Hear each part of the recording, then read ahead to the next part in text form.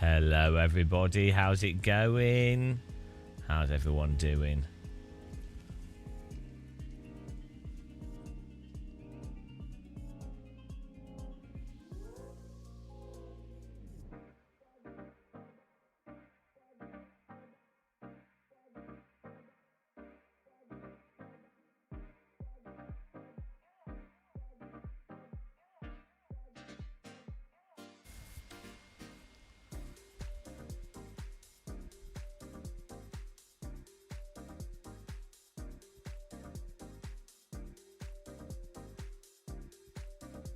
Hello VVVVV Racing, how you doing?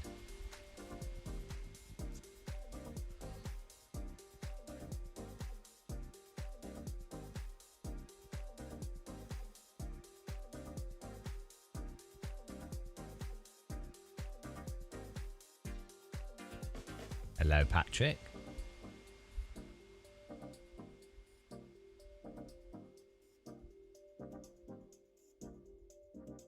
Activating profile LE Men's Ultimate.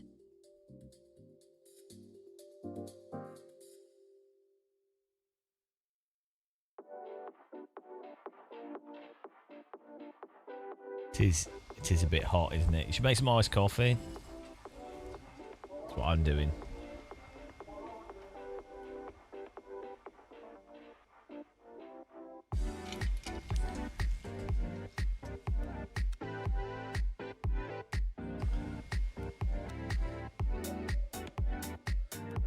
Need a joke remote.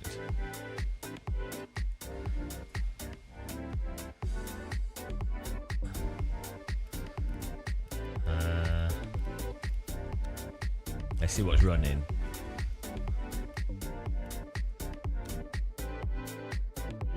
Hundred 100,000% throttle. 75-minute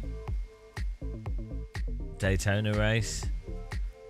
Let's do it. What car is this? Oh, LMP2.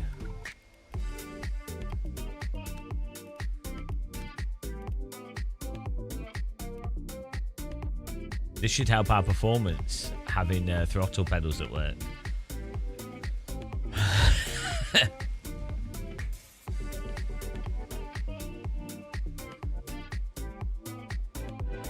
I think I should make my camera smaller in OBS. I think we're too fat. We're too fat and big. Too fat and big. Toka Boca. What are we doing? Let's make ourselves less fat and big. Cam box.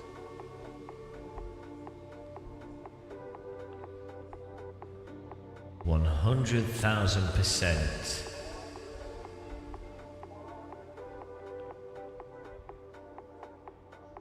Oh no, it breaks everything. That breaks everything. Toka Boca.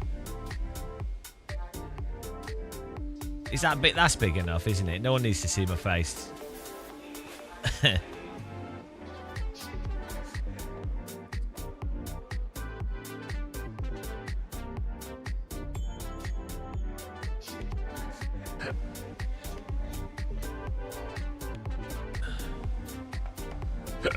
Oh.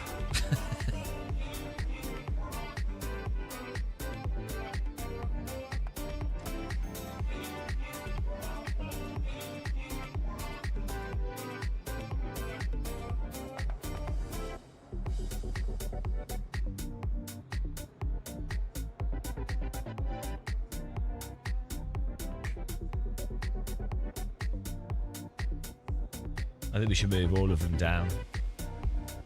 Why am I doing this? Why did I decide? What is wrong with me? It was perfectly fine. Oh well. God.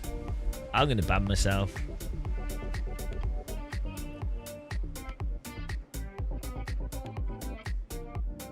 What's that? Hello? Oh, it's a race. The race positions.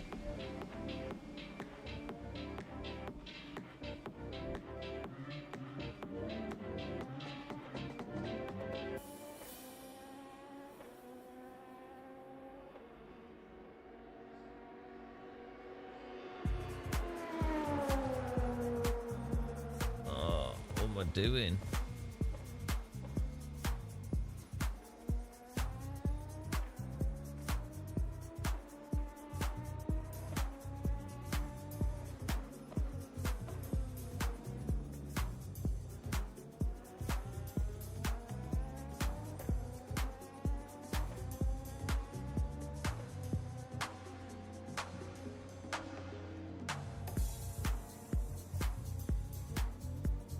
We need a fish cam as well. Not to be confused with Dave cam.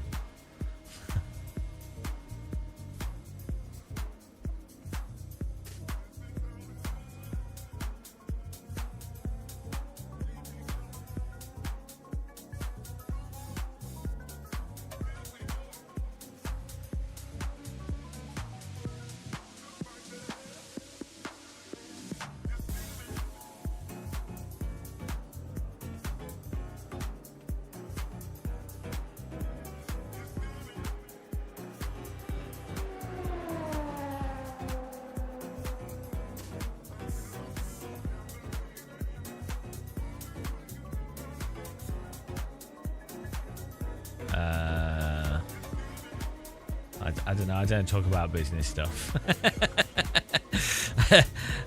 I will talk about the gameplay of stuff, but I don't go into business stuff.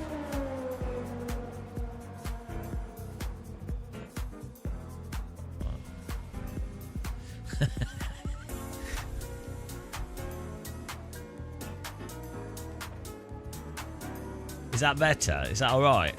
I made myself smaller. I still look morbidly obese, but we're taking up less room. Should be able to see more of the screen for you guys that like to watch the actual game. I don't know why you'd watch the game on this channel, but EA Sports, it's in the game. It's a shame we can't group all of these as one thing. Or maybe we can. There's been an OBS update.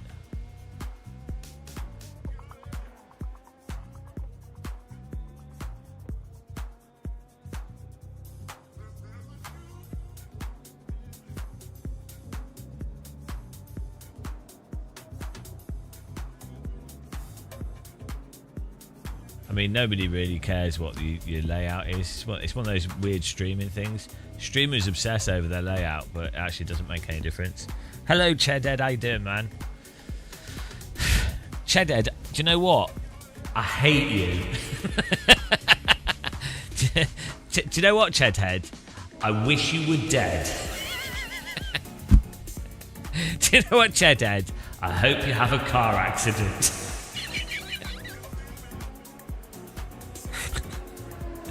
Oh, I don't know why that's funny to me. Now, how you doing, man?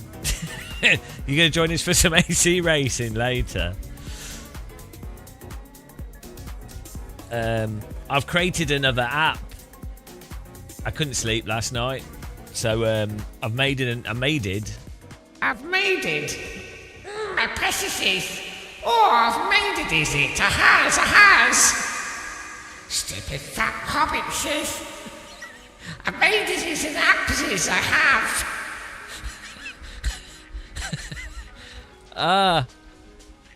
I made a local. It's called Local Rank. It's an app for AC, and it should give you like an iRating type ELO rating based off your local data, and then it rates you against the people you race against. So obviously it's not an overall thing. Obviously it doesn't put you in splits, but the idea is if it works, at least you'll be like, oh, how do I sort of generally compare to the people I've raced against? Am I going up and down compared to them? I thought it was a good idea. I thought it was fun.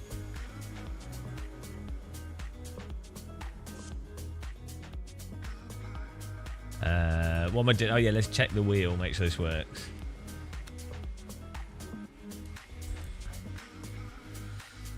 Oh no, the game's paused. Hello. I'm aching. I feel terrible. my body can't take this. I need to do more gliding. I'm too old. Too old for sim racing, guys. Just too old. can do walking. I can't do 12 hours of sim racing. I don't think, to be fair, I don't think most people can. To be fair, it's actually a terrible idea, isn't it? We'll try this. We'll try this again.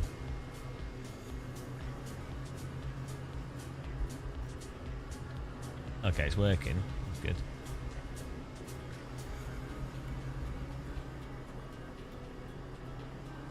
Oh, we've got 21 minutes. It's perfect. What type of fly is that? This guy can go past.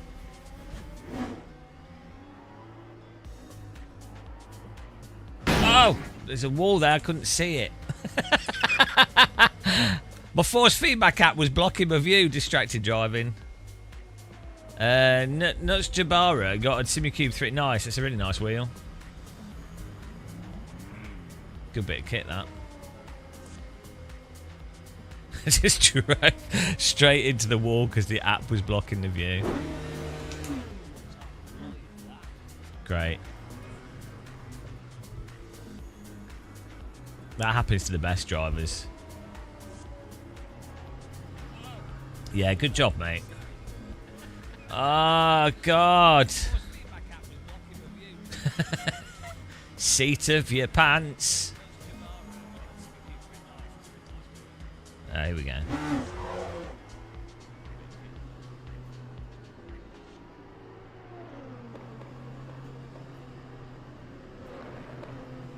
Oh, my body's giving up on me. Right. Oh well. Deal with it, fatty bum bum. Deal with it, fatty.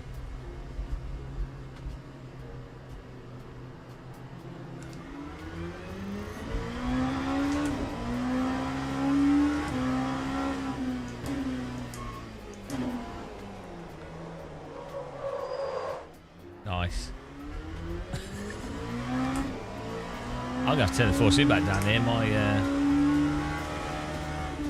oh, wrong one. Can't turn this down for now.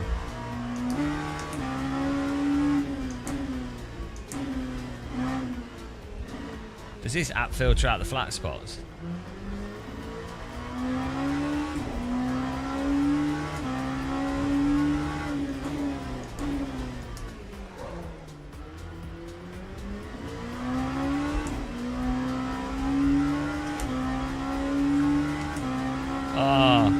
Not save the settings.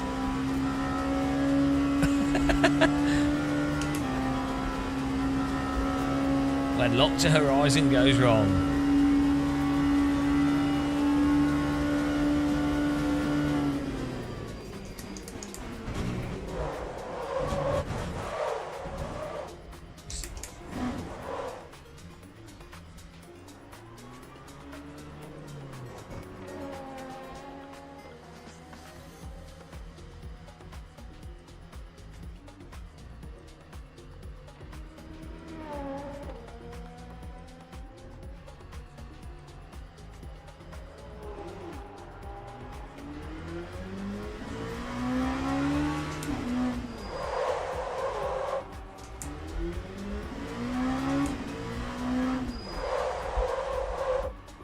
Look at that, when you lock up it starts sliding down the hill.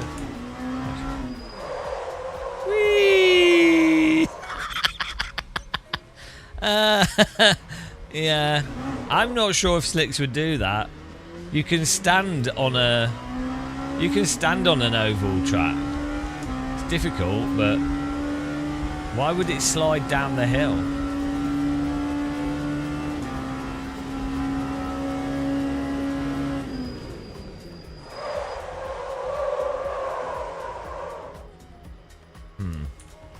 Quite interesting, that.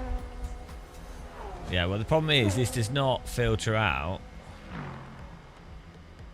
This app does not filter out the flat spots, which is a really annoying part of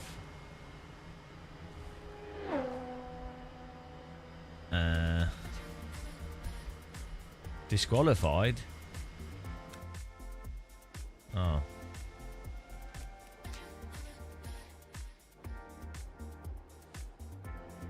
What's going on there? Yeah, let's use the other app. So you might get better settings with this. Maybe there is a way to filter out the flat spots, but I don't know how. Let's go back to LMU FFB. What? Go back in my pit. What are you getting out of the garage for, matey?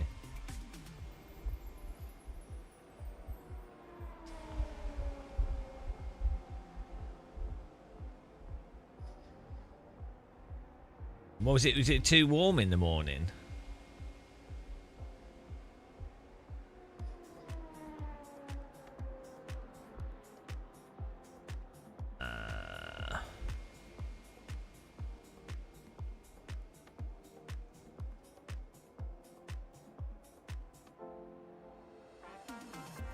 Your new pedals arrived. Which ones did you get?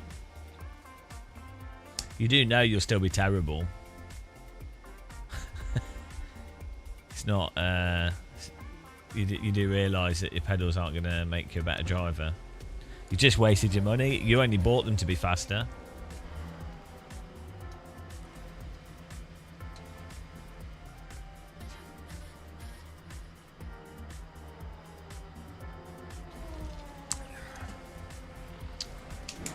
Unpleasantly hot. That's what a lot of women say about me. They go, oh well. The problem with Gamer Muscle is he's just unpleasantly hot. You know, they can't. They're like, oh, he's too beautiful and he's distracting us. We can't concentrate. All we can think about is sitting on his face. You know, and that's so common.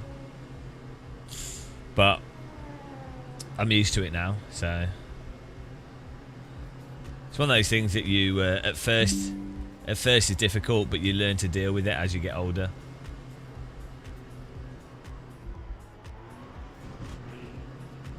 You know. House Invad's a terrible company. Why would you buy from them? Honestly, knowing some of the people that work at that company, I don't think I could recommend any equipment from them. I think, like, I'm not saying the products are bad, I just think the people that work there are particularly obnoxious. This is... I mean, maybe we mega flat spotted the tyres. But...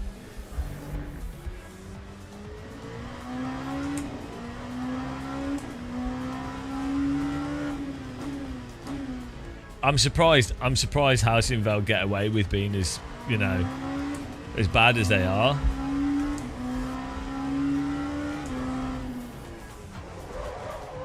I've had some run-ins with some of their staff, and it's been it's always a bad time.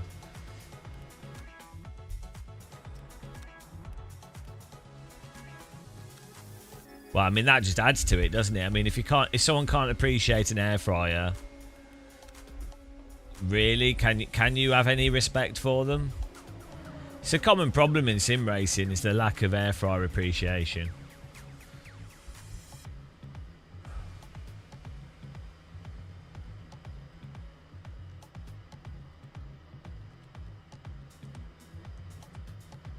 I can't take this heat, guys.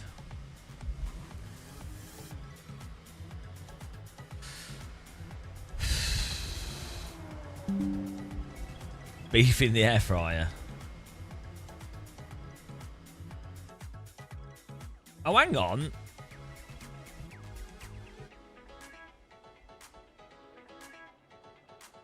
Oh, they've actually... This is actually...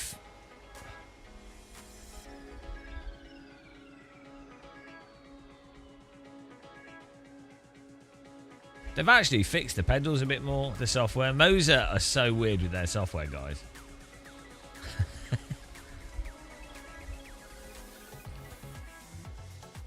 I have to say, Moser are one of the weirdest companies for the software updates.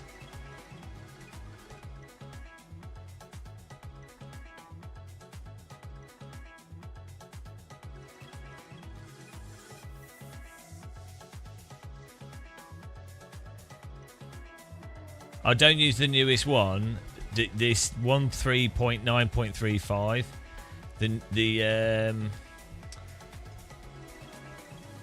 The newest pit house is got some bugs in it. Too late. I had to undo mine and then I've had to redo all my settings. It's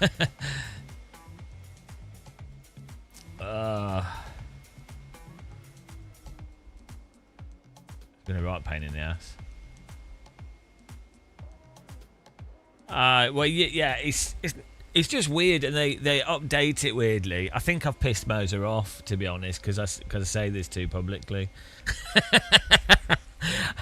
Probably pissed them off, but the fact is, Moser release hardware before their software's like 50% done. Like it's passable in a general sense. Like it's usable, and it's not bad value for money, right? It's not bad value. Like it's not like it's not. I wouldn't use the term broken.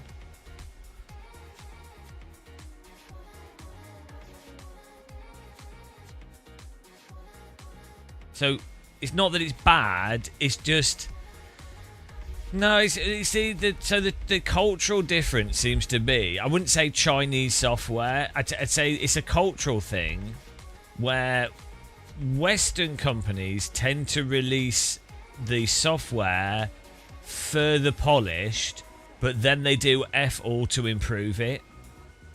That's kind of like the Western approach of software. And so, or it's just excruciatingly slow for like actual very needed updates to happen. But the initial start point of the software is generally reasonable. You know, nothing mental's happening. Whereas what I've noticed from a lot of Chinese companies with any device, it could be, it don't have to be sim racing, it's anything. They will release the minimal viable jank software, normally really, really solid hardware. Like the hardware's normally better than the competitors, and then every like 2 weeks they will do a software update, and one update might be like amazing but break something else, and like basically it takes like a year to 2 years for the software to then meet parity with the sort of solidity of the Western company software. So the thing is, on one side, they're really responsive to features and they do improve things, and the software does like really improve. On the other side, if you just want something to use at the point of purchase, it's impossible to know how good the thing that you're buying is actually going to end up being. because it, like the Moser M Booster pedal, I would say is twice as good as it was when it first came out with the software. And their motion rig, which I've used, was pretty bad, the previous stuff. And I imagine it's probably not that good for people that are using it now. But they will improve it. Like the hardware's really good. So then you have the weird thing with Moser where they have a different app launcher for the flight sim stuff, the driving sim stuff, and now the motion rig. I think it's a different piece of software for all three, and that is terrible. Also, you can't use the flight sim stuff at the same time as the driving sim stuff. You have to close one of the apps, otherwise they mess up. So that's a big problem as well. So yeah, I quite like what Moser does though, with their stuff. Generally speaking, I think they're obviously really talented.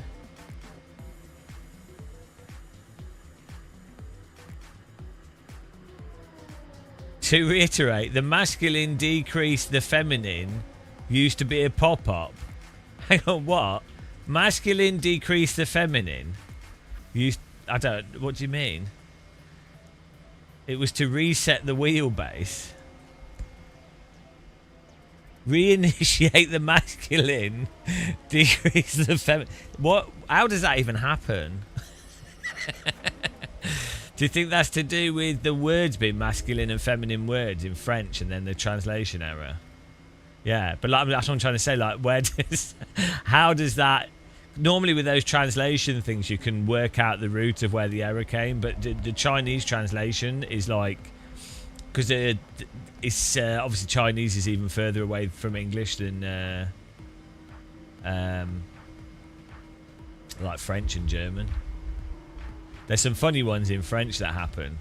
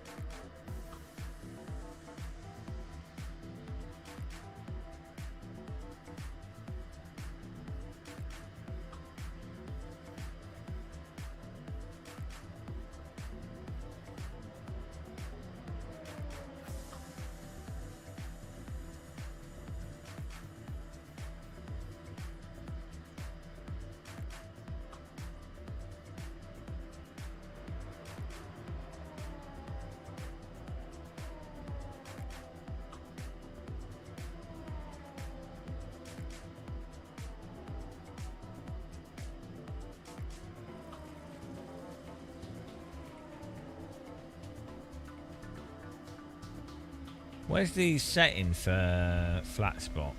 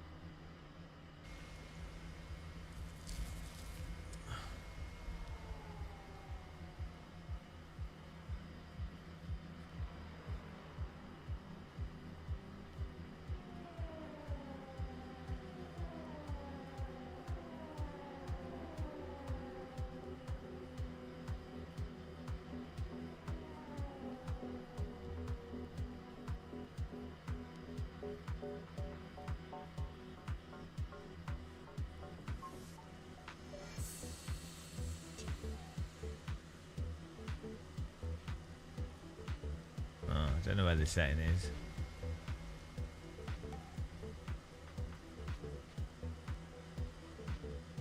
Oh well.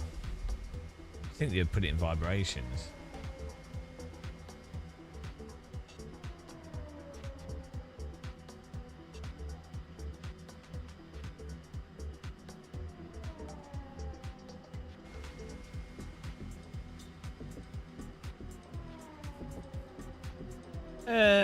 Yeah, there's more girls doing sim racing.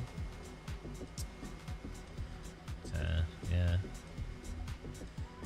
it is weird how hobbies get divided by gender and sex. It's really absurd. But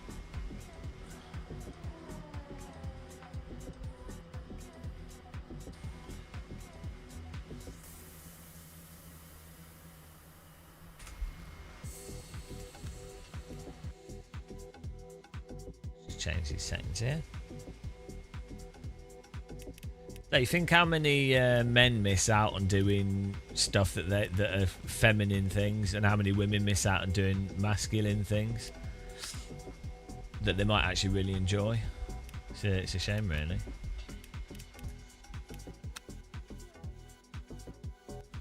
It's the same with clothing. Like how much clothing is feminine or masculine clothing? Like trousers or skirts or whatever, and there's loads of situations where trousers are better or like skirts are better, but just through cultural norms, it's like, oh no,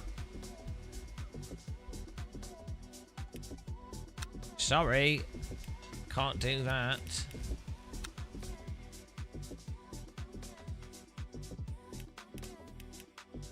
Really weird.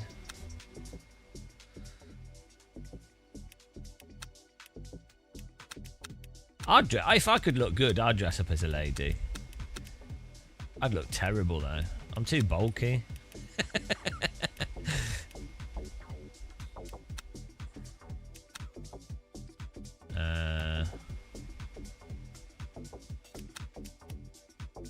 Right. Can't. Where's the lock to horizon setting?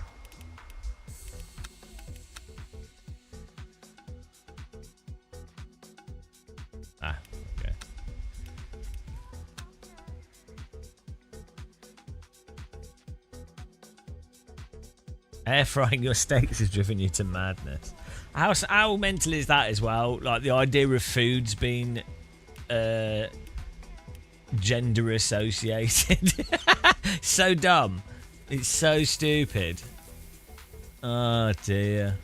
Sorry, no sponge cake for you. That's too feminine. Oh, you're a man. You can only eat raw steak. You know? It's like,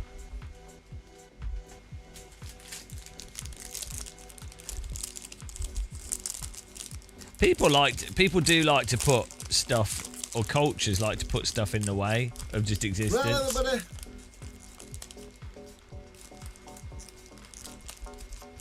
Oh, well, Cheddar. That did a good job. They just make me look like my sister.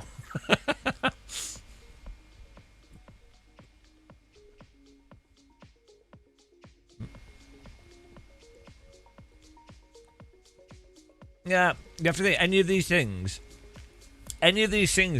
where there's something stopping someone from doing whatever they want to do that's not doing harm to anyone, it's just bizarre. It's like, a guy wants to wear makeup or paint their nails or do whatever. Who gives a shit? It's like, why?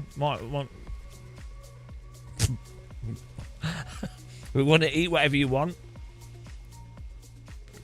Want to dress up as a ballerina? Well, I'm fine.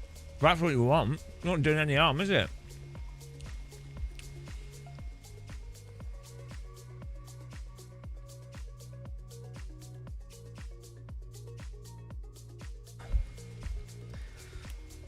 I mean, also, like, just look at how dumb sim racing is. All these activities are dumb. Sim racing, makeup, shoes, watches, cars. It's all so stupid. I think a large component of a lot of these things is people taking stuff too seriously, because maybe it's partly an ego thing of wanting to build up the thing that they've chosen to do. So they have to take it seriously as an overcompensation for the justification of what they're doing. I'm not saying it's not even necessarily an active thing, but I just think it's really easy. I think some of it comes from like an insecurity, like a worry of what other people think. So then there's an overcompensation, and then there's like then there's a tribalist component that comes into it of like, oh, if I treat it seriously, that gets more people into it, and then that makes it seem more valid. You know. It makes it seem more like a valid thing. When they're all ridiculous. All of it's ridiculous, so that's fine.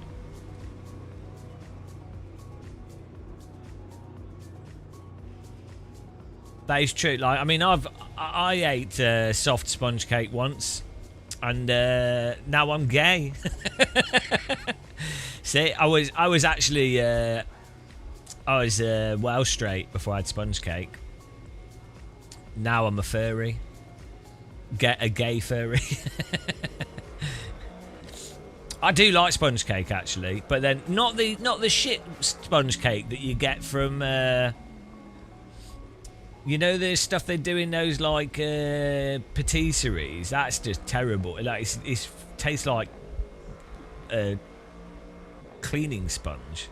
But a proper sponge cake can be delicate, but it has to be like fresh.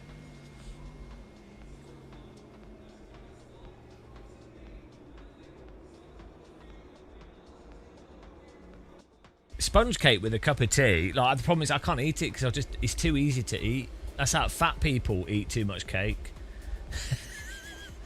Holy Janus, yeah, it was my forcing back joystick. That's how you end up getting obese, is if you eat sponge cake, because it's so easy to just eat. It's worse than biscuits. If you eat biscuits, you're chewing on something. You feel like you're eating something, but you can eat a whole sponge cake and not notice it. Well, I can. And it tastes so good.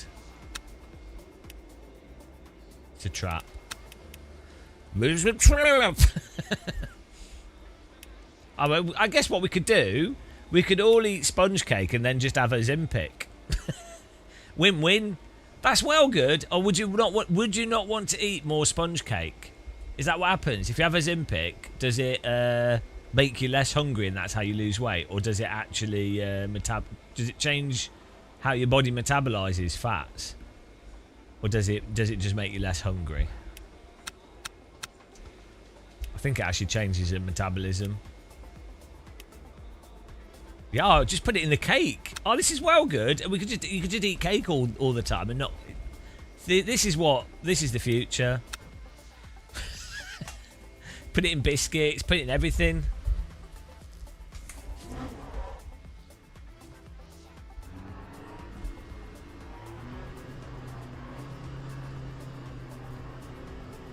Oh wow.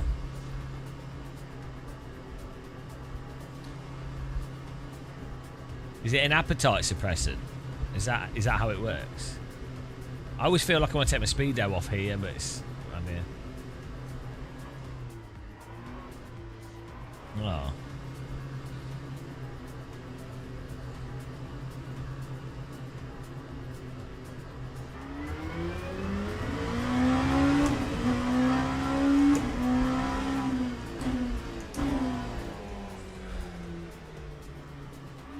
Can we get is there a idiot suppressant? Maybe I could take...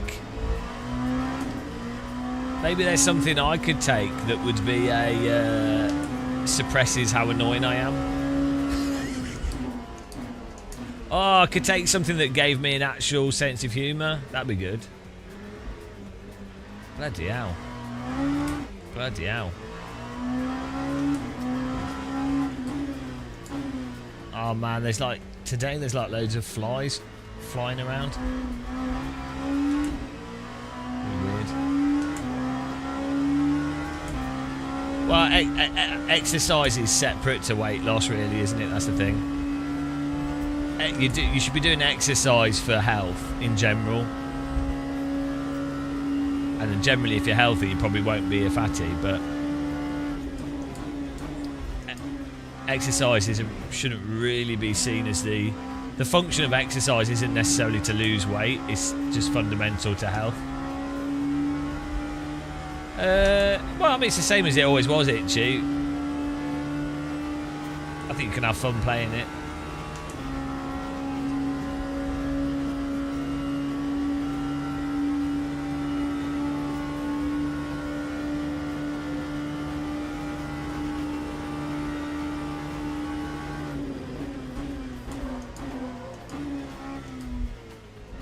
Oh. There's definitely like a disconnect between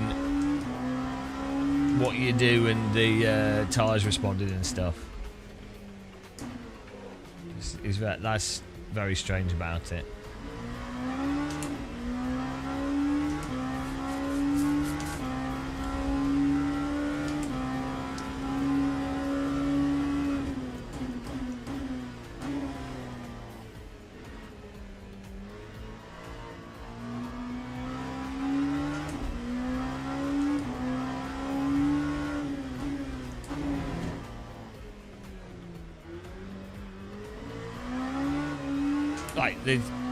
I'm trying to feel out the throttle for the exact point where the car starts wanting to step out, and there's no... maybe we can dial in the force feedback for that.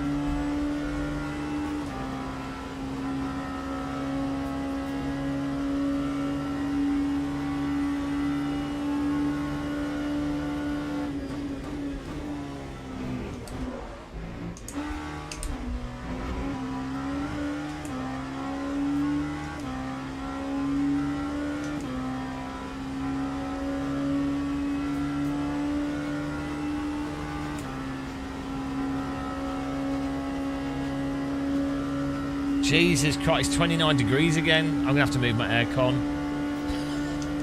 Why is it so hot?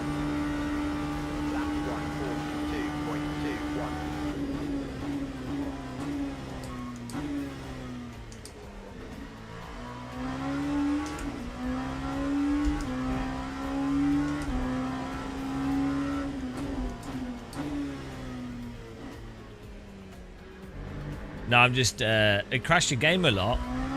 I've never had it crash mine. Hello, salut. Yeah, no, it's never crashed. I was surprised how stable LMU FFB has been for me. So I wonder why it was crashing your game.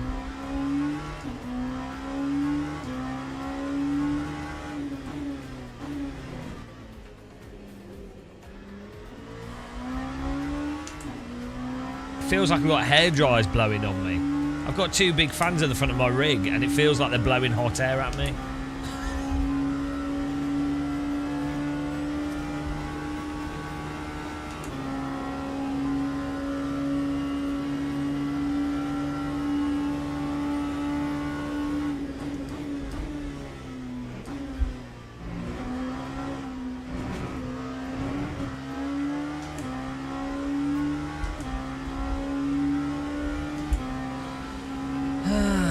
Turn the force feedback down a touch and then point my aircon at my sim rig.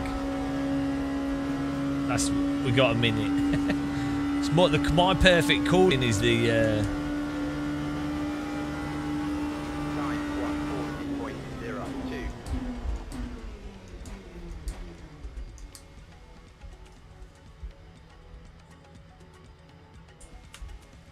not sure, but I'm busy starting a company, so I do not have time to research. Native force feedback in LMU's miles ahead of ACC. Yeah, I mean, I guess so. But I mean, both of them are pretty terrible in that regard.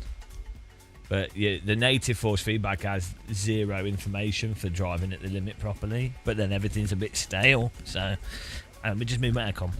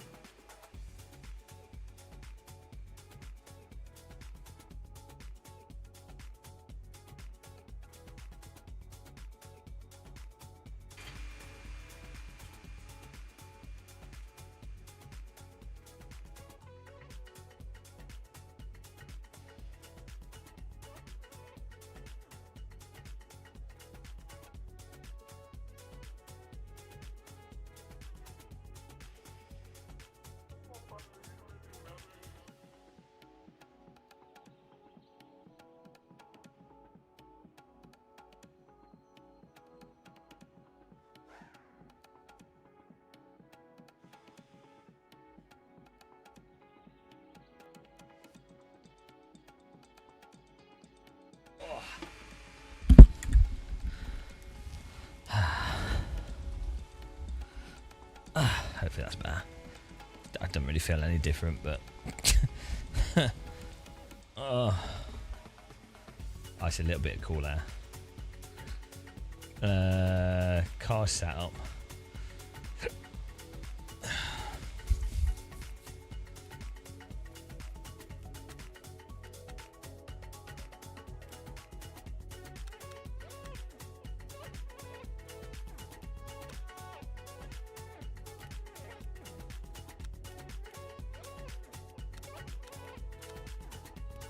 What's crazy on cars is if you move them just a few mil, it makes a huge difference. Like ground effect and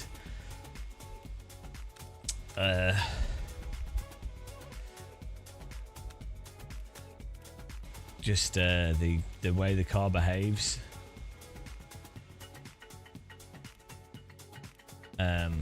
With like GT3 or like even just cars with a cars with ground effect, it's bonkers. It's actually crazy how much it affects them.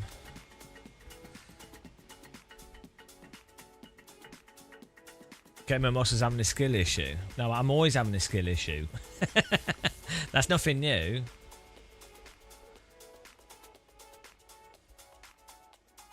My whole channel's a skill issue. My whole life. My whole life is a skill issue. Teams and drivers go to the grid for a race start. Wow.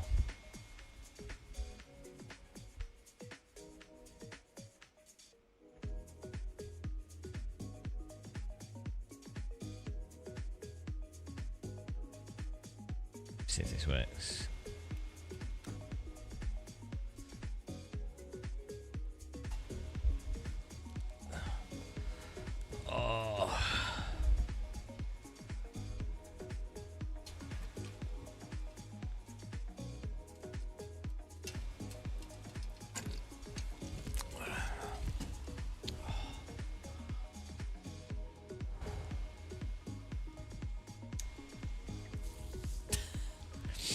At least the humidity's low. That's nice.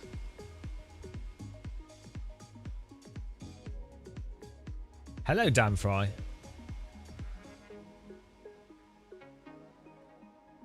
Formation lab has Here we started. go.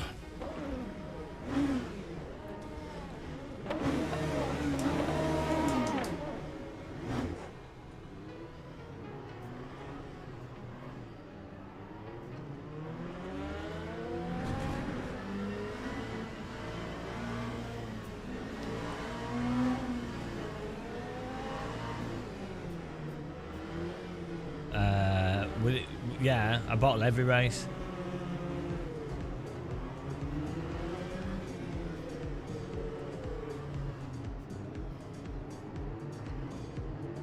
These are pretty light cars, but they're, if you notice, if you brake on the top of the oval, the car slides down when the wheels are locked. But the oval is quite steep, so.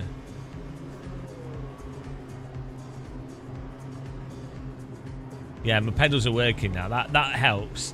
Having the throttle actually input and the brake not drag. I need to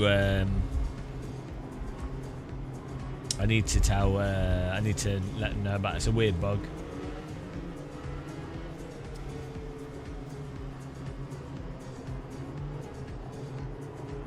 No, have a look at the new. I like a new UI. Is it out?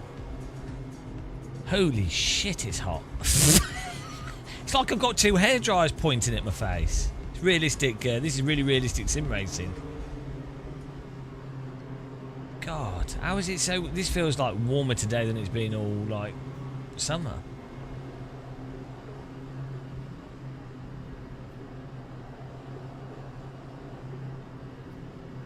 Green flag, green flag.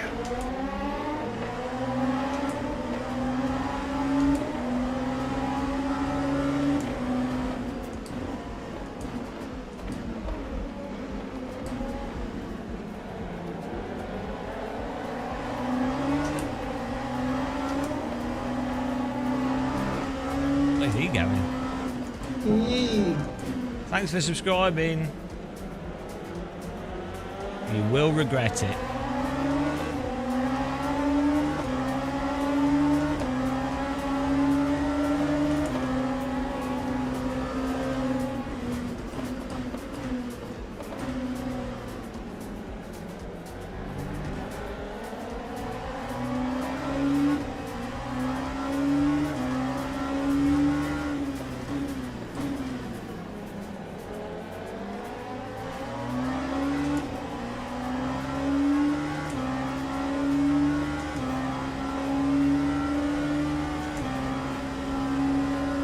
Sparks look nice. Sparks always good in games. Do we have to pit in this race?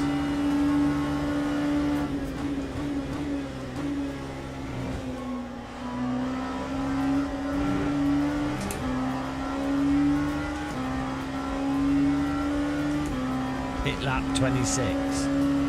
36 lap race.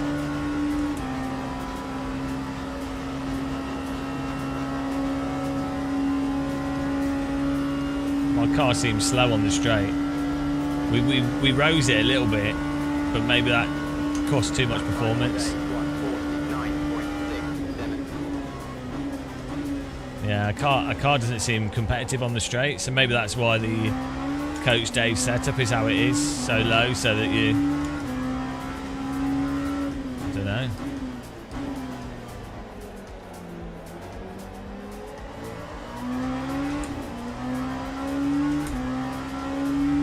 Pit lap 90. Hang on, make your mind up.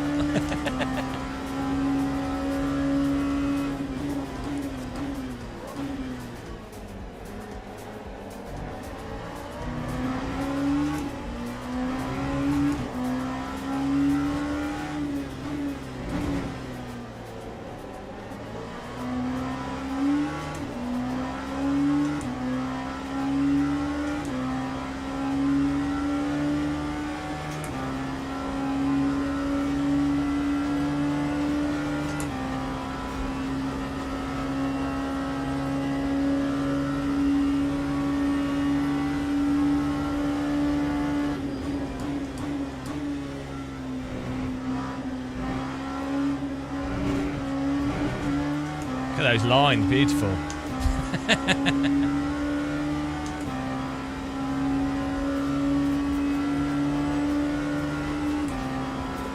Shane Statham. Yeah, I think a lot of people can have fun with it. I think it's a good game in general. I just some aspects of the handling are a bit lacking, and the in-game force feedback, and then some of the game design choices for the safety rating stuff, but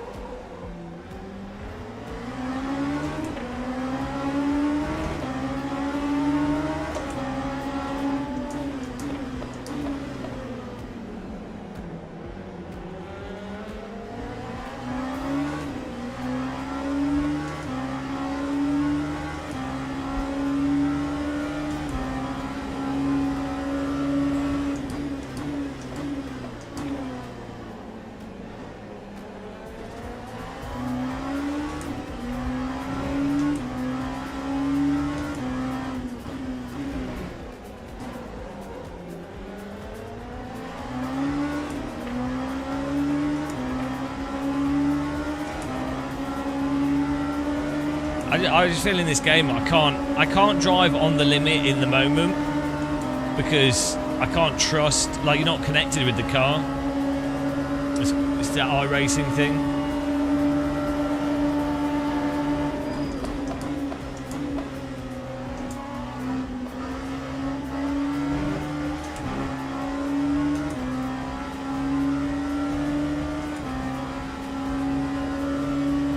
Yeah, maybe you have to have the car grating on the floor to, otherwise you lose too much. Oh, we'll see.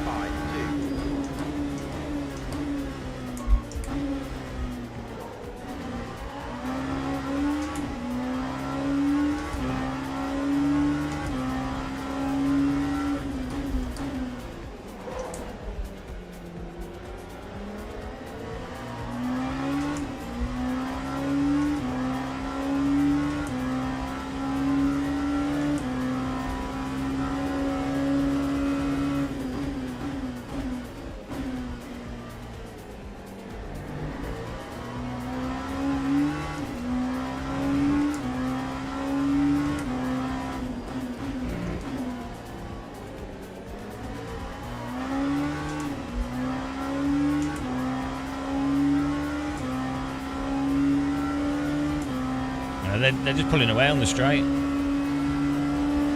Oh well. I'm still grating on the floor anyway, so I don't know.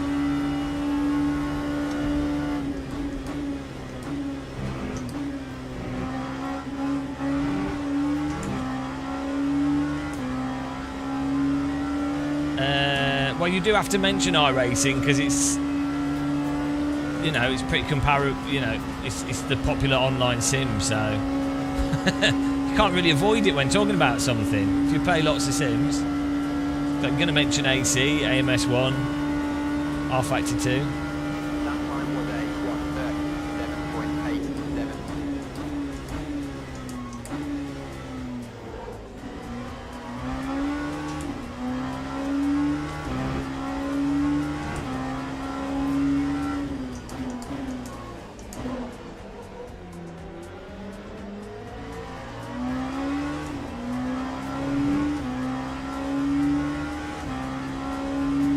Oh, have they dropped the new graphics update? Or is this a different update?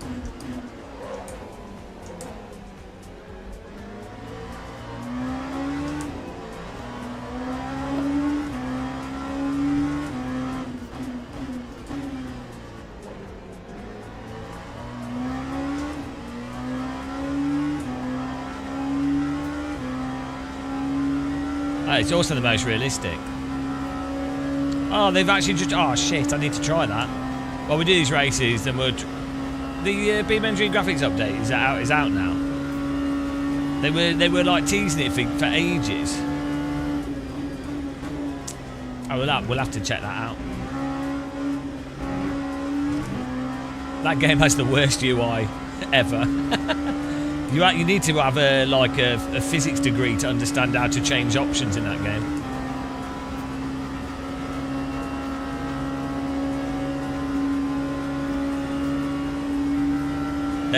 The guys working on it are crazy. I'd say out of all the sim developers, BeamNG are probably like the most mental because they're all they're a self-owned company and they basically just employ hyper-specific skilled mental people. Right, it's like all the people working on Beam that I know about are like mega specialists, and they don't need to. The company doesn't need to like do stuff to make money because they're doing fine. So you end up with a game that's like basically entirely a passion project. It's crazy. Really good.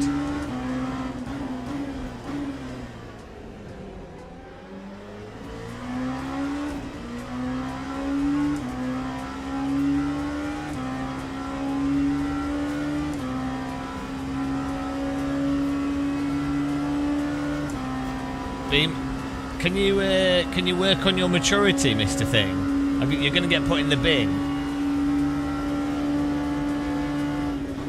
I have to read what you type, you know. And this channel is all about being incredibly mature. This is the maturity zone.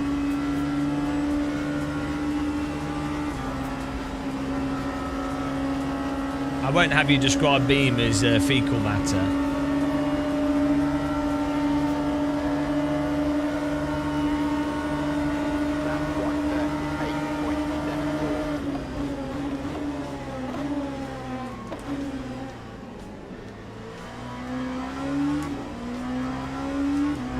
Oh, I do, yeah, but I expect my audience to be better than me. So...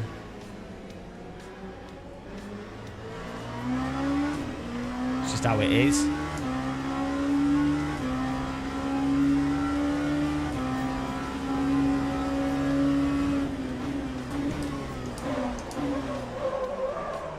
Great move.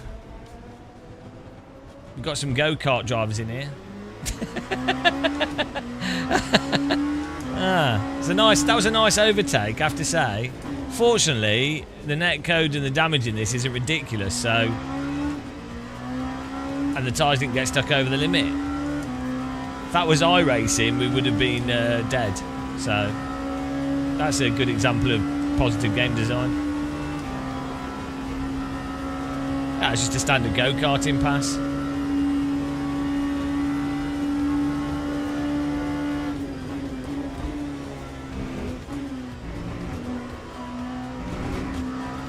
New line.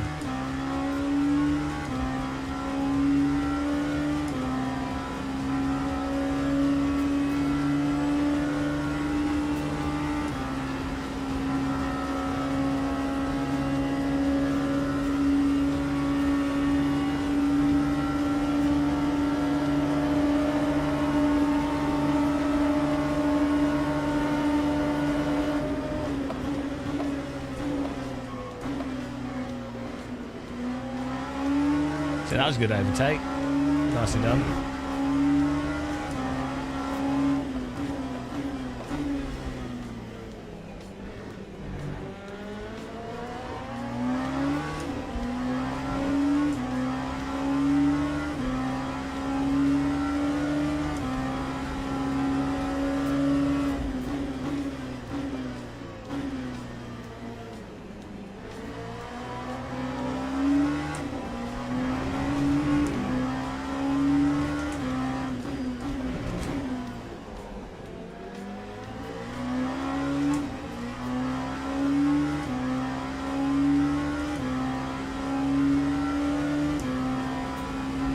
I don't know, maybe.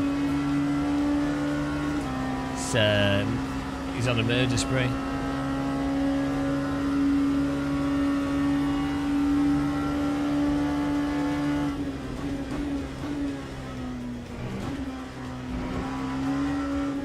That's an interesting line through there.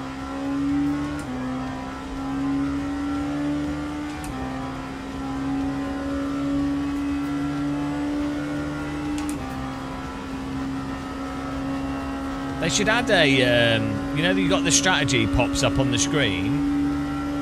They should have a, I don't know, maybe they've already got this, but like an auto strategy option. So you push a button and then your car fuel level and everything changes to the strategy. So you don't have to tweak it. Maybe you can already do that. I actually think these are the sort of things that they could put in the Race Control Plus are like quality of life things. And they say like that individual player stat tracking stuff. Higher detail personal stat tracking. And I think people would, based off the shit that people buy normally, like car setups, all this stuff, and you know, driver training things, I think people would pay for that. It's like, why? There's obviously already a market for it external to the game. Why not bring that market into the game platform?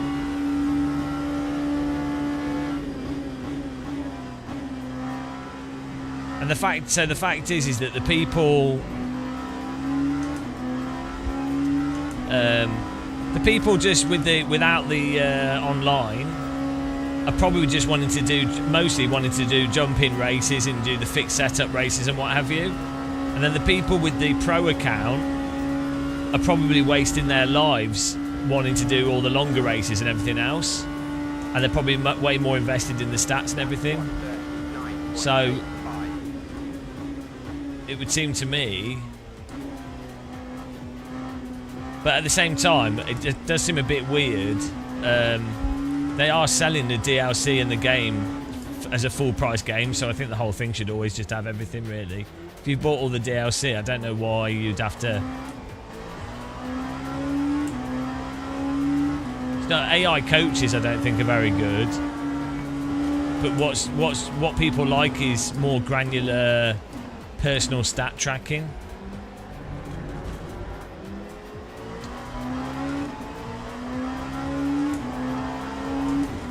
Well, the reality is a lot of the coaching stuff is just a gimmick. You just need to teach people how to read telemetry.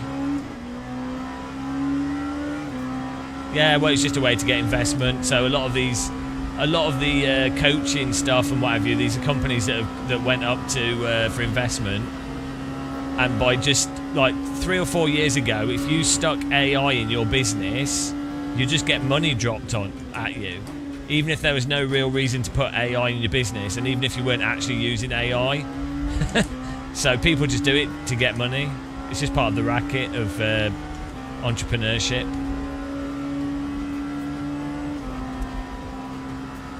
The same thing happened with like cloud computing and what was the other one, like microtransactions. Within the games industry, there was a whole period where it was like everything had to be called dynamic.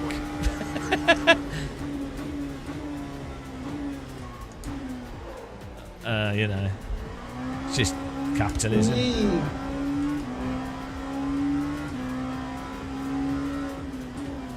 Thanks for subscribing. Welcome. You won't enjoy it here. We're not. This is a terrible. This is not a sim racing channel.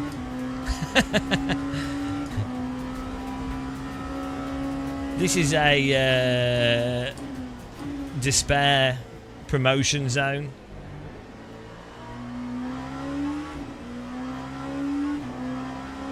I wouldn't say we hate our lives. I mean, like, I really like my life.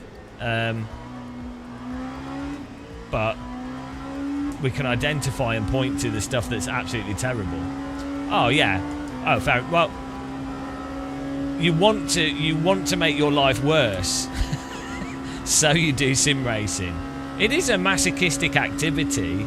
It's like buying a whip and a claustrophobic suit. That is, sim racing is just a denial version of that, really.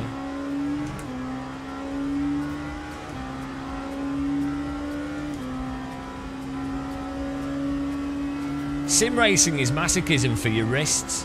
That's why we all spend so much money on high Newton meter repetitive strain injury devices. That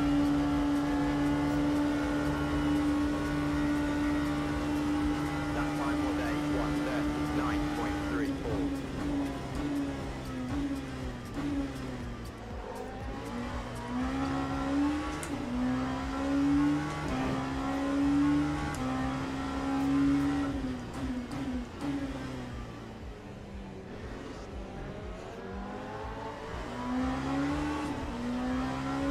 It's a fat Porsche, you fat arse. What a fat arse on that.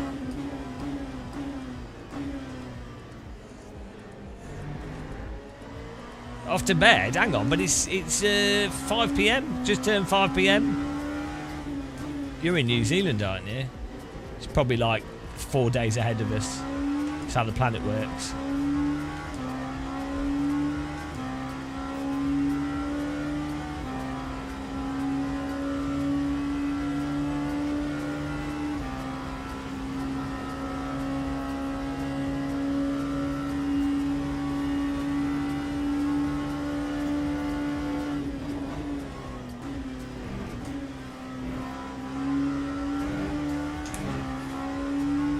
Just gone midnight. What, New Zealand land?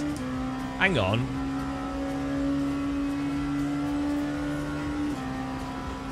SimLab wheelbase. I don't get... Right. I've only used that SimLab wheelbase very, very briefly at Sim Racing Expo when they were setting up and stuff, and there were some things with it. So I can't really, I can't judge it from using it, right? But maybe that SimLab DD is like on another level for whatever reason. However, there does strike me as a bit of an issue in that it's super long, and how is that convenient? Like, it's so big, that's what she said. How is there, at a certain point, size becomes an issue? You know, we've all had this problem. Size becomes an issue at a certain point, right? And the thing is,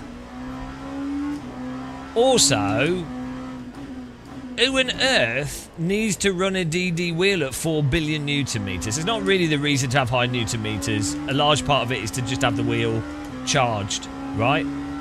But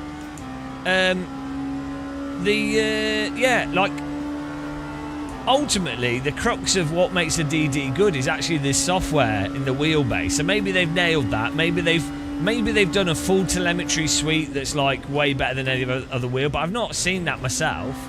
It seems like they've focused on the hardware side. And the thing is,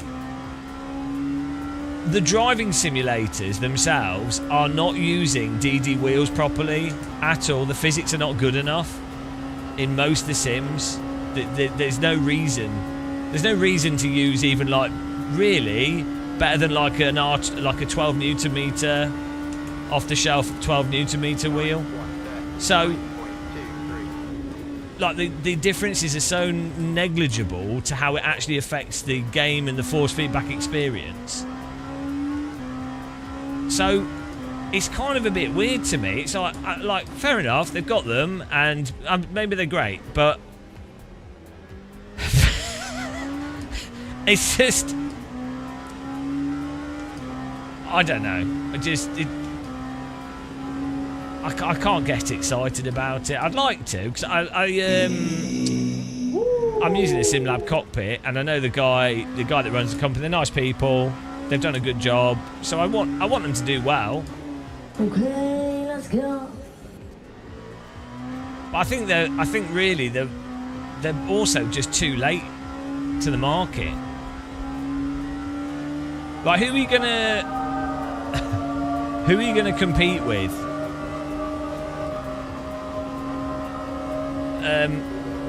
Simucube basically have the sort of, we're the fancy pants, the price doesn't matter, we supposedly do the best equipment, you're not price sensitive, and this, you know, we do very polished stuff, and that's, you know, and Simucube are like the first to the market, the Granity device guys.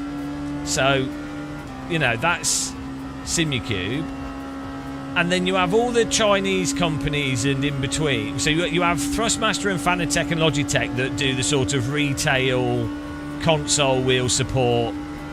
You know, that kind of retail, Western retail space. That's fine. They fit that niche. You know, the cheaper wheels as well. We go into a shop, first wheel. So that's great. They've got that wrapped up. And then the Simagics and the Mosers, and then like I think Thermaltake now do some. These companies, they do like the affordable and perfectly well working wheelbases, and so in some ways they do stuff that's better than other companies. And then you have a whole bunch of companies doing like niche stuff like V&M and things, which is great, or like what I call boutique in some ways. Conspit, V&M, who else? There's Simplicity. So I don't know, is there really a market? I mean, maybe there's a market for it, but is there really a market for another boutique DD base? Like, what's the point?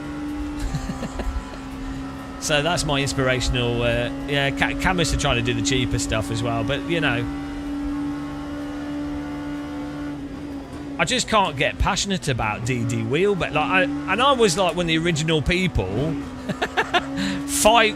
Like in 2011, I was like one of the original people going on about DD wheels, and loads of people are like, "Oh no, you don't need them." So it's pretty weird when I'm like totally jaded by it all. I do think that. Don't get me wrong, I do think DDs are amazing, but it's like they're all amazing. Functionally, let's say like a Moser R5 or Simagic 5 Nm, beautiful plane taken off. They're all really good, so what's the point? What's the point? The issue, if someone, I'm not having a go at SimLab on this, it's not their responsibility, but like, if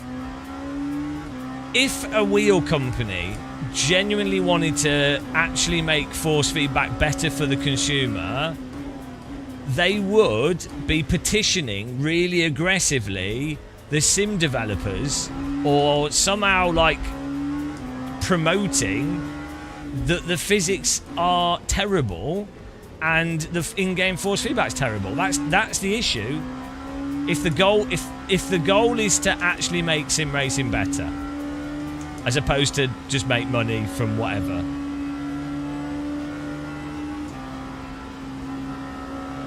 But I don't think people's goal is to make things better, is it? It's to make money out of stuff. Enjoy things, but just to making money out of it, I think, is the primary motivation for a lot of stuff. There we go, like 34 litres, okay. Well, I don't know what, you know what I mean, just the equivalent. I don't know what Simagic's lower end wheels are, but...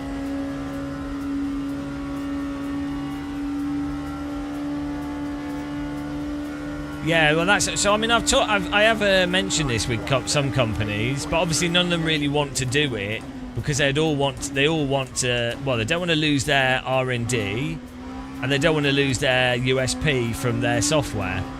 So the thing that would make sense is if you had a singular force feedback wheel API that contained within it the features of full force, true force, or LFE, also contained within it telemetry, additional telemetry control.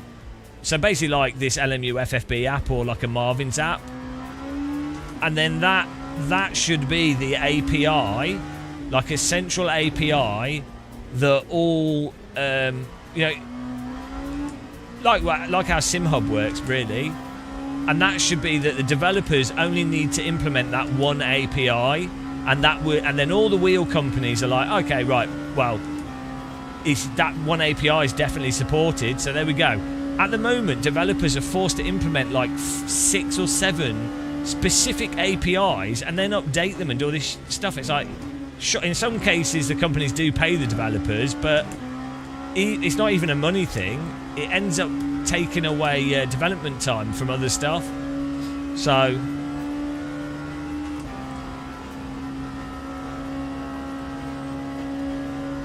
you know,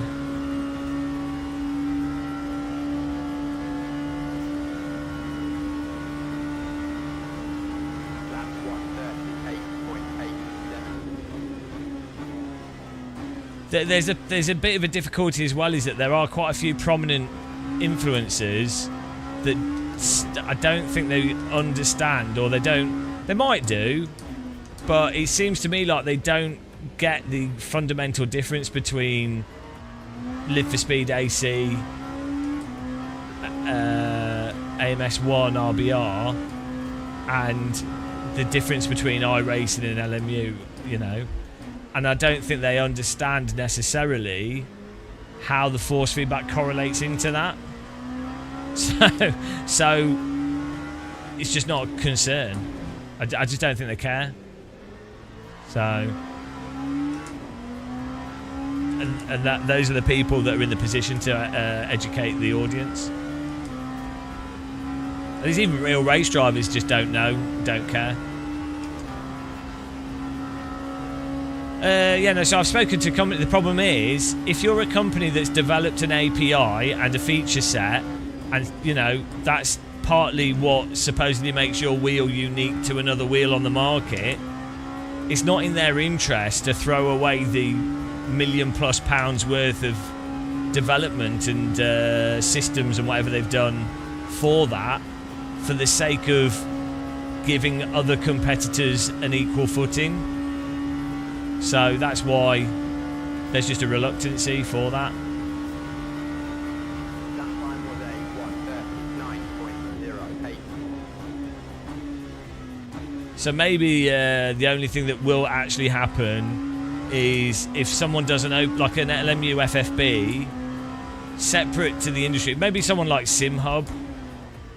I don't know if SimHub's open source, I don't think it is, but like if you had a sort of de facto thing that was known, and then a lot of wheels might end up using that, and then over time that ends up forcing other companies to have to use it because they're like, oh well, that's the expected thing.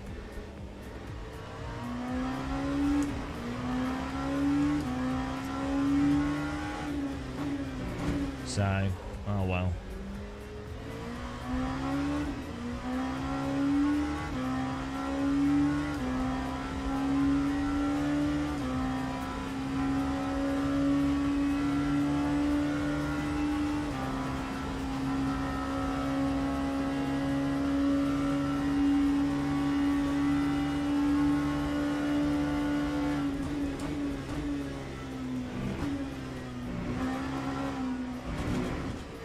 It's a new line.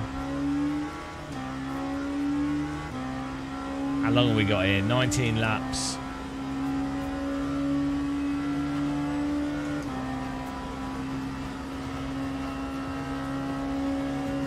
Gonna pit on lap 25.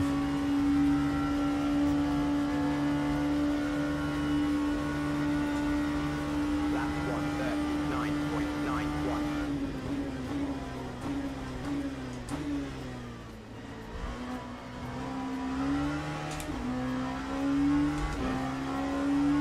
I don't mind this track. This track gets a lot of stick, but I quite like how it drives.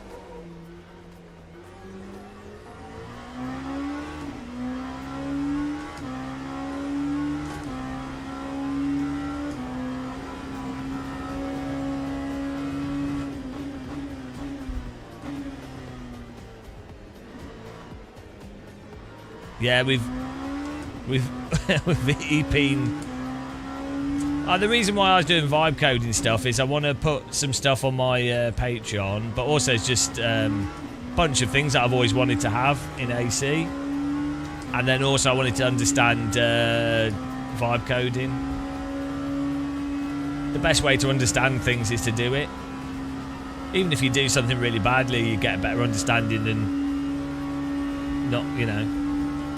That's why I say, like, everyone should try and make music and stuff, because you can be really bad, you can make shit songs, but you actually get a really good understanding of things. Same with like films, you know. That always strikes me as really weird. A lot of people enjoy stuff like films, food, music, and then it seems like a lot of people have zero interest in trying to do it themselves. And I'm not saying like the expectation that someone is going to be like massively invested in it and they think that they're going to be a director or something, I don't even mean like that. I just mean in like in a playful way. You would have just thought that you see something interesting, you'd be like, oh, I know that's. It'd be nice to give that a go. To some degree. At worst, as I say, to understand it a bit.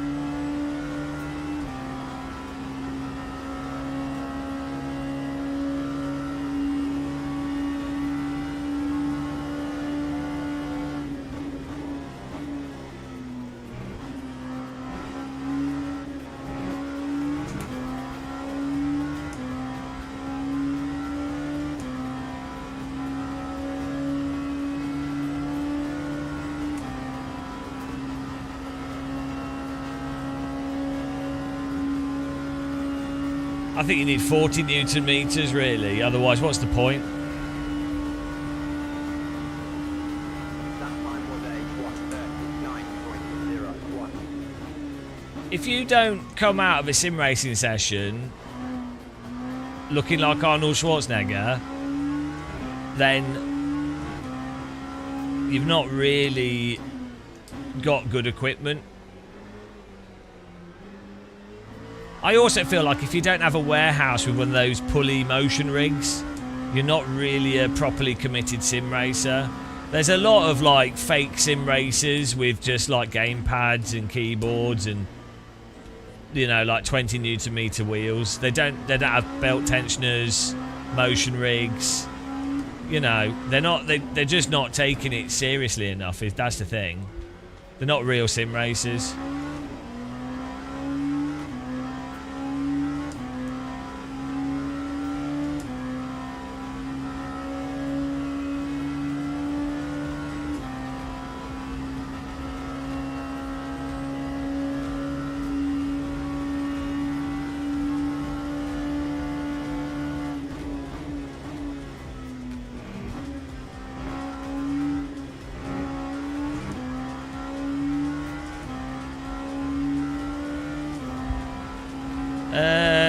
I think we got it pretty much the same as how we have it before. It's pretty good. It's all right.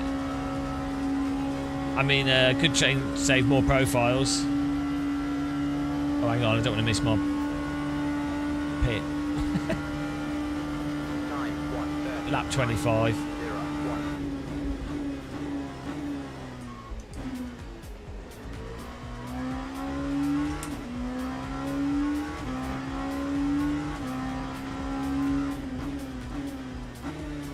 Crisps. Oh, no, not good enough, mate. And to be honest, I'm actually going to have to time you out for that comment. Unless you go to like at least 25 Newton meters, you're not a sim racer, I'm afraid. You're actually an idiot. You disgust me, and I think all sim racers should really send hate mail to you for that. That comment really is probably one of the most offensive comments I've seen in my chat. Yeah, I'm actually going to phone the king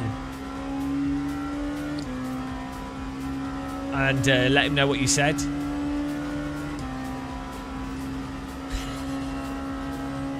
I mean, just what a ridiculous thing to say. Happy with a sub 10, not even 12 Newton meters. Not even 12 Newton meters. You might as well just drive with your eyes closed. Really?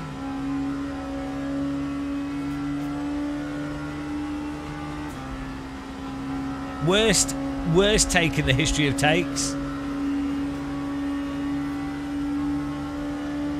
It's such a bad take, he's taken me aback with stupidity.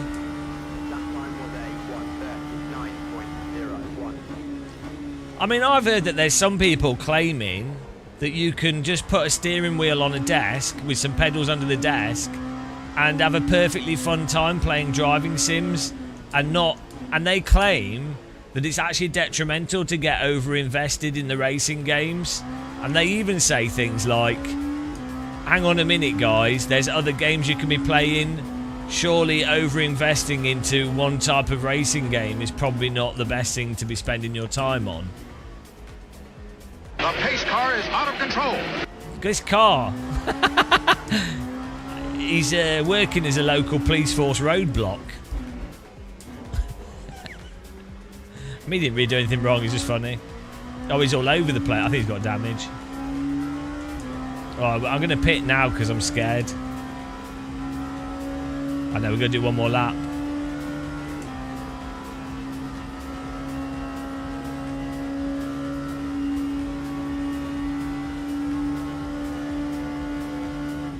Did someone just subscribe? Hello, if you did.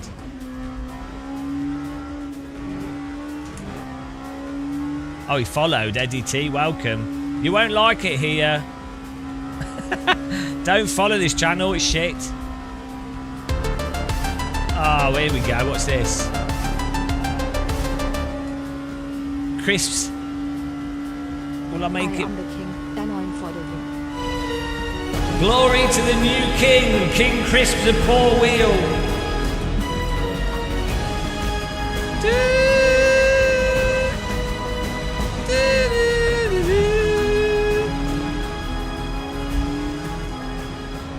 Thank you very much. High skill donation link use there. That's great. You idiot. Do you know what? I hate influencers and live streamers where they're like, oh, thank you so much for the donation. Really appreciate it. I love you. I don't love you. And I honestly, it's so manipulative. Bloody YouTubers and influencers. So I'm going to say you're an idiot. But then that could seem like, that can seem like it's reverse psychology, so can't win. I mean, I do really appreciate it, but it's also terrible, isn't it, really? But you are the king, so I guess you got good value for money. Bloody street lights turning on here.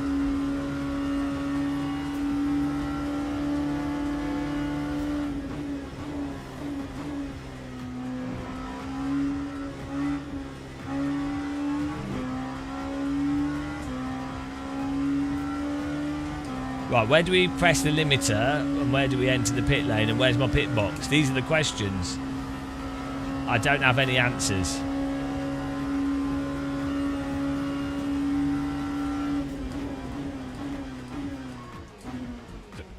What's the speed limit? 60. Okay, that was maybe a little bit too early. Telephone. 90s telephone pit stop. Lap 153.55.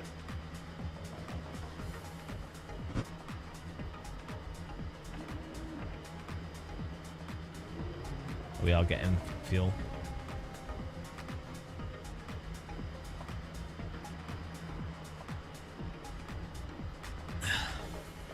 No. We'll do it live.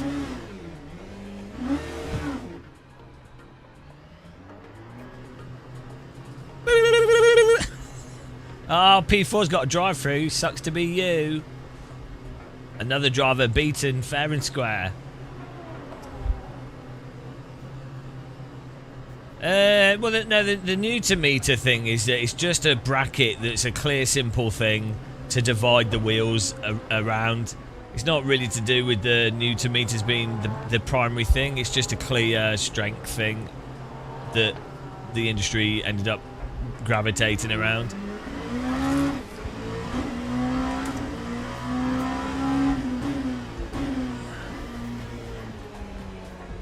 Am I overfueled to the limit? I just did what it told me to do.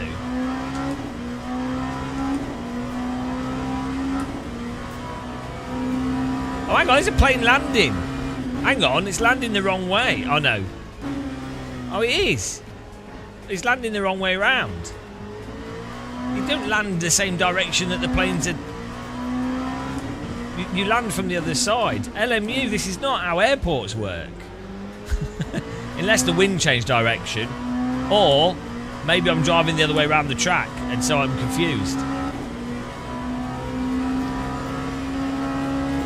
I have a suspicion that LMU developers don't appreciate aviation sufficiently. And I'd say this is a big, really immersion breaking part of this game. Is the helicopter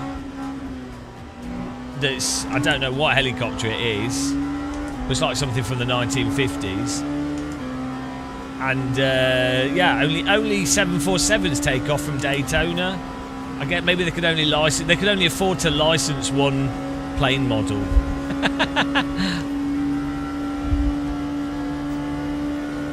They need to that could be a Race Control Plus feature. More aircraft. I'd pay for that. I'd pay a yearly subscription to have 6 different planes.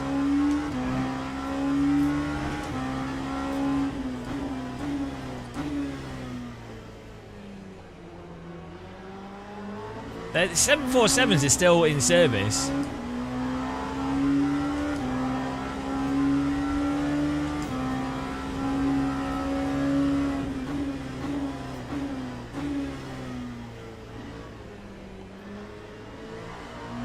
I did see they did add more helicopters. Yeah, I have seen which is a good improvement. Probably the biggest improvement they made, actually.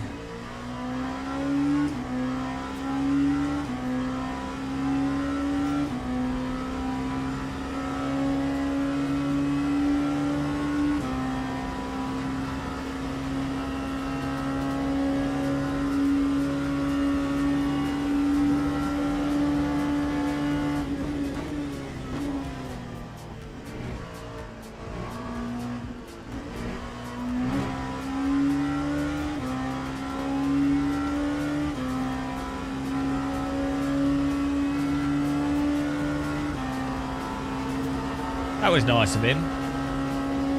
We need voice chat so you can say thank you to people and then scream at them when they crash into you.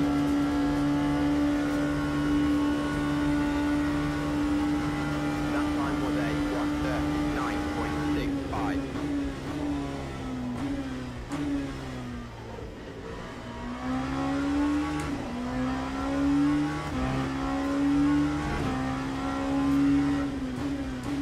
The thing is, doing these longer races, they are actually quite good practice to get good at tracks if that's what you wanted to waste your life doing, because you end up driving lap after lap after lap at race pace generally.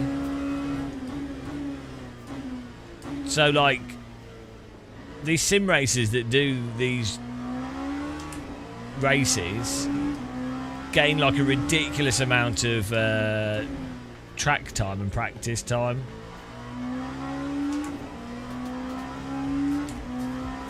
Yeah, I think we're going to check BeamNG as well. I've got my we need to test this ranking app thing, a separate app. We've got a bunch of stuff. You're gonna get timed out. You can't ask the streamer what they're doing next. It's like a forbidden rule of streaming, because the streamer's currently doing something and they're focused on that in the moment, so they don't know what they're doing next necessarily. And it is actually one of the most, if you want to really piss off live streamers, go in their chat and ask them what they're doing next or tomorrow. Just that's probably one of the most annoying things someone could type in chat to a streamer. Oh, are you playing this next? You're doing this next? How long are you doing this for? How long are you streaming for? Yeah, so if you really don't like a streamer, just go in their chat and ask them, oh, how long are you streaming for? When are you playing this other game?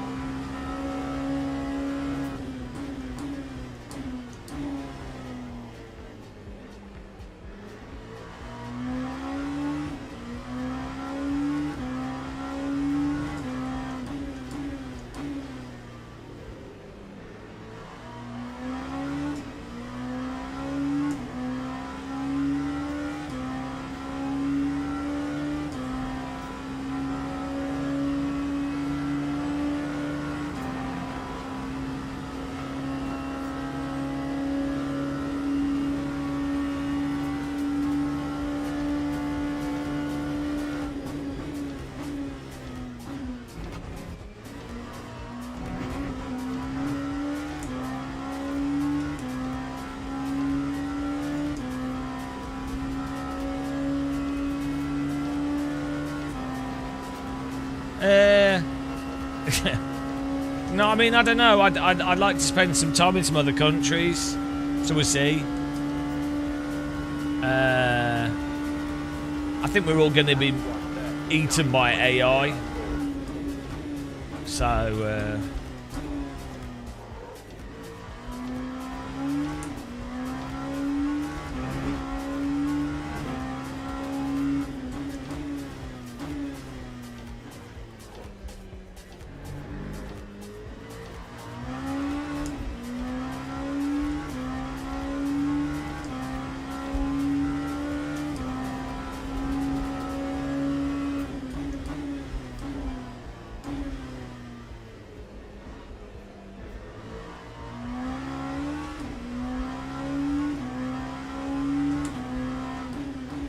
we're all going to be suffering global warming even more. I think there'll be like a super volcano eruption. There's going to be another pandemic. Nothing's been learnt from the last one, so that's going to happen. And it'll be an actual really, really bad one, like Spanish flu. Like a really, really bad one that basically just has a longer and more fatal, the timing of it will be worse, and everyone will just like a sizable proportion, 30 to 40% of the population will just ignore all the science on it, and they will make it terrible for everyone else, and it'll be politicized immediately, and millions of people will needlessly die. That's probably going to happen in the next 5 years. I like to be positive on this channel, just it's I mean, I'm not preempting it, but it wouldn't surprise me. I mean, I'm prepared for it. And in order to prepare for this, I've got 300 cans of rice pudding, so I'll be fine. I'll just sit in my house eating rice pudding. I have to go outside. I've already bought an NBC and full biological hazard suit as well for the next pandemic, because I know we can't trust other people to do basic sanitary stuff, so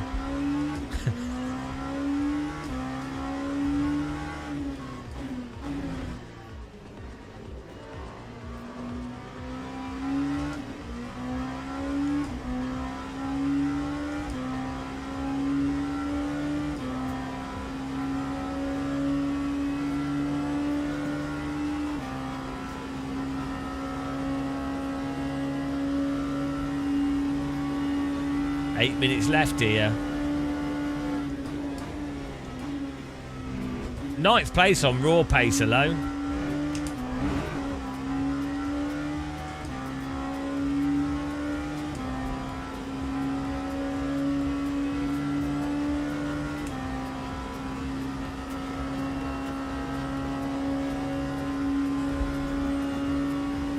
Can you not say that name on my chat, please? Don't want to give. Don't mention. Why would you bring up awful people in my chat? Come on, man.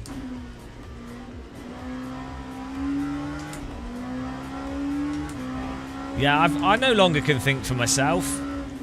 I couldn't in the first place, but now it's even worse. For some reason, since I started doing some vibe coding, I just feel like pouring water into a drain.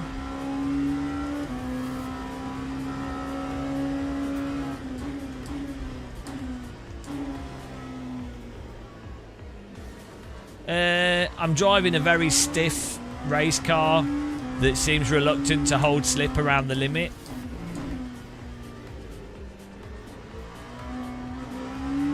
It's called LMU LMP2 car. Well, personally, I'll be honest with you guys. I think AI is fantastic, and I love AI, and I think it'll be amazing, and I think AI will run humanity better than people can run humanity. So I welcome AI to be in control, and as I've said, I'm happy to just maintain the pipes of water for the AI if that's what they need, and I won't kick up a fuss. I'm just grateful that they'll allow me to stay alive. So I you know, have to say, I haven't got much negative to say about AI. That time was a 1:38.83. I think AI will be fantastic.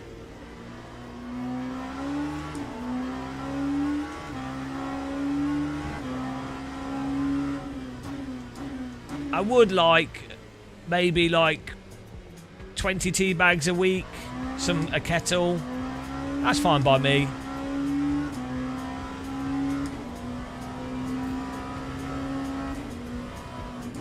I'm happy to eat porridge, you know, I don't want to take away resources from them.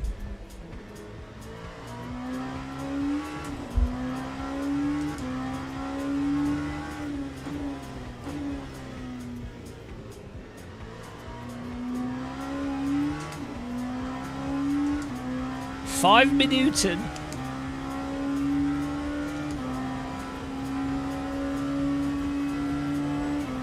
Have you seen those like dystopian science fiction films from the 80s where it turns out that like fascistic dictators end up taking advantage of technology and population's naivety to overthrow democratic systems to then consolidate power and then be impossible to remove?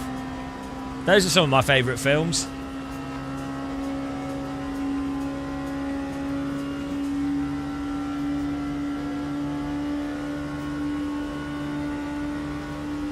I too will welcome our new AI overlords, as you should. Hello, Skywilk. The salted cod is in the chat.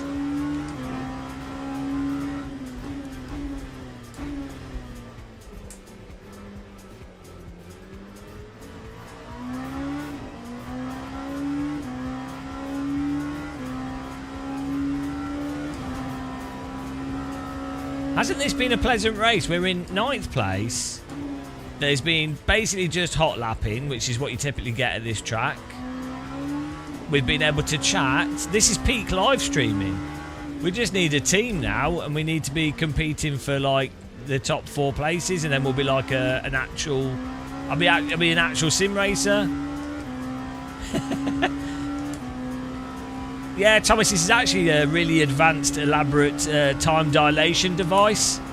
When you drive Daytona, it feels like time slows down. It's the opposite of when you're having fun. It's really clever.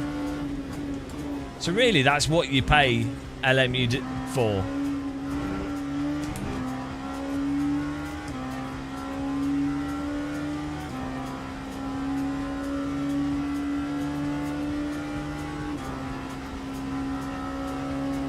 I should just drive into him.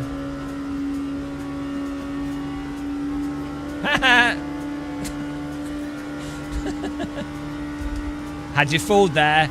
Some of you thought I might do it. Part of me wanted to. Part of me just wanted to drive, smash him off the track. But I was able to take control of that part. That voice. Just be glad that the AI's not in control, because the AI would have ploughed him.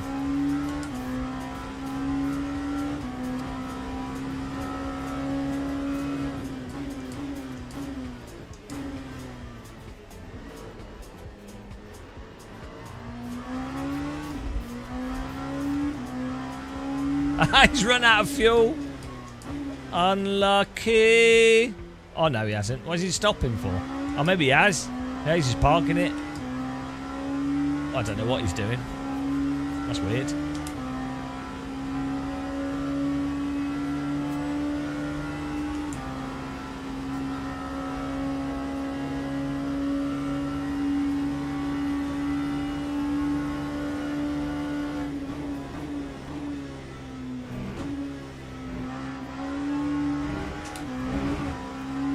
I like cutting the track there.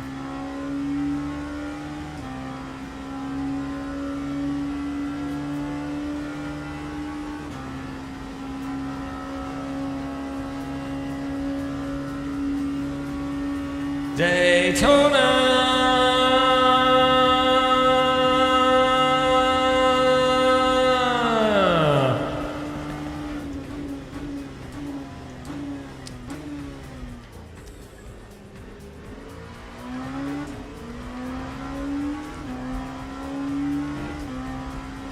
Is this better than the original Daytona arcade game? So you'd pay 50p and you'd go around these tracks which had jungle and waterfalls in them, which I'd never understood that, but it looked good. Is this better than that?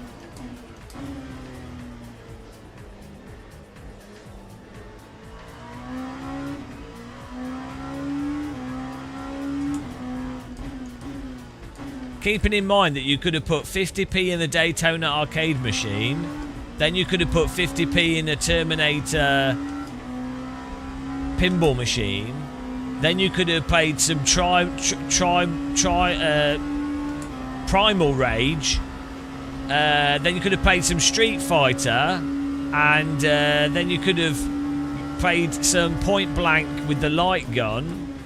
And then you could have done some Laser Quest, and yeah, you could have done some table air hockey, or even the dome ice hockey thing.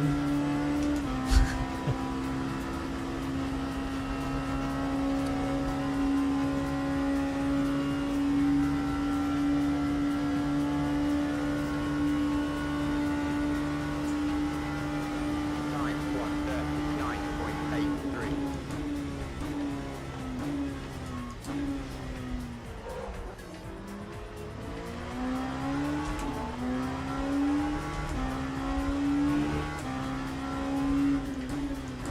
Oh yeah, then you could have gone on a 2p pusher machine or 10p pusher machine, and then you could have gone for a swim in the sea without dying from some pollution from the water treatment company. That would have been nice. Then you could have listened to some great big beat techno.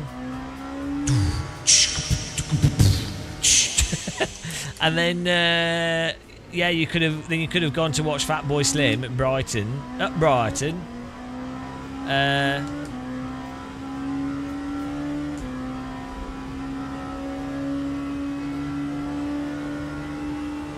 Hang on. You ever play? What's this? You ever play the Racehorse Simulator? I did actually. One of them. There's a couple of them. Yeah, was it Final Furlong? There was a couple of horse sim games. Ones where you actually sat on a horse.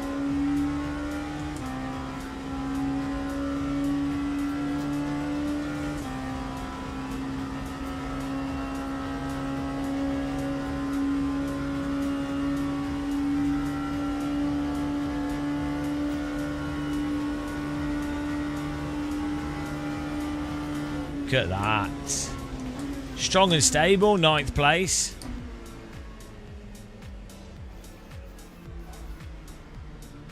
Best lap time, 1:37.8. It's probably 5 seconds off the pace. I thought that was well exciting. Did you enjoy that, guys? Did you enjoy that? We didn't bottle it. I tried. Where did we... that we were basically last. Oh no. 4 people quit. Best lap, yeah, 5. We were 2 seconds off the pace. We're 36, so we need to work out to get a 36. 5, which is a bit practiced, or maybe that's set up as well. Wow, what a time! What a time that was. Oh, I'm a trusted racer now. Got a new badge.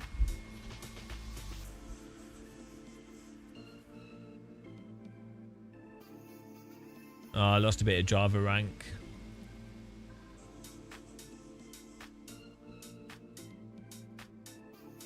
Yeah, definitely set up.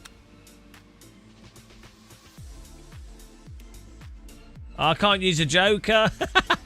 They've even put a button there. It should just be automatic. It should automatic. They should just put it. It should just be if you've done 10 races and you or more, and you have a particularly bad race, it then it caps how much you lose from that particularly bad race. And it could even just be like it's watching in the background, and just over the average of your races, if there's a statistically really bad race, it's more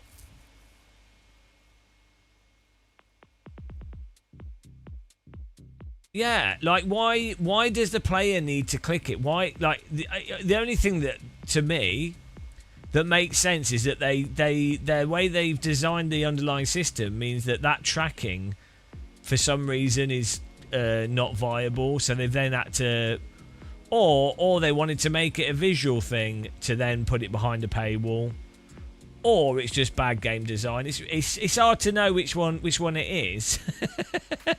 It's really hard to know which one it is, but it's a bizarre choice.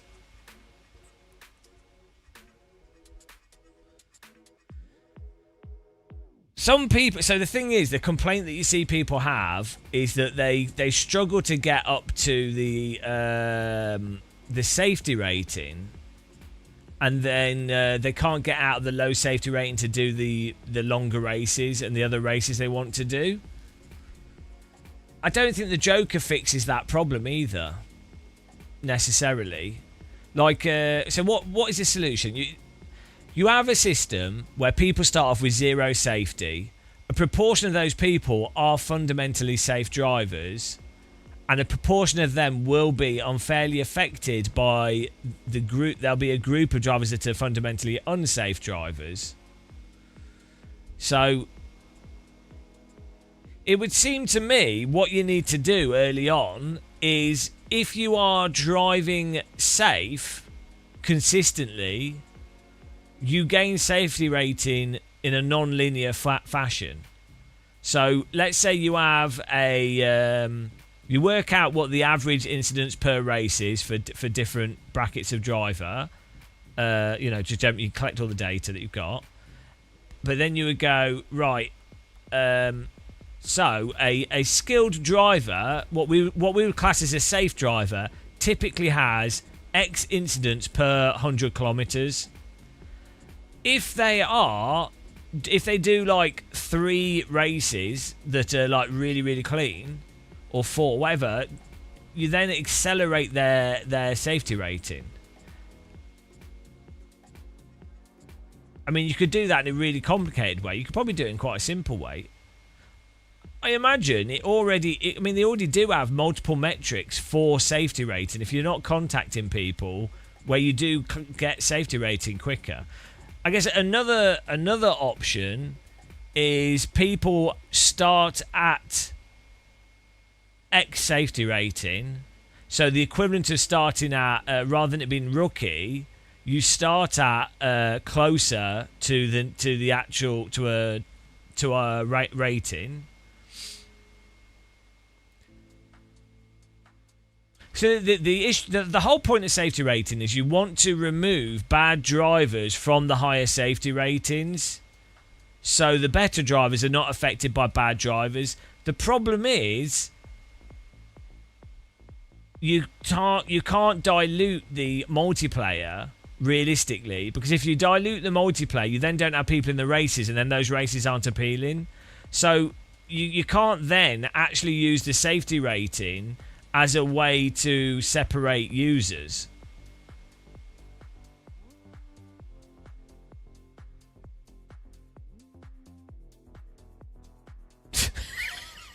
So then you're like, okay, well, how are you separating the drivers? Because if you separate the drivers by driver rating, which is average finishing position, as we all know, that isn't necessarily the safest drivers. But maybe on average, if you're finishing in the top 10, on average, you probably are. You're not crashing, right? However, that then just skews toward whoever happens to qualify better and spent more time, and it skews towards time rather than skill. So again, I think what it, so I would, to me, it seems like what you have to do, rather than generating safety rating from race results or cleanliness in races, you need to actually just track how a person is driving, like directly. There's a whole bunch of things you can track. So to actually credit a player with if they're safe or not.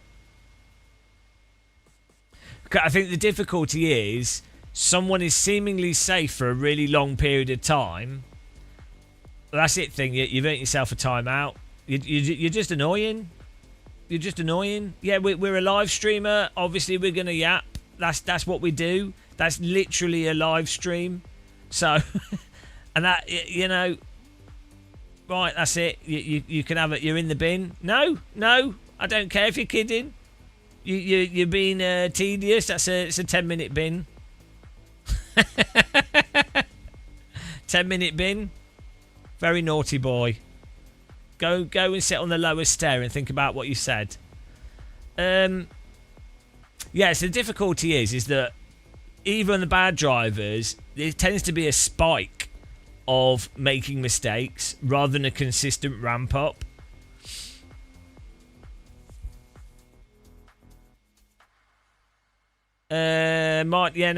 Possibly, like, the problem is that does work for people that put loads of time into the game, but it means that the system doesn't accommodate people that are just looking for a good race, which is a large part of the audience.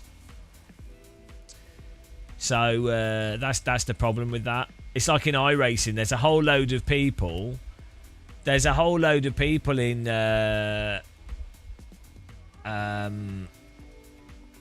iRacing doing F4 that are really terrible drivers, and the MX-5, but they're using an alt account and they just do so many races, it negates the fact that they're driving way worse than your average iRacer.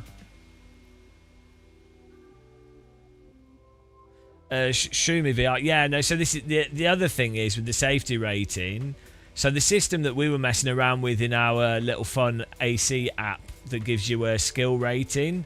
It takes time to charge it up, but then there's a fine T zone. So it's 1,500 points, and then the goal is to keep the points above 1,000, and that's where you're trying to stay in that 1,000 zone. And when you're in the above 1,000, it's quite easy to drop below it, but you're trying to keep it up there, and you also make that really visual.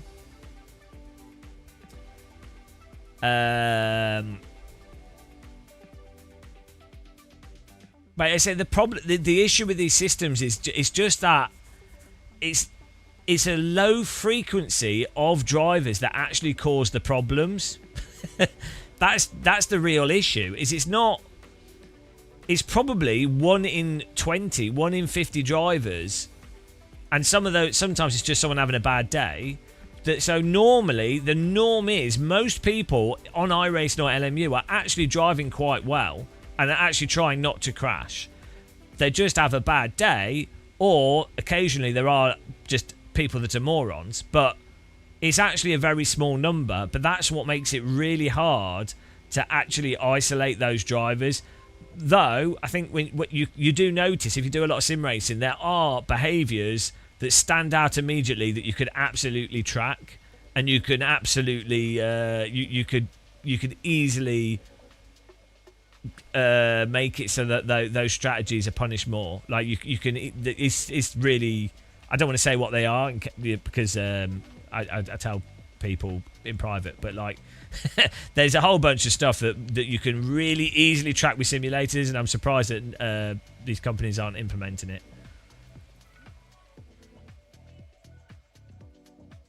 That's just ACC, Martin. It's just built into ACC.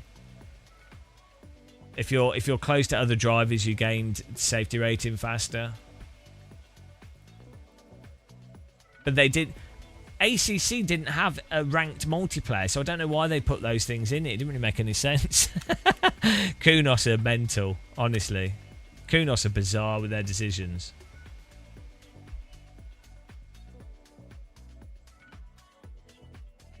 Hello, Channel VR.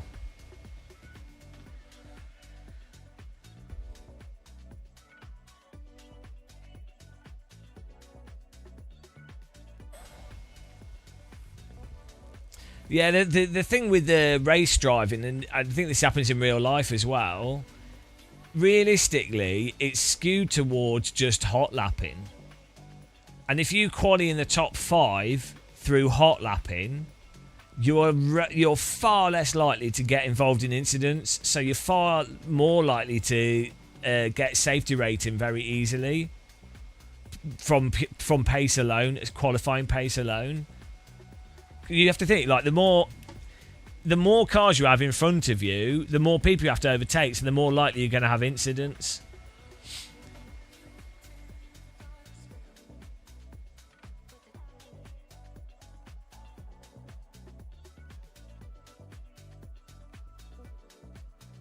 So, if someone's complaining about losing safety rating, they can't gain it, you'd have to just say, well, look, it's actually, you just need to hot lap like a loser, and you have to qualify higher. Or, I guess you could just drive around on the track by yourself.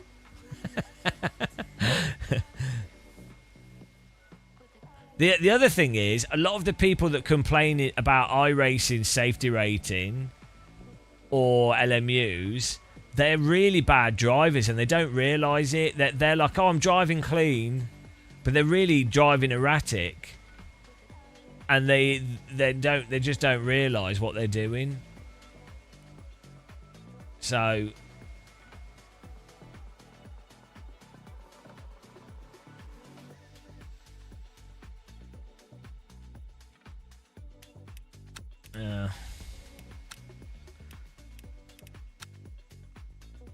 oh, everyone's in the Porsche. Let's do the. Can we unregister? You can't unregister. That's it. We're locked in. Oh, there we go. Unregistered. We're gonna go for the Porsche. It's the meta car. I've not driven the Porsche. I think I've got a setup for that.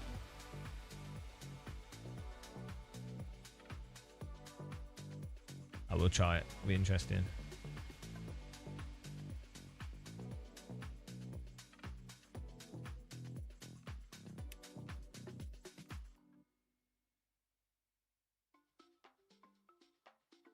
If they hot lap a lot, they can dream the track and have more headroom for racing. No, what ironically then happens, the drivers that are rewarded for hot lapping actually have very poor racecraft.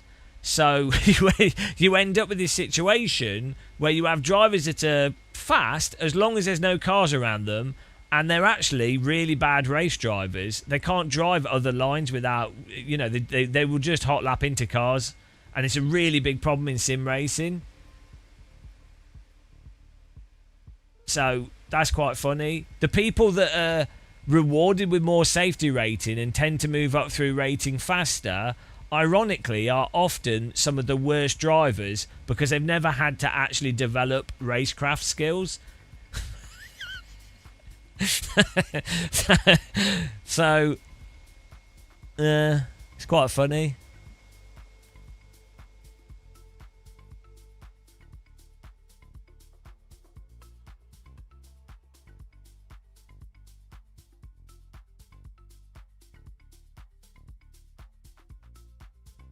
We could check the PMR update, but we're currently doing this.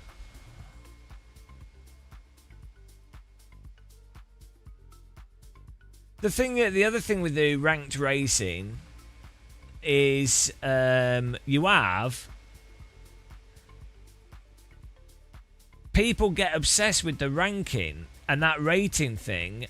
And they then they totally ignore that it's like, oh, you're just driving the same car and track over and over again, which is fine. Like, you're refining it. I can see the gameplay in just getting better at one specific thing and seeing your improvement. And that does capture a lot of the core game mechanics of driving.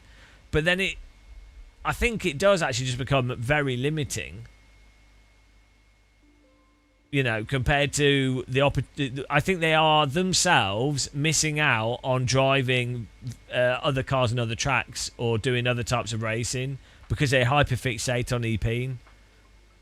And I think it's fair to say, like, they would argue, oh, they're having loads of fun, like World of Warcraft players, having loads of fun, leave them to it. You know, who are you to tell them what they enjoy? But it's like it's like a gambler. It's like someone gambling gets addicted to the gambling mechanics.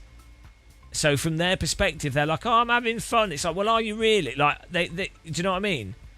This is where the toxic positivity of people going, oh, it's all subjective. You can't possibly tell people what, you know, you can't know. So, well, I think it's pretty clear when people are addicted to gambling that it's not good. You know.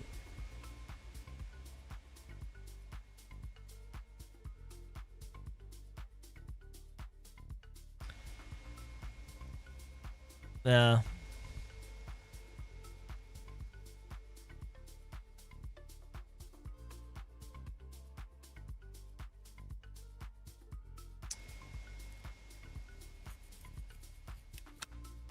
Oh well.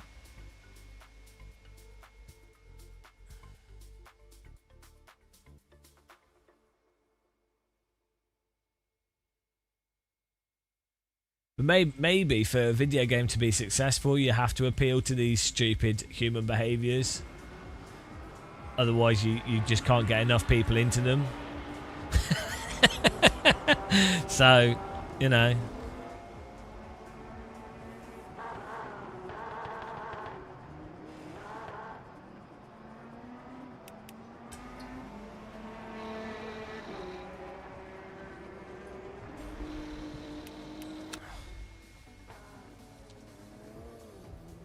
Oh, there's only 30 seconds left in this. Let's just make sure the wheel works. You say huge update. Hashtag doubt.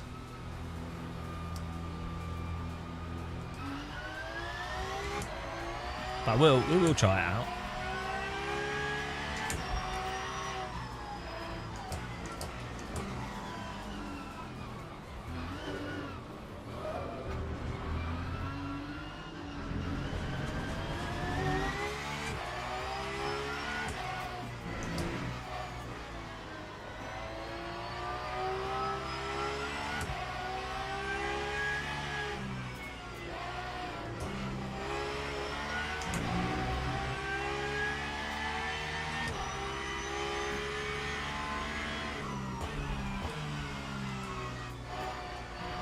Oh no, we got this. I need to restart the game. Got a bug. This bug where the force feedback's turning on and off.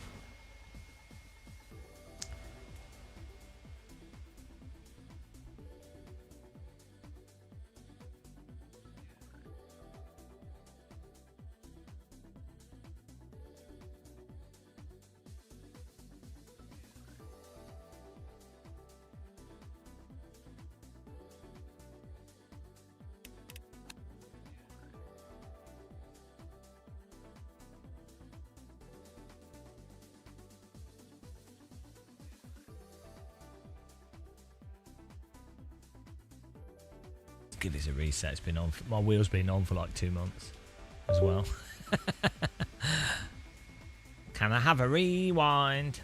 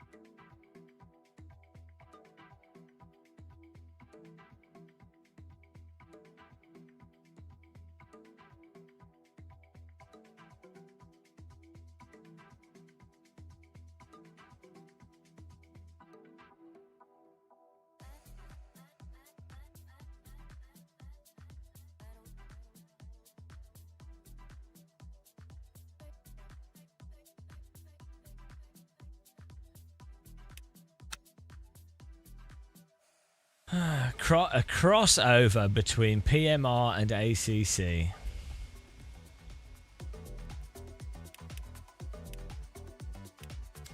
I mean, to me, with PMR, it strikes me as the issue with PMR is that no one wants another GT3 sim.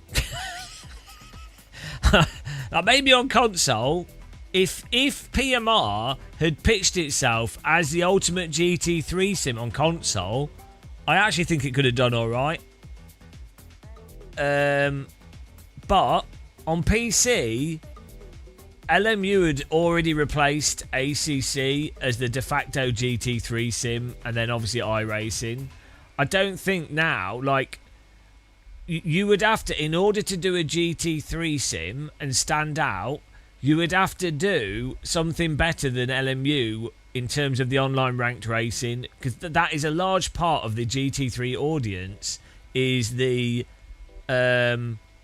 just do shitloads of laps on Spa. That's, you know, over and over again, but you need players. So that's the appeal. It's like neurotic, repetitive train of car driving on Spa, whatever, you know, Nordschleife or whatever, and ranking number going up, right? So you'd have to have more users than LMU, or, you know, you'd have to somehow be massively better than what ACC and LMU offer, and what iRacing offer, which I don't think is really feasible.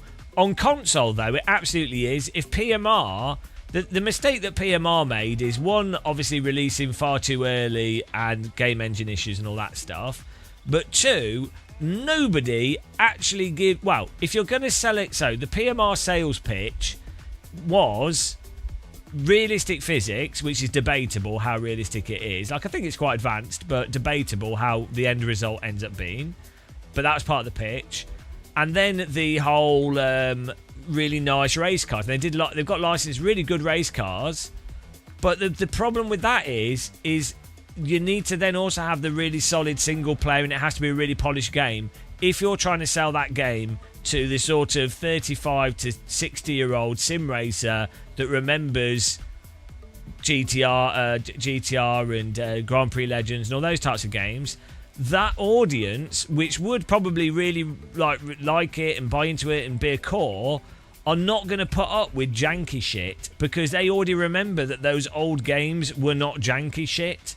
So, and then in terms of a new audience, nobody under 30 could give a shit about vintage GT cars. They have no concept of why they're better race cars. They don't understand. Hardly any sim racers, probably like 5% of sim racers, probably like 5% of motorsport fans, well, maybe more motorsport fans, like 20% of motorsport fans, 5% of sim racers understand what driving is and understand why GT1 or vintage GT is actually fundamentally better than modern GT, like why it's exciting, why it's interesting, you know. But no, younger people do not care. They don't know. They've not been exposed to it. They have zero knowledge of it, and they've been brainwashed by Formula 1 and GT3. So there's no new audience that could give a rat's ass about you having incredible the DTM 90 DTM or Porsche 98 or Maserati or yeah, most 90% of the audience have zero interest. Like, look at Formula 1, is really popular. Look at those cars. It's so bad. It's so bad, but it's not, you know. Look at GT3. It's actually objectively effing terrible compared to like vintage racing in many ways. But that's what that's what the audience wants for that. So I don't, with PMR, it doesn't make sense what they ended up doing. But like, you know, obviously hindsight, but also just if a game's polished, a game's polished. If it's got a solid single player and it's a solid game, then anything can happen. The thing with PMR is that they launched a game in a mess. You can't do that. You just can't do that. Especially with Sims, because it confuses the consumer, because they don't know what realistic is. But if your game's buggy, fundamentally, they'll be like, oh, well, I don't trust anything. Only really Kunos can get away with having a game that's a total mess. And especially if you call it early access. The fish might come out. the fish of despair. I need to make sure I talk through the fish. It's obviously the fish's view, not mine. I'm far too... the problem is I'm far too on the nose and too real. And that's illegal in modern society. LMU wasn't a mess, though, at launch. LMU was slightly polished R-Factor 2. Yeah, sure, a mess compared to, like, a fully polished video game. But even when LMU first came out, it was a improvement in many ways over ACC. Not in terms of overall polish, but as a package of what am I going to do today? I'm going to load up. I hate myself, and I'm going to drive some GT3 cars. Even at launch, LMU had the potential there, which we called out on our channel early on. Like, well, hello, Jacksaw. So,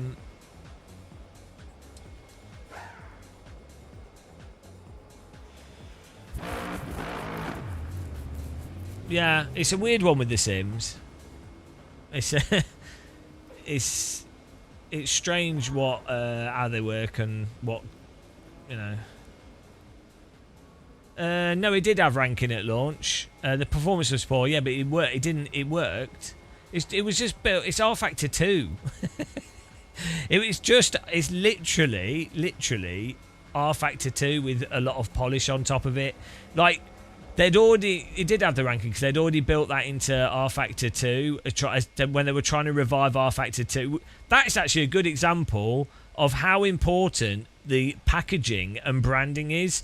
R-Factor 2 basically had more feature and content and better driving than LMU once they'd like put the ranking and the UI stuff in R-Factor 2, but it couldn't get any audience because the packaging is just too confusing for people. There's no cohesive reason to get into it, right? So, I mean, also R-Factor 2 is just like, once the sim has been... R-Factor 2 launched in a really buggy and shitty way and a really stupid sales model, and that meant that R-Factor 2 could never... they never were able to get out of that. But despite having, like, quite a bit of money thrown into it and a whole bunch of stuff, once you have a... You cannot launch a sim in a shitty technical state. That's because most people playing a sim don't know what is or is not realistic. They're just basing it on an argument from authority. What undermines an argument from authority is when the overall product is broken, they will then go, well, hang on, I don't know if the physics are good and realistic and advanced. They're saying it is. I don't know. But look, the menu doesn't work. I can't get my wheel to work. I can't. The game keeps crashing. I bet you they're talking bollocks about the physics. If you have you could have a pretty shitty physics engine, but if you make the packaging really polished, it's just like hotels. You can have a really shit hotel, but if the lobby is all like clean and pristine, the rooms can be completely bollocksed, or like the beds could be low quality. It could be a bit bad, right? But if the lobby is all pristine and they're all wearing nice uniforms, people will be like, oh yeah, well the rooms aren't that good, or you know the aircon doesn't work, but oh well no, it looks good, right? That's you have like the superficial component has to be done well, and that's what companies focus on rather than the core product. It's all the superficiality. It's what people buy into. Most people don't have the mental power to delve in deeper because they're already task saturated. There you go. No, but great, another great observation from Gamer Muscle.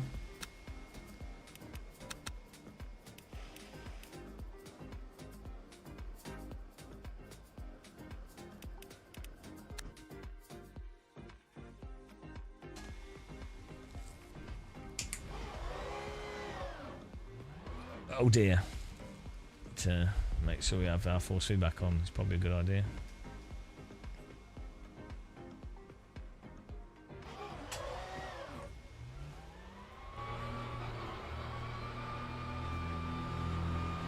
Is that the end of the pit lane already? Yeah.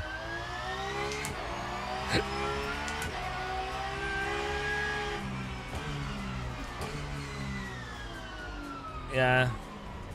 Oh well.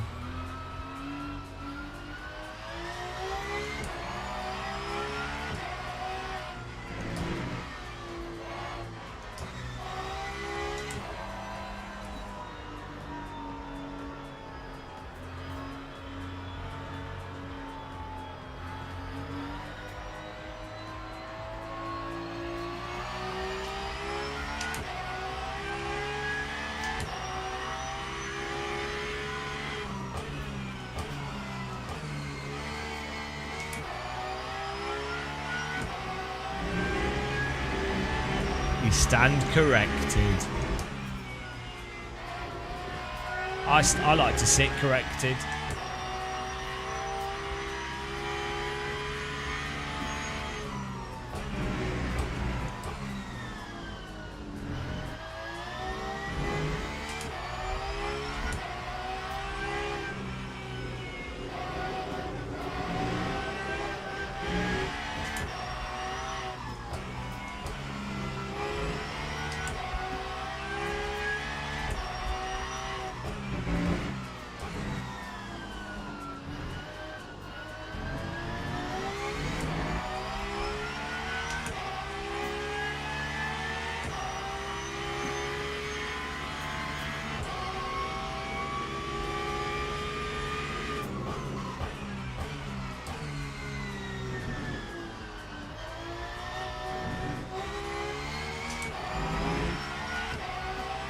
I do.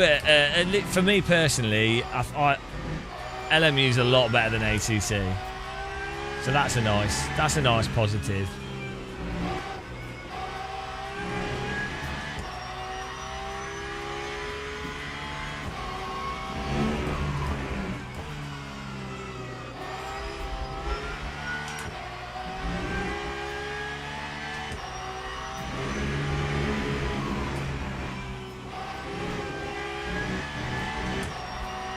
Weird how stiff the cars are. They really don't want to turn in on the brake. Just from the diff behaviour. Like iRacing has that quite nicely done.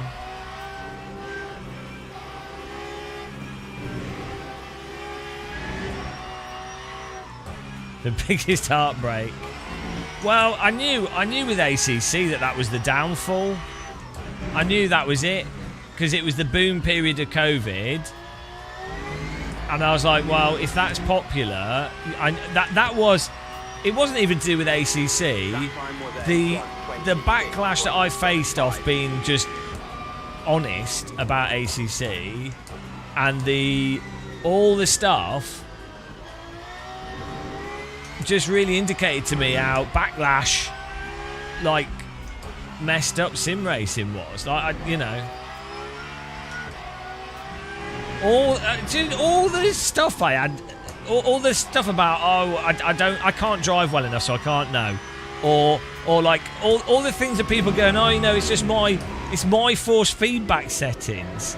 It's all the bollocks. At that point in time, I was like, I don't know for sure, 100%. Right? I don't know because I'm not that experienced. I wasn't as fast as I am now.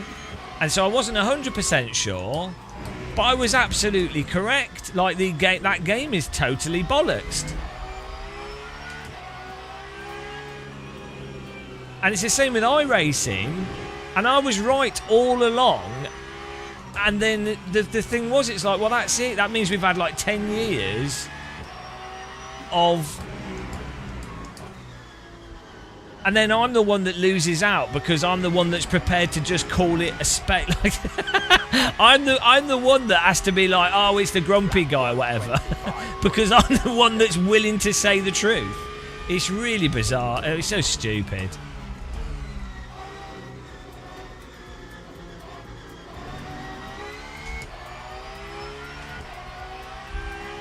Yeah, it was COVID, and then we got ACC. It's even worse.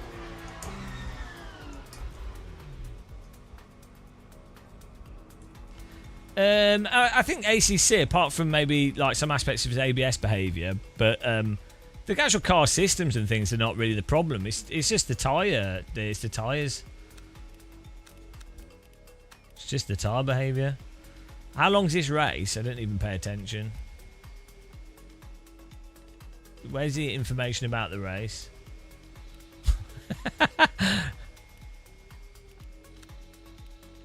Oh, here we go. 30 minutes.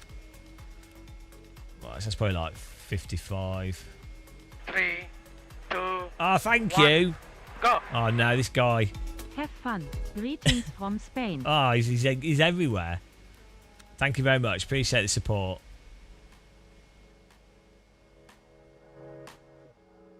I think they will do career stuff. I think when they do a console launch, they'll probably do a single player thing for it.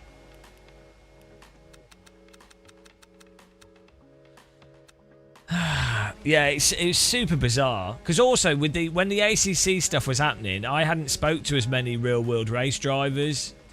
So, you know, I was like, well, this seems this way.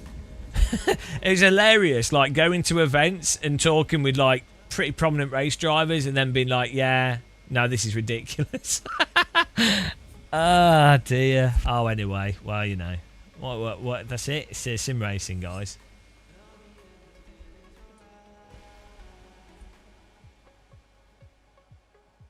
Race Room would have been great on console. Teams and drivers go to the grid for a race start.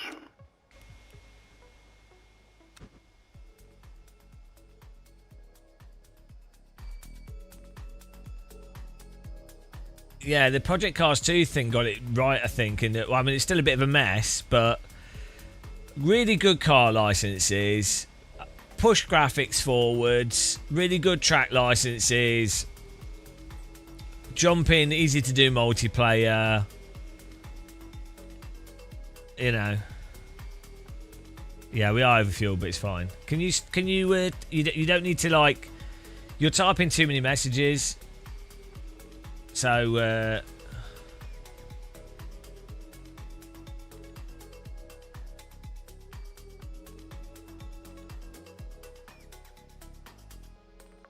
people, if you shouldn't be typing 1 or 2 word chat messages in chat. You're just taking up the whole. This is the whole chat. Did it have Derby Raceway?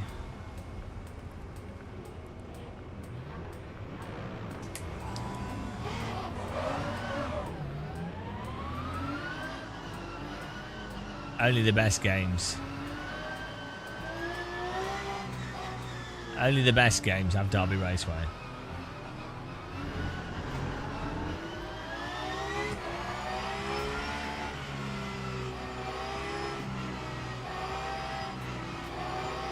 It's weird with the Sims because the Sim titles that are launched in a polished state tend to actually do disproportionately well relative to the amount of investment put into them. So like the Dirt Rally games, and then they tend to have like a long tail on simulator games that other titles don't have, and the ability to then service DLC over a longer period of time. Green flag.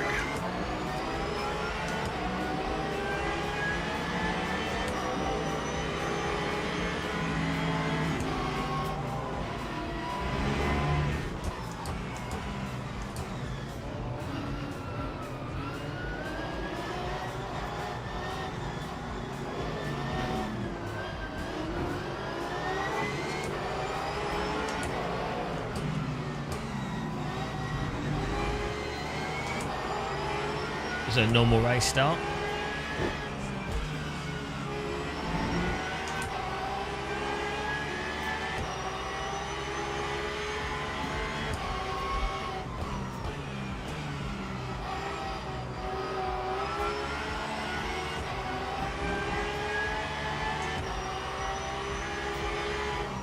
Our car seems a lot more competitive this race.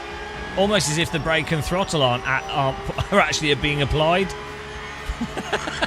That's so stupid.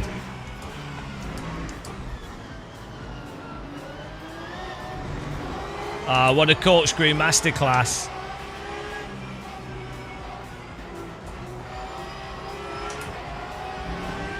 Good takedown, mate.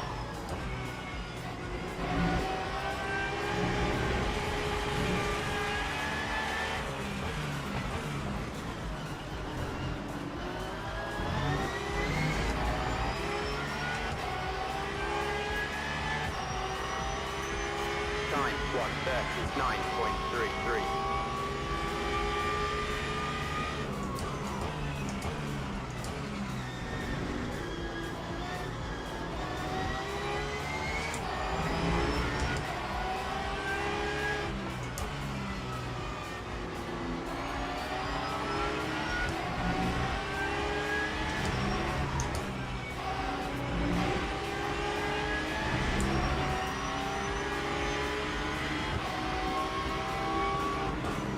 No, we didn't ignore the chat. That's the thing.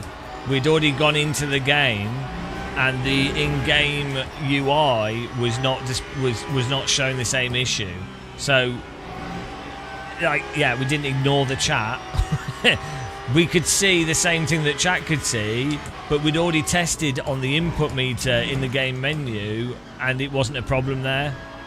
So.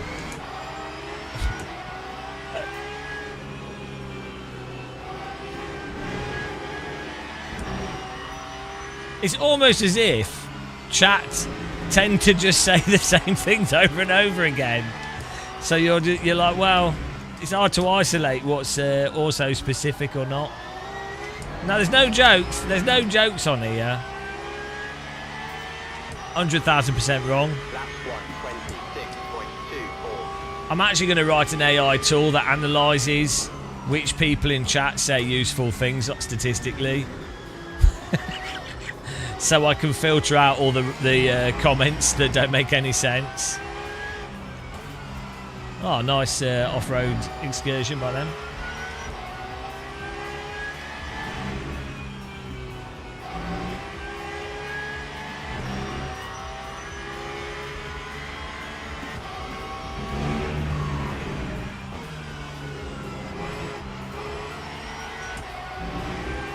No tool needed.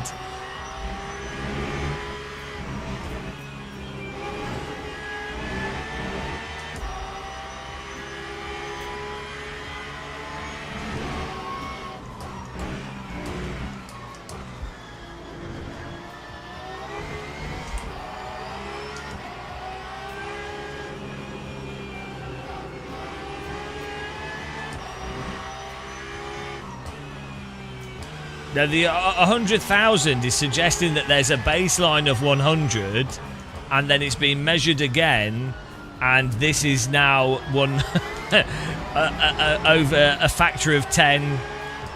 No, a factor of 1,000. Oh no, a factor of 100,000, different from the previous baseline. But no, it's a factor of 1,000. I don't know how factors work, guys. You know what I'm saying now. So, like, if you were going, the baseline for a hot day is 30 degrees centigrade, and you set that as 100% hot. If it's then 40 the next day, or like, well, it's probably easier we did it with 50, but you know what I mean? Then it'd be 100, whatever, 112 or something.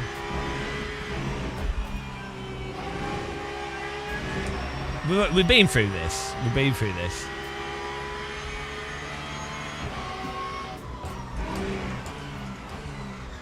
Right, don't you think it's weird that we drink milk, right, in tea and stuff, and that's right, really normal, but if you went up to a cow in a field and, like, started drinking milk from its udder directly, everyone would think you were insane. They'd be like, what, that's disgusting, what you're doing, right?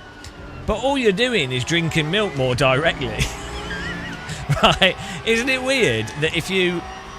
putting aside the processing and pasteurising and stuff, which like putting aside that valid concern, isn't it weird that just by having it go through a process, effectively doing the same thing but more directly, which is in a sense more honest to the reality of what you're doing, is frowned upon? I mean, really, people should find all milk disgusting. I'm assuming, Jet Red, that it's your own cattle, or you have permission from the farmer. So put that valid concern aside. I'm not condoning stealing here. Just put thanks for pointing out that very valid concern.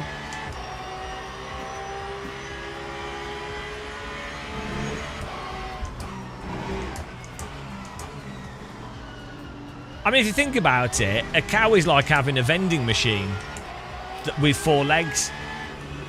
So you can, like you have Coca-Cola vending machines, but if you think about it, a cow is a milk vending machine, just walking around.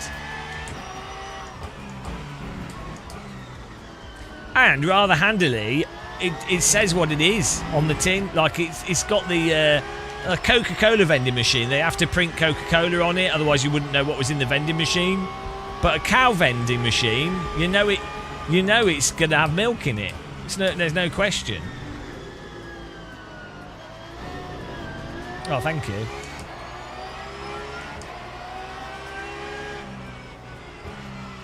I don't know, Crisps. I hadn't thought about it that precisely.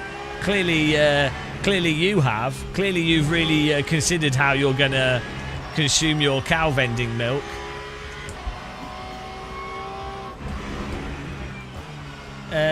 Do vending machines have udders? They could do. Solar powered already, yeah. And it produces fertiliser. It's automatically mobile. Produces fertiliser. It's the future. I think from now on I'm going to call cows milk vending machines.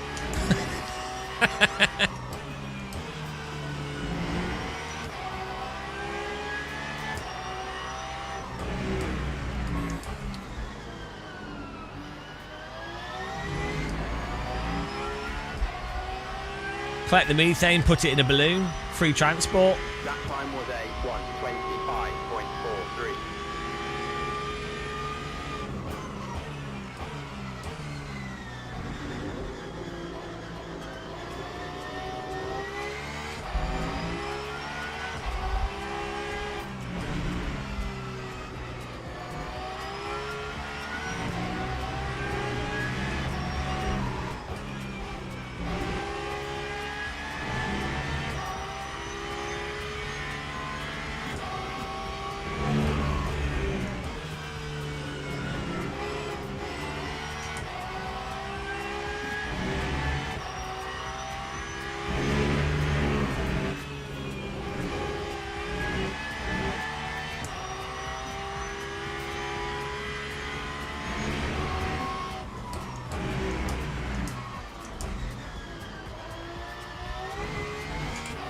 What's he parking there for?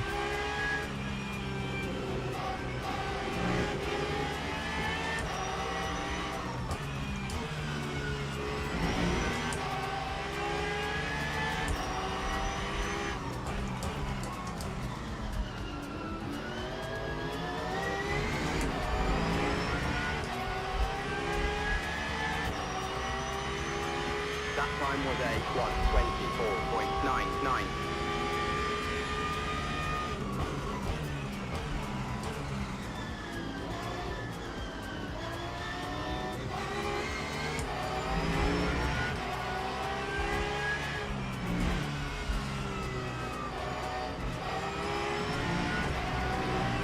I don't know. Why would I have thoughts about that? I don't think.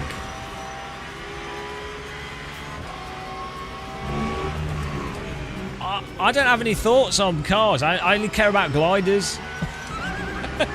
No way. People honestly haven't worked this out. I mean, I like online racing, and I like driving sims and force feedback. I really do not care about cars. Well, maybe like a Maserati MC12 and a Mazda. Well, maybe like some GT1 cars, but gliders, guys. Like, honestly,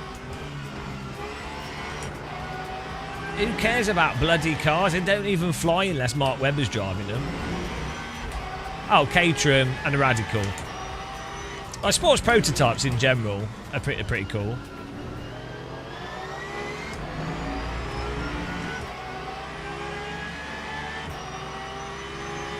Time 1:25.72.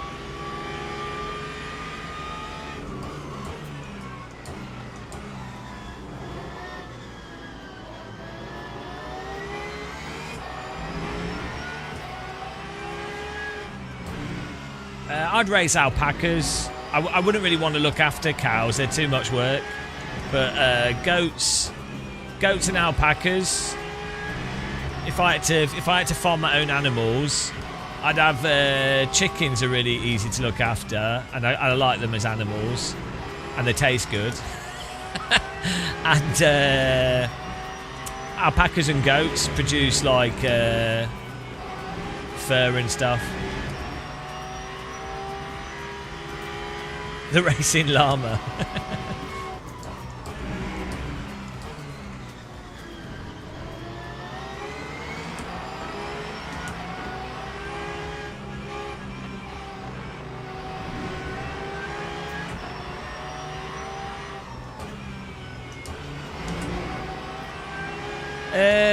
From an engineering perspective, from an engineering perspective, Formula 1 cars are really interesting, but not from a race driving perspective. Time 1:25.15.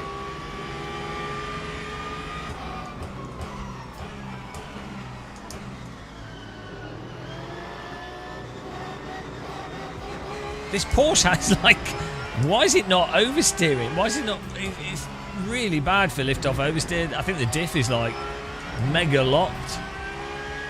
Okay, let's not put TC totally off. 1. Not that will help the oversteer, but.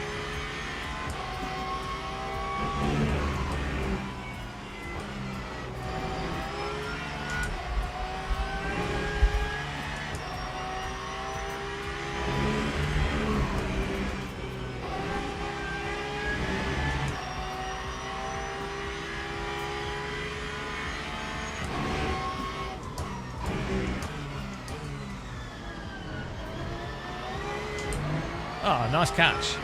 So we had voice chat. I could tell him, nice, really good catch.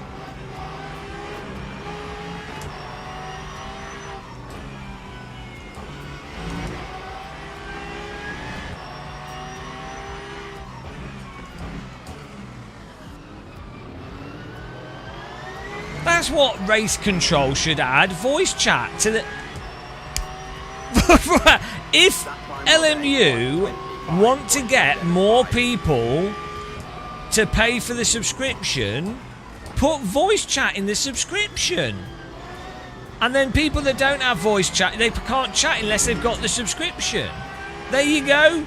Ever so many people would buy the subscription just to be able to talk shit at each other. Right, we've come up with 3 really good ideas for Motorsport Games to make bank here. I hope the shareholders are listening. 1, they should have, for Race Control Plus, there should be a UI element built into the game that shows more granular personal driver stats against the other people you're racing against, your performance whilst you're driving, if you're moving up and down rank in the race, you know, all that stuff. Things that you would normally, you know, stuff that people would pay for as an app for iRacing separately. That should be in the game as part of a feature. Voice chat should be there if you've got Race Control Plus, in that you can actually talk to other people. And the other one was like, you know, like crew chief type features. So they don't make you any faster, but it's like convenient stuff. That time was a 1:24. Yeah, the more you pay, the louder your voice. Well, the more you pay, the more it changes your voice into like a really sexy German accent. Or really sexy French woman. Oh la la! Je suis angry! So the person screaming and calling the other person the name of the AI is like, oh, je suis not happy with your racing. Oh la la! Oh, meine, she's gone German. My petticoat! You've torn it! Oh la la! That would be a good feature. Great idea. Another fantastic idea from the minds that brought you Colin the Fish.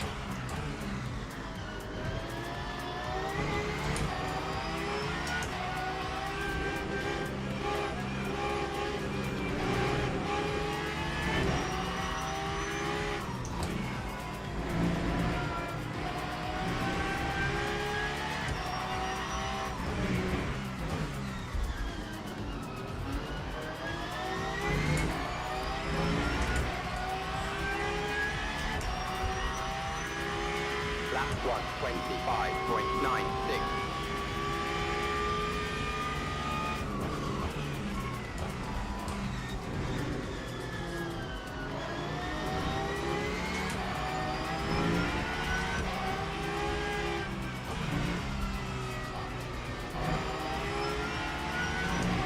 This is good. This has been an alright race, this. Quite good.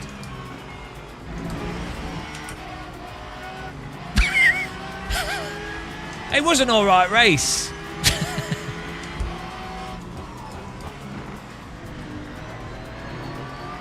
Three wide.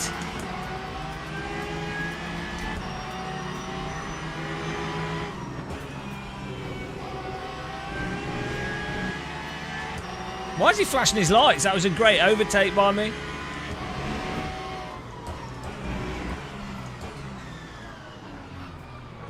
I'll just brake and let him go through. I just saw him in the mirror. I just saw him in the mirror. I'm like, oh, okay. I'll just wait on my brakes a little bit here. Let him go. To do what he has to do. Was he going for me?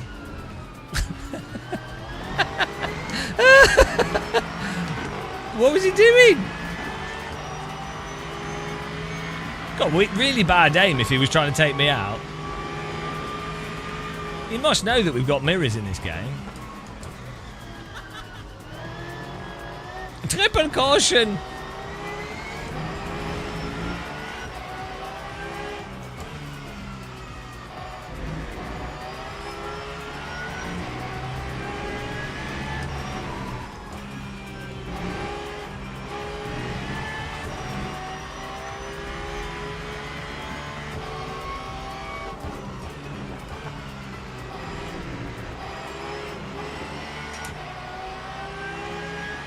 He had the joke card, yeah, makes sense.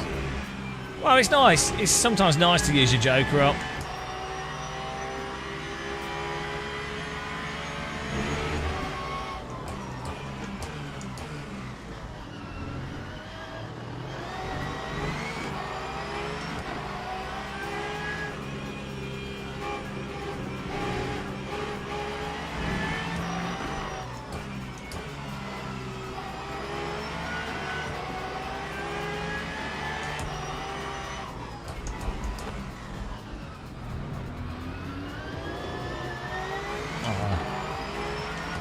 Get that to work. Lap 1:26.78.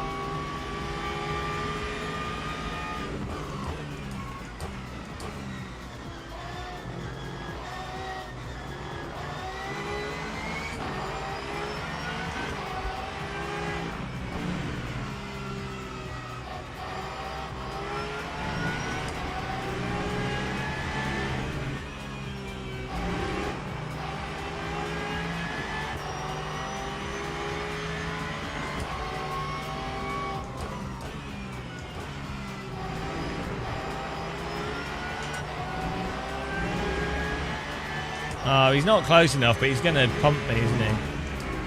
There it is.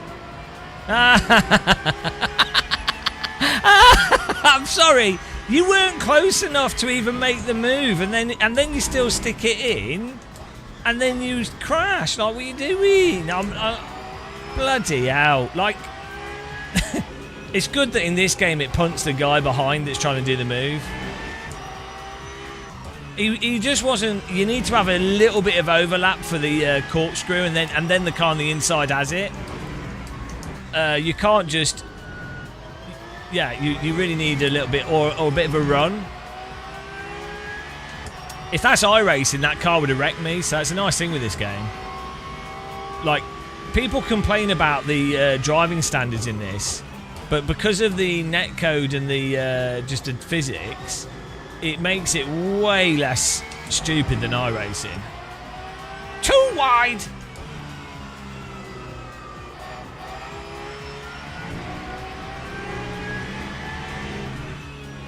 Exactly, Nurden, yeah.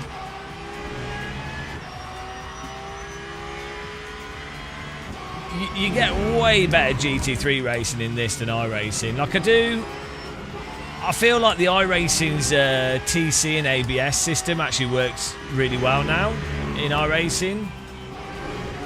In that, like, it's not too aggressive and the car still smoothly handles.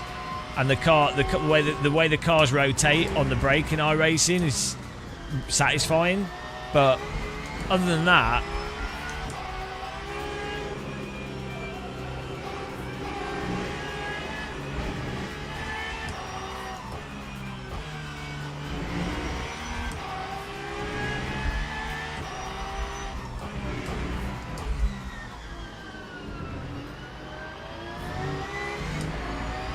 oh yeah, no, in real life there's crazy shit happening all the time. Yeah, I watch on the race sometimes, and yeah, I've watched quite a few GT races over the years. It's if you go to real races and you watch the support stuff like GT4 and other series, it's genuinely hilarious how bad some of the real drivers are. Not saying that I'd be better, but it's genuinely shocking how bad some real drivers are.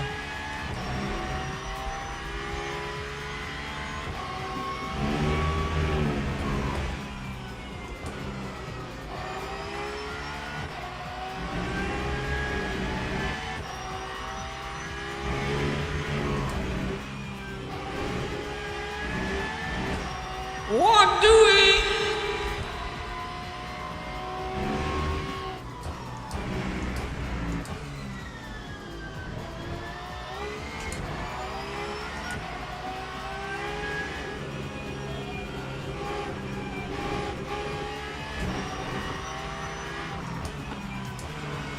It's really nice that I'm getting realistic California weather in the UK. It's really helping make this more immersive. My socks hurt because my feet are so warm.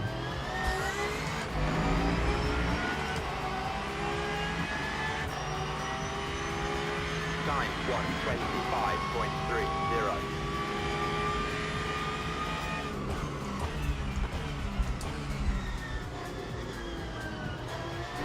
Thank you. Look, I have to lift there to get my nose of the car in because it won't turn. It's not an excuse to pummel me.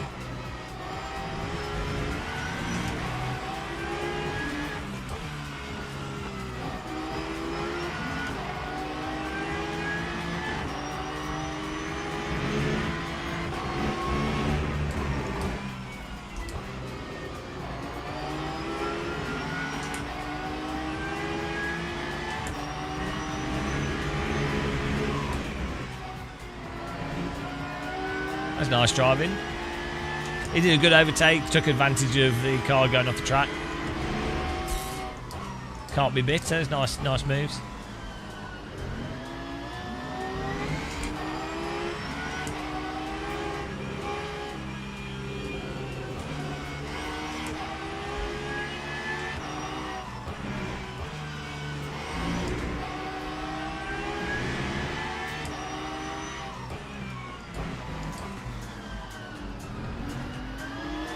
I imagine Max can drive GT cars like as a way to relax.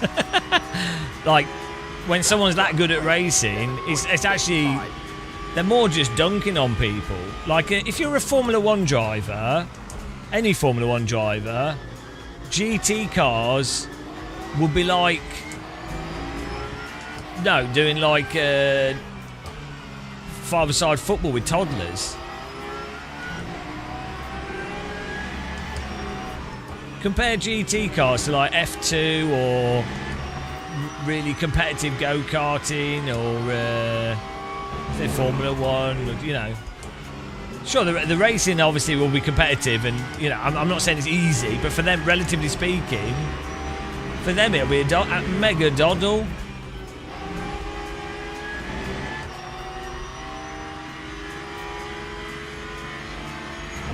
But I think they're still... I would imagine the just trying to be as fast as possible with that car and the consistency and then the whole team aspect and, you know, I'm sure it'd be great. But imagine if you're also physically trained for Formula 1, so like your fitness but also your muscle strength and all your strength stuff would mean that you're just...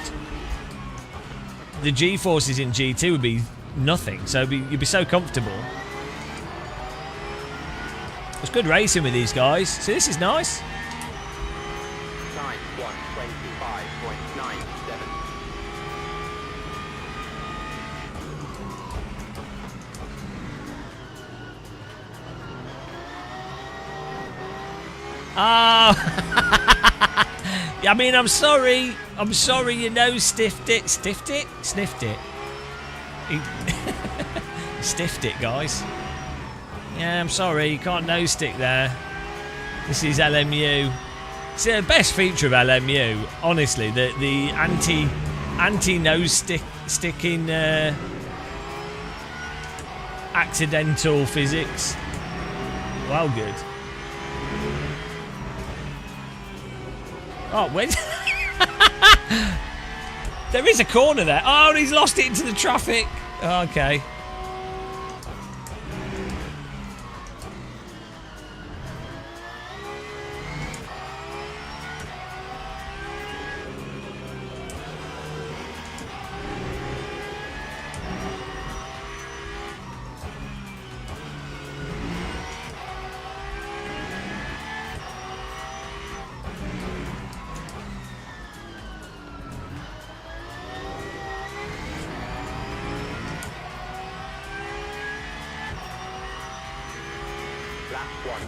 Can you stop spamming chat? Like, honestly, I will have to just ban you. No, you're not that annoying, but it's just if other people start just doing one letter messages and just, you know. We have very strict chat rules here.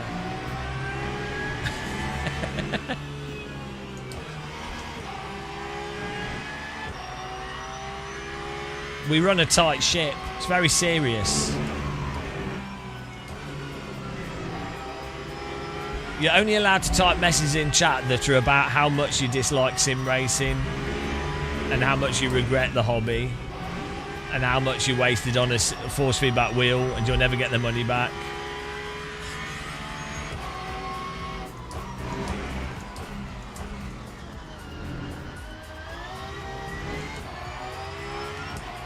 No, we don't have jokers. If people donate though, they become the king. They use the donation link.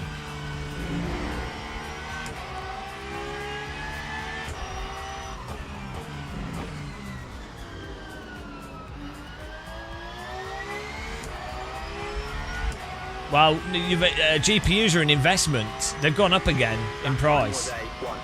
So hope your GPUs don't break. But we're all seeing the dividends of AI, so you know it's not a bad thing that all the computer equipment has gone up fivefold in price, because just think of all the amazing things that we're seeing from AI that are affecting your life positively day to day.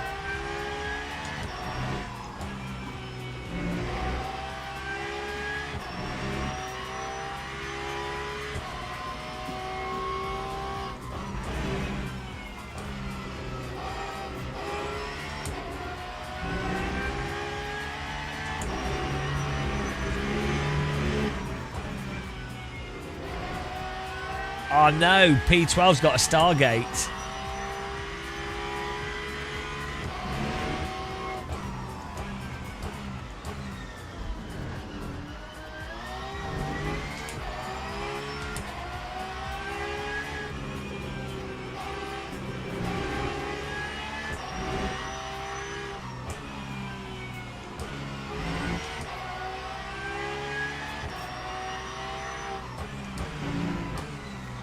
Is Pomus watching at the moment?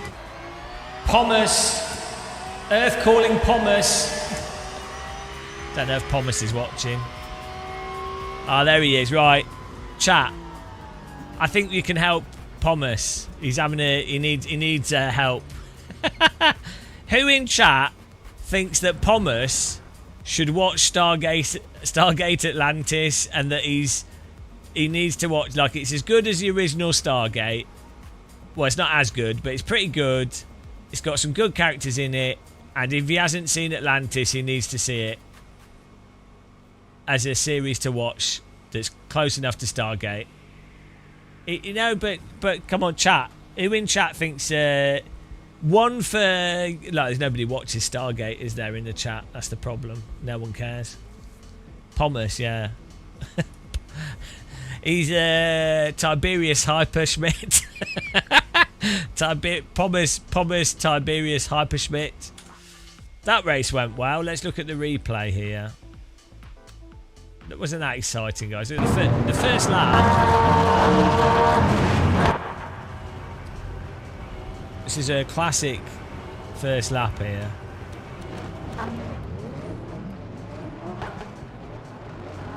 This is how it's done. You ready? Only at my level can you pull off moves like this.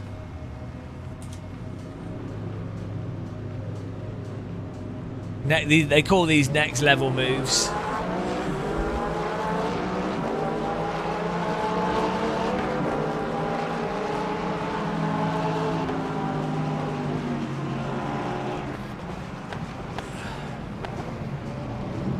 I mean, look at these. Look at how many places.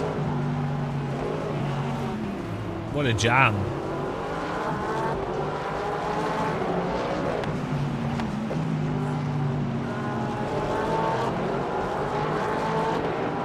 That was good. That was, yeah, basically just such a high level driver is all I can say. What a guy.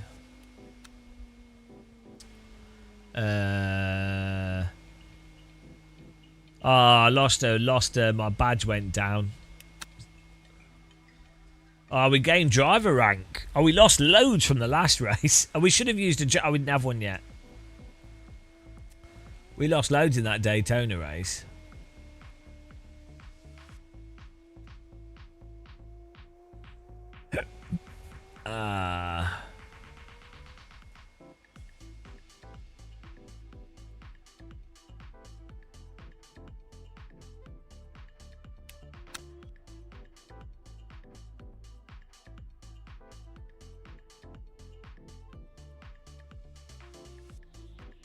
This recently been involved in a higher number of incidents.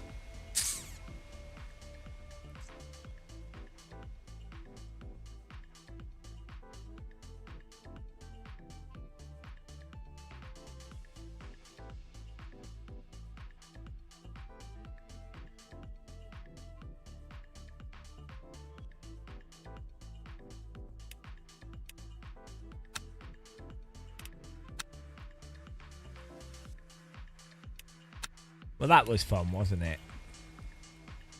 Look at my amazing results. 227 races, 5 wins, 23 podiums. What a talent. What a talent, guys. I mean, really unstoppable. Oh, we're halfway to a Joker.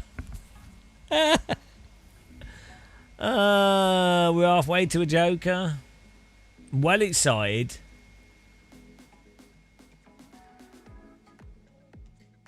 What a great thing to have.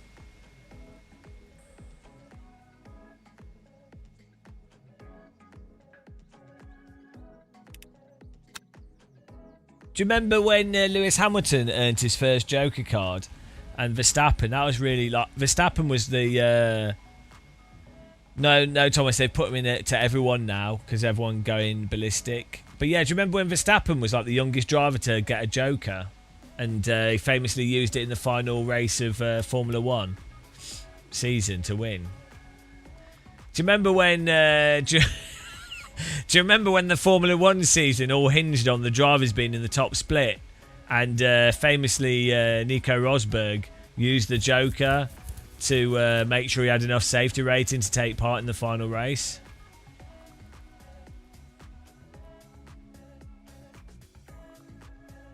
Strange to have the cards facing down. Can you get something else than a Joker? Ah, that's a good point. Maybe you could get... Maybe if you're really lucky, you get like a king pair. Or a pair of aces. But the thing is, if you get like a pair of aces, it's really easy for people to get lured in and then ignore what actually comes up on the flop.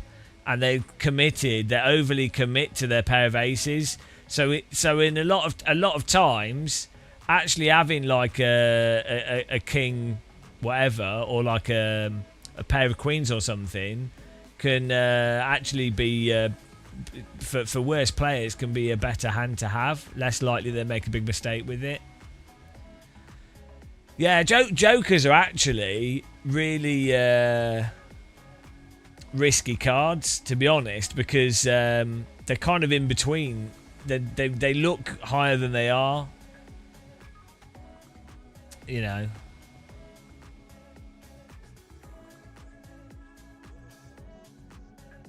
Why are they called a jack?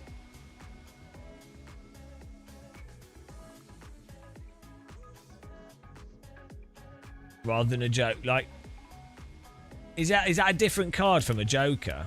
Or that am I gone mental? I think I've lost the plot here. My brain's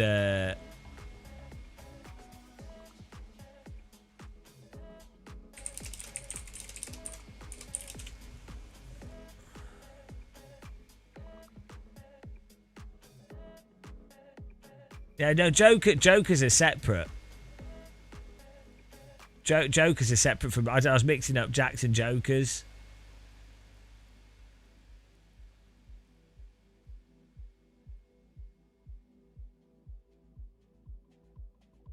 But isn't a joke? Don't Jacks normally have like a Joker character on them?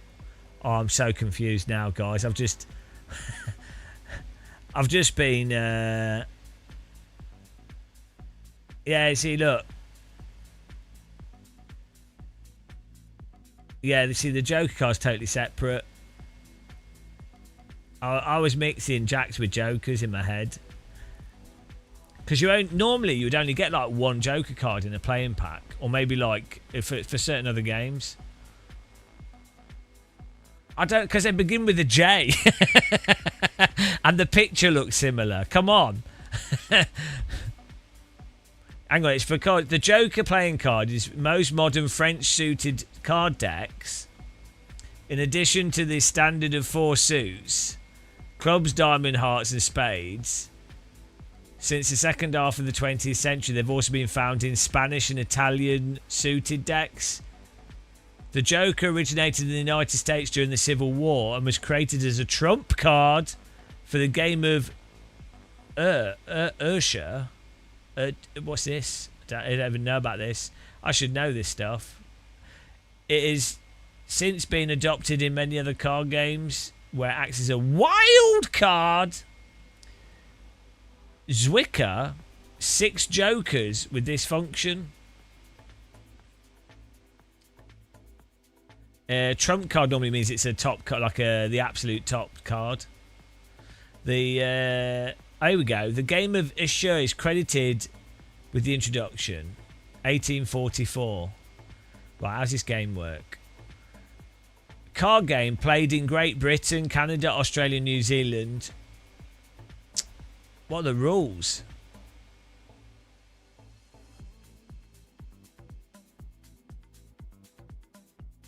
Here we go.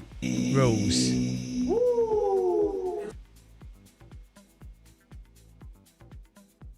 3 tricks to win a Scott. I can't deal with this. Okay, some of these card games are so like the rules are so bloody mental.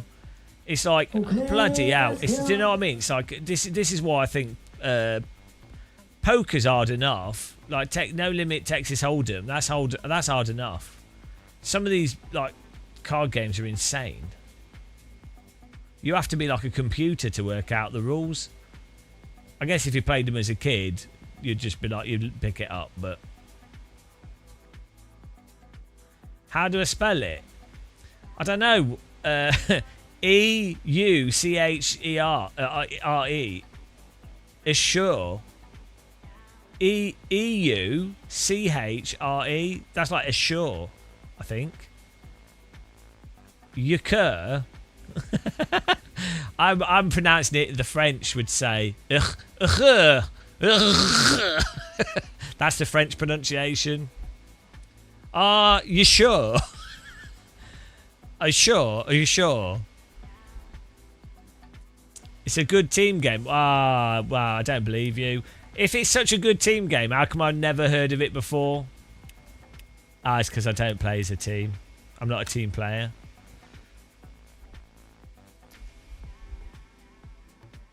Right, should we check out the update to PMR?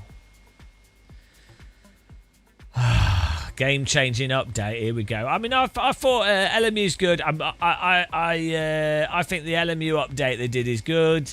I think the Joker card thing is stupid. There's better ways for them to do it. But I think on balance, as long as you use LMU FFB, LMU's playable. You know, it fits in a slot. If you want to do tedious GT3 driving and longer races, team, you know, that stuff, it's not bad value. It's a bit stupid that it's kind of a bit confusing doing the mod if you want to do the subscription or not. But let's say it's £100 a year. Well, how much is it for LMU a year if you were to just buy the sub? LMU pricing. Can you pay for it monthly?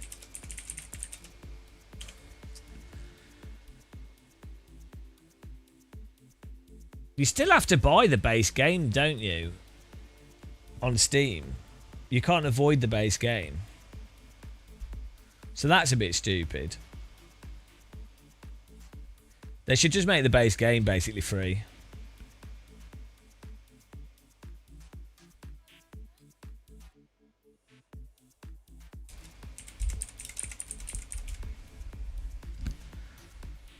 Race control, here we go. $84 a year, right? So I mean, realistically,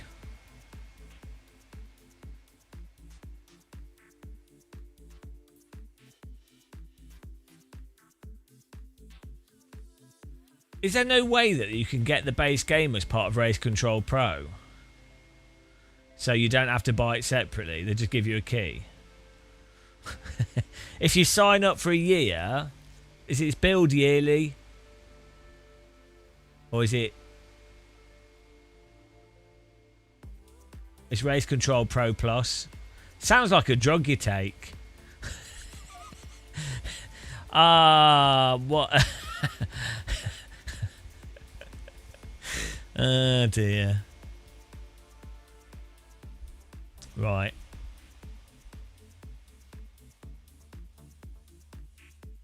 Yeah,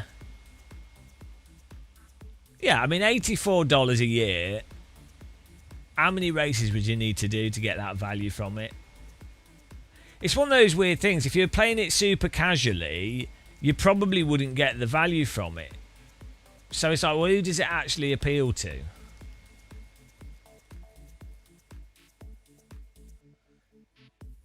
That's the thing with subscriptions is if you play a lot, they end up being good value. If you don't play much, they end up being a massive burden. And it's hard to know what category you fit into.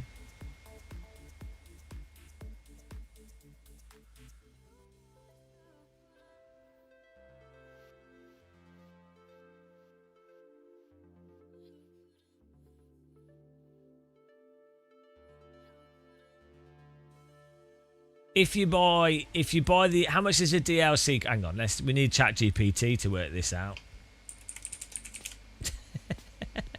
this you know you've got a good sales structure.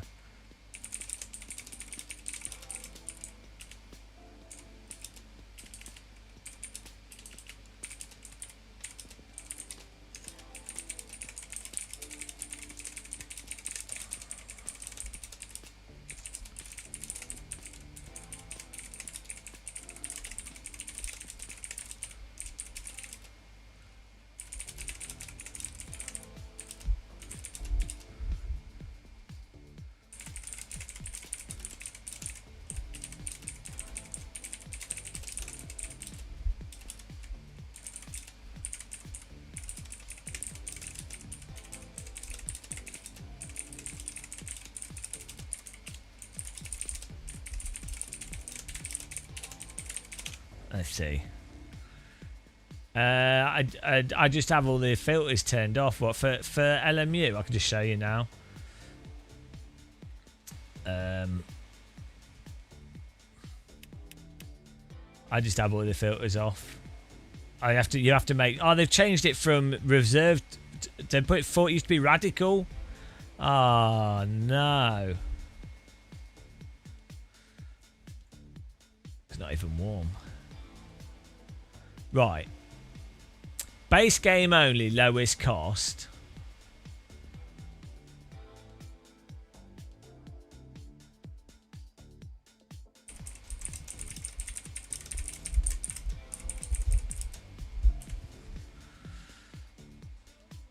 I use LMU FFB and it filters it out. Right, so the base game is £30 to £35, which is quite a lot, but it is and it isn't. But it's a reasonable amount because you really do need to get DLC. The one DLC, base plus one DLC pack, £45. Base plus all 24, season 24 is £50 in a bundle. ELMS season pass is another £50. So that's £100.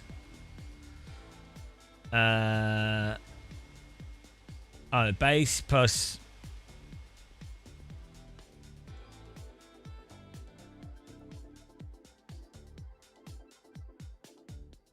so £75.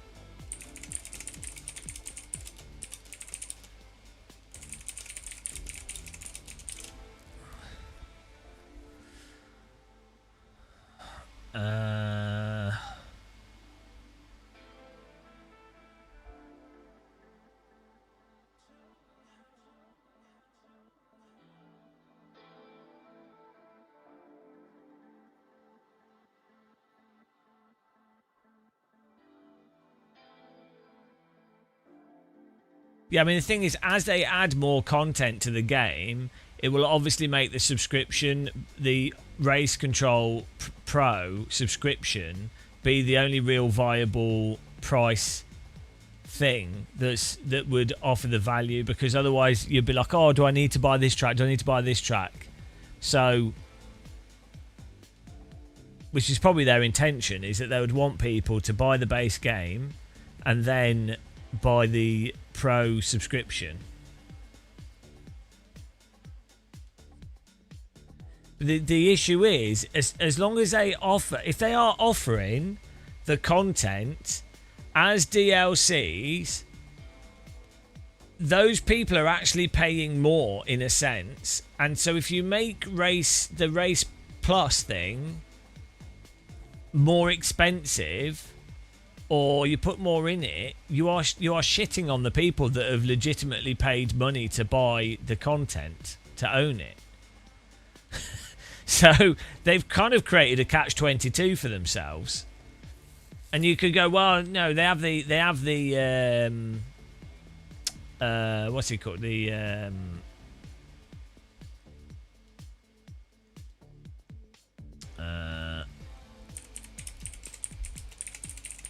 They have the bog standard race control thing.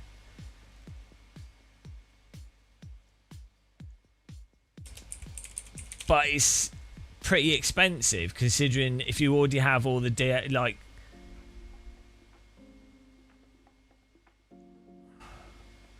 Yeah, it's $50 for race control. I know, race control light. What do you get with that? That's just what's in the game by default. Race control pro is $50 a year, but it's not offering that value at all.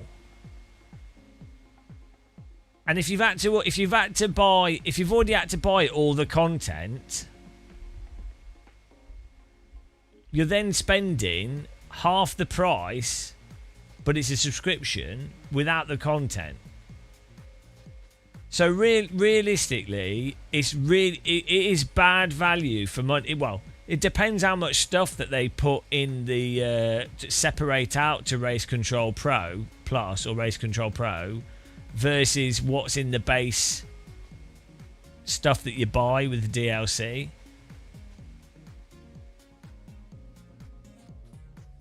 But realistically,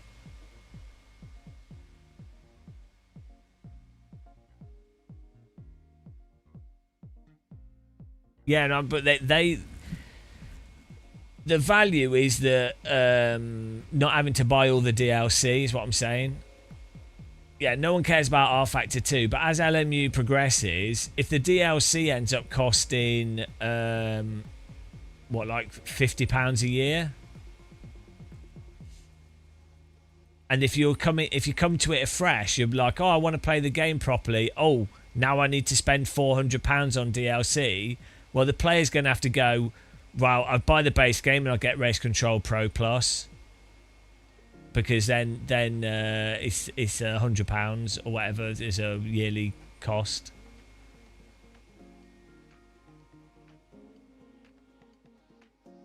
But that does end up punishing people that have bought the DLC bit by bit, who have actually paid more money in a sense. Oh yeah, I just no, I do mind showing it.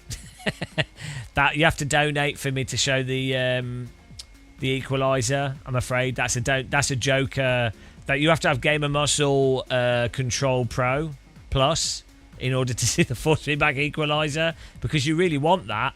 And so I put it behind a paywall because I've realised that we need to put everything behind a paywall to extract wealth where possible. Because are you not supporting live streamers? You can't get everything for free. Do you know what I mean? Do you realise how much time I've wasted my entire life doing this?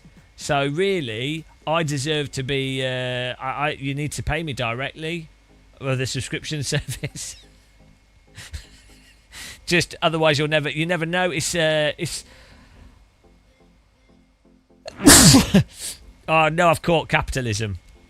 I've dedicated. How many hours have I put into tweaking force feedback? Good job, mate. Good job. Think how many hours I've put into it. It's only fair that my time and effort is remunerated. You know, really, this isn't socialism. 3. Oh, there we go. Right, there you go. Oh, yeah, there you go. Okay, there you go. Go. Unlocked. How about now, lol? See, it works. It works. And this is why the world is destroyed. Also, these settings are probably wrong. Thank you very much. See, that's how it works. And that you've just demonstrated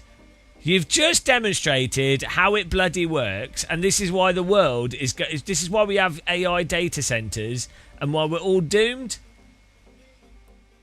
This is probably what you actually want, is something like this. You probably just want to turn down this.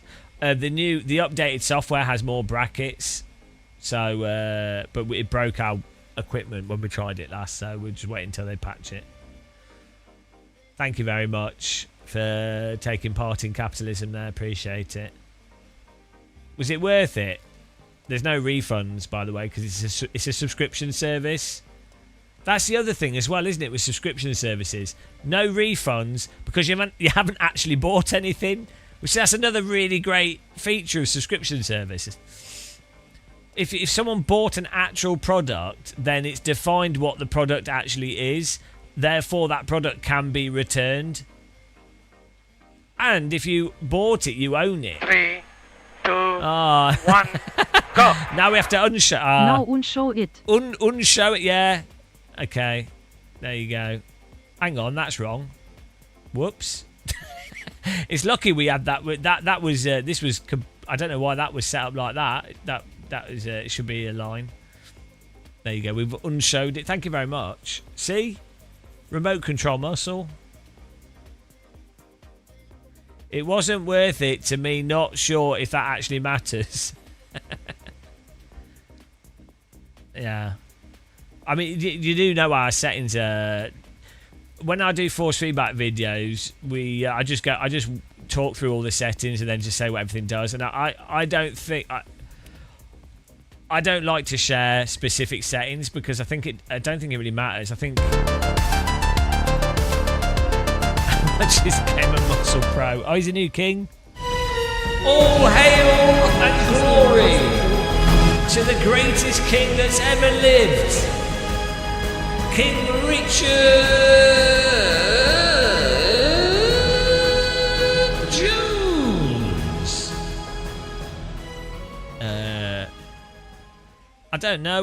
We do the Patreon, don't we? That's Game of Muscle Pro. I need to rename it. Game of Muscle Pro Plus. We should call it Game of Muscle Pro Plus Extra Elite Pro. If anything, right? Isn't it less pro if you're having to pay for something? Wouldn't a real pro move would be not paying for it? It's a bit of a noob. It's actually a noob move paying for things. You need to get SimuCube so you can understand what you're talking about. Maybe someone will donate.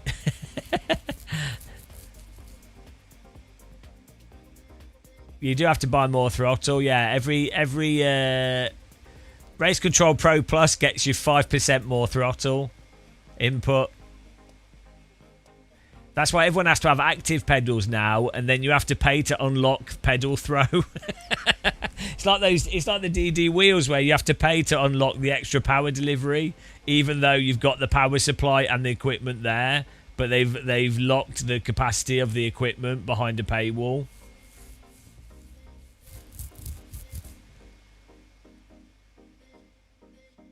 Which, I mean, okay, you could debate that either way. Like, I can understand a wheel company needs to try and get the product to people, and people can't afford the upfront price, and they can't compete with the other prices, and the equipment's really good.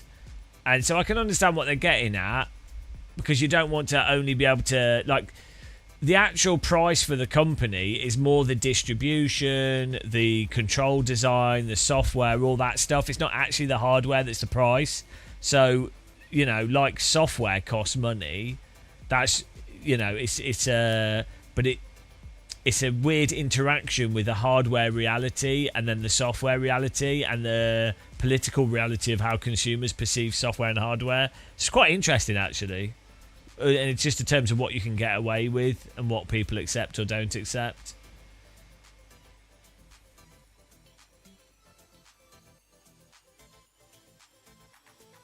Should we try?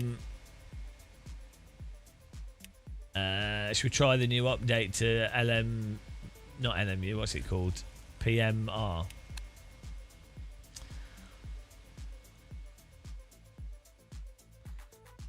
Yeah, LMU's just weird though. Like to me, it does, like, it's not bad. I think it's a great game. I think even if you paid 100, let's say you did Race Control Plus thing, you bought the base game for 30, you bought Race Control, it's £100 a year.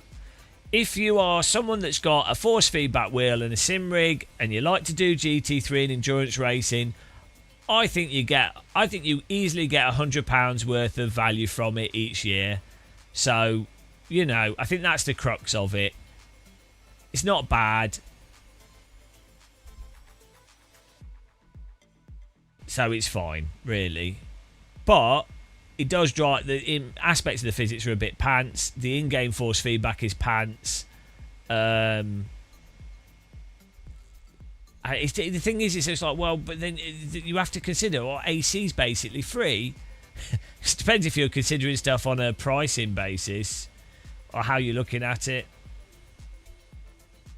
You know.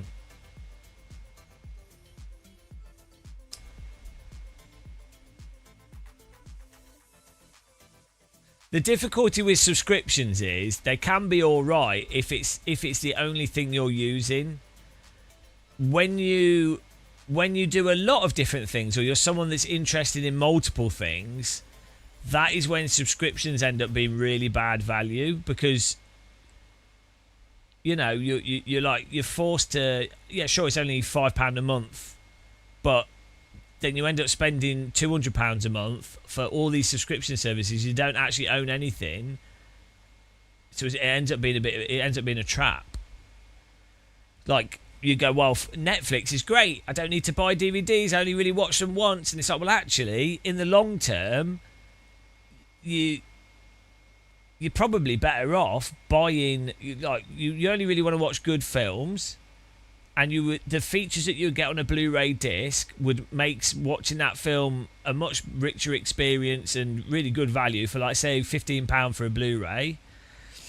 And then, yeah, you can watch it whenever you want. It's high quality. It's got more stuff on it. It's a unique viewing experience compared to watching a film in the cinema or somewhere else. Whereas Netflix is more of like a sort of blockbuster video experience.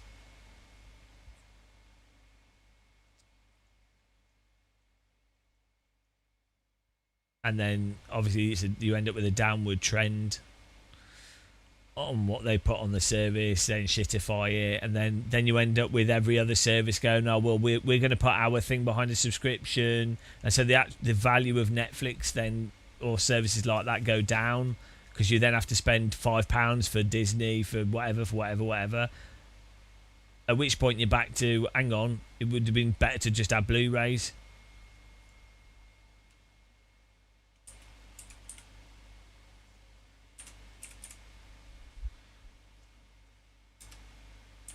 Basically, as a consumer, when a business takes away your ownership, you always lose out. Almost, unless it's something that's so cheap it doesn't matter.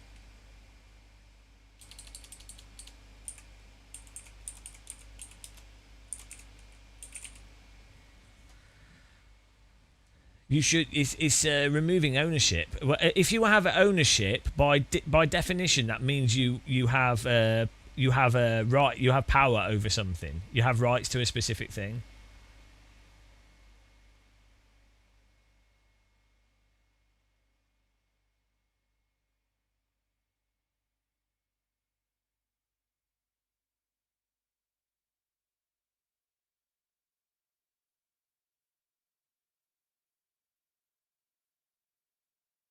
I hate. Well, that's that's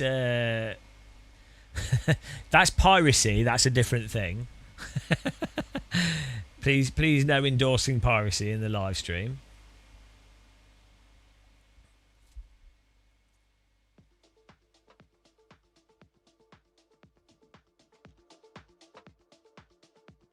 Yeah, well, so what ends up happening is a series that you do like comes out on one of these platforms. So you subscribe to it and then cancel it. But then do you end up subscribing for the same amount of time in cost that you would probably have just bought a box set for?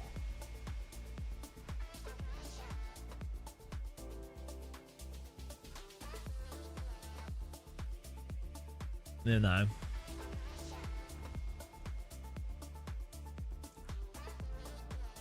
Oh, here we go, PMR time.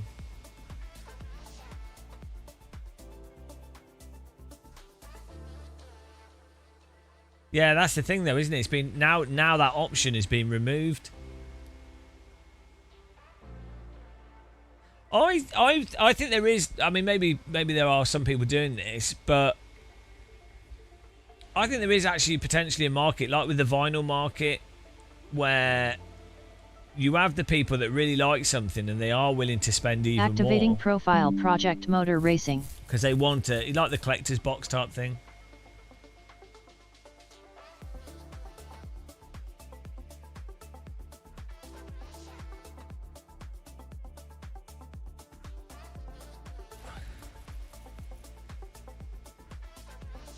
Two bold guys making a sim.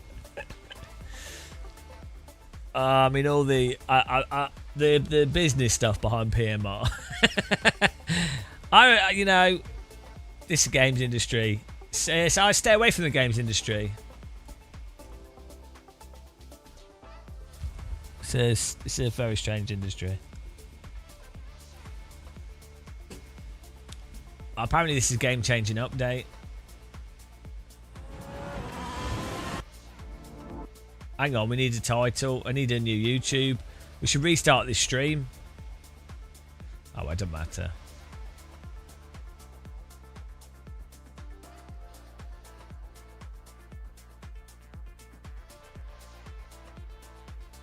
Okay, it doesn't seem to be loading. So far the update is not... Oh, there we go.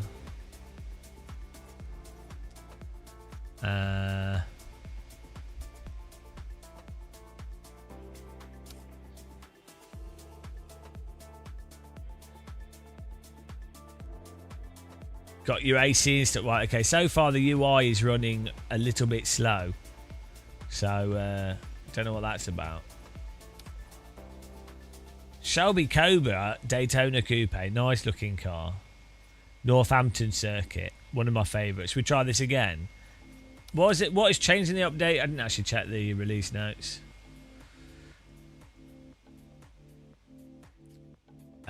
What's in the update? Update 2.1 is one of the biggest game-changing updates for Project Motor Racing since launch. Focus on handling online flow, addressing player feedback, and adding free content. The GT3 and GT4 classes rebuilt. Wow, GT3 have been comprehensively rebuilt with revised vehicle behaviour, balance of performance, suspension, gearing, inertia, centre of gravity, turbo behaviour, aero sensitivity. The question you'd have to ask yourself when simulators are updated like this, surely they didn't they have the data already? And why weren't the cars like that already in the first place? Right. What's changed so drastically? Could it be that all these numbers are somewhat just made up and it's just what seems to feel best given the physics engine? Could that be what actually happens here? I always find that strange. It's all the Sims do it. They're like, oh guys, new update. We've rechanged everything. It's like, hang on a minute. Doesn't that suggest that all the stuff you said previously was maybe not completely the truth?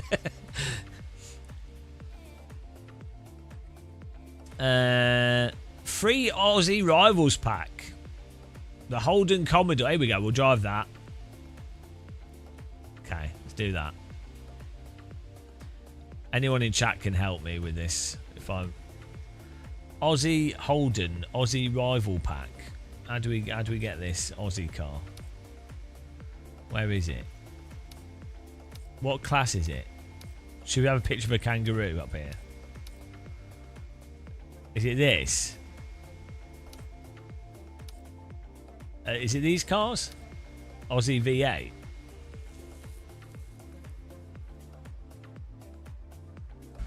These look like 90s Scalextric cars. Ah, you still can't spin the car quickly.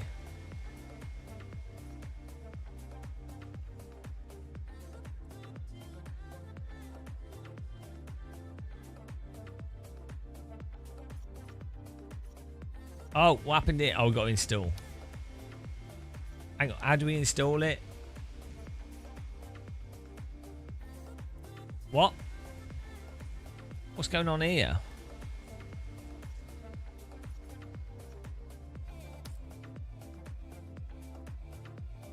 Oh, just have to click it on Steam.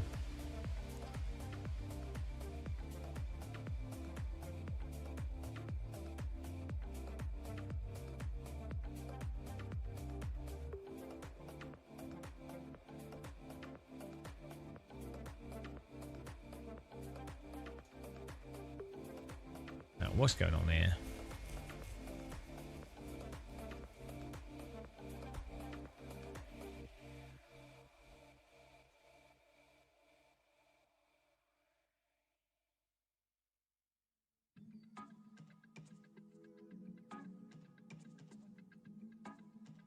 This is well confusing. I don't get what's going on.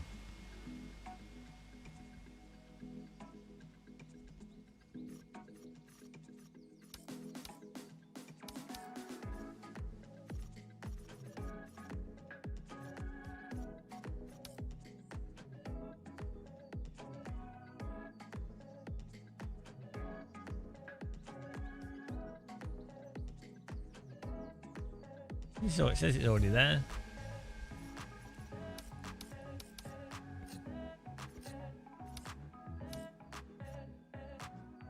Wow, this is very streamlined, isn't it?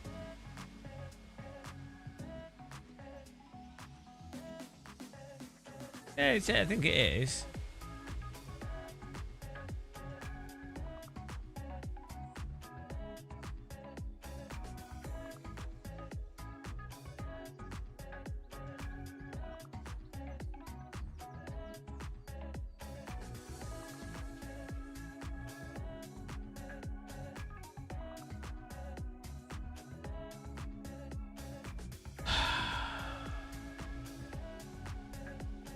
Damn it. Maybe I have to restart Steam for it to work.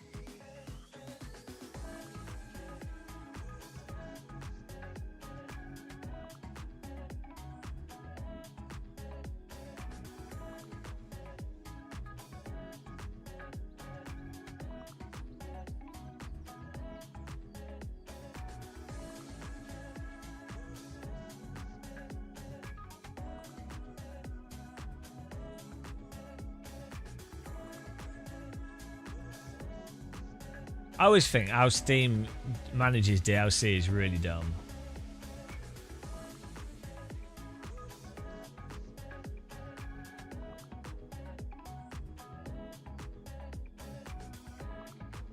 It should be there.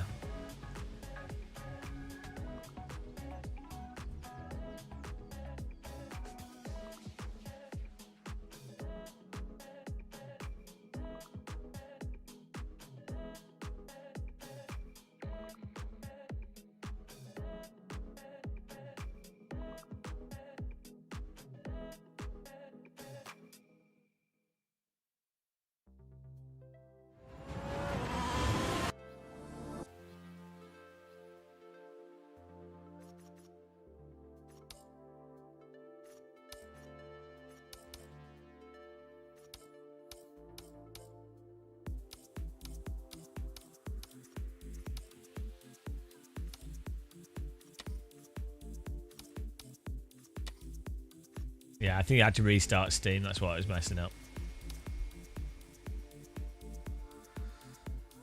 Good old licensing.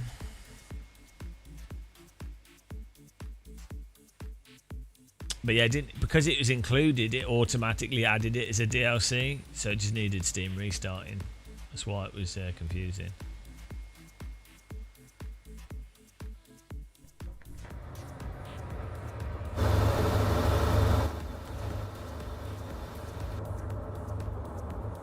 Oh!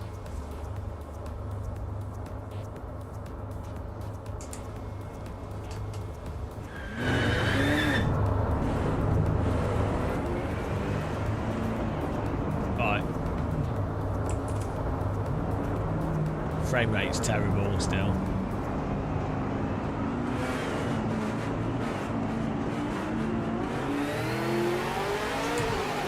Like this, it just doesn't run good enough. Look at this. It's just not good enough. Like the engine is just not good enough. Unfortunately.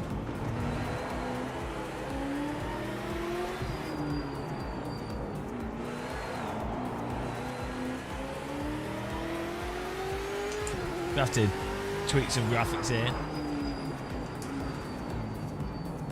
Yeah, like a game that looks like this should be running at 300 FPS. It doesn't look any better than AMS2 or even AC1 really. There's nothing like...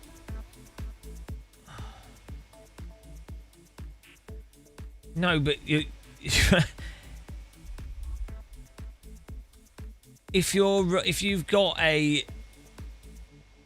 fastest computer on the market and you're getting 80 FPS, that means that and the game looks terrible or doesn't look any better than anything else. That's a big problem, right? That's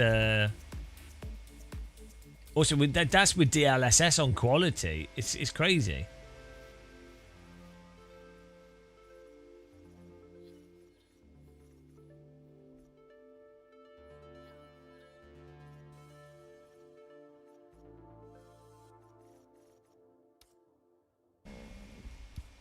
Where's advanced graphics here?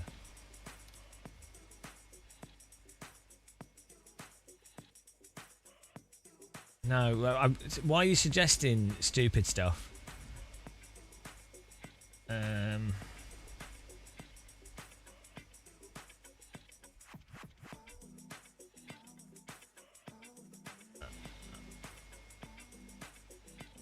Look, the details are really on load. I mean, it's ridiculous.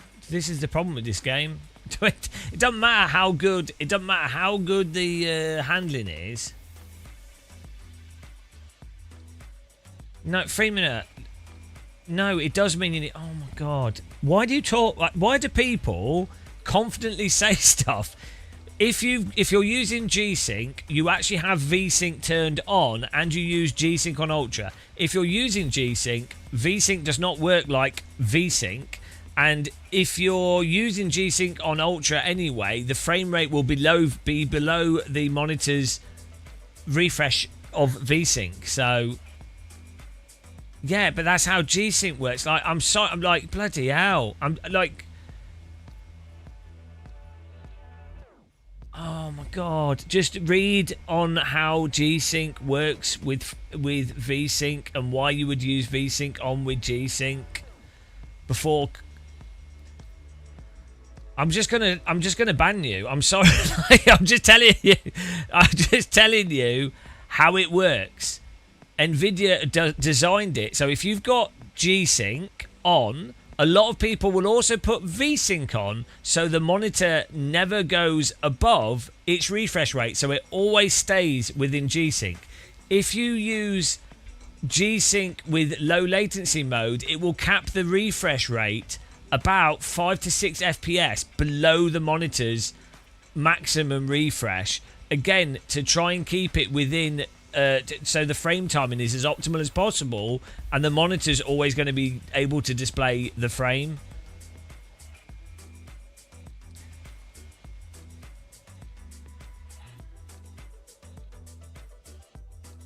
And this isn't even using. I mean, this is messed up anyway, but.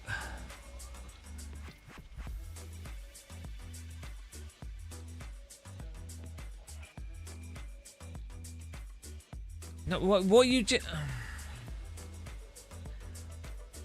Jesus Christ!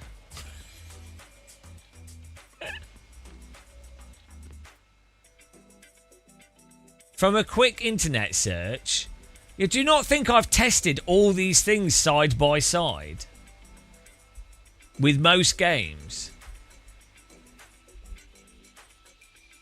If you have V-Sync turned on in the Nvidia control panel, and you've got it to overwrite the game, it's overwriting the game.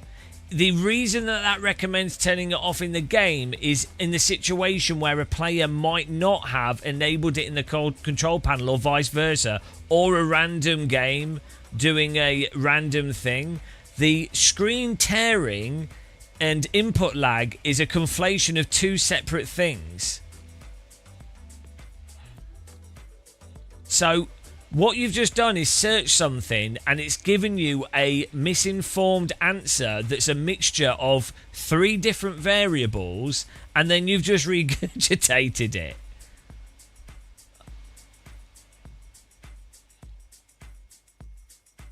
Now, I'm not disagreeing. Sometimes, like if you've set it in the control panel, it doesn't help. It doesn't help that there's now 2 NVIDIA control panels, and the official NVIDIA control dash now overrides the advanced NVIDIA option control panel. So that makes things confusing as well, but it doesn't know test muscle. But the screen tearing thing is a separate issue. If you've got G-Sync on, you shouldn't get screen tearing regardless. But if you only had V-Sync on, you shouldn't get tearing, but you might get stutter if you drop below just V-Sync.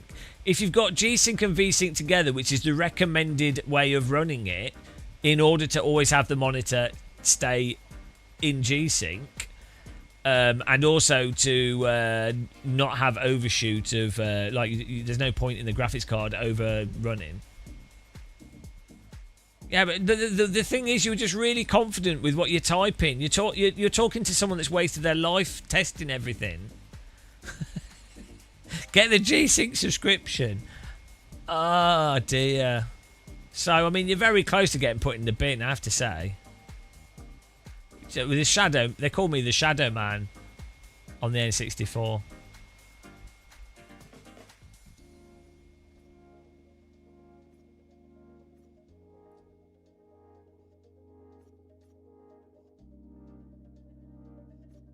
Yeah, I mean, this game, the engine just doesn't run well enough. Really, that's the problem. You can have most people playing this game are probably just playing it on console with locked 60 FPS, and that's what so they won't notice.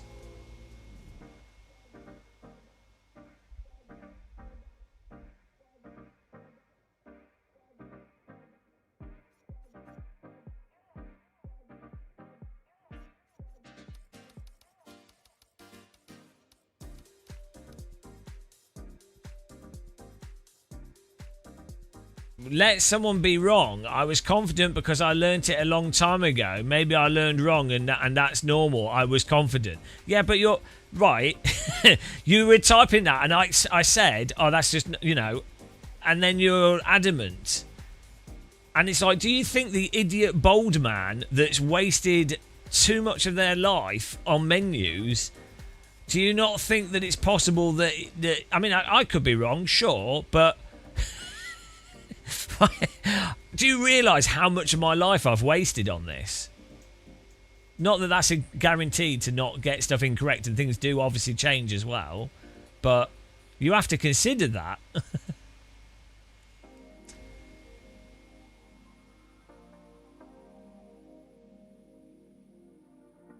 FreeSync Pro. FreeSync Pro plus Ultimate subscription is the ultimate.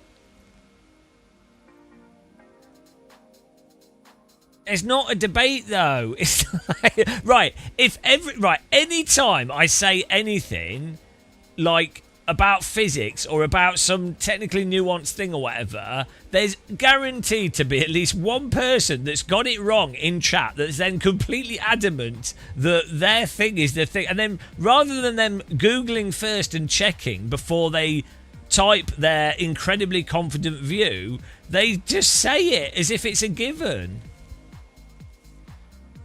No, it's not really a debate. If it's just someone saying, oh, right, if I was watching a live stream myself, if I'm watching a live stream and someone's struggling and I'm like, or something's not working, I'm not going to suggest a solution or a thing, unless I knew really, really confidently that it was the thing.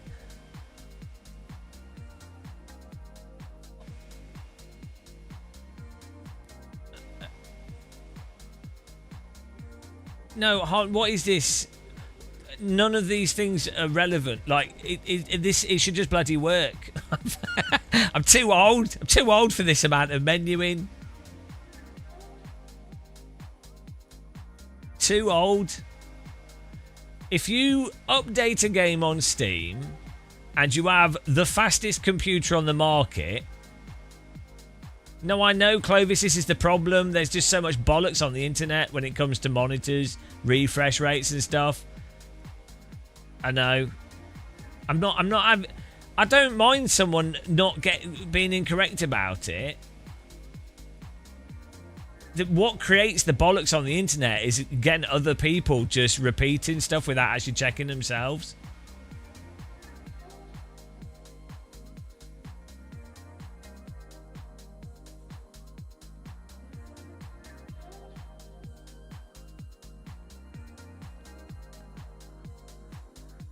It's not really you, Freeman. It's relentless.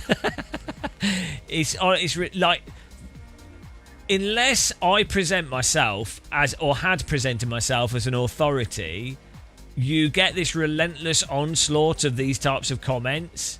And the thing is, I don't want to present myself as an authority because I think that's stupid. But if you do present yourself as an authority, you get so much benefit of the doubt on everything that you don't get these relentless types of comments.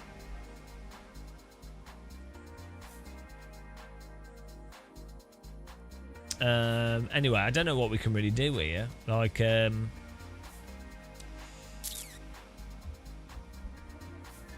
wearing a uniform and a silly hat.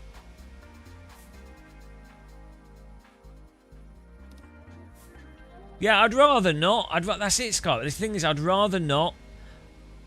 Because I'd just rather not.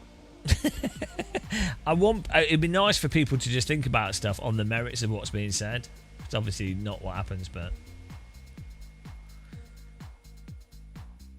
no, yeah, Hon. So that's all old. That's been resolved. Generally speaking, that's all been resolved and isn't an issue unless a game itself is really messed up.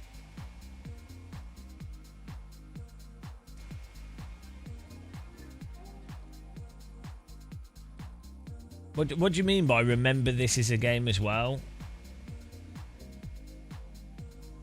That I think all those issues with the single core X3D chip stuff was resolved about a year ago or eight or 9 months ago. So before that, people were using Process Lasso.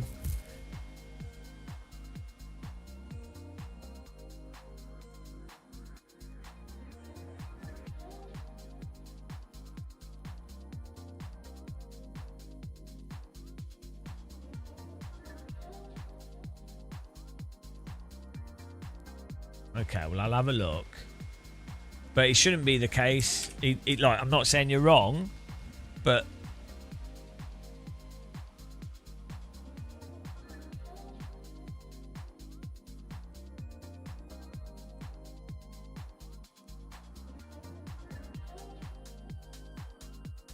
where's this setting?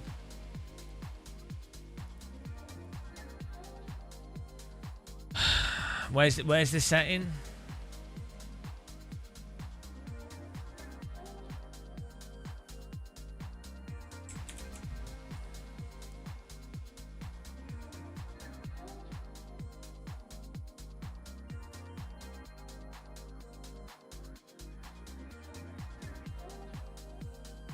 It's like menus on top of menus, bloody hell.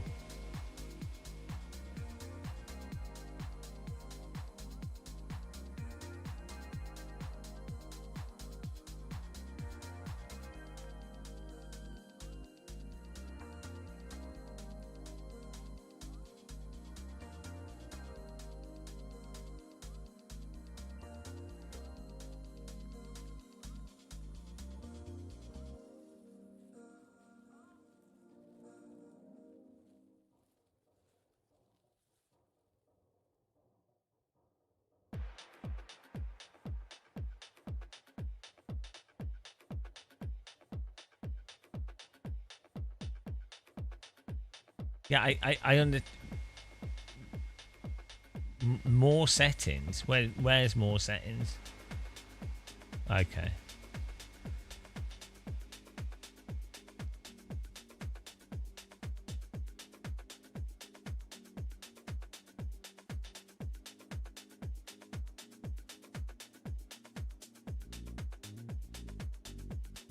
Yeah, where in that?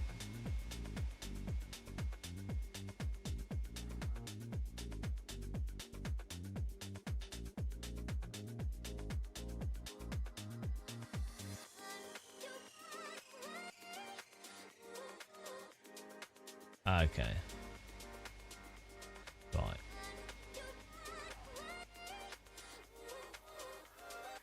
Restart it.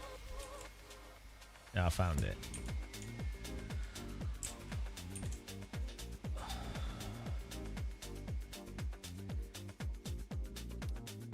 It's utterly absurd. Honestly, the state of like now. So now you have a Steam overlay, Windows Game Bar. Windows Game Bar has 2 settings menus. It's just insane. It's actually beyond insane.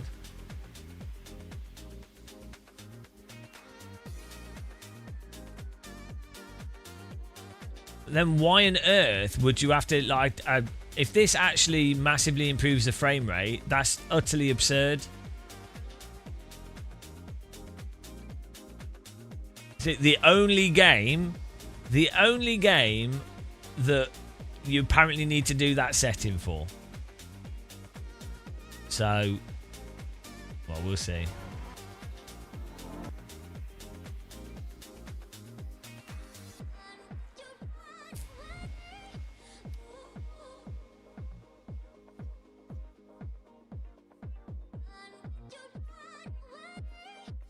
Oh, wrong button.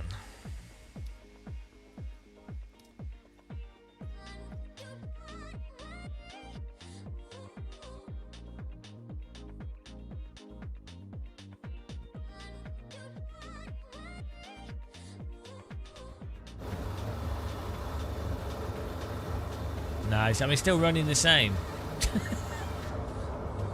Oh, look. It did absolutely nothing. What a surprise. What a surprise. It changed absolutely nothing.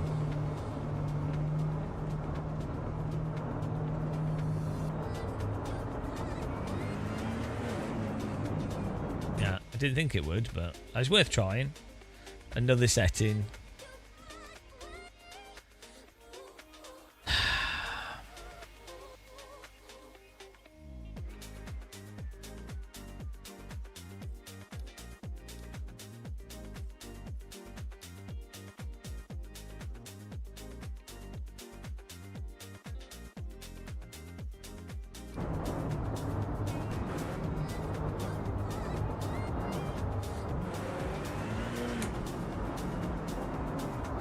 But PlayStation's terrible as well. Like, PlayStation runs bad. The frame rates doesn't solve the problem.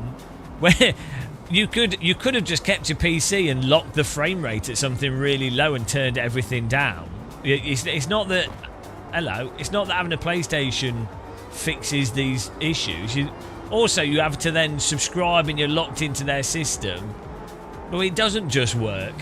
It works badly.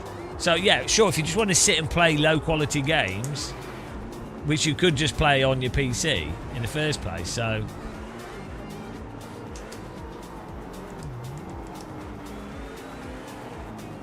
I mean, I don't know what's going... Like, it's just... it's ridiculous.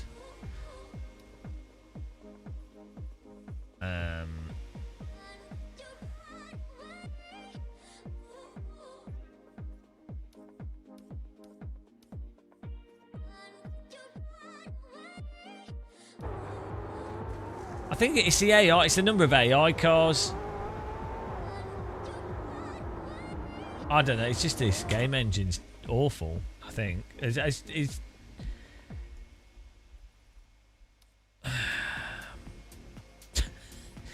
I don't know. Like, it's a new game. It should just work, right? If it doesn't, you're done. It's just unfortunate. It's like a EA WRC.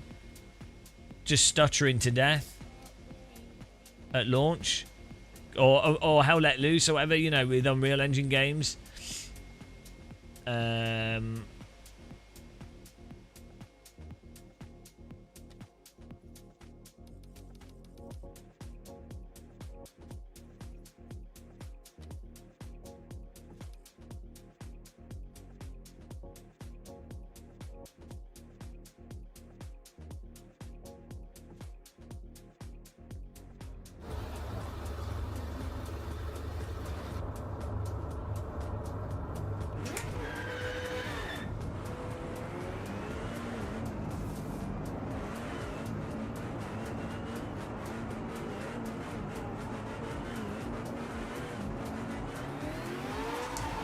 Yeah, it's just that it's the number of AI. Just it's still weird performance stuff as well happening now.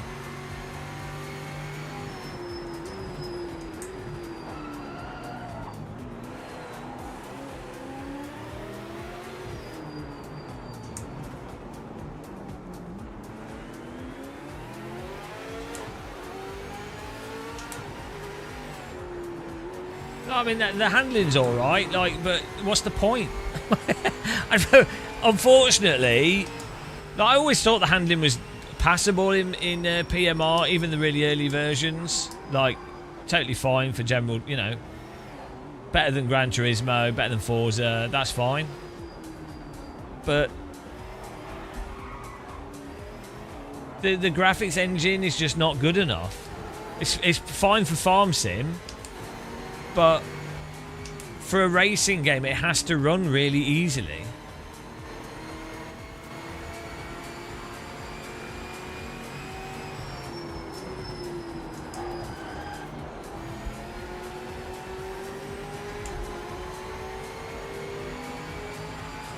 Well, I've tried this game on 2 separate systems, and it has exactly the same sorts of issues on both of them, so...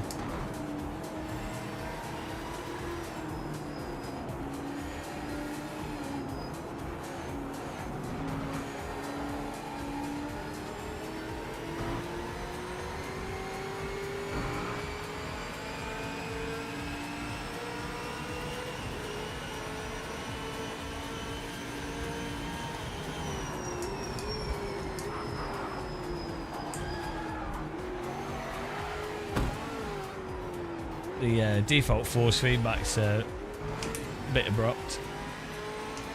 Well, no, they'll just lock it at like 60 FPS, and your average console player doesn't expect anything better.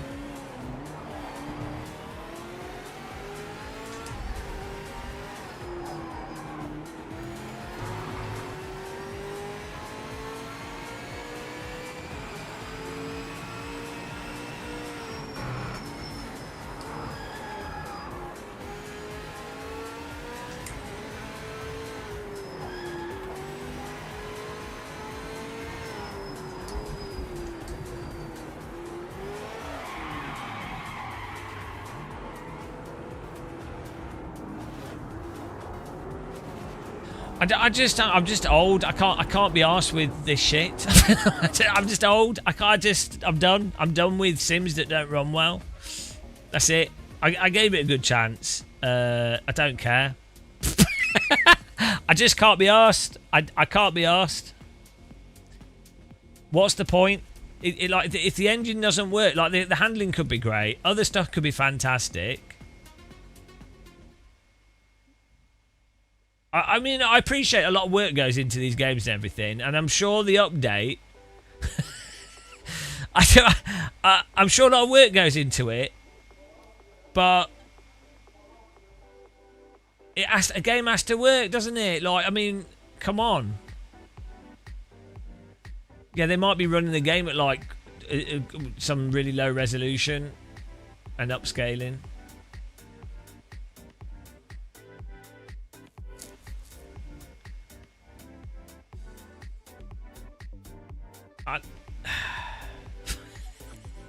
Should we try like a GT3? I just don't know what to do, guys. It's just the state of sim racing, honestly. Bloody hell.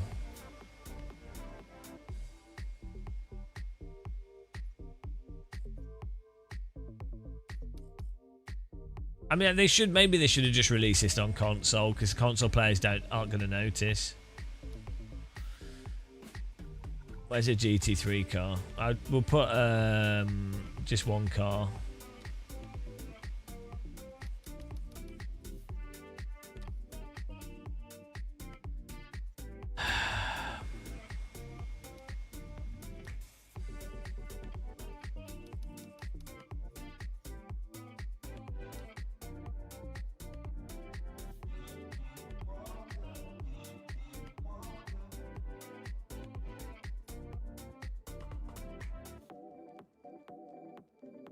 Yeah, you can do 120. Like the PlayStation supports 120 FPS, and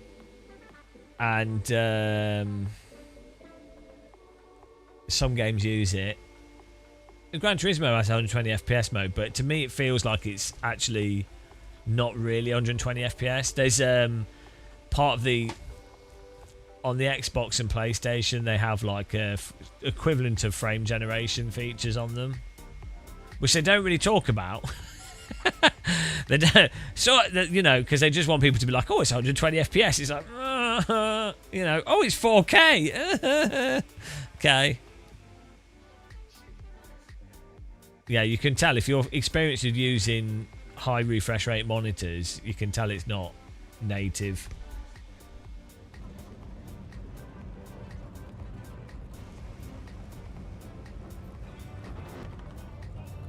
Yeah, but it's 120 FPS stable in the sense that it not necessarily that it's actually 120 FPS. Yeah, it's like a DL. I think the Xbox has like a frame gen type system. I don't know.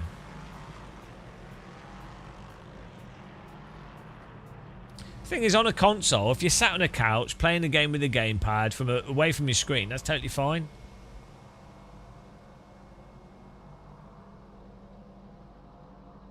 Oh no, we've moved the screen.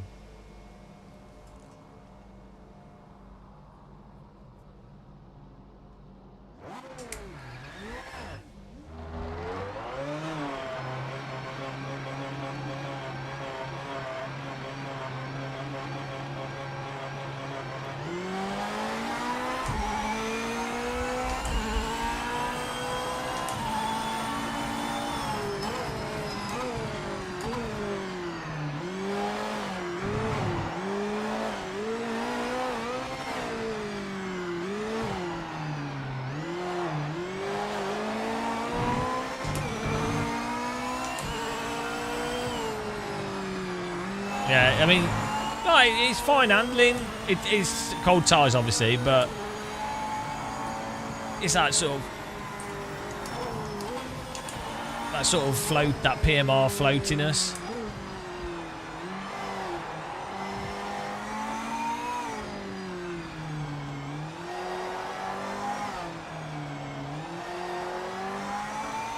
I don't know if it does, Thomas. I think it just uses DLAA.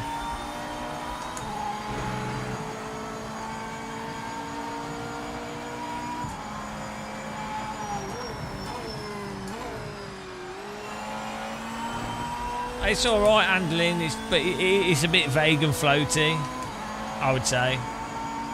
We'll warm the tyres up though. That seems to be like the PMR handling characteristic. It has this really vagueness to it.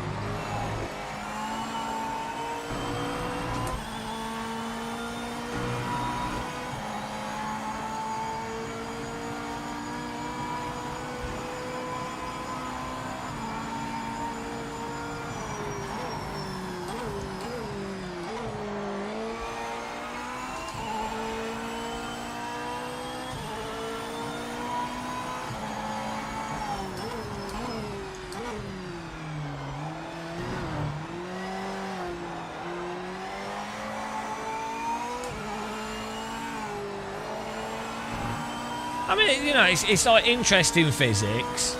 It's not hard to drive. The car generally responds to what you're doing. there is a very specific. There's this meta to PMR where you've got this like. It's hard to describe. I can't really put it into words, but this sort of turn it in and then it gets into a little neutral zone. I don't know. But again, it does have that kind of weird monster truck tyre aspect to the handling. But then it does have a sort of flatter dynamic to it as well. It's hard to put your finger on.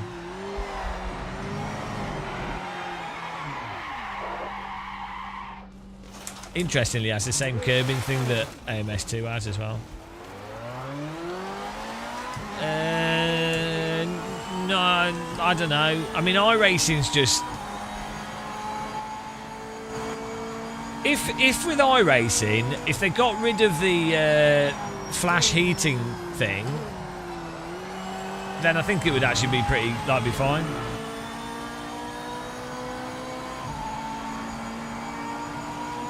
I don't know.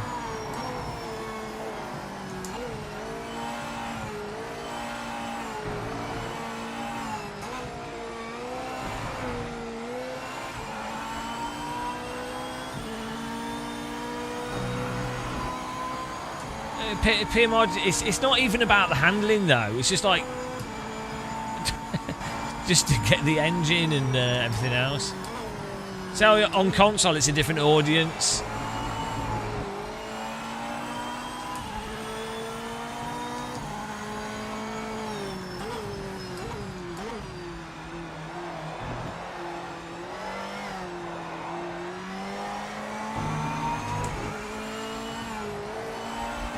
It does have like a weird, like, it's very hard to describe.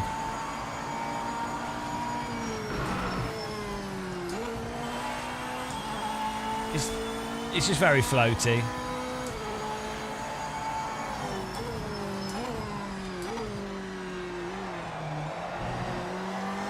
When you're in the corner phase and you've like got the tyres over from the turn, it has this really wide floaty area.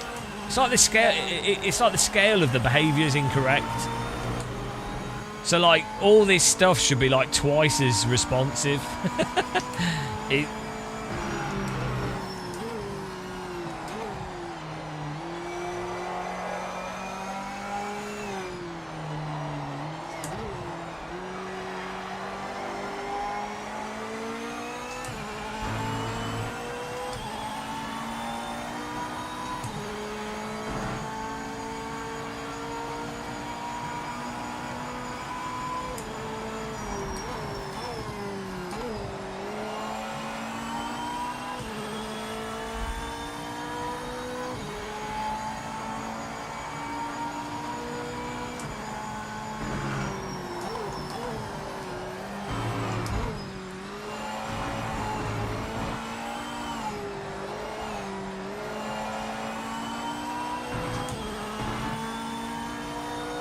I feel like I'm pushing a hovercraft around a racetrack. So, you know, I don't know. It's just, it is what it is.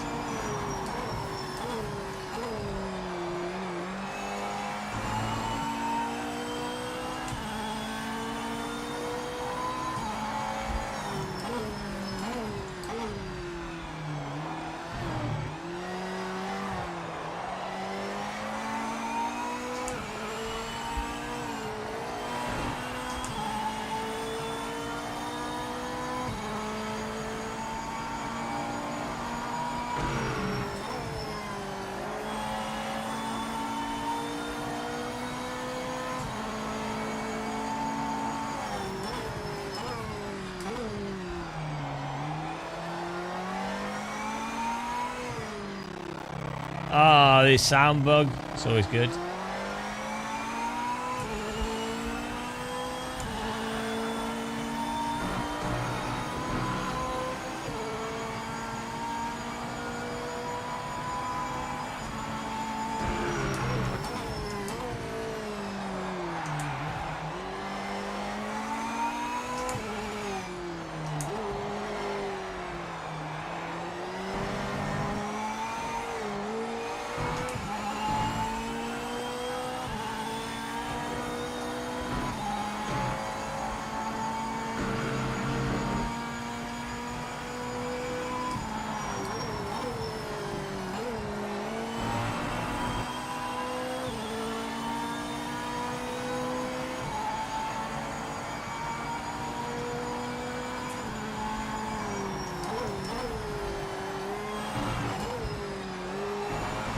it's just so floaty. It's absurd. Like, there's interesting dynamics.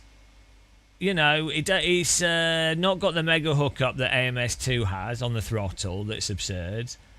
But then it's so, like, everything's so drawn out, and then it does turn in on the brake, lift off, oversteer. You know, all this sort of behaviours. Sort of there, and then it feels like there's another layer of the tyre when if you turn the car in and get the car in the slide, there's another like aspect of how the car's handling that physics situation.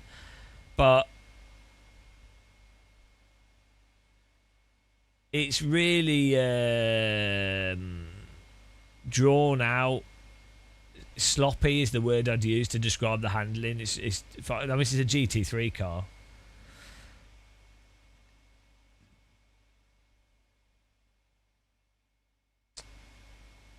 You know, even the thing is, even AC1 is sort of floaty in many ways. Like, if you compare AC1 to Evo, ACC, LMU, or even iRacing in some ways, though iRacing is actually quite sloppy in its own way, but AC1 is actually quite sloppy already. I'd probably say too much. And then this is even like, this is more like it's just disconnected and drawn out, and like, ooh, it's like you've put really, really worn out tyres on one of these cars, or really like road tyres instead of slicks or something, and the tyres are struggling to deal with the car. That's cold tyres.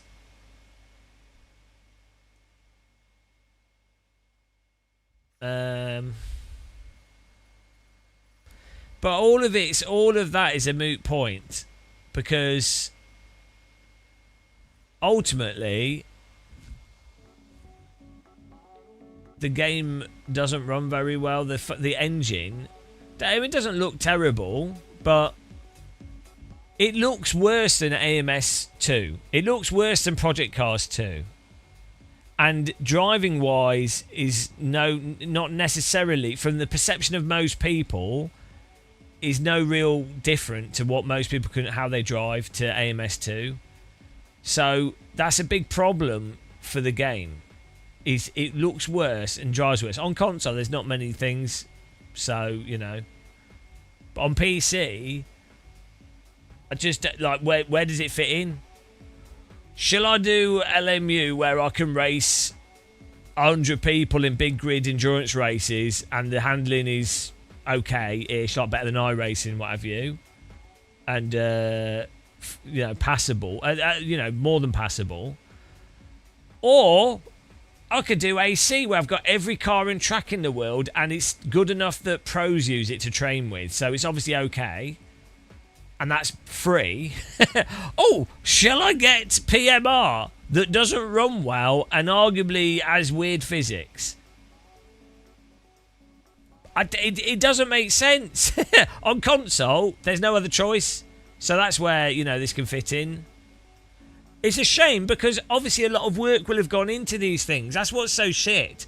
People will have done really good work on PMR, like the 3D models, the track models, just getting stuff to work in a godforsaken engine, which will be the Farm Sim engine's been used for years. It'll be an absolute shitter to work in. That's just games engines. I'm not having a go at Giants. It's the nature of games development. When you take on an engine that's been used by a publisher for decades, it's always a shitter to work with, especially if you're trying to make a different game in that engine. That's just how the game industry is. So the work that'll have gone into it by the people doing the work they'll have worked really hard, and that's the thing that's shit, is that people do really good stuff with these games and it's wasted. It's terrible. It's not when people work on a film and they do really good, like, a costume design, really good camera work, really good audio, but the finances isn't there, or the director cocks it up. You know.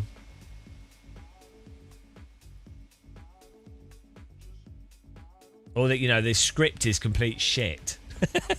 But everyone else has done an amazing job, but the script is so shit, and no one had the brain cells to go, oh, hang on a minute, this is not a good script.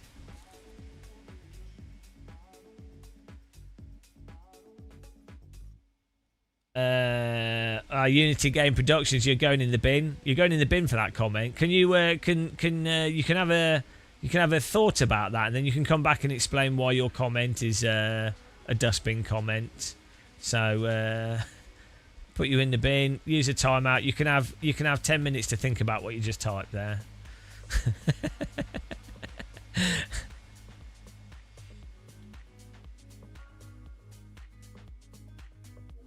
Right. Get in the bin. Right, let's try another car here. What are we going to do? I was going to try online, actually.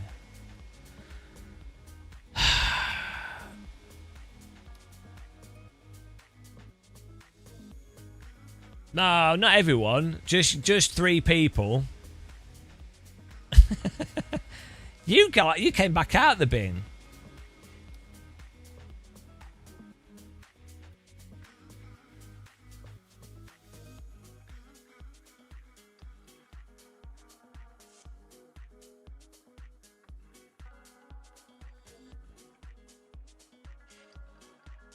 So really, with this game, what it really need, like, if you were going to go right,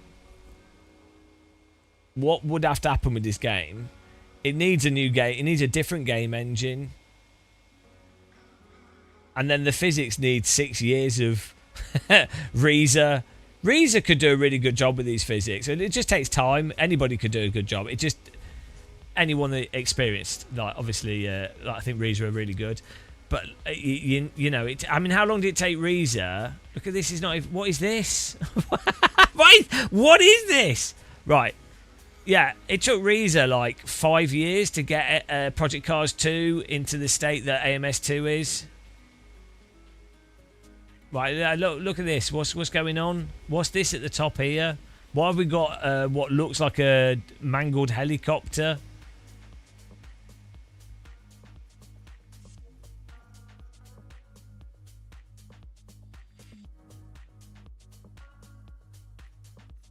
What's this about?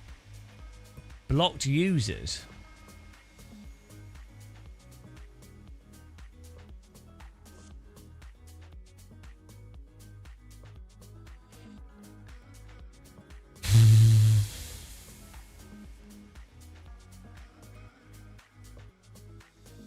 I need some chili, guys. I need some chili.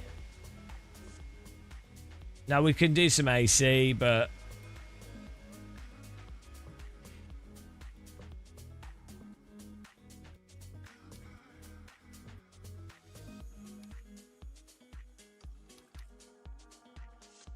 let's try the Porsche.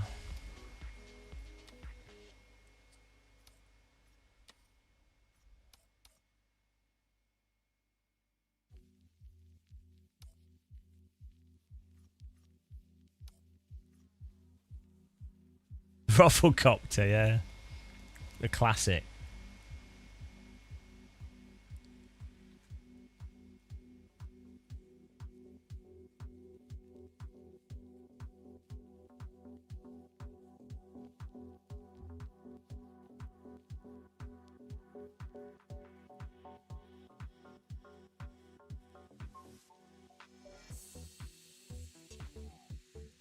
The thing is, I want sim racing games to do well. Like this is the problem. The issue is, I actually want sims to be good. I like driving sims. I think if I didn't give a shit, I would just milk sim racing and from affiliate links and all that, and you know. I would do like a 2-hour iRacing stream. I'd then make a video of that race. I would hype up everything that happened in the race. I would totally ignore the fact that it's just hot lapping. I'd pretend it's racing. I would then talk about racecraft, race psychology, trail braking. I would then do a bunch of guides on that. We'd do LMU. We'd be really hyped for LMU. We'd set up a team and we'd be like, oh, is our team going to win? Here's some ways to approach it. Here's how to set up your wheel. But you know, oh, we're partnered with Moser or Simagic for this race, and you know, and then you just do all that, and then you just farm it for all the money that it's worth, really cynically. But you probably, I don't know if it requires like a degree of self-delusion as well to not realise that's what you're doing. like sim racing's just bollocks at the moment. Like, really, it's really like in a bad way with the software. Hardware's great, really good hardware. This belt texture is fantastic. I've been using. I'm sure the Moser motion rig will be really nice. You can get nice T-slot rigs, and there's lots of wheel options. But the software side of sim racing, in terms of like this year, like the or just in general, a sort of 10-year stagnation is really something. And stagnated on like bad principles. If we had like you know, with first-person shooters, if they all stagnated on Half-Life 1 and they just kept making Half-Life 1 or Quake, which it did kind of, if you think about it, back when like you had all the Doom clones and all the Quake and Unreal type games, it did sort of stagnate on that sort of boomer shooter for a good like 10-15 year period. But that was fine because they were all fun, solid games. Stagnated on a good period of that. Sim racing, thanks to COVID, stagnated on ACC, overly convoluted, complex time models and physics, rather than it stagnating on Richard Burns Rally or GPL or AC1. Yeah, it's weird.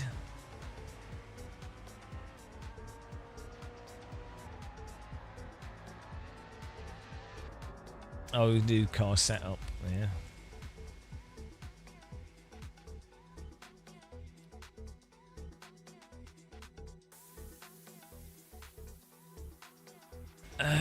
I mean, I say like maybe Beam's really good. It looks like it's pretty good with the update, and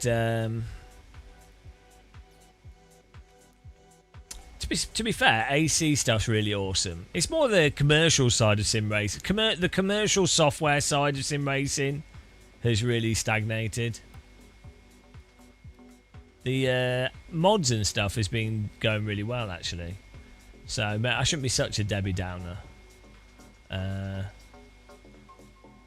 What am I doing? I want car setup. I've gone insane.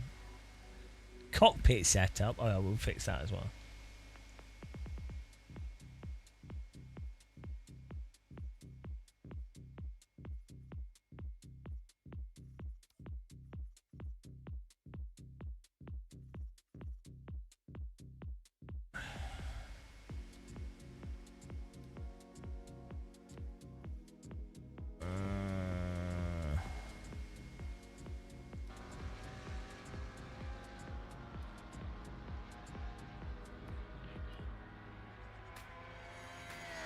I don't know, this UI kind of looks like a placeholder UI or something. It's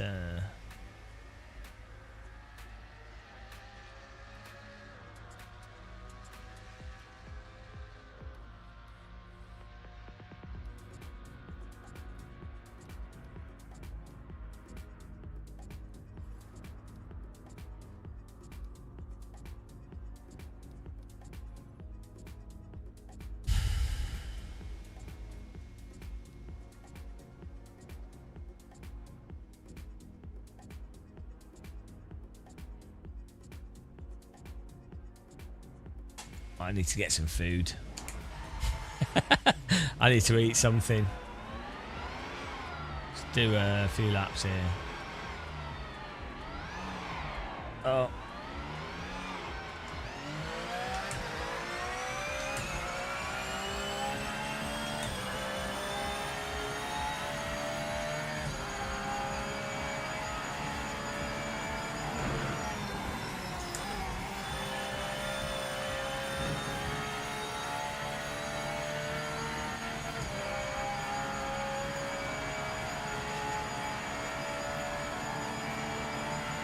I like, to me this visually looks worse than AC1.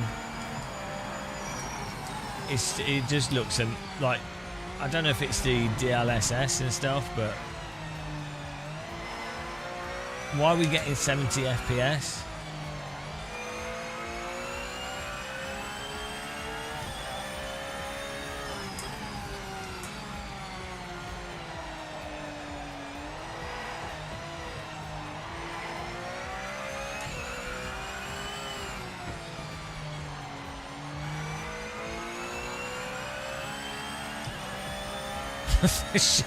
Now they're really bright LED lights. They're really bright.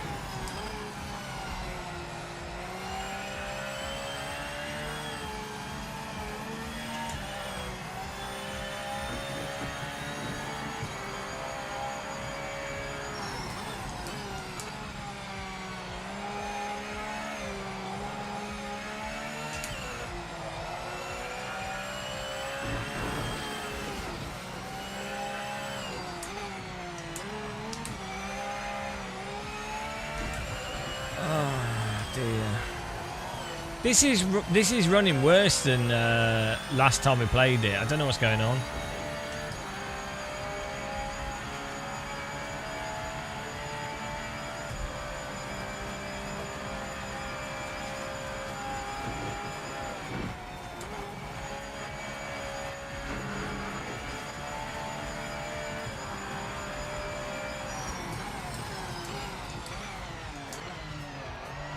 I mean, like, you know, the Force Feedback's telling me what the car's doing without any, like, mods or things. There's some weird notchiness to it, but it's totally drivable.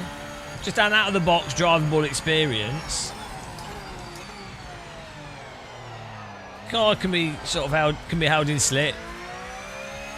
So it's not like there's nothing.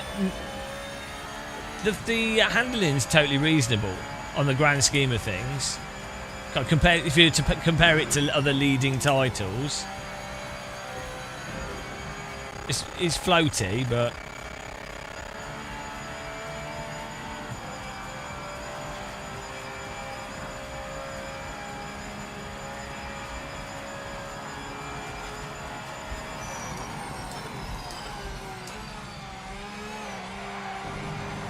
I don't even want to make a video about this, to be honest. Like, we already done one video. Right, this is the thing is, we do videos, and I'll say how things are. I really actually want to be making videos that are positive.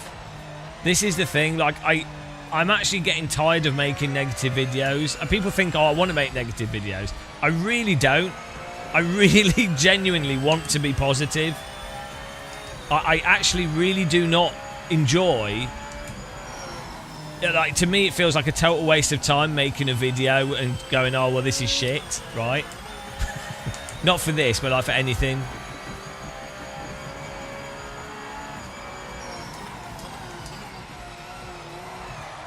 So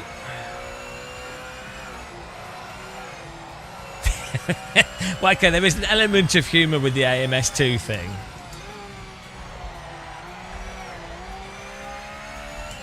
But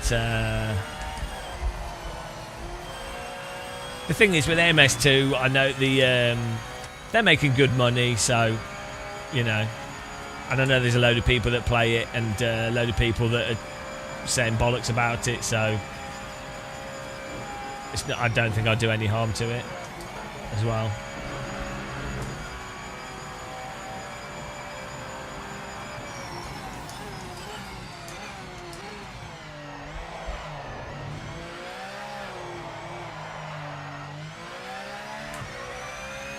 Good vibes.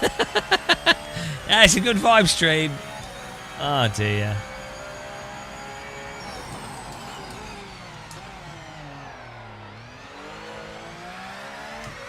Yeah, I mean, this is it's definitely a bit on the sort of floaty side, I'd say, with the handling, but the general dynamics are sort of fine. See it. If you add this, right, if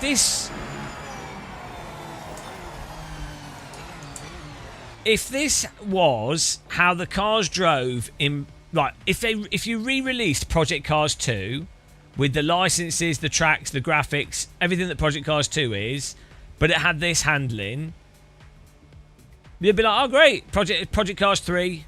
You'd be like, that's fine. You'll be like, oh, that's nice. That's a nice game. You have to have a mostly polished graphics engine that runs well. You can't have a game come out 15 years after another game that looks worse. The physics in this are like maybe there's advanced stuff to it, but your average player isn't going to notice. And this is still arguably drives worse than AC or something, or MS1. So you know, there's interesting aspects to it.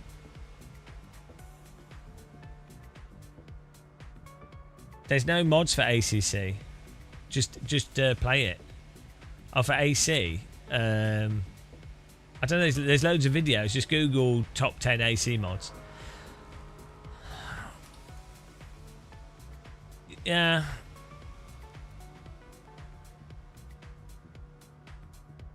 But I think the problem is on console. There's to be honest. I mean, yeah, that console thing is still up for grabs. Someone's going to make absolute bank on console if they do. Like if they get LMU on console, Motorsport Games will make an absolute killing. They'll make shitloads of money with LMU. If I don't think AMS2 can. I imagine that part of the licensing agreement. I mean, yeah, if AMS2 went on console, that would probably do all right. I wonder if they can pay to renegotiate the license that they did, or I don't know how that would work, but that would make sense.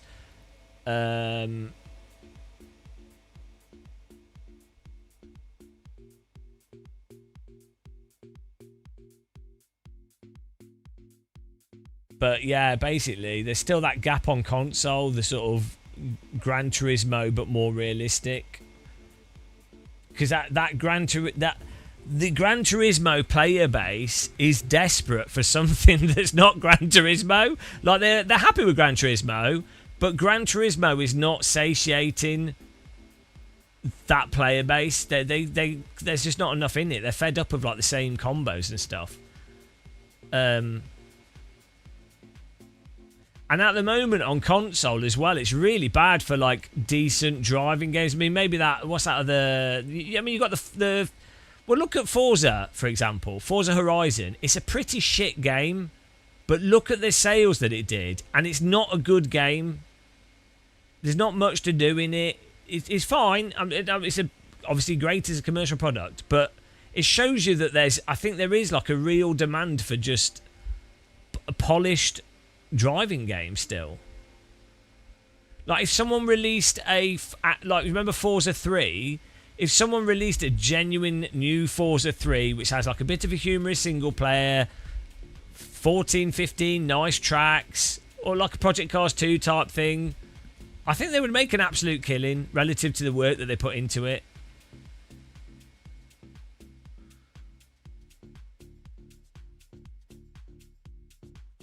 So,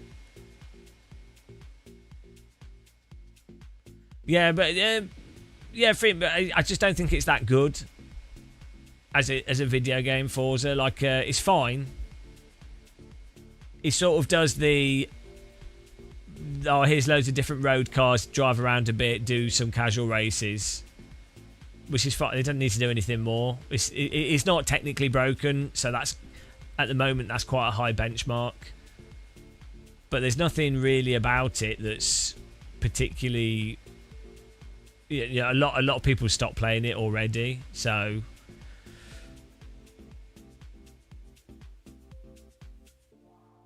yeah, I think even that though becomes a bit boring and stale pretty quickly now, because it's the same game every 4 years.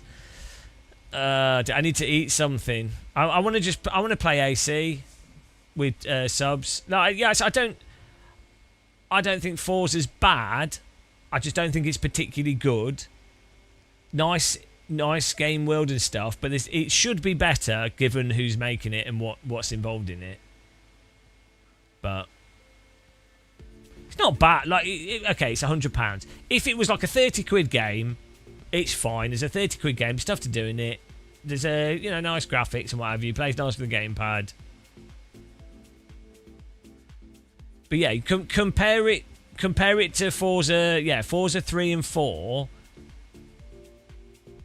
Those games felt to play like an actual proper curated decent experience. I think they're better video games. Right, getting food. I need a kebab, guys. Honestly, the state of sim racing is super depressing. I'm actually. Well, the thing is, it's more that I'm like annoyed for the people that do the work on it. It's like such a waste. It's such a waste that there's so much talent that goes into these, or like stuff put into it, and effort. You can seem like my ranting can seem like I'm complaining about the people doing the work. It's not. It's a complaint about the state of things.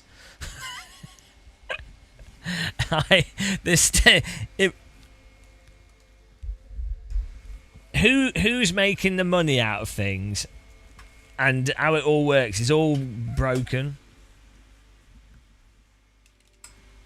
Grumpy old man. I'm actually pretty happy, to be honest. I'm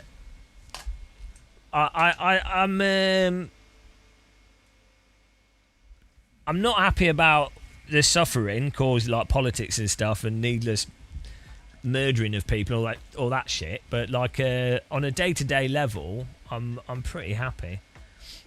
Like I've been well enjoying walking recently. I'm really simple. Let me go walking. I'm happy. I'll probably go to the seaside soon as well, so it'll be well good. You work on Armour games, and you really like sim racing, but you never want to work on a sim racing game. Too much pressure.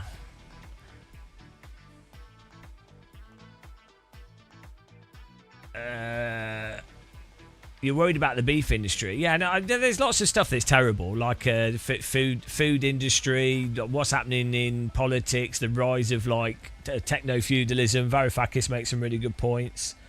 You know, or the wealth inequality, the environment collapsing. But there's no point worrying about those things because they're completely out of your control. So like, try and do what you can, but there's absolutely. It's terrible. But, you know, yeah, try and do what you can. But that's it. So yeah, it doesn't weird. Yeah, it doesn't seem to affect my mood too much, outside of just abject despair. But then I think that's just like a baseline. I don't know. I think if you have like chronic pain and stuff, you're kind of just really happy when you wake up and you're not hurting. Or, you know, if you have, like, with insomnia, I'm really, really happy when I've slept a little bit. So, you know, it's a positive of having a chronic condition of some kind, is you actually, you know, you're just grateful for breathing, I think. On a personal level, that becomes a focal thing, I think. So, you won't be able to control Envo at all with your ants. Well, I mean, not polluting the environment massively is probably a good thing. I mean, I think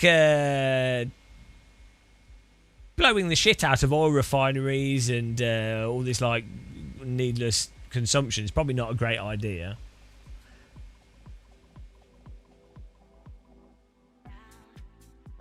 Right, I'm going to get some food. I think we can make the king a bit smaller. Sorry, Richard, you're taking up too much space here. The king's too big.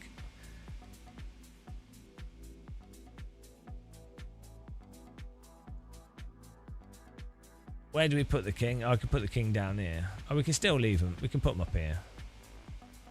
There we go.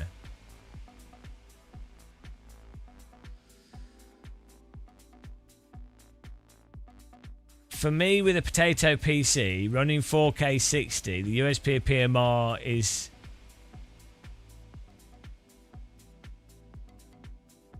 is console-like experience on PC the 10-foot UI.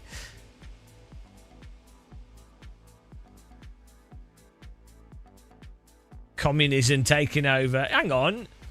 Can you have a king in a communist society? I guess you couldn't, could you? Have there been well, they're not really communist, are they?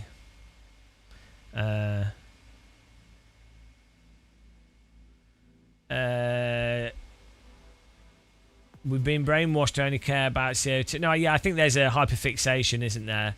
Sure, there's a whole range of things that are really important, like sustainable environments and not polluting rivers, or like a whole heavy metals, chemical. Yeah, exactly. That stuff you said. But I think CO2 is just because it compounds everything even more. That's why it's a focal point. The irony though is the giant corporations and the which fund a lot of the media, putting the burden on your bog standard person, as if it's like, oh well, it's not our fault that we're destroying the planet. It's actually you as an individual. Make sure you recycle your bottle caps. Don't use too much electricity in your house. It's like, hang on a minute, what? Your average person living in a tiny flat in the UK, what are their contribution compared to a factory that produces paint or something? It's always the burden always gets put on the person that can't actually do it. Anyway, hey, let's do some AC. I'm gonna get some food. I'll be back in a minute.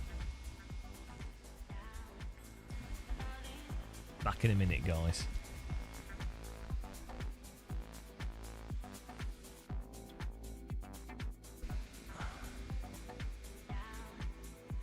Oh yeah, I'll put the server up whilst I'm getting food so you can join it.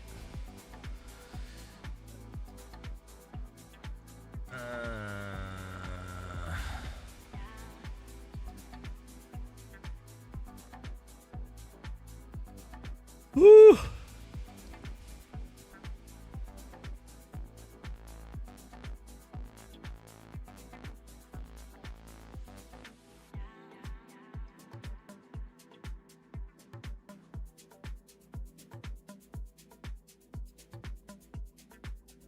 Here you go.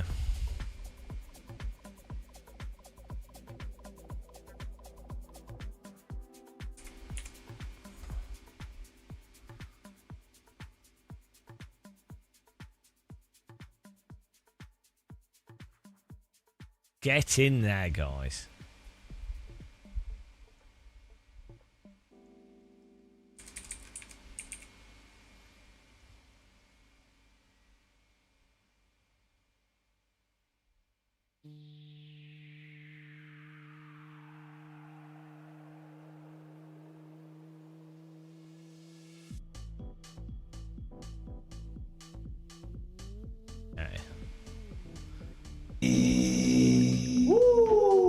Woo! Server's up there. I'm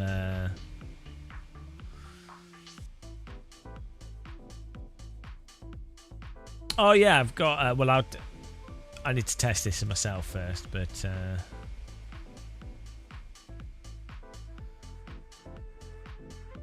oh, I cannot click on stuff. What is wrong with me? This might crash. I haven't even tested this. Might crash AC.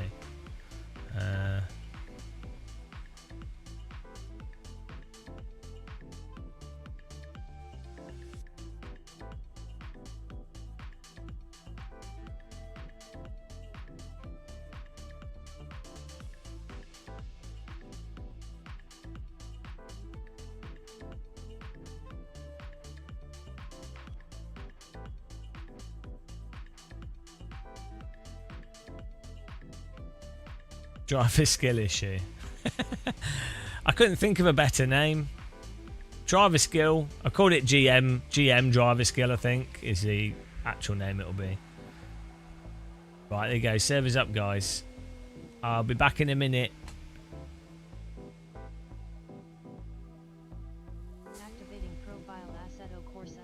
GM, Softia.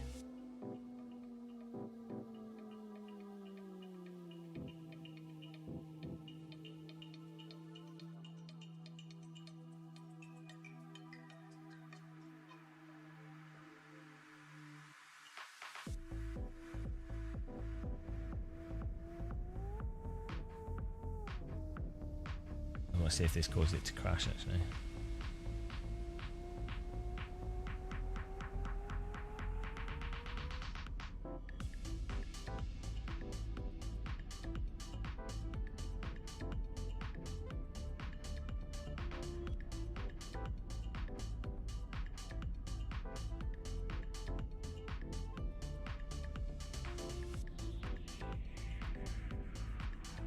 Oh, I have to enable the...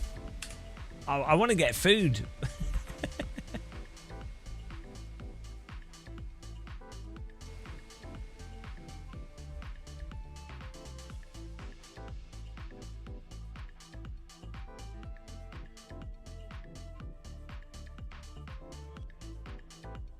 No.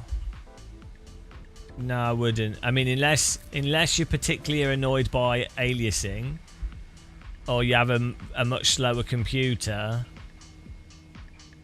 then I would generally avoid DLSS for VR because it tends to cause blur.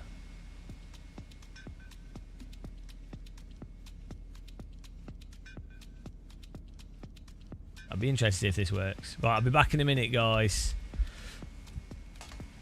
Ah, get me a burger. Get your wife to get me when I'm starving.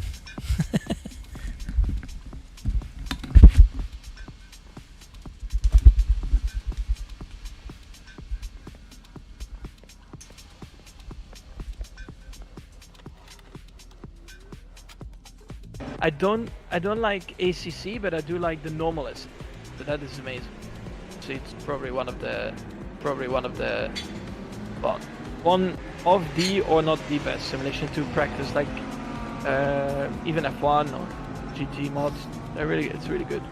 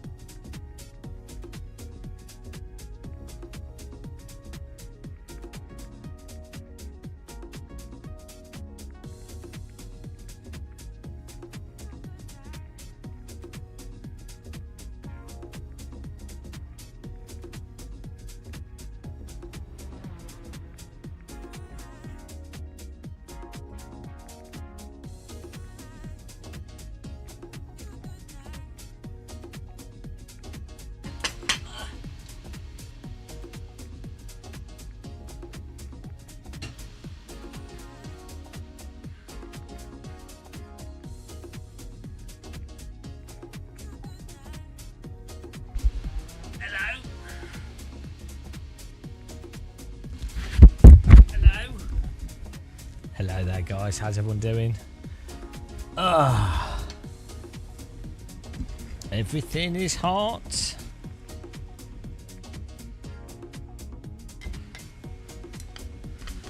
Woo.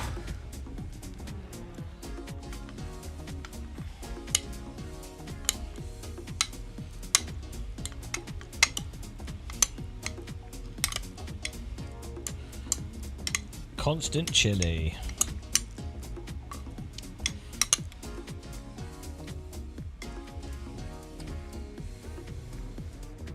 I wonder what the big controversies in knitting are at the moment. If people are like, oh, you can't find the fabrics, you can't find the cotton you want. Ah, the alpaca wools prices have gone up. Ludicrous. Yeah, well, I've got a slow cooker. We just put loads of beans and tomato and some spices in the slow cooker.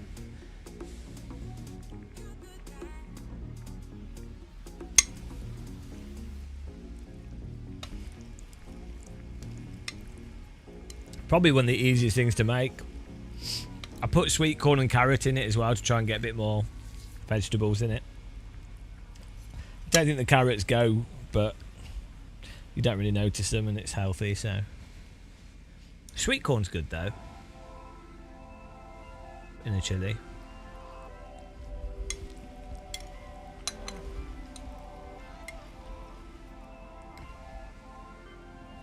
Yeah, I put potato in it as well. Like the baby potatoes. Basically, it's so I've got food in my freezer that's like healthy food, that's easy to cook, or just ready to go. Basically, ready meals that are healthy.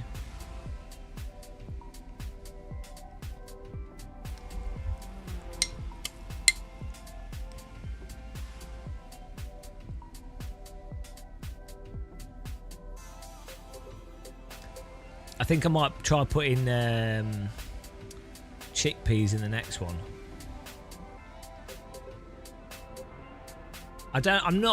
Lentils are really good for you, but I'm not really a fan. I might put some in the next one, but not many.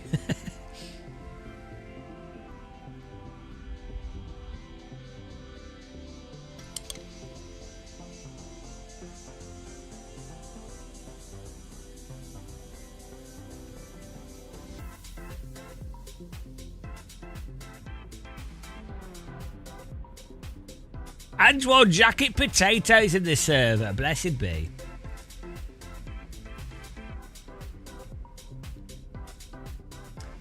The growing cultural pushback against AI has driven unprecedented demand for handcrafted textiles, causing the price of knitted supplies to rise.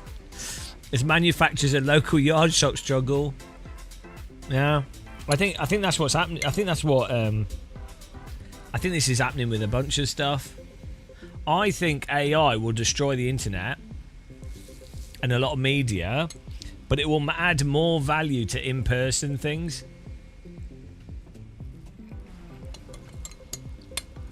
But the problem is people will have less money to spend on in-person things, so. Oh yeah. We could try it. If it's healthy, I'll give it a go. If it goes in a chili, we'll go for it. I just like, because I'm not too fussed what I eat, so I might as well eat healthy stuff.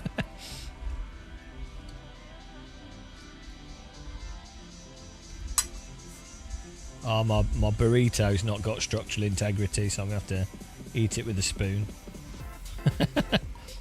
Burrito fail.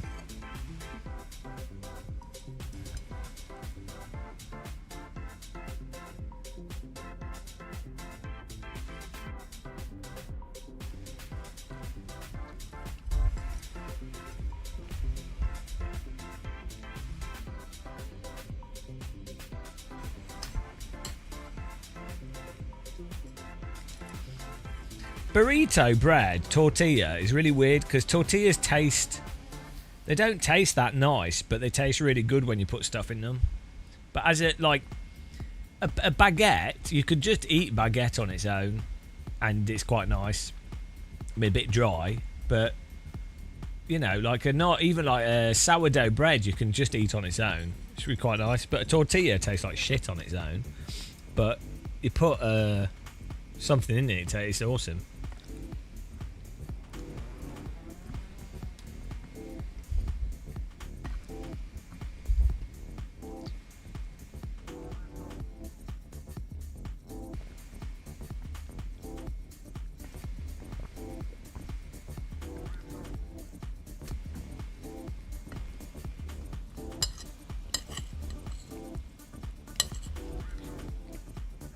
Oh, it tastes well good. Just the right amount of spice. Moderately painful spice. Isn't that weird with food? Food that's like with spice. It obviously depends on your spice tolerance, but for each individual person, spice that tastes borderline painful but isn't is like the optimal spice level. Is bizarre.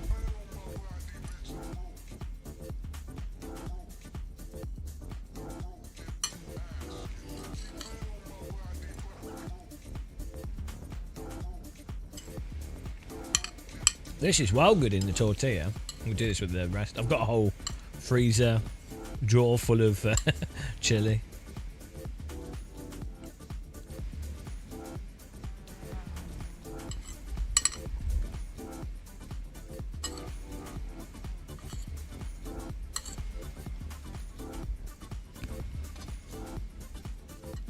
You could make you could just make mashed potato, but just get a just mash the potato. Don't put anything else in it. You could just put a bit of, you could you could just mash the potato without adding any cream or or butter. Or you could do mashed potato with a bit of milk. To be honest, I don't ever, when I make mashed potato, I normally leave the skin on the potato as well. Rustic mash.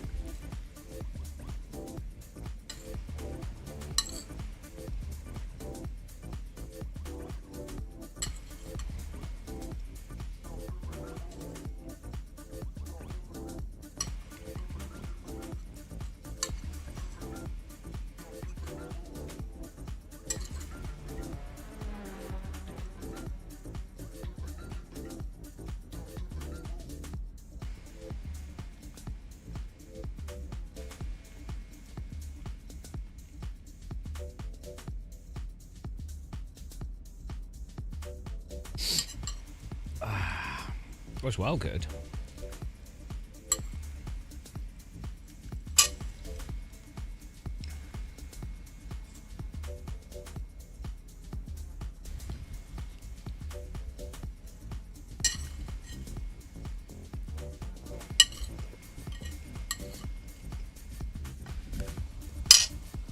I really want a kebab.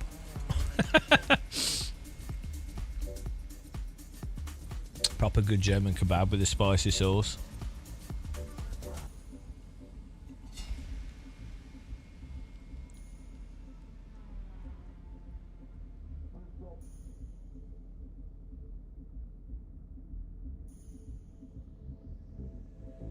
I mean, I don't really get bored of foods like that.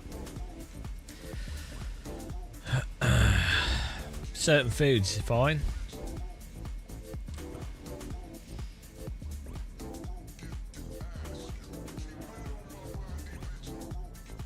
I can eat porridge every day.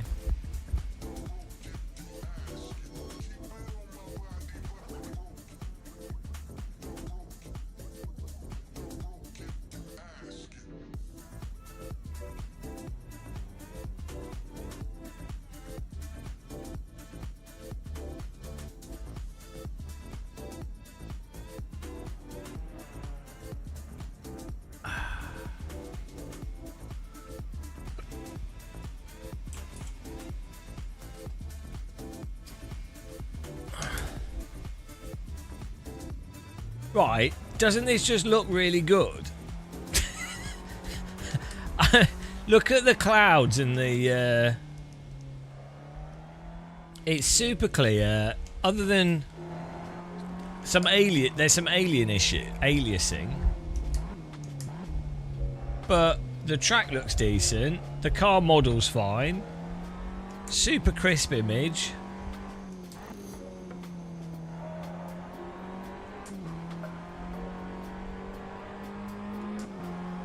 And this is running at immaculate frame timing. And look at the grass and all the details.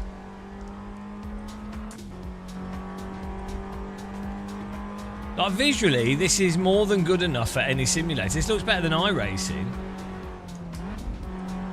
Yeah, DLAA still makes it look blurry though, so that's the problem. That's the problem with that.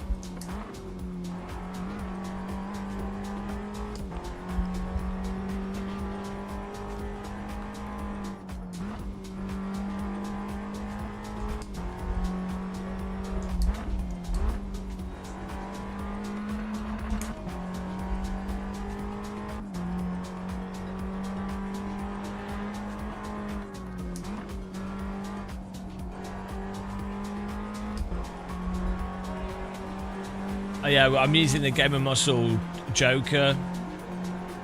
You can actually get... there is the 3D tree mod, isn't there?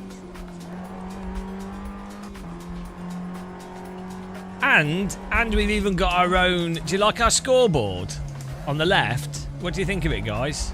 The leaderboard above my head. That's a nice leaderboard, isn't it? Very clear, very minimal.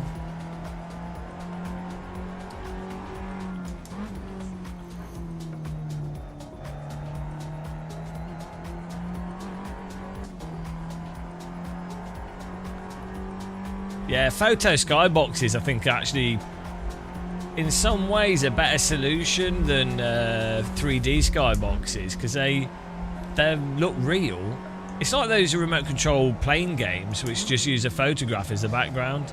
3D photo, it looks good. I don't know if we have that mod.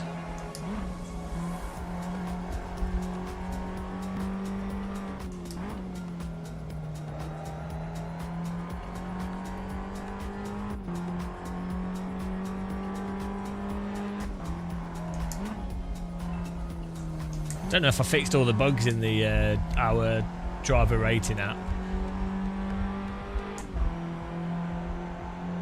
Smileable! Ah, no, it's not giving an alert. Thanks for the raid, man. What were you doing? How are you doing as well? Hope you're good. Guys, check out Paul Smith. I should do what he does when I raid him. Hi guys, this is Game of Muscle. You might recognise me from Game of Muscle videos. And you might recognise me from that time you accidentally loaded a video and spontaneously felt suicidal. You might recognise me from just about all things that you hate. And yeah, welcome to the teapot zone. You probably don't want to be here. Oh, you were doing the F4?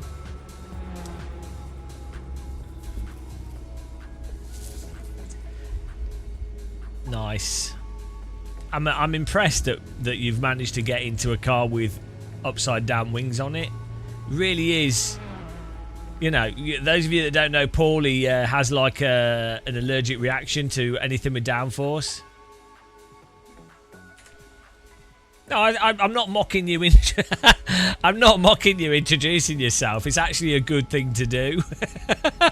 You're actually professional. Not an incompetent buffoon. So, but it is quite funny still as well. Just doing because every time I raid you, it's like, oh, hello. You might know me from. I don't have any like good things that I've done, so I couldn't say anything. I'd be like, you might know me from polluting the internet. That's all I can say. Why am I so buttoned up? I'm going to take my clothes off in honour of Paul's raid. This looks too chesty now. Now I look like an obese James Bond that's lost his hair.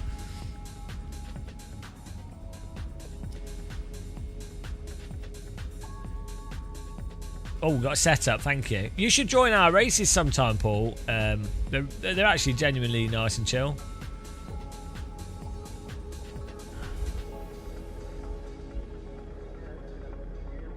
No, you from the COD video. That's it wasn't COD. It was CS Counter-Strike. You fool! It's the wrong game. You've just destroyed all of CS players there. Thanks, Jet Red. Oh, I never played it. I thought it was supposed to be quite good.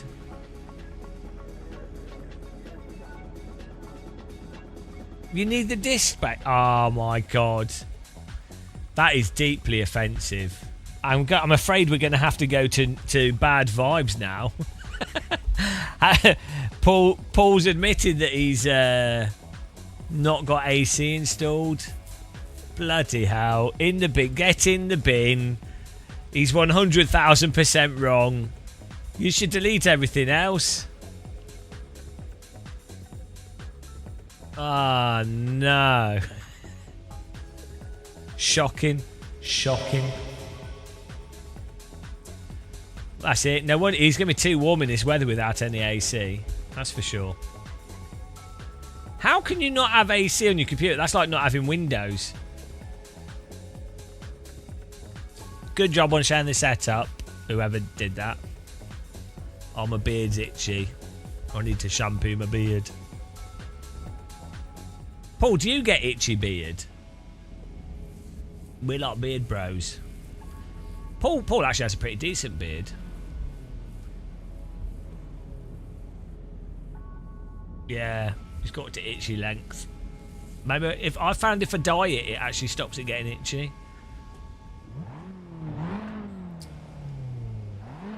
I might re-dye it. It softens it up. Here we go.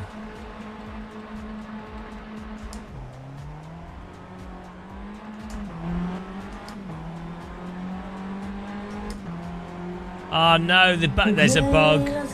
Fine. Oh, what's this setup? Are you mental? The final rivals come up at the start of the race. That's not meant to happen. Ah, man, this app we're making. Ah, what is this setup? Are you insane? Have you just given everyone a broken setup? What is going on? Is it like no rear wing?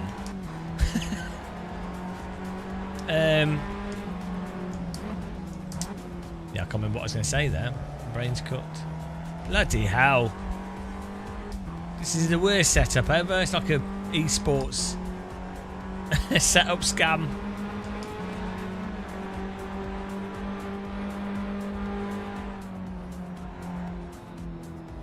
Yeah, this is a pure Max Verstappen setup.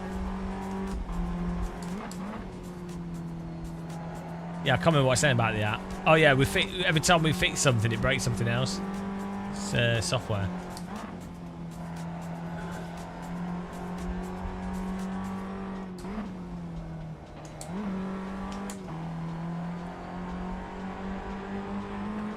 Hello, I'm here. Oh, it's the Rally Co-Pilot.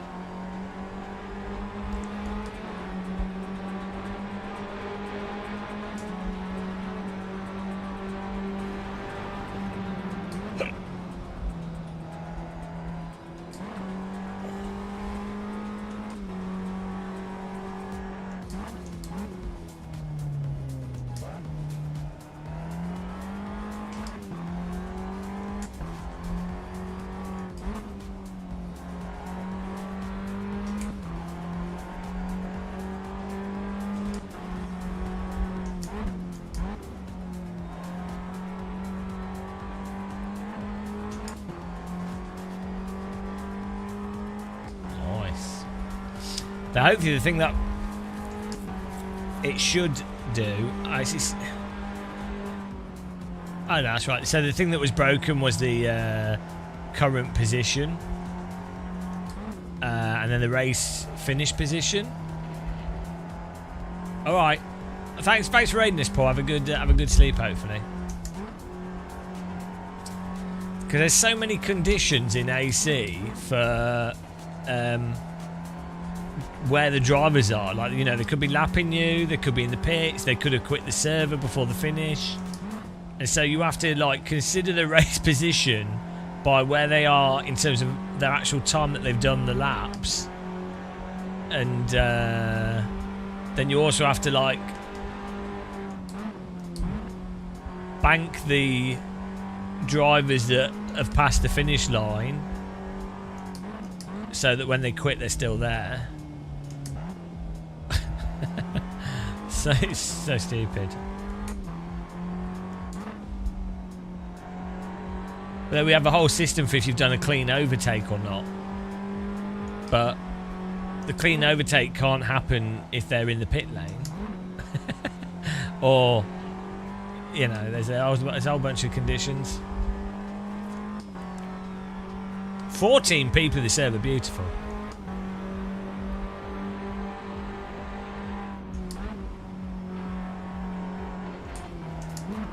Alright.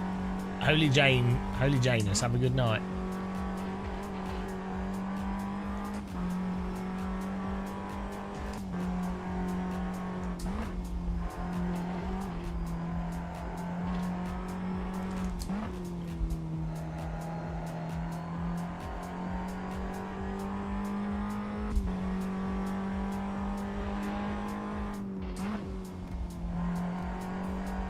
Bloody hell, this this setup's like pure Dora the Explorer on the rear.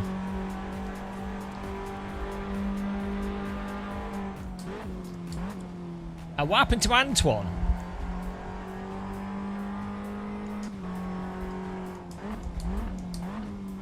Did he leave the server? Oh no, he's there in 9th. He's disconnected. It's random.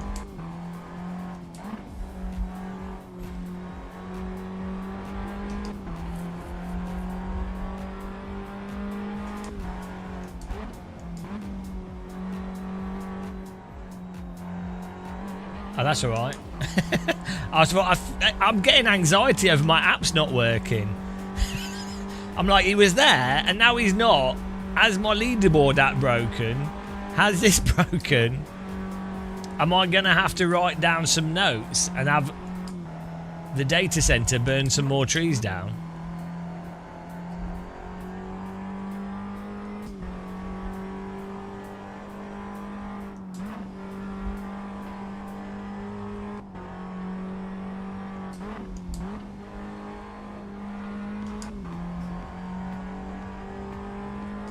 Vibexity.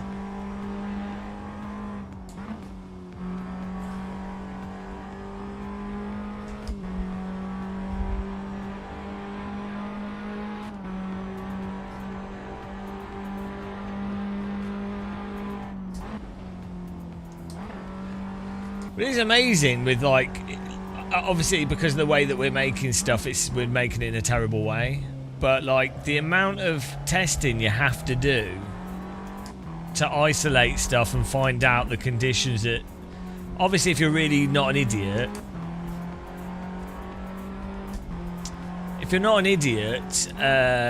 you know, you preemptively know a whole bunch of stuff because you've already solved it, or you know what to look for.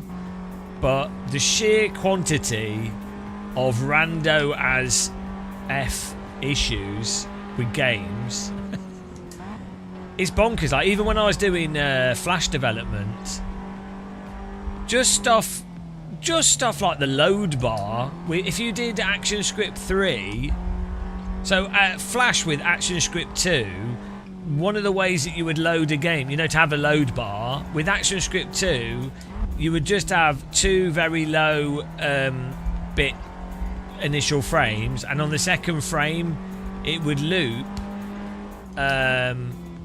Actually, I can't remember how it actually knew, because the problem you would have is it can't know what it needs to load until that was there for it to load, to do a load bar.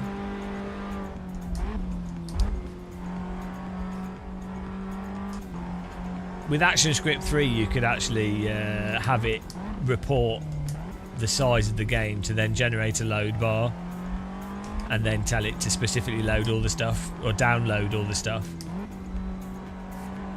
in advance.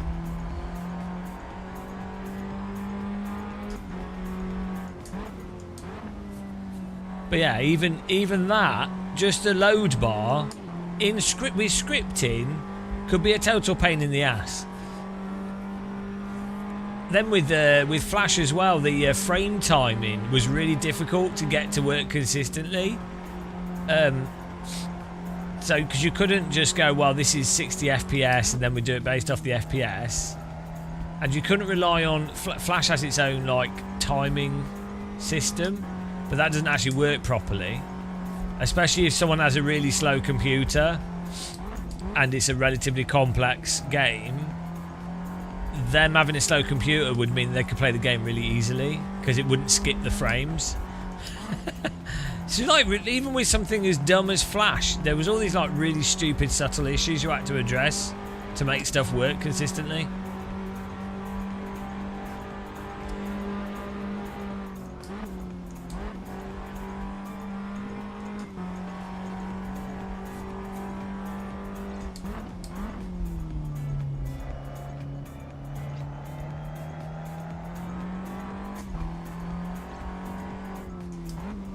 Hello, Crank.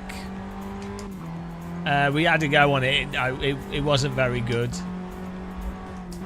Maybe for console players it's a better update, but I couldn't get it to run very well, and I don't know. Not. Thank you. It's fashion. It's high fashion.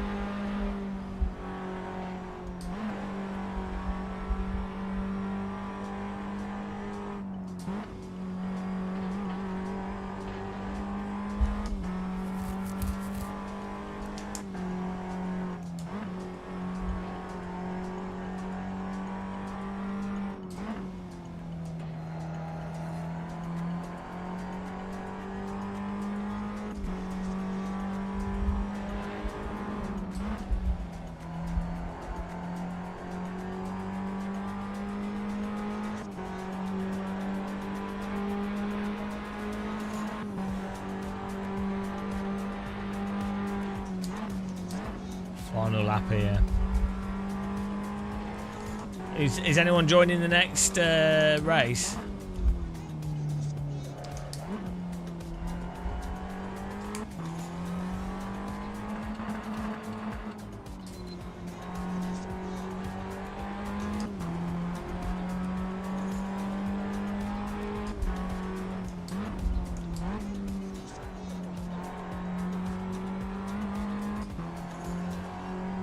I need at least 10 people in the server for our fake ELO rating app to record the race as a valid race.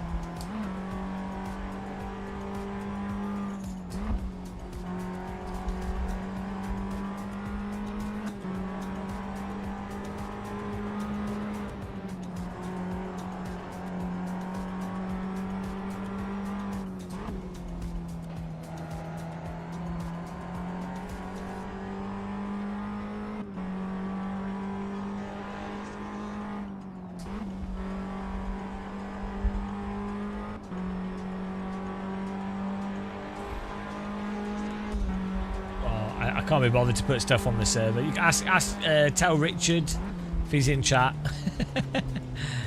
I can't be bothered to do server fiddling. Nice. Oh, it's saying the wrong position still. It's still stuck on bloody P4. Ow. Why? It doesn't make any sense. And these, why is it doing that? It's so bizarre. I'm going to have to get it to scrap everything and start over this whole section. It's obsessed with P4.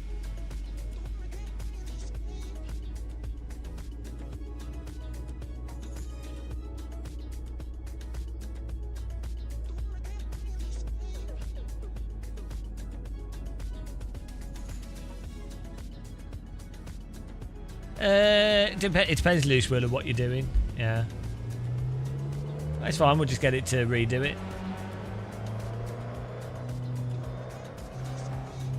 A lot of it is more to do with, it's just to do with AC's, it's to do with the way that AC handles the race finish and us trying to make it so the names stay.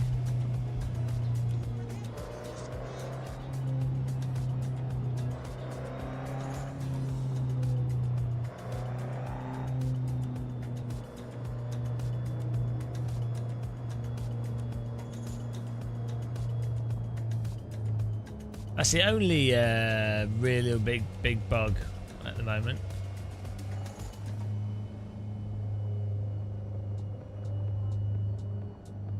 No, I mean, I can't explain. There's a lot of stuff.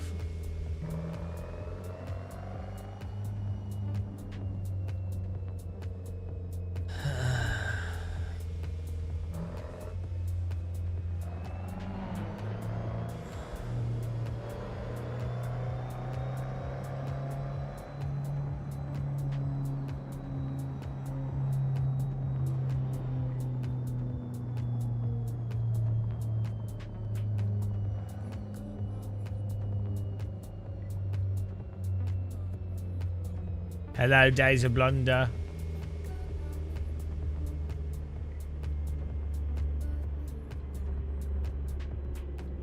Further pumped. Fix the bug or go to jail. No, well, it's not really a bug. It's because it's an issue, as I say, to do with trying to resolve the aspect of people leaving the server soon after they finish the race, and then having it keep that position, but it also negating people that are in the pit, also negating back markers, and also having it generate the report quickly. So there's a whole host of things. So can you stop spamming the chat? Like, I'm gonna have to put you in the bin again. Like, no capital letters. Like, calm down. I'm gonna have to put you in the bin. There we go. Thank you.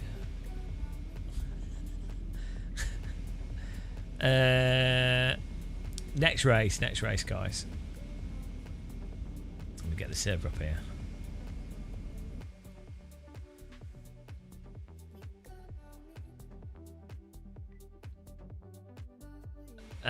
No, it's not to do with any of those things. Like, don't worry about it.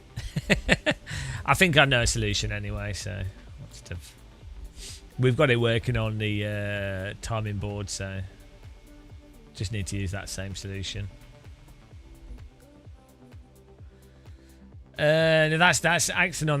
That's partly how it works, but yeah, no, I'm not going to explain it. There's 10 different things going on that all have a reason for why they're going on, and yeah. But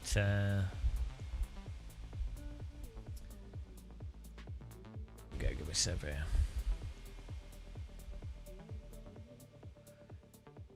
The AC itself has issues with, at the start of a race, drivers shuffling around. This is why when you look at apps in AC, you'll see like drivers shuffling around and weird stuff happening, because AC itself actually has a bit of a weird issue with it. So the solution to those issues require you to do a bunch of stuff, but that bunch of stuff that you do can itself cause other problems. So it's a case of just getting those right, but then it's also a balance between timing and also how many times you want stuff to be checked. So it's not like we don't know the solution. It's just a case of getting the right compromise.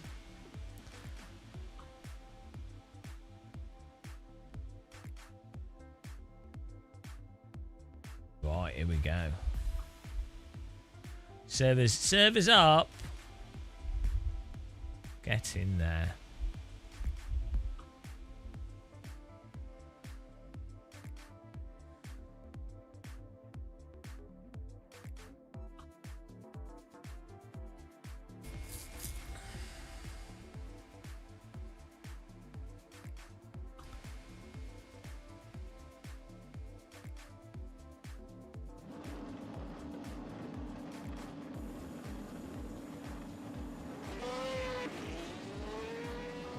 You even see Content Manager has issues with displaying the names in the correct order.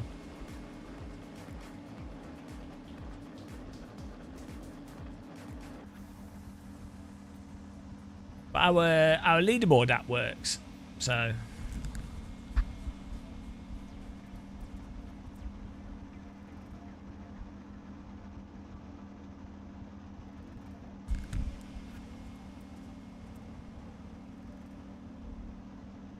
getting this said. We need 10 drivers for this ELO thing to start working.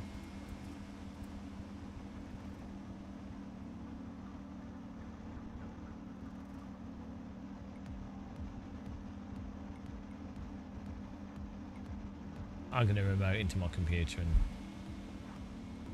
tell it to use the logic from the leaderboard app. But see, I can't have it. This has to work like this. I can't take it.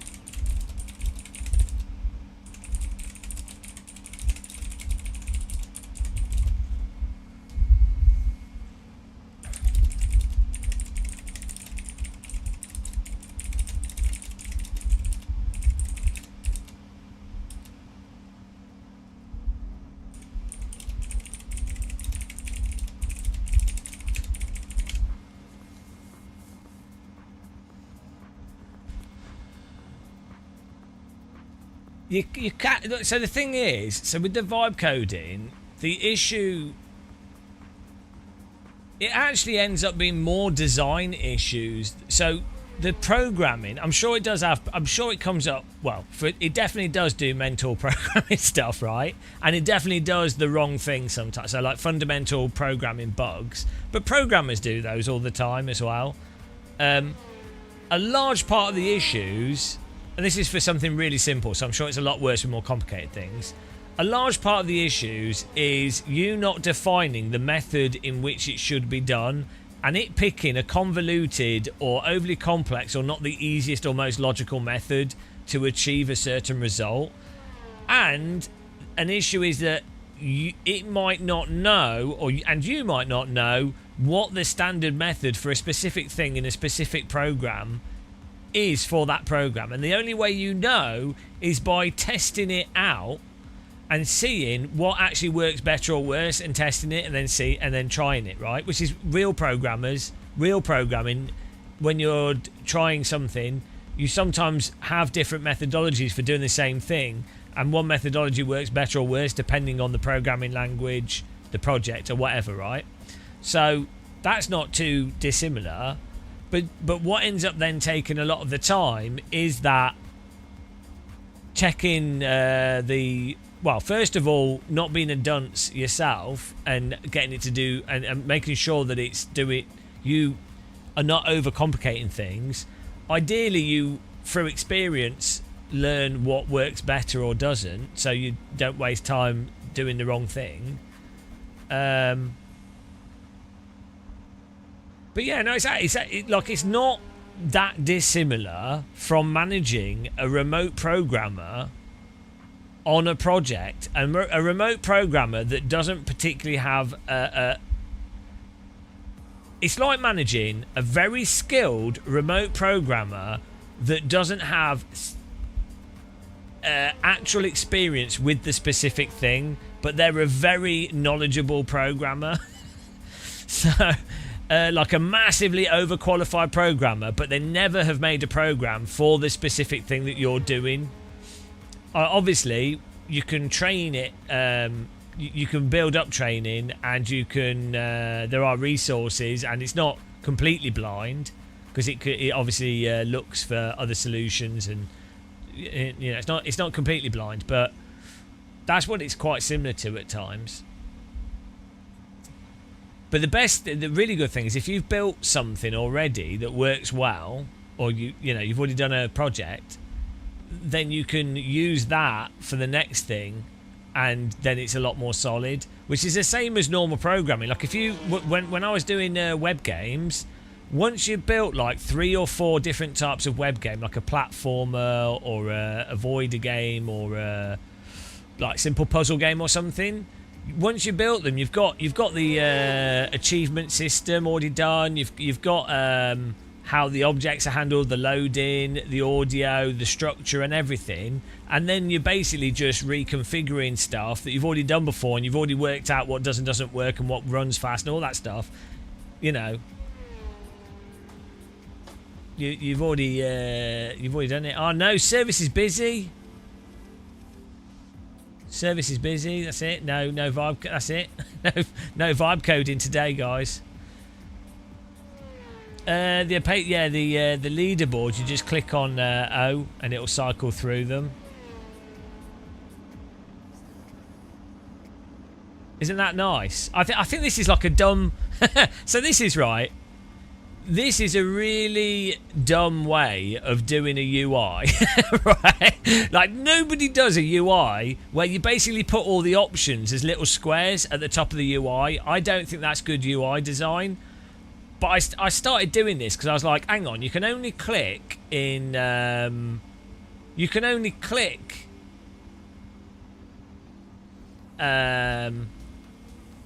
in AC, the Python apps. It does have a dragging thing as well, but generally, like, I can only get clicking to work.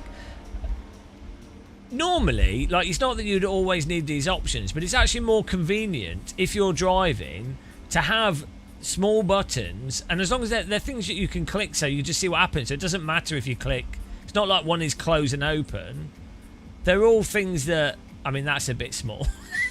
They're all things that it doesn't matter if you click it incorrectly, because you just click it again. And so that's actually a better way of, if you've got a certain minimal amount of options, I think that's a better way of doing this type of UI. I'm surprised no one else really. That just cycles through all the like large, bold, full name, abbreviated, a dynamic abbreviation. I think that's actually quite a good way for stuff like leaderboards of doing a menu. I don't know what H. The problem is, H is history. That's the problem. You really would want a mouse over. This saves your previous race results as well. This leaderboard. Right, how is that not being done on leaderboards? For an AC leaderboard app, surely that's what you want. You want the current leaderboard, and just out of curiosity, it's nice having a button you can push to flick through your previous races to see where you finished. I think that's a really good idea. I can't believe no one else thought to do that. No leaderboard I've ever used for AC has a leaderboard history button that you can push and just go through them all. Maybe is that a dumb feature? I think it's a nice feature. It's quite nice to go, oh, that's where I finished in that one. I wonder where I finished in the last one, the one before that. Probably only need like the past 10 leaderboards. You can't do that, Jet Red, really. It doesn't. The window doesn't have mouse over detection, I don't think, in that way. But yeah, I mean, that would be if you could do that.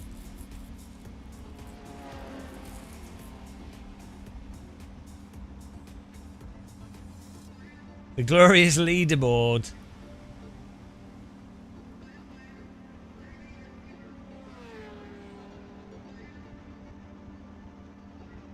So this is knackered. Claude's knackered. I think what you're going to get from AI data centers is the death of humanity, but there is like a whole bunch of stuff where you want stuff for yourself that you've always wanted, but it's not feasible for someone else to make. You can right align numbers. Which numbers? Do you mean the delta numbers? Are you on about the delta numbers?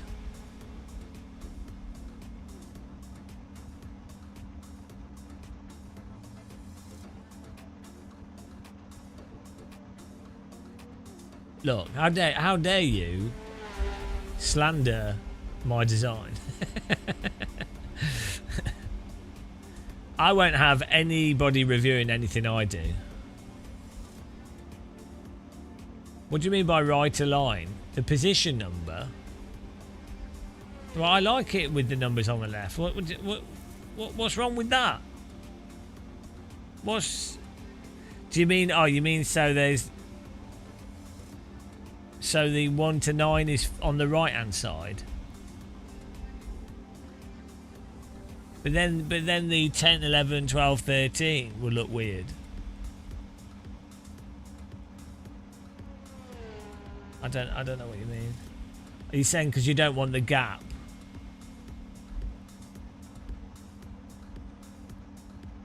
Wow. But then there'll be a gap on the left, which is arguably worse than a gap on the right. I think, yeah, I like how it is. I won't take that. Why does it matter if it's on the right? Is it the gap before the words that's annoying you? I guess it depends how you look at it, doesn't it? If you have the, if you're going to have the word, yeah, because you feel like there's a too big a gap there. But I would argue it's intentional because it highlights the top 9 positions a little bit more, makes the top 9 more clear and more legible from the top 10. So it's actually intentional design, but you're too dim to appreciate that. It's entirely intentional. I just don't know why you couldn't appreciate, or the fact that you would assume that I didn't know as well is, you know, it's all intentional. Anything that's good is intentional. Anything that's not, it was someone else's fault.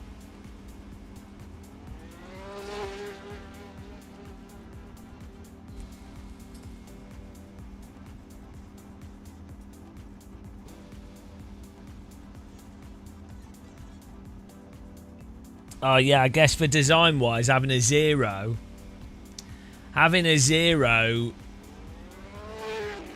would probably be better. But then that would, to me, that would look weird. I mean, we could do, maybe we'll right align it. I don't want to.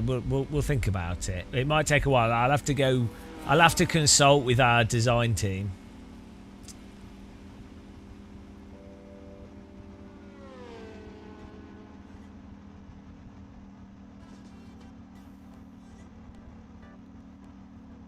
I'll do a lap in a minute. Just chilling out in the pits, guys.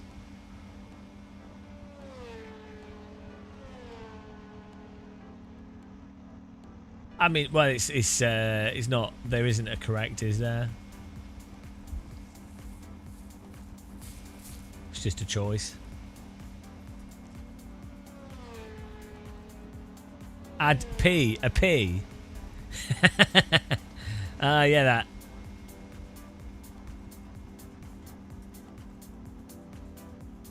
But what about the other ones that haven't got a P? Are they not P's?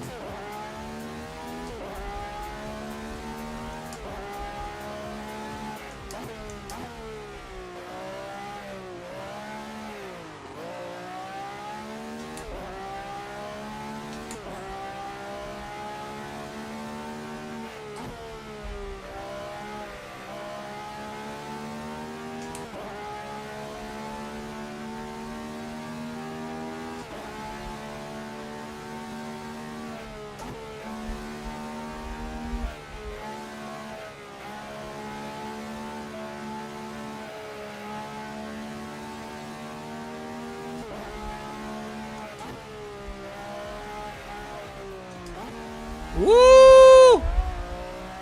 What a turn.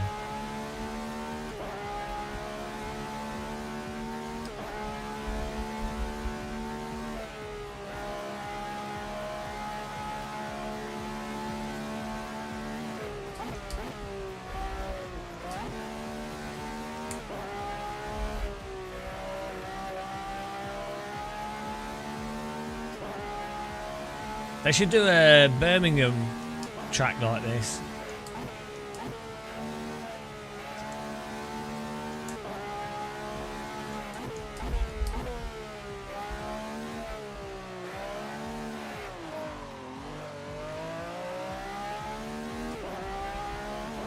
This is a totally original Assetto Corsa track.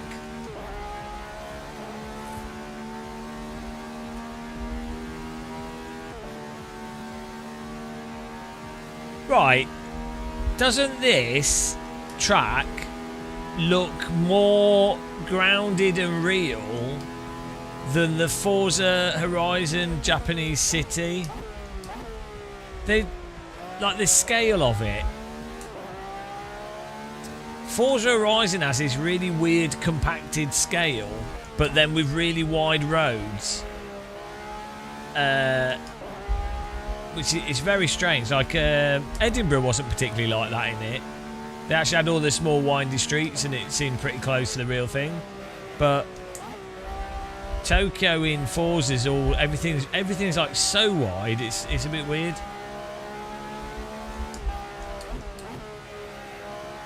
No, you're not allowed to. You're not allowed to play CS, Yoko.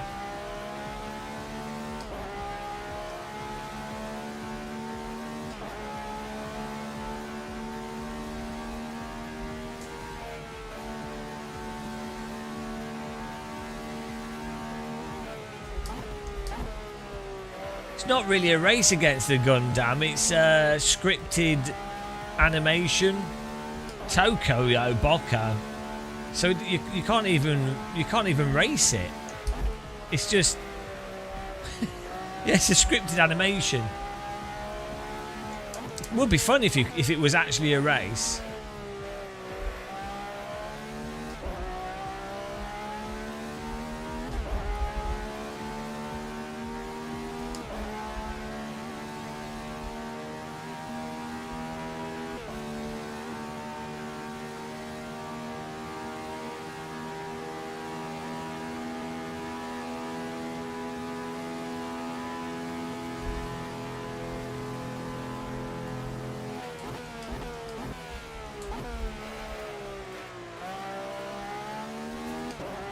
Well, I was thinking we could get the T-Rex mod on the server.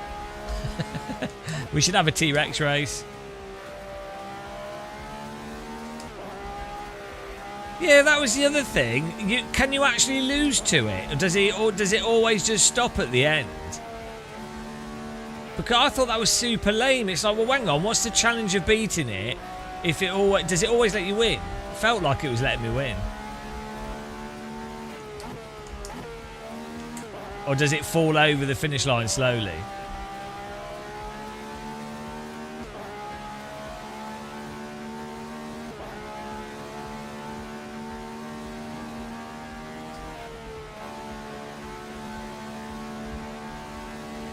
Oh, that's super lame. This is what I mean about that. Oh, it's just lame, isn't it? Like, even obviously I'm old, but even as a kid, we were treated so bad by video games. They would, if you weren't like an esports equivalent player, the game would absolutely rag on you, and you'd have to suck it up.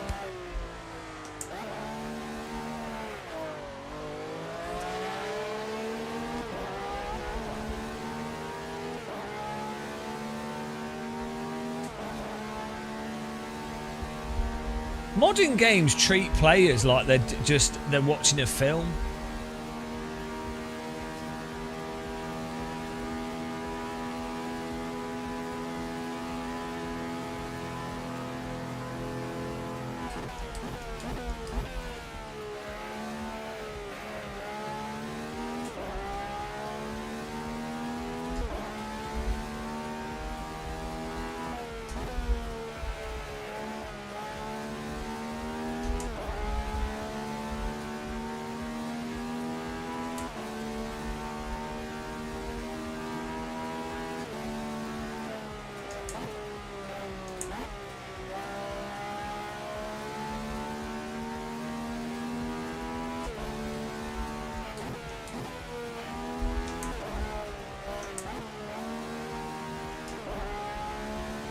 This looks amazing, these trees.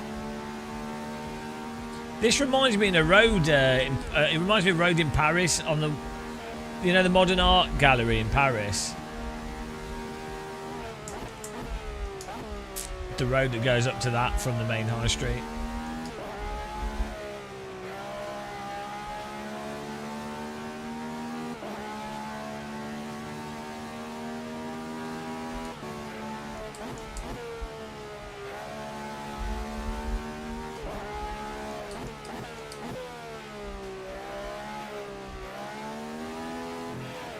That corner's pure drift.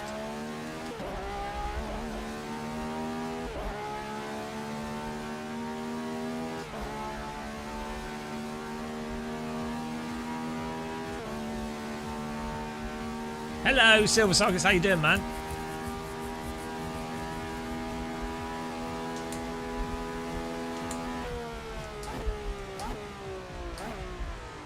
No. This is an original AC track.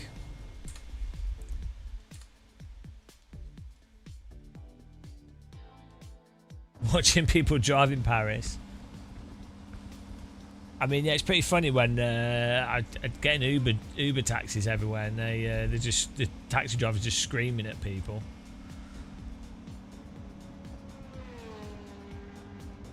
Here we go.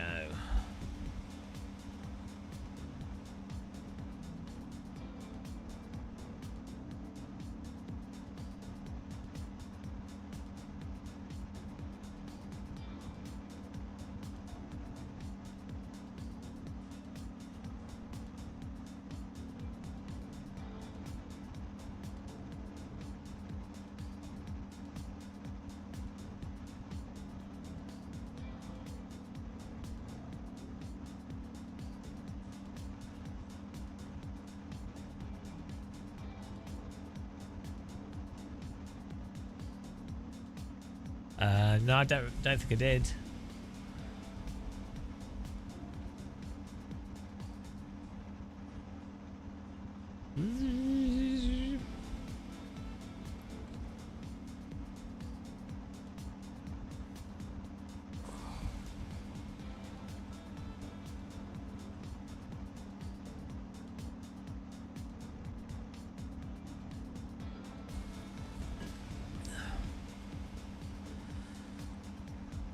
Yeah, soft tires should be fine.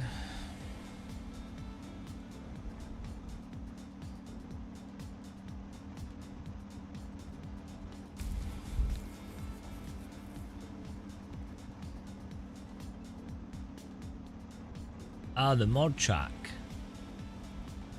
Hey?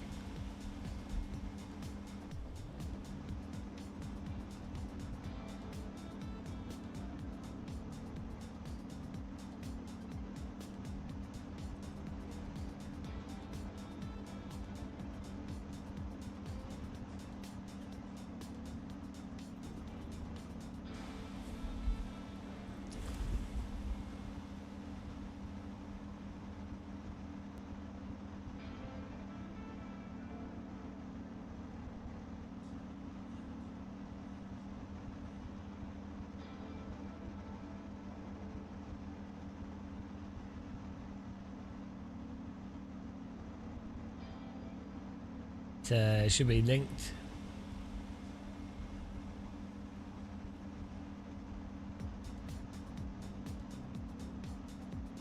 In the server description.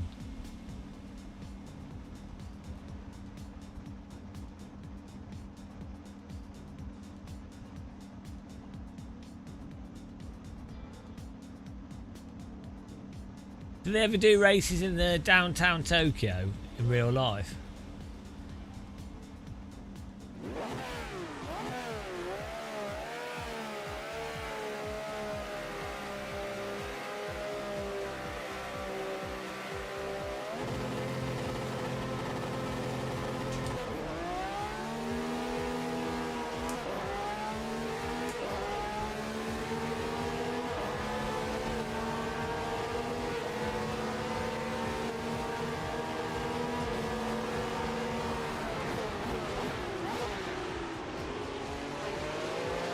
Oh, I can't park there.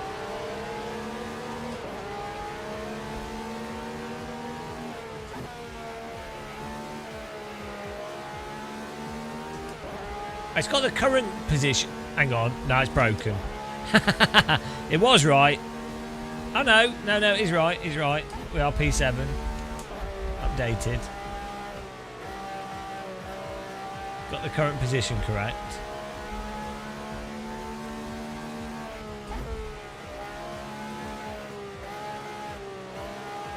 At least it's fixed that.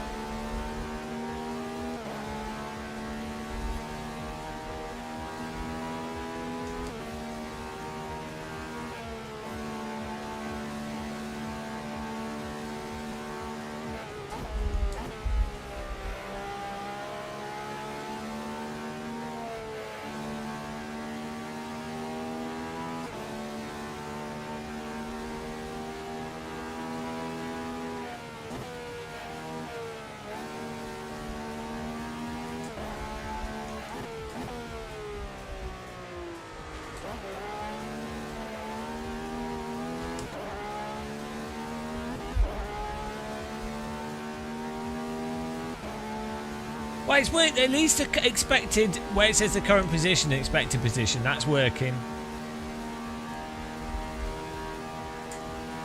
That's nice.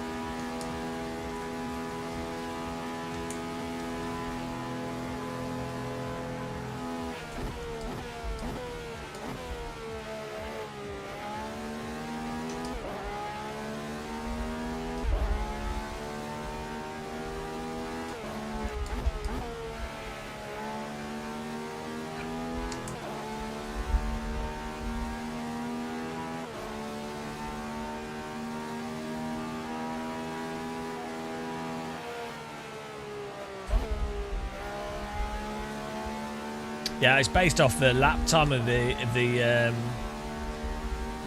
other drivers in the session from its history.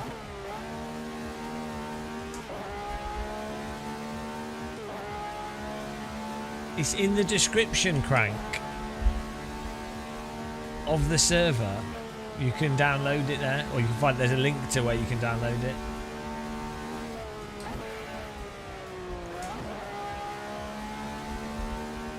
Someone answered you.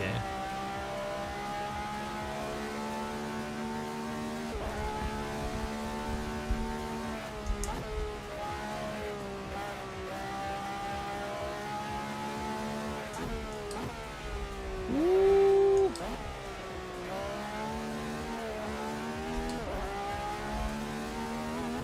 Right, we're going to ban everyone that's faster than us. Too good.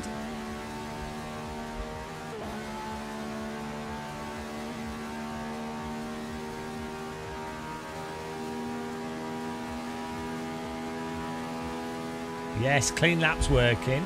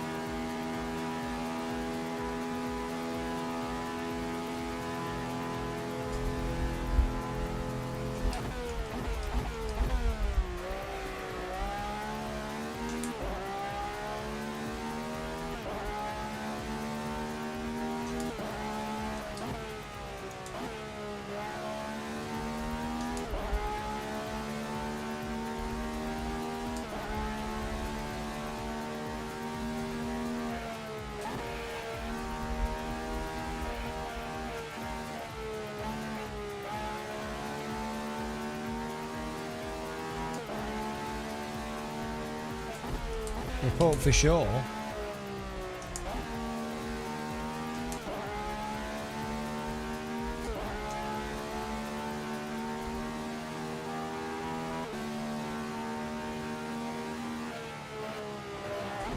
Oops.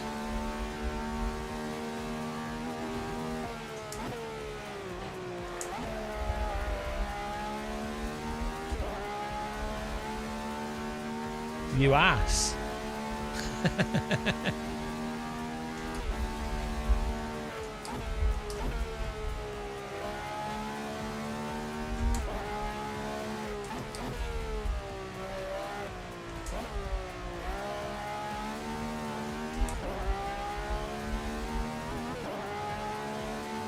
So it's a nice bottom on that. Cheeky. It's obvious that it's you ass. It's genius. It's art. It's pure art, that. I drew that myself. That's not an AI drawing. That's pure artistry.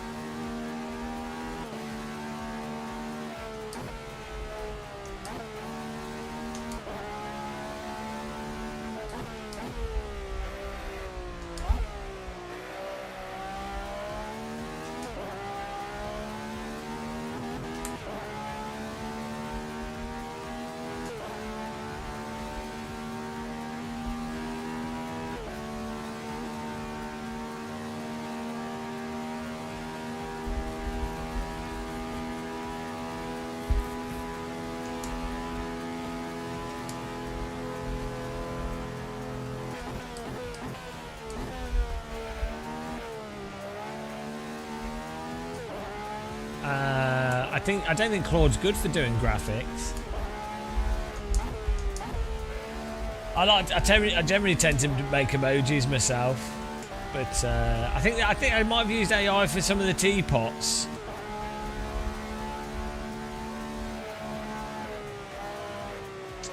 ChatGPT and some of the other image stuff's better for that thing. I find for like simple stuff is if you know how to do basic drawing, better off just doing it yourself. Especially for like emojis and stuff, because AI tools put random noise in them, so they don't look that clear when they're really small.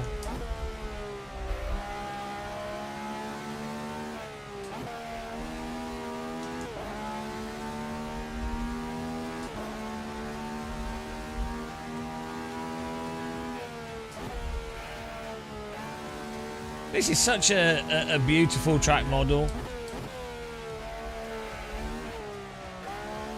It really makes me want to play PGR.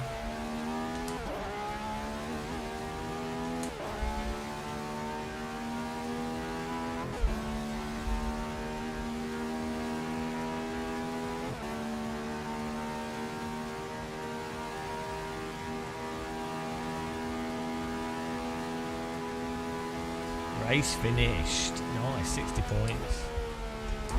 Good driving, guys. Is it saving the ranked races? I don't know if it is.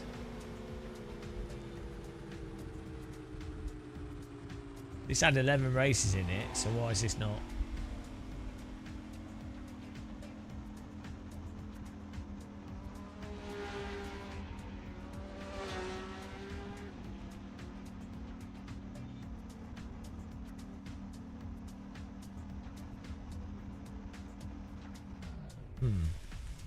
Wonder why it's not saving them.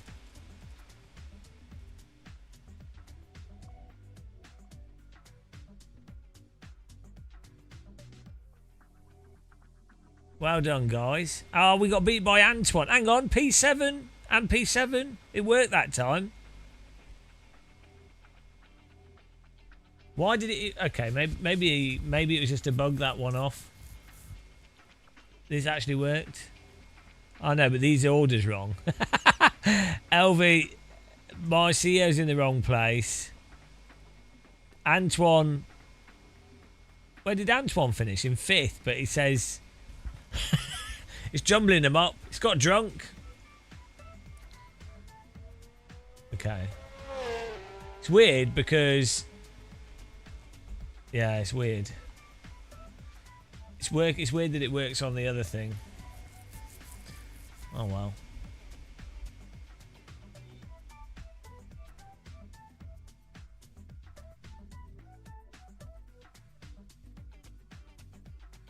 And I don't know why this isn't saving.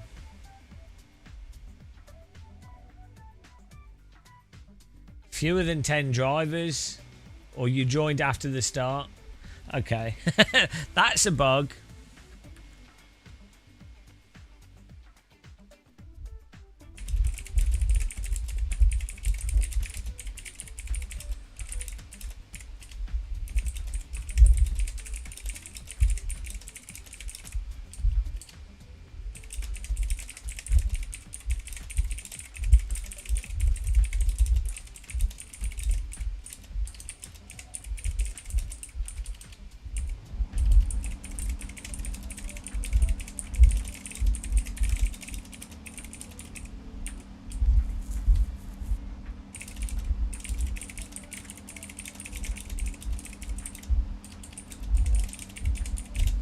Right, let me get another track up here, guys.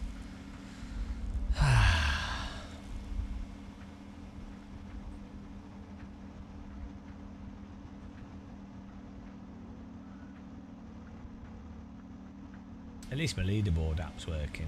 So that's the best we can do so far. It's about as far as we can go.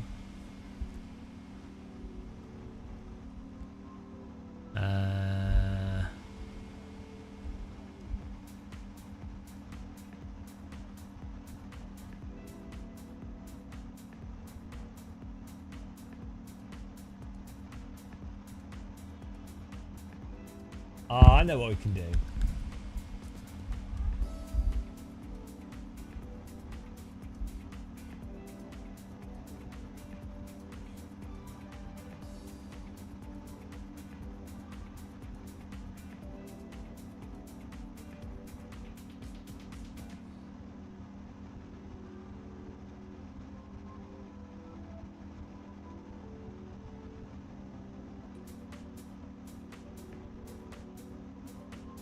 You ready, guys?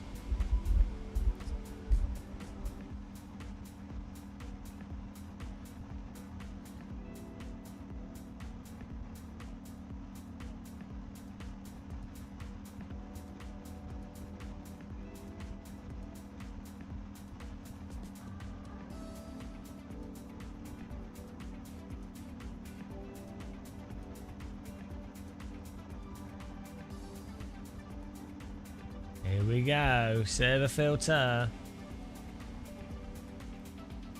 Oh, thank you. Thank you, Richard. We'll do that after this. Get in there.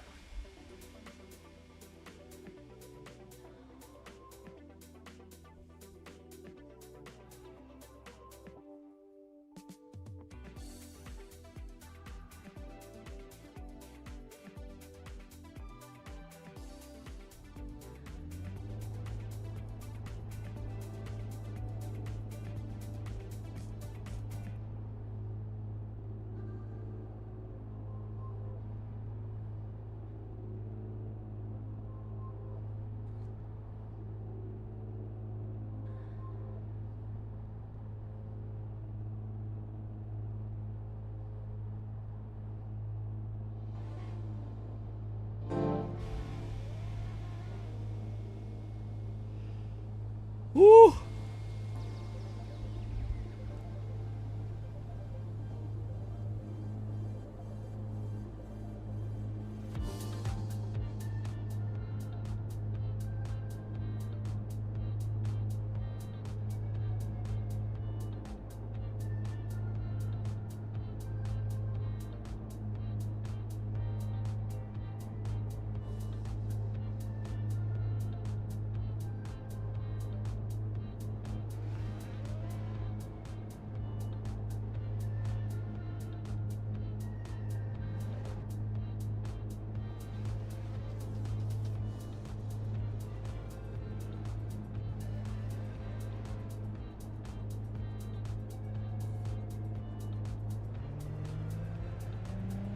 Hang on.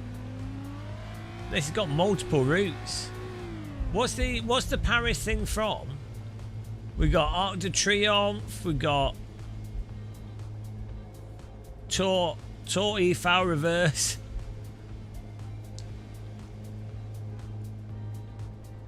Seine route.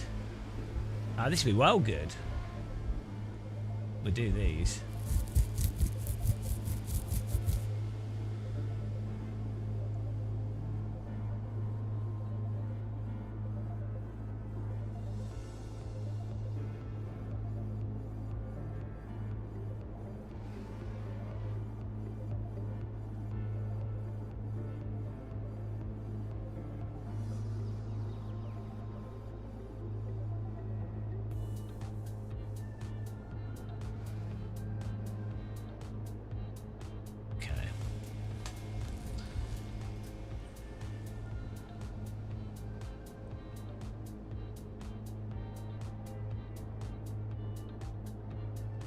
Oh, I know why the display's not blocked in real life, because in real life the driver's sat really low in the car and further back, and the wheel's like here, and so the wheel is like closer to their body, and so they can actually see over the wheel to see the display.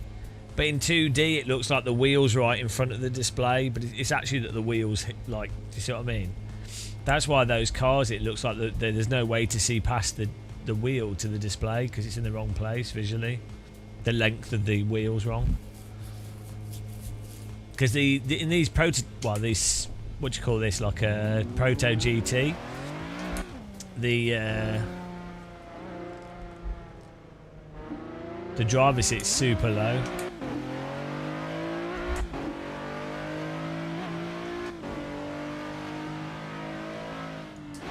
It's like those the old DTM cars.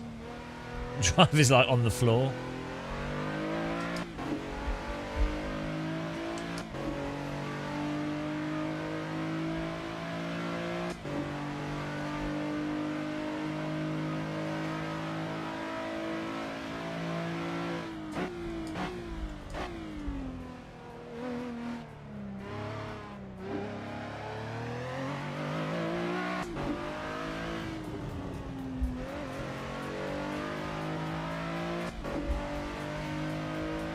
This is such a fun car to drive. And it's ridiculous.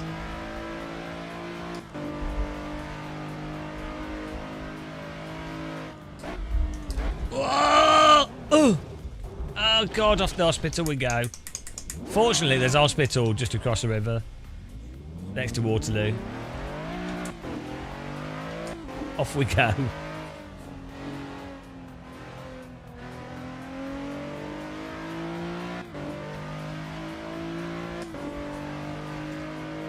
Down on the right there's a hospital.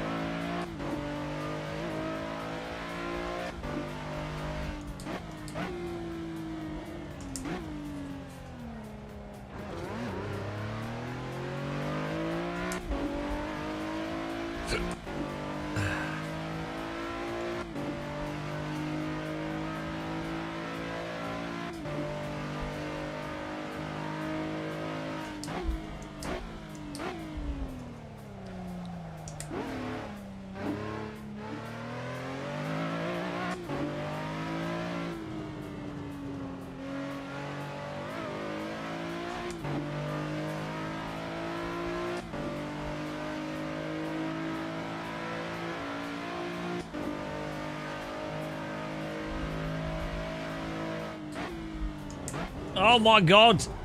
This is like the hardest chicane in gaming. It's in the description on the server. Whatever we're racing, you can just get a link.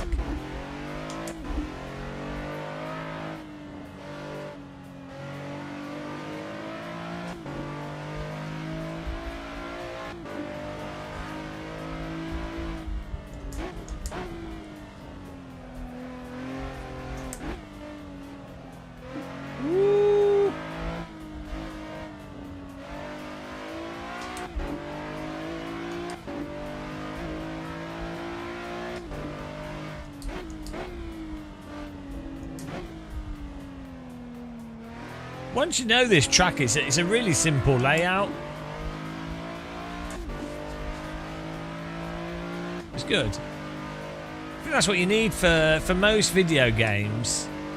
The layout needs to be quite short and not too many corners, and then it's not too hard to then learn the track. Some tracks are just like nigh on impossible for someone to casually jump in and learn.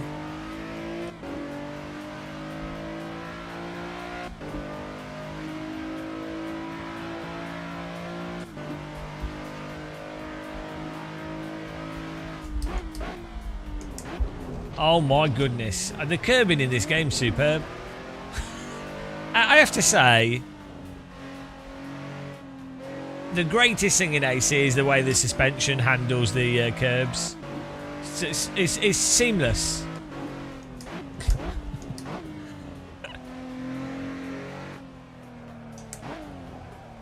If I was going to do physics mods for AC, I think a curb suspension physics overhaul would be the thing to do.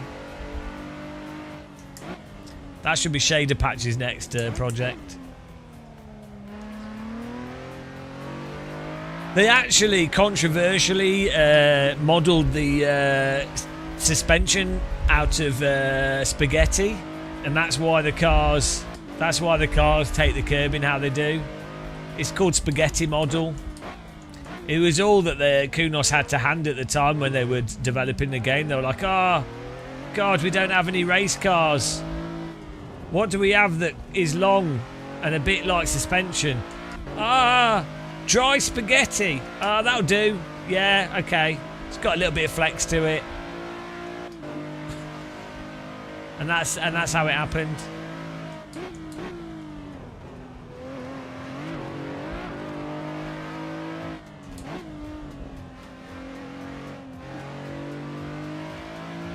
And the rest is history. Mamma mia!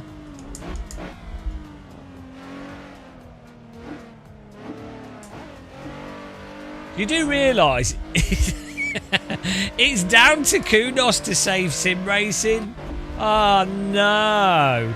They ruined it with ACC, but I genuinely think Evo is the last hope. And maybe some secret projects that nobody knows about. But Evo is the last hope. The Phantom of the Menace. What is it? Is it Star Wars The Empire Last Hope Strikes Back? That's it. Of all the current sims, Evo is the last. LMU's just R-Factor 2, so it's already dated. Evo's it. Evil. Hi. I could do the voice. It's funny that Mario is an American guy. Oh yeah, I think LFS is really likely to do a massive comeback.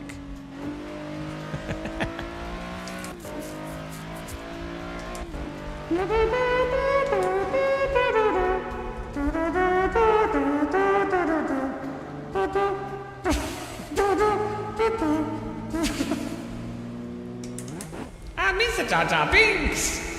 Jar Jar Binks, what a terrible character, honestly. Antoine's in third, I'm being potatoed. Antoine's gone active. Late night potato time. Antoine's fired up the potato oven to full power. He's charcoaled it. It's a full potato barbecue.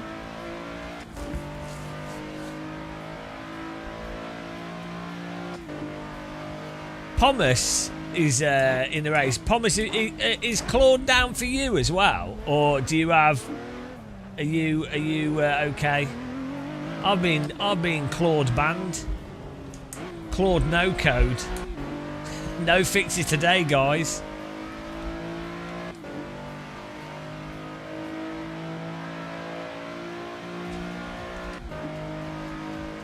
I think, yeah, like I said, the braking is quite satisfying in Evo.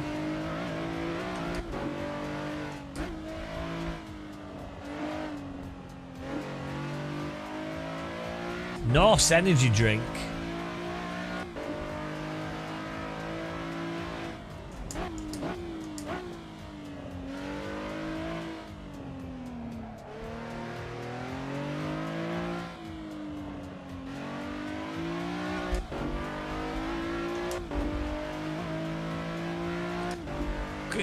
you know these AI programming things. What it is they're just going to an Indian data center, and there's like a room full of overworked Indian guys.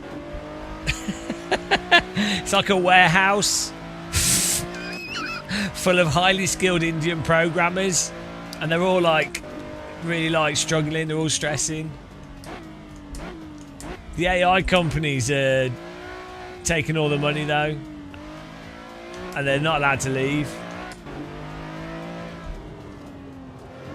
I mean, it's possible.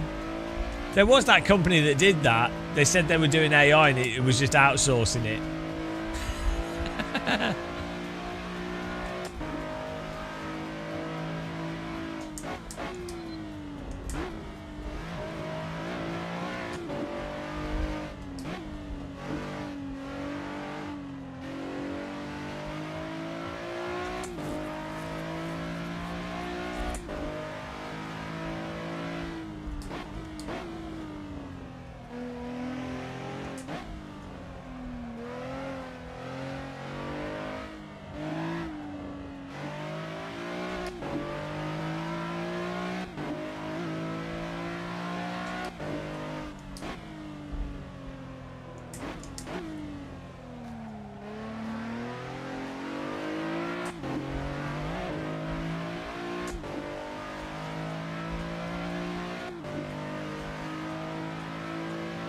$1 trillion. Was it real money though in the first place? That's the thing. It's all fictional money. Like, who has actually lost the money, and was it really money? But what does it mean by lost $1 trillion? Does it mean that there was $1 trillion invested in it, and then those investors have taken the money out? But what does that functionally mean? Do you know what I mean? Like, if a company is still entirely operational, if they themselves didn't sell the shares, if someone, so let's say I have a dustbin, and I say, guys, put money in my dustbin.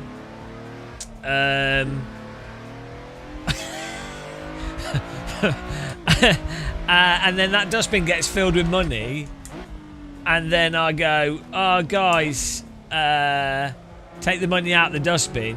Like, technically, at one point I had £100 in the dustbin because people put £100 in it. So yeah, I have £100, and then they take the £100 out, so I don't have £100. But you know, realistically, did I ever lose any money? It was just money put in the dustbin for a bit.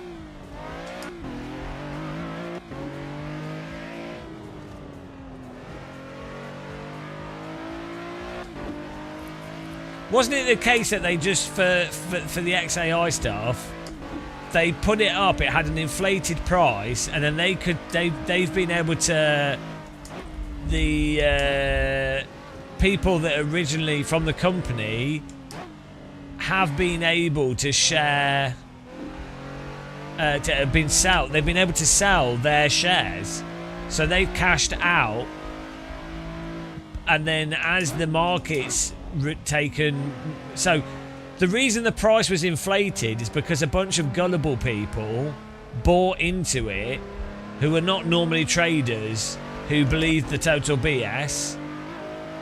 Elon Musk and the people of that company then sold their shares that they could. They're not allowed to sell all of them, but they sold what they could, basically taking the money from the people that were stupid to buy shares, inflating the share price, and then the overall price decreases due to the valuation decreasing, and then everyone wanting to sell off because the actual real value is becoming realised or notified. But realistically, the original people, when the company went public, have made hundreds of millions of pounds from doing absolutely nothing. It's just a really it's a way of stealing money, like a rug pull in a sense, but a way of stealing money off gullible people. That's what actually happened. So in reality, Musk has not lost any money. He's gained hundreds of millions through wealth transfer of exploiting gullible morons. and also just some like banking sector mathematical trades. That's what's really happened. But the media, it actually works in the favour of Musk for the media to frame it as, oh, he was a trillionaire, now he's a billionaire, he's lost so much money. It's like, well, no, actually, that's not the real story, is it?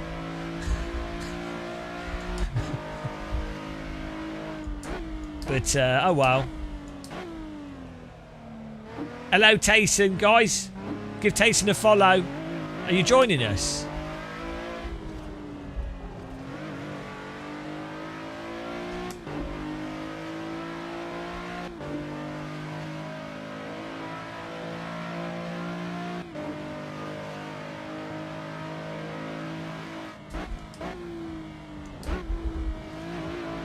But the thing is, as well, none of this money. Like, if you have over £3 million in a bank account, plus you own a few properties, and maybe you also have a job, at that point, money does not mean money. It's money is what kind of influence can you have over things. There's no utilitarian advantage in terms of functional life of having more than like £5 million. Really, like you can't buy better healthcare, you can't buy magical drug treatments for extra life. You can't. Okay, well, it depends if you wanted to buy like luxurious houses in the middle of a city. But assuming that's not the case, you know, you're happy to have like just really nice houses in the countryside and something. Functionally, there's no real difference to having a few more £1 million.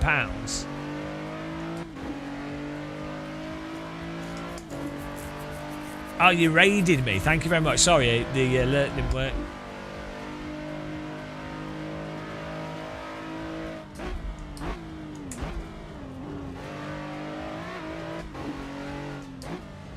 And still, somewhere out there, someone thinks Elon does it to save humanity. Oh my God! Right, did you watch that interview with the? I don't know who the journalist was, and it's just all of these people. There was an I don't know why I torture myself like this. I watched the interview with Musk, and I watched Sam Altman was doing a thing as well. They don't say anything of value. It's insane. It's like the fact that someone's sitting there bothering to talk to them is also insane. It's like this is a common mistake that moderately clever people make. Is they're like, oh, I'll expose them, or my interview questions. It's like, no, the only appropriate behaviour is to just say to their face, look, Elon, you're a bit of a knob. That's it. We can sit here, but I just want to deliver this message to you. You are a knob. I mean, I don't know if he's actually a knob, but it would seem that way. You know, I just like that's all you can do. There's nothing to be gained from talking to these people. They're not going to say anything. There's nothing, absolutely nothing of value. So you might as well just say, look, you're a no, you might as well just not say anything. You might as well just not engage with them. There is no value.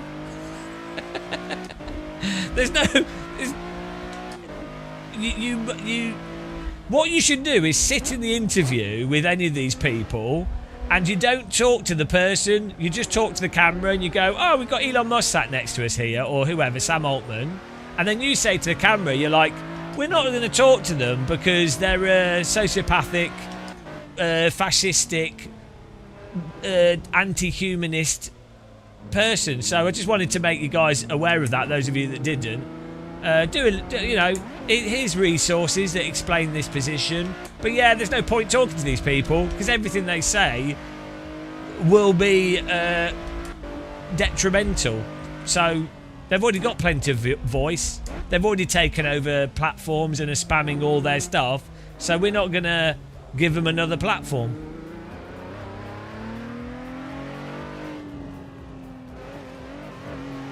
That is true, Jim Lancer. When Altman and Musk say they do it for humanity, that's a good IQ test. If you believe them, you fail. I like the the guy that's at Reddit that unfortunately offed himself. That guy specifically said, was like, quote, "You cannot trust Sam in the slightest. He's a compulsive liar." It's like, you know, it's always the good people that end up like they just can't take it, and so you just get stuck with the bad people. Oh well.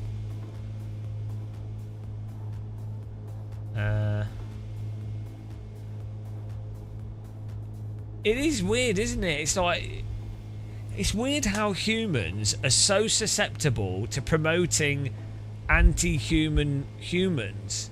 It's like a real flaw in... The problem is, you need a lot of people that will just do work without questioning things. From a basic... Like the example we give is, you know, you're in an island survival situation. You do need one person to go, right, I think we need to go this way for the water, that way to find some food. And they might not be totally right, or they might have just made it up. But just getting, if there's 10 of you, having all 10 of you just go, right, you're the leader. You're maybe not the best leader, but you've just said a plan. We're going to go with it. Statistically, that works out better than everyone like going, oh, I don't know, that guy, what should we do? You know, you're actually taking action. So that's where I think that evolves from. But then that does not scale up. It doesn't scale up.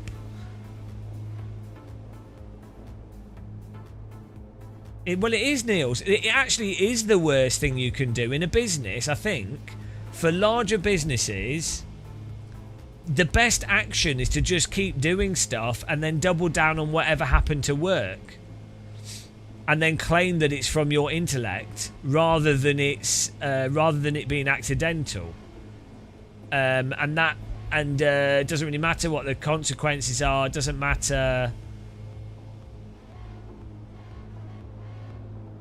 I think it reward the design of the way it works actually rewards that behaviour. You see it in everything, like even in sim racing, absolute commercialist stuff that's of no benefit to people really is rewarded, and it then compounds. It's in everything. It's a disaster. Oh well. At least we can drive around London in our simulated race car, bonk.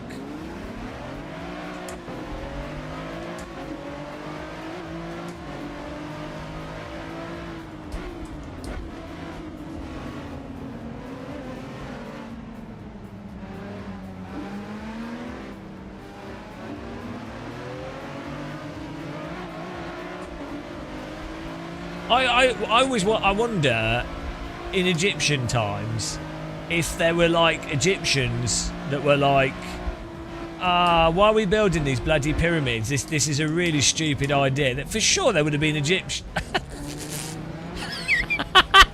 For sure there would have been Egyptians that were like, I actually don't think anything happens when we die. And I honestly don't think this is a good use of resources.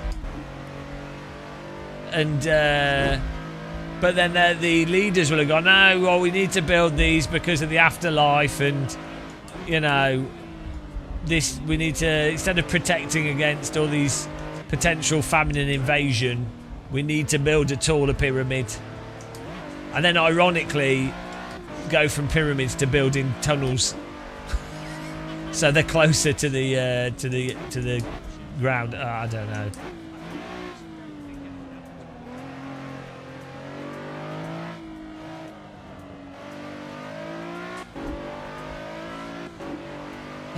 Wow, what can you do? I mean, humans, human.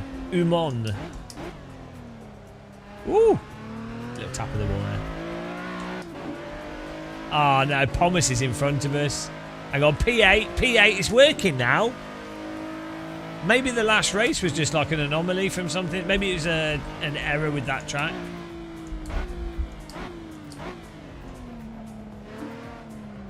I know the actual other car finishing positions were incorrect, weren't they? Our position was right though. Super random.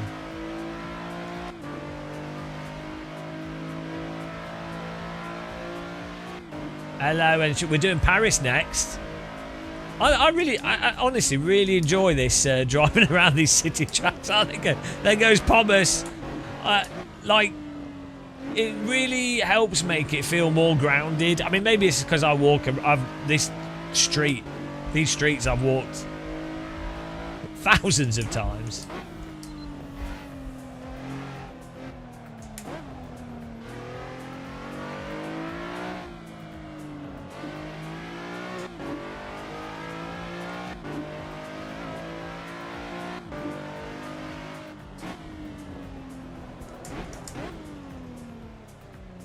Oh, actually, Niels, Central London's not too bad. I don't know why.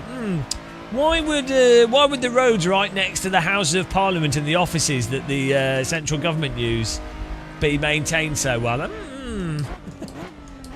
There's a fair bit of horse shit on the streets here, though, because the horse guards and stuff. Like, you know, in front of on the right here. So yeah, no, these streets are actually well maintained.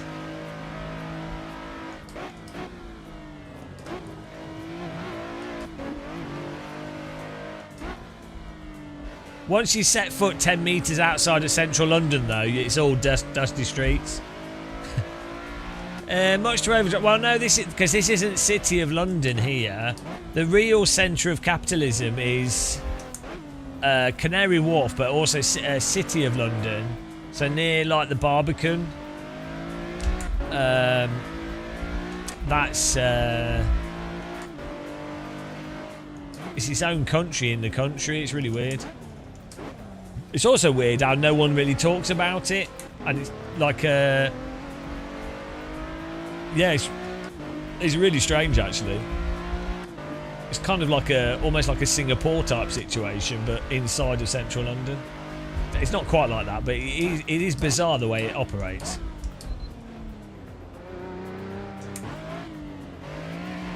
Oh, come on, Pomus!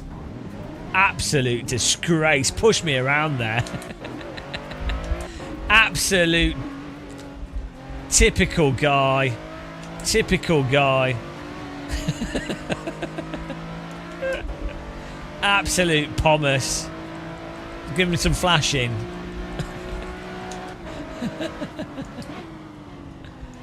He's recreating iRacing for me.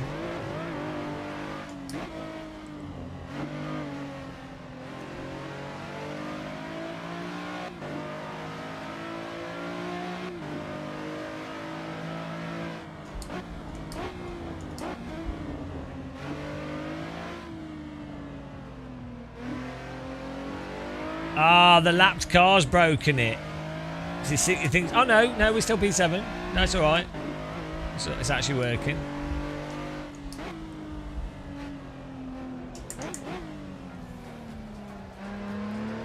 So it's just the finishing positions that are knackered.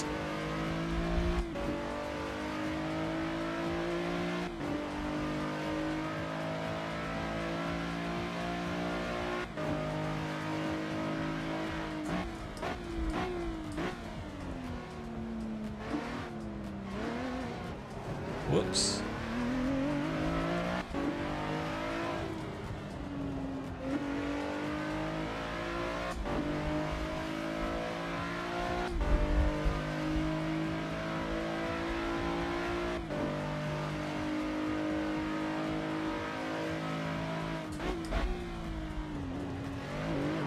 Woo! Woo! That was close.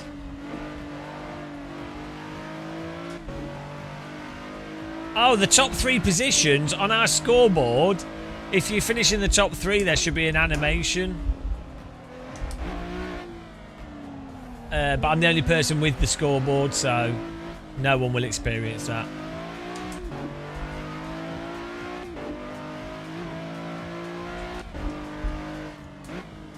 I didn't know this was called York Road.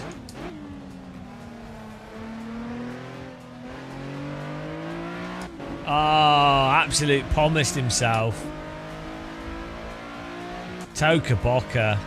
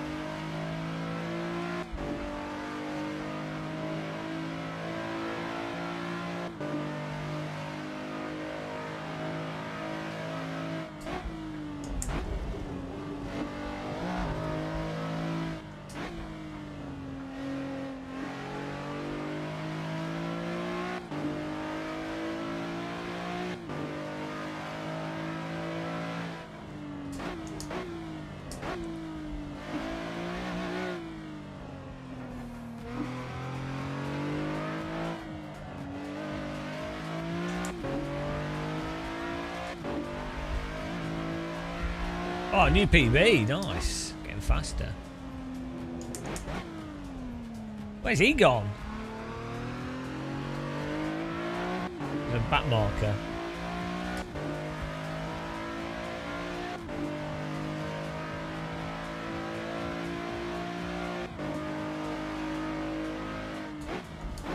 Hang on. On the main scoreboard, Scott is in front of us, but he's displaying as a rival that's behind us. Huge error. What's going on there? Oh, no, it's right. No, we're not beating him. And now we're good. It's all working. It's all working. I just misread my... It's very hard to test bugs when you're dumb and you misread it. Oh! Oh, no! Oh! Oh, I got Toka Bokkered. Great. I'm in 11th. From 4th to 11th. Wunderbar. And we're now behind everybody that were our rivals. That's great. That's perfect. That was really just what we needed there. Absolutely spot on. We were ahead of 3 of our rivals, and now we're behind everyone. Bloody hell. Absolute chicanery. That was 100% Toka Bokkered.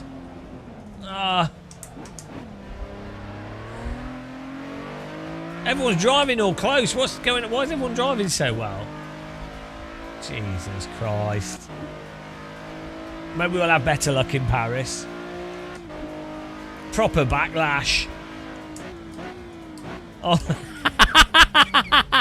Nice entry into that corner there. He curbed himself. Curb lashed. Soul Save won with the DD Girl. Hang on. You ready? DD Girl with the DD wheel. What a babe, what a beauty, what a sexy lady. It's a DD Girl with the DD wheel.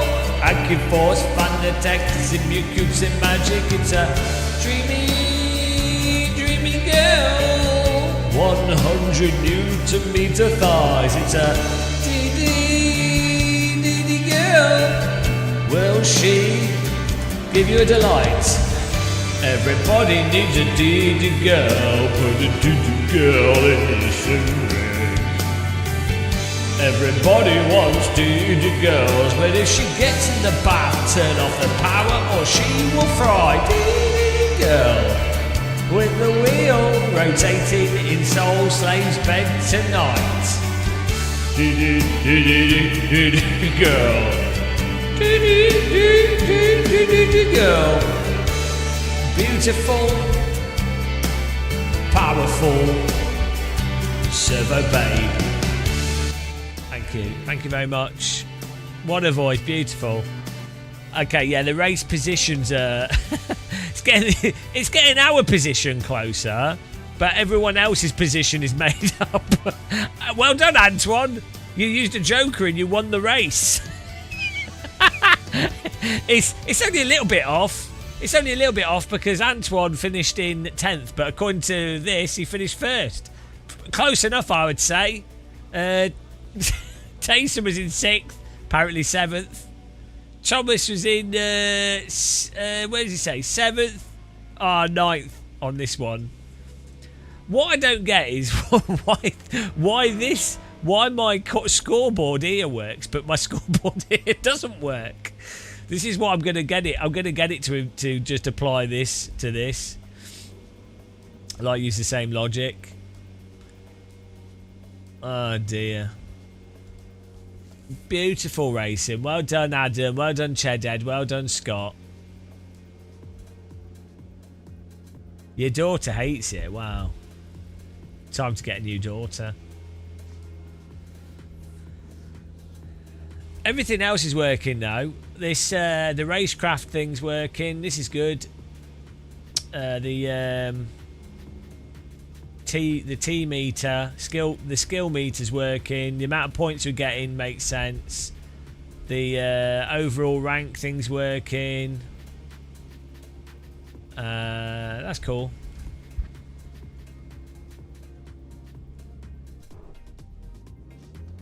Yeah, no, I think the suspension's totally fine. I don't know what you're talking about. We're off to Paris now, guys. Well done there. Let's go to Paris. I need a cup of tea as well, so I'm just going to get a cup of tea. That was great fun. Good driving, guys. Well, apart from you all wrecking me on the chicane, it was great. Is this a city? It can be, yeah. It's going to be interesting to see what this track. Last year I was walking all around here, so it's gonna be interesting to see how close it is. I need to install the track myself.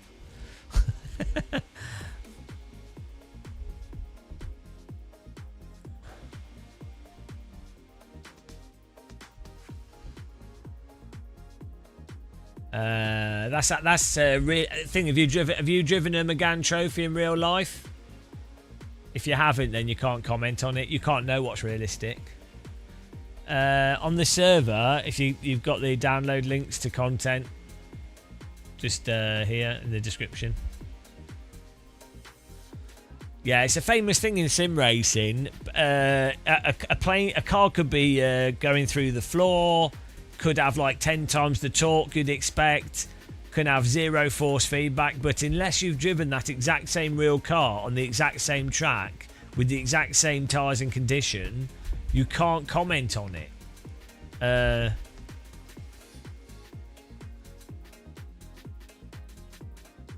Hang on, let's see if this is working. Oops. Right.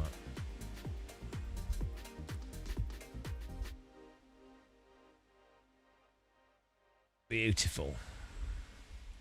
Oh yeah, someone said about what's his face with Project Motor Racing. We tried the latest update with Project Motor Racing, but it doesn't fill me with hope. But more like the handling's fine. It's just the graphics engine. It doesn't run very well. So, you know.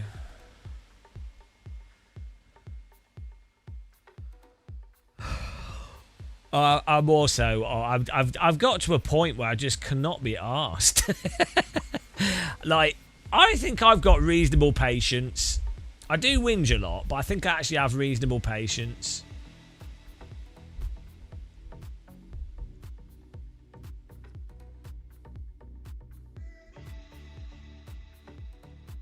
But yeah, I can't deal with. I don't mind having to fiddle with some of the UI stuff, maybe car setups, default setups, maybe wheel settings are a bit weird, maybe default force feedback and graphics settings. I don't mind that, but it's like, it's this sort of having to do a ton of totally random graphics things and God knows what, and you know, it's too much.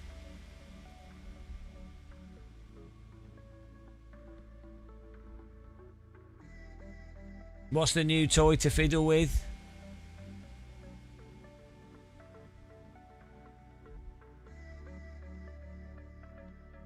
Oh, it's dead for me though. I can't. It's not working. Service is too busy, so I can't. I'm trying to. I'd quite like to.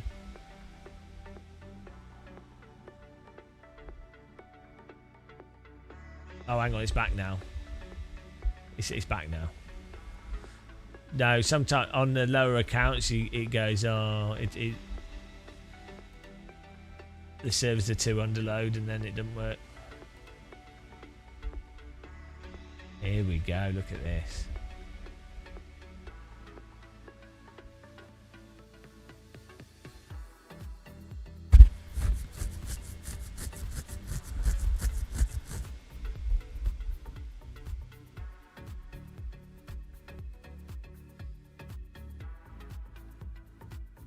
Oh yeah, the ranking app as well we need to work out.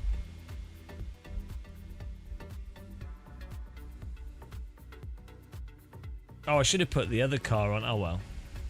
I'm well excited to drive this. This track. I actually think that's for a racing game.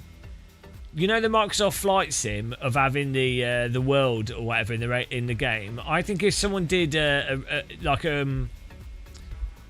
worldwide racing game. I mean, a lot of people have suggested this. It was same with like a train sim that can just, you know.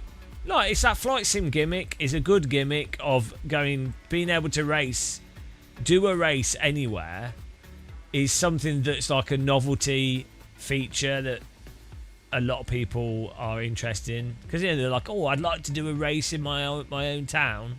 Same with first person shooters. Actually, I think that's what makes Hell Let Loose so compelling compared to most shooters, is that they're real world locations. Laser scanned. Also the most realistic.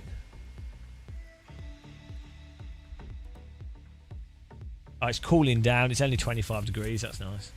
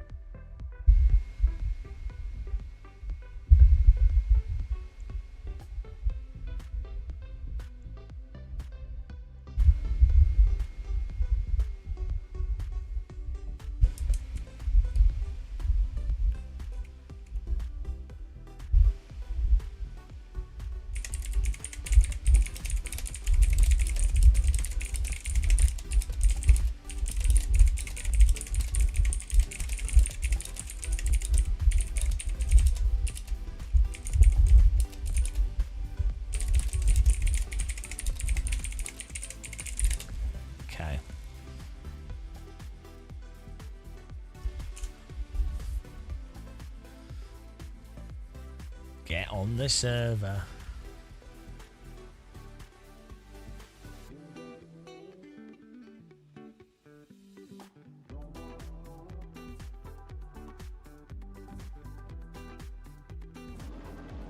Oh, is it night time? Oh no, I did set it early morning, a bit too early morning. Where are we?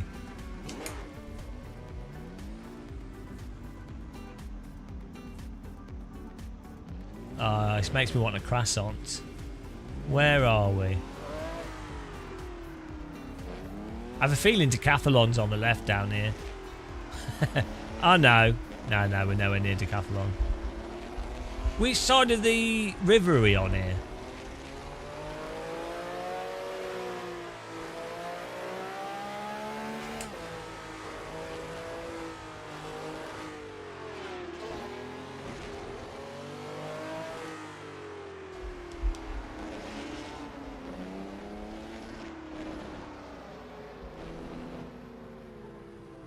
Oh, this is the art gallery here, I think, that I was talking about.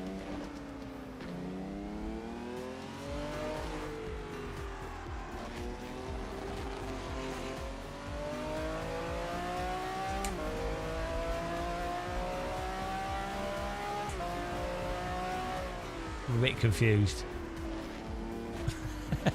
Got to orientate myself.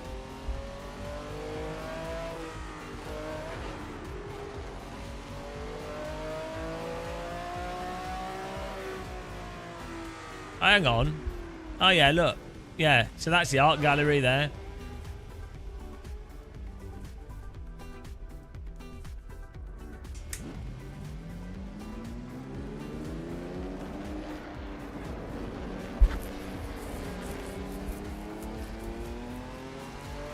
I know where we are now.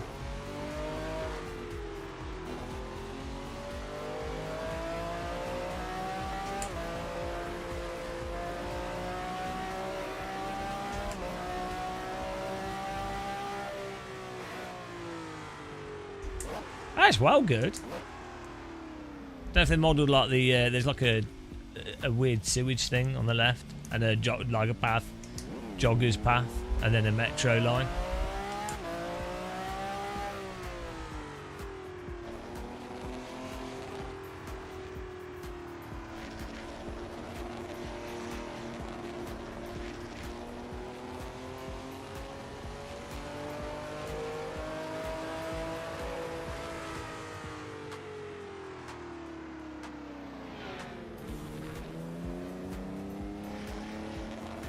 That's well good. Look at the buildings.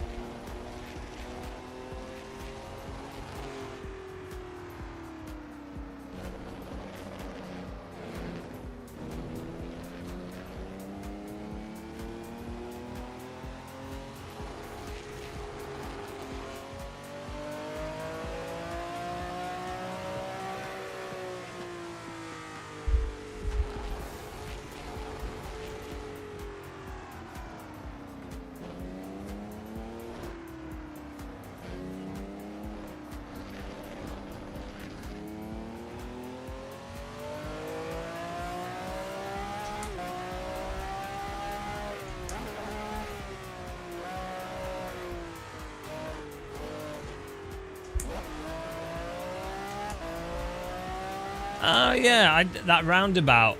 I know. Stopped in a cafe there. What?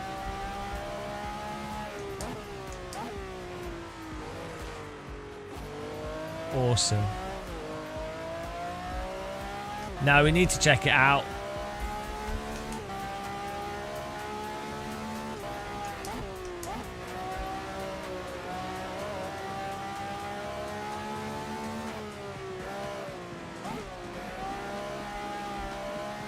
How good does this look? I mean, could do with some more like specular highlights. Like it's a bit flat. In terms of the shading is lacking.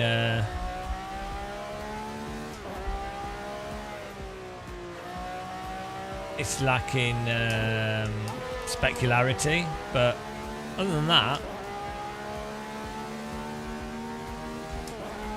pretty good.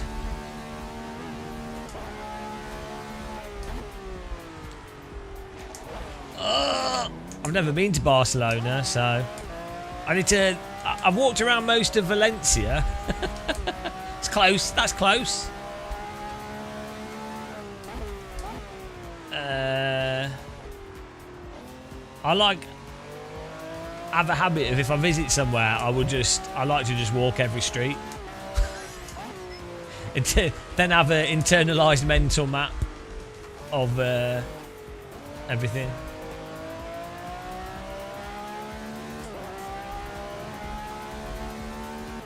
I don't need to go there again, it's in my head. Using pure LCS. Don't think it makes too much difference, to be honest. No, this is actually London, as you can see. Yeah, we built a big. That's the new London Tower. It's called. London Tower. Famous London Tower.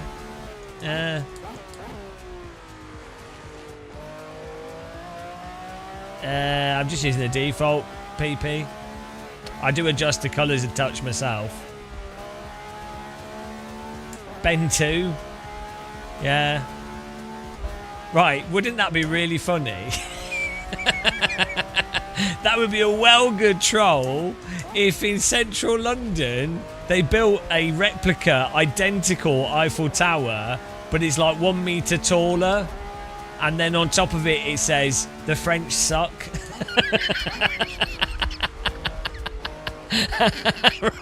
right in the centre of London. Oh, if I was the supreme commander of the universe, I'd do that. Just like, I mean, I like the French, but it would just be funny. You'd be like, yeah, if I became a dictator, I'd do stuff like that.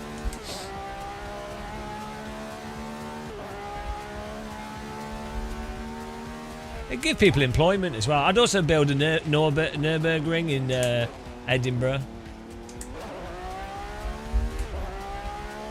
It could be called the Edinburgh Ring.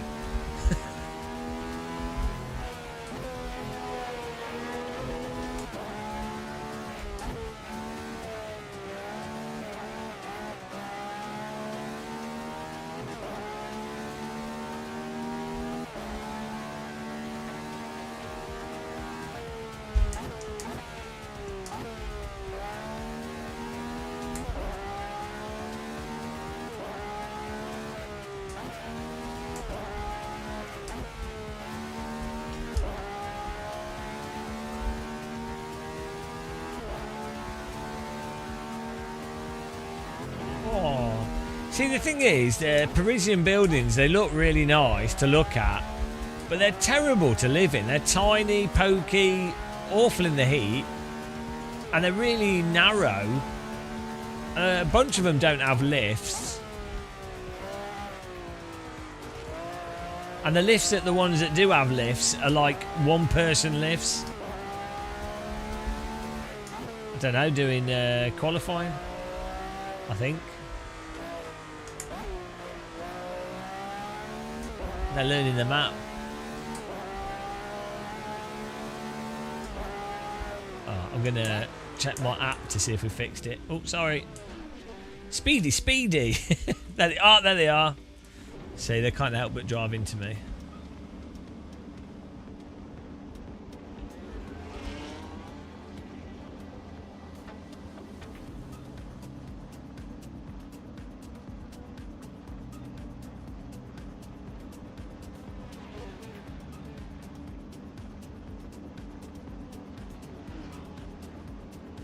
Not 3 flights of steps. I mean, what do you mean by a flight of steps? They're like 7 stories tall.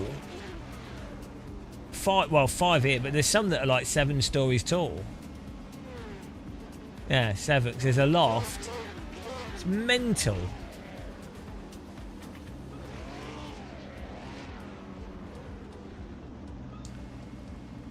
Blackpool looks great. Yeah. It's great. It's developed a lot since we were last there.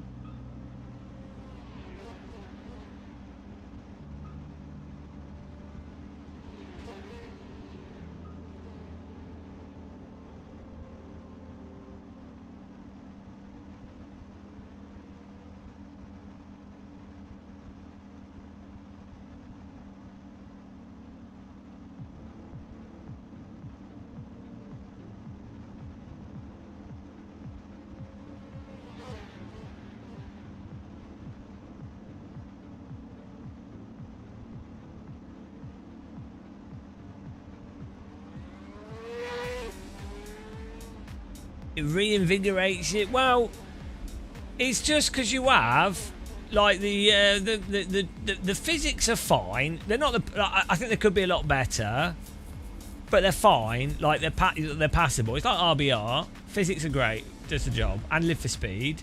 And then you just have, you know, we've got legends in here like the Mouldy Potato Antoine, Pomus drove into his last race. You know, it's just nice. It's like Wreckfest 2. It's just not shit. That's all it is. It's just not shit. It's not. You know. It's. Oh yeah, we go to good vibes here. That's all it is. Is that it's not shit. It could be better. I know, Necrodogs. This is something I've actually. I talked to someone. I can't remember who it was. I couldn't say. I don't think I would say publicly anyway. It was someone from a big thing. I'm like, why on earth are they throwing away so much money by not doing better research on what adverts to show people, especially for like YouTubers and live streamers, where it's very obvious and evidential what you know, they're selected. It's not, you don't even need to use AI to analyze it. It's really obvious what their audiences will be more receptive to, and yet on these platforms, Twitch and YouTube and what have you, the adverts are utterly nonsensical. When there could be stuff where there would absolutely be direct adverts that people are going to click on because they're actually useful. But so the thing is, these things are all so small scale, no one gives a shit. These giant corporations only care about stuff when you're talking about tens of millions. Like 1 million is at like the minimum. Anything lower grade than that, they don't give a shit. It's too small to care about, and there's not enough human or resources to extrapolate all the value from the stuff that's tens and hundreds of millions. So as a result, these ad delivery stuff is really poor for, you know, a bunch of things. But that's why that is how it is. Well, I imagine the thing is as well, there's no point advertising something to someone that already knows about that thing, other than it being if you're trying to lift a brand higher, but that's a different type of advertising. But even there's a whole bunch of stuff or platforms or things that are actually still pertinent. I mean, food, for gamers, I think food adverts would make sense. Gamers are probably like the most easy to influence to buy food. If you have supermarkets or something, which they do adverts, if you had them targeting gamers, I think that would, you know, I think that's a missed audience match. But there's a whole bunch of stuff like that. But as I say, it's all so low level. They're more concerned with you know, big sporting events, TV adverts for things. If you had like influencers that have like a million plus subs, 2 million plus subs, like 500,000 views, that's when they start caring about stuff. But below that, it's just, you know, maybe that'll probably change with AI stuff, to be honest. But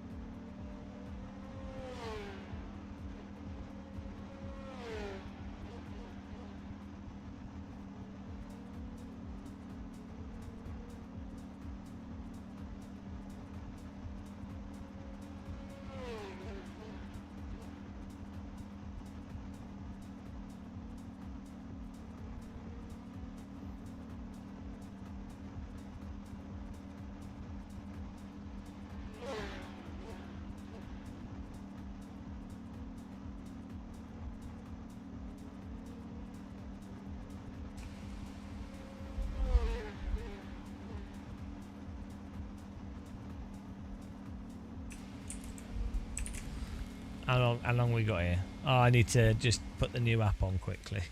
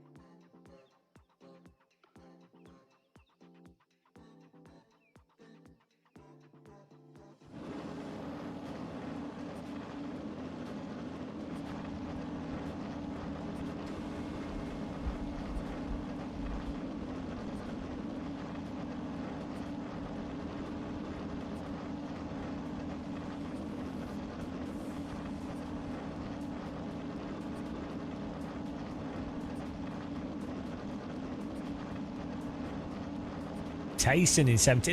Are these positions correct? Hang on. Why has it put me in first? No. Here we go. Why is this all messed up? This is for qualifying. I haven't set the fastest lap time, have I? No. I wonder why that did that.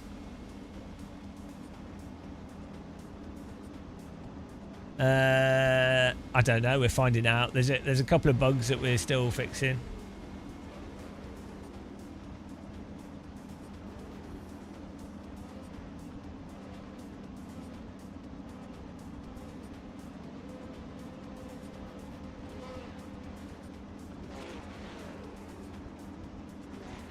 Why is this? See, this is the problem. Until the race starts, it then has a issue.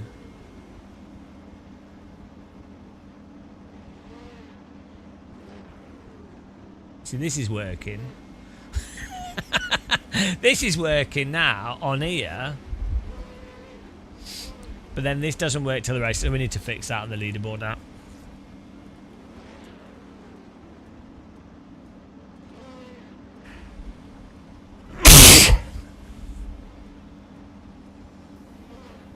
Keeps putting you in last, yeah. That can happen.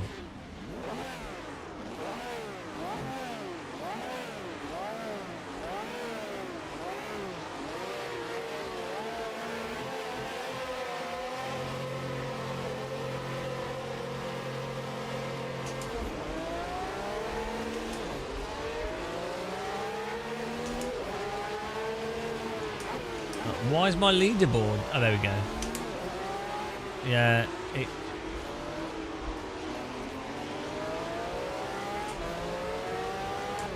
it's to organise everything from the start.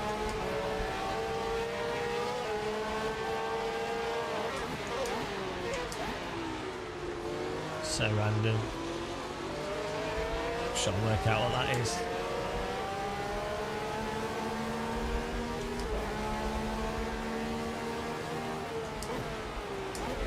But this is right. This is never going to happen in Evo. You're never going to be able to race this type of content in Evo. So it might have some really good stuff in it, you know, and they might do the whole ranking thing. But you're never going to be able to just get rando tracks from other games in it. No, it won't happen because they won't allow it because of the way the server system works and everything. And this is incredible. Radicals around central Paris. I mean, I guess someone could build their own track. So that could happen. But what are the chances for people to actually make this type of... Like this... A track of this quality would take someone, a normal person, about a year to make. A skilled person, not a normal person, like a skilled track builder. This type of content is normally made by like 5+ people. Like, all the buildings are, you know, there's a whole bunch of stuff that goes into it. Just not from a single person.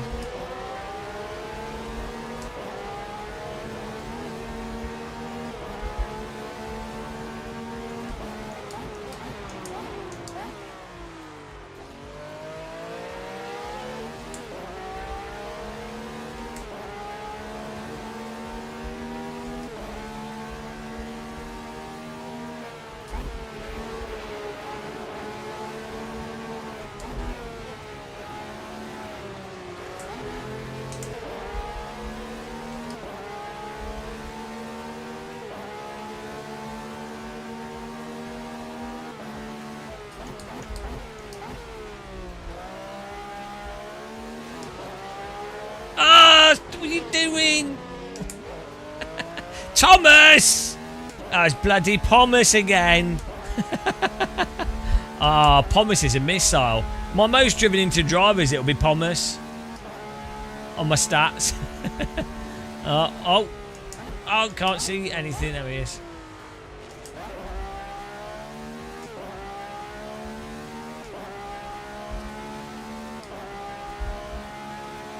Absolute Pomus again in this.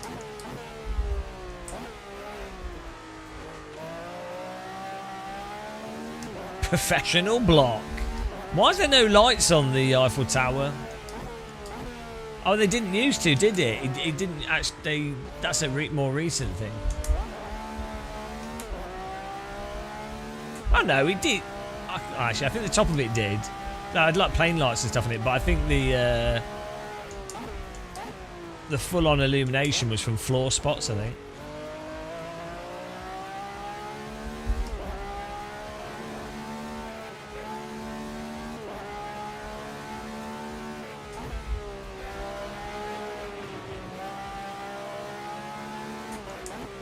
Sims that only run at 300+ FPS.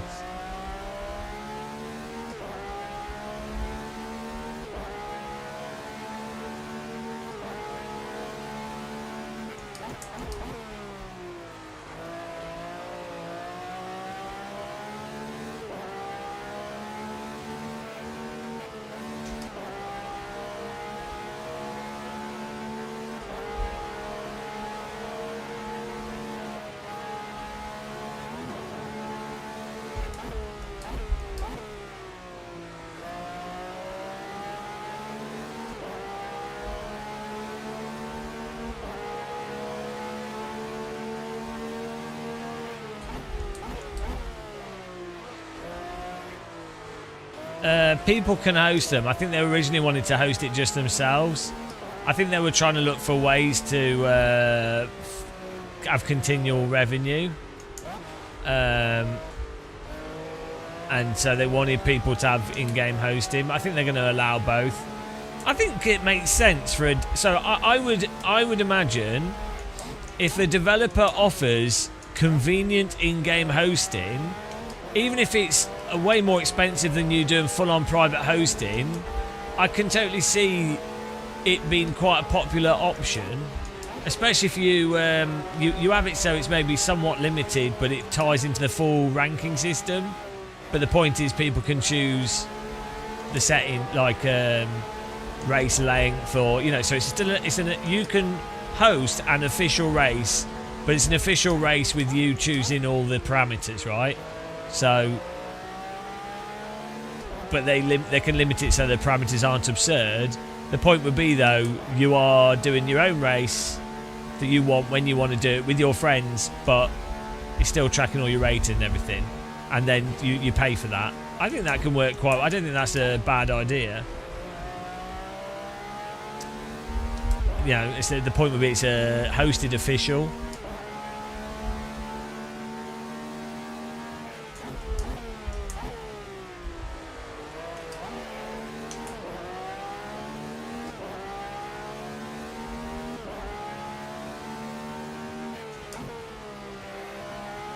This is a really good track, really good design layout. Do you think someone could port the tracks from Split Second into AC? Because there's some well good tracks in Split Second. And that studio's out of business. I don't know who owns. I think Disney owns the rights to that. It was Black Rock, the developer, I think, and then Disney. The developer got closed down. I think it belonged to Disney. It's a sort of Burnout style action game. It's really good. Like you could, the tracks had multiple layouts, and then as you raced, you could knock things down, or it would have like sort of cinematic set piece things that happen. It was a good game, released on console and PC. Does it? Does it remind you of Grid? That's surprising. That I don't know why. I don't know why this would remind you of Grid. Legend. I don't know. Can't think why. I can't. I don't know. You know.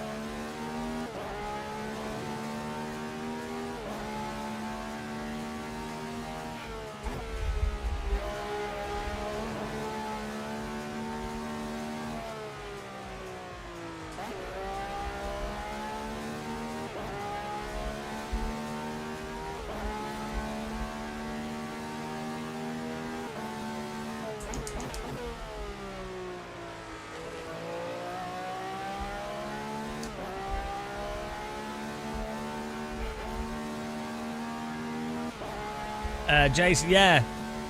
Do you like it? Do you like that? It's good, isn't it?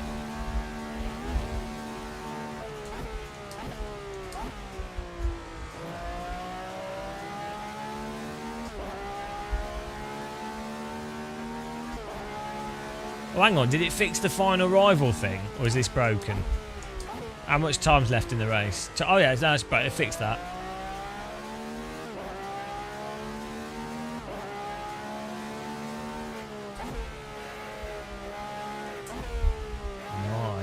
What's our race position in the app? P9, P9. Come on. If this shows all the correct finishing positions, I will be well happy. This is the one, apart from like some tweaks in points, and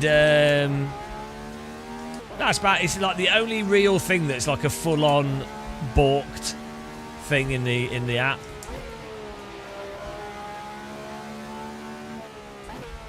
I'm just going to put them on there for free. I want people to be able to enjoy them, and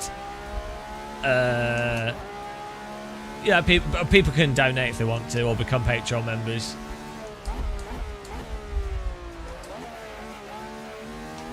I don't, you know. I think putting stuff behind paywalls, that's, you know, it's the kind of thing that'd be nice to not have behind a paywall. So.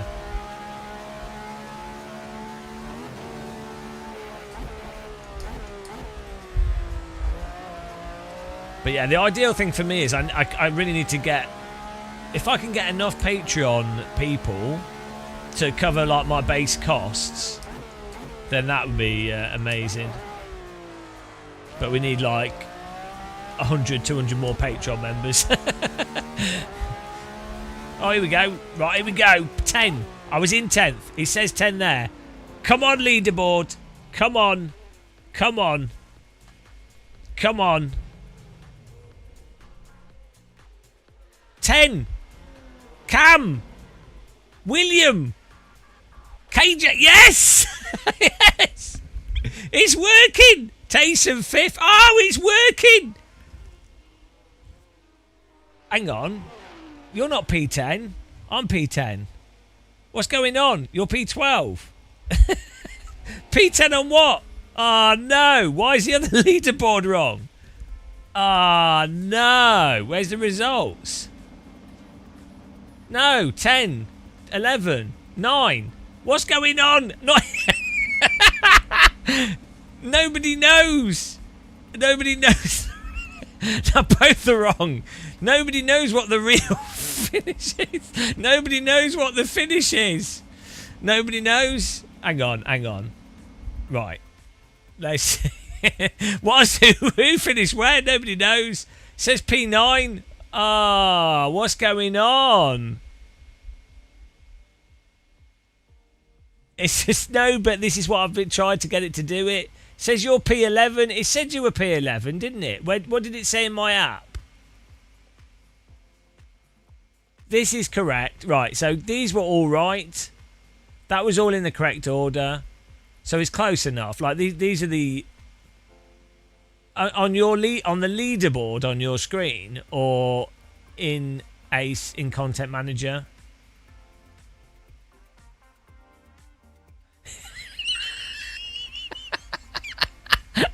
It's close enough.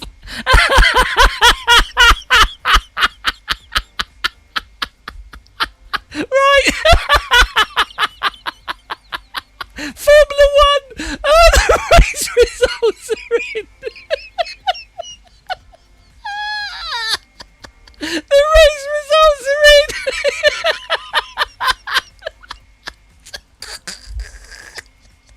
Hamilton in 10th. Verstappen in 10th.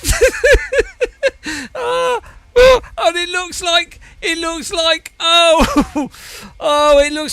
the grid's in 10th place.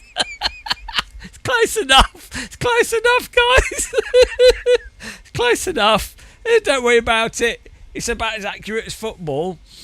Oh, it's so dumb. No, it's lining up. It's lining up with this. Oh, they're so dumb for a leader. The one thing that you don't want to be. The one thing that you don't want to be incorrect. The final race results. I'll give or take 2 or 3 places. Look, I would argue people focus on their race result too much. You know, they just fixate on it.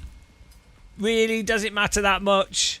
It's where you finish, where you feel you finish is what matters. Also, you could just use a joker. I need to implement that.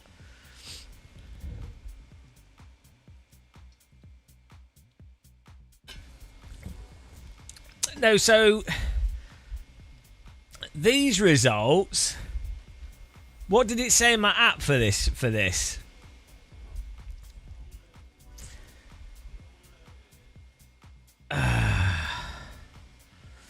Right, we're doing another track here, guys. I'll get another track up. We'll do quality a bit shorter.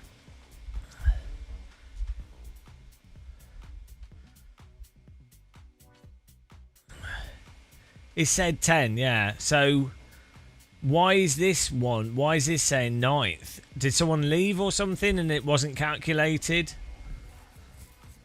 Or is this one missing out someone? This is like Schrodinger's race finish. Oh, God. AC's lead. It's the way that AC counts them. Like you see Content Manager.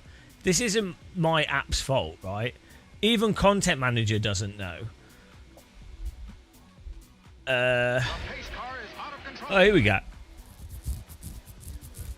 Is there like a Arc de Triomphe reverse? Here we go. Yes, full. This is gonna be epic. Thanks for following. Oh man, that was so dumb. Oh, I'm gonna make it at the daytime as well. I need to eat something. I need another bloody burrito. Oh, here we go. Let's have windy. Let's have broken clouds now. Few clouds, and we'll make it like 9 a.m. should be good, like sunrise. Like 8:30, I think, is sunrise in AC. Let's try that. Beef tartare, nice. I had well good beef tartare at is in France. They do it really good in France. It's difficult to get in the UK, but English people won't eat raw food, raw meat. Germans stuff raw meat down their face all the time. They can't help it. They love it. Right, here we go. I need to update my other app. The server's up, by the way, guys.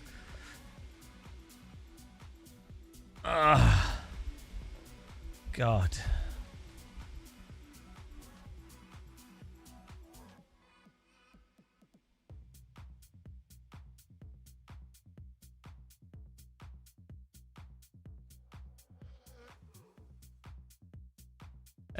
The French don't eat met though, like raw pork. I've seen in Spain they eat raw chicken. The thing is, what it really just depends on is how the meat is treated, like how the meat is farmed, and then how it's slaughtered and how it's treated. And if the there's a whole thing. It's not just one thing. So it's like the whole bleached chicken thing in America. So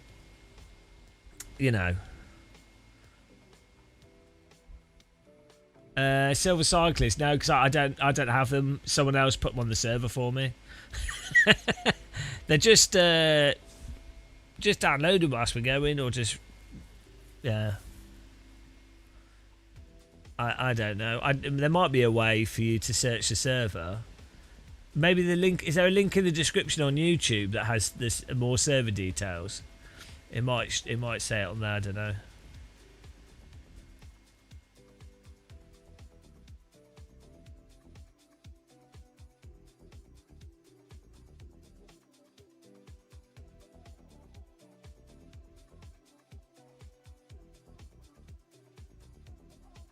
Right, let's see if this works. Local rank. It wasn't even tracking before, so.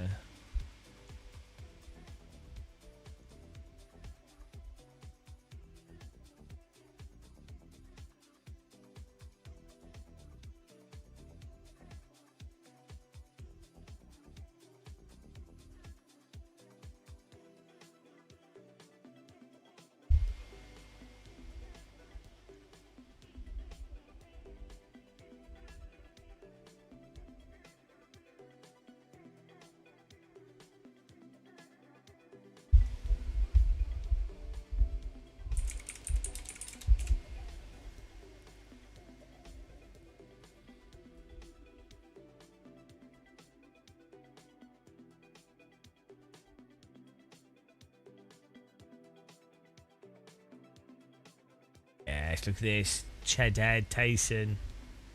Beautiful.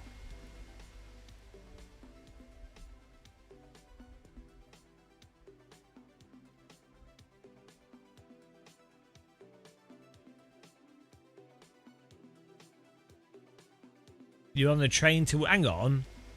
Where are you? It's like 11. It's midnight. Can't go to work at midnight unless you work in a hospital or something. It's I keep. They should have a flag by all our subscribers and viewers, so I can know. So I can. When I talk to Australians, I can invert the camera view. Then I'll understand what's going on.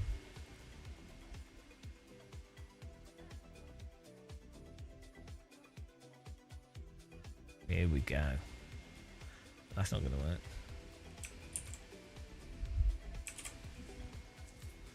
Get in there.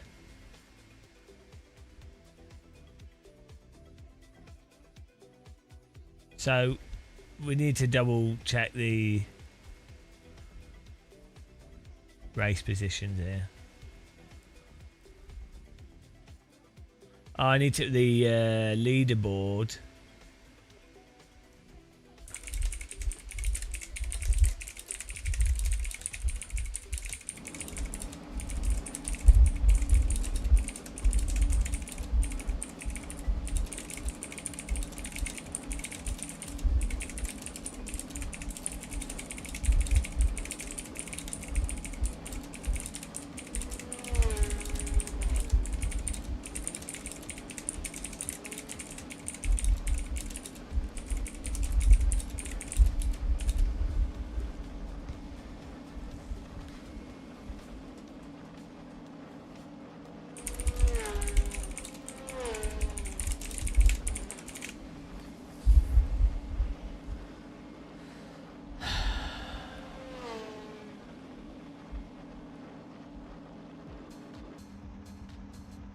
Oh, this is like later in the day. Oh, hang on. Here we go. This is picked up the names. Oh, it did the races from... It's got the data from the previous race. Oh, here we go. 18 drivers rated from 2 of 4 stored.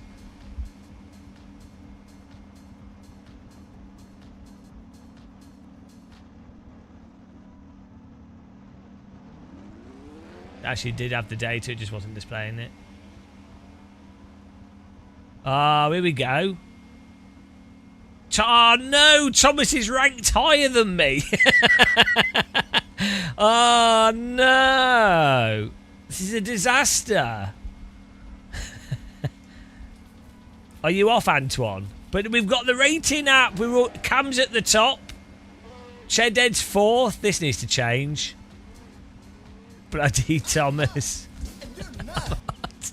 I'm hot and you're not. Oh, I'm glad this is awesome though. And then this should oh, that's very small. That's good for people with very good vision.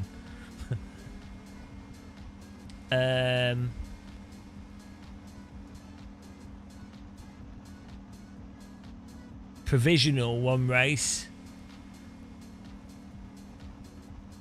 Where's Antoine?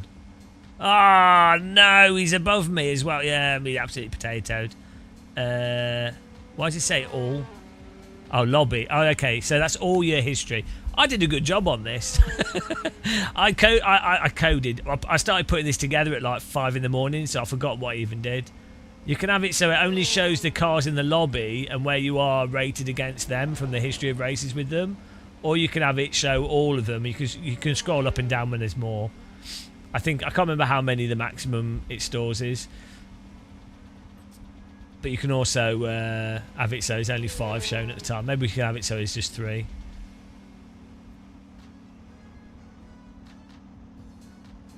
Oh, there we go. Not sure what's going on there. Oh, there you go. If you press up, it shows you the top and then where you are compared to the top guys.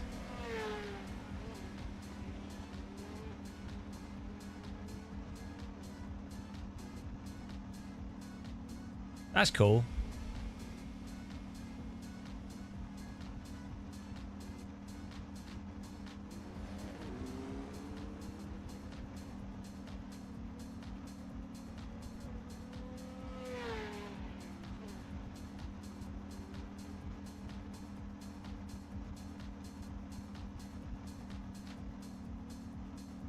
Ah, there you go. You can scroll.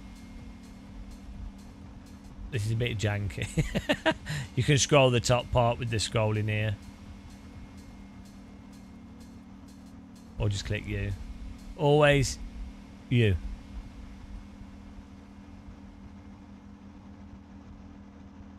A little bit confusing.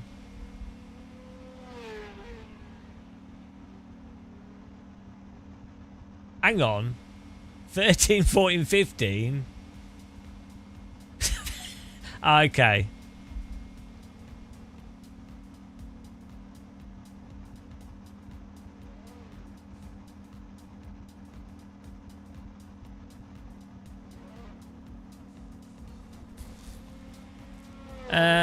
No, this is a totally separate app.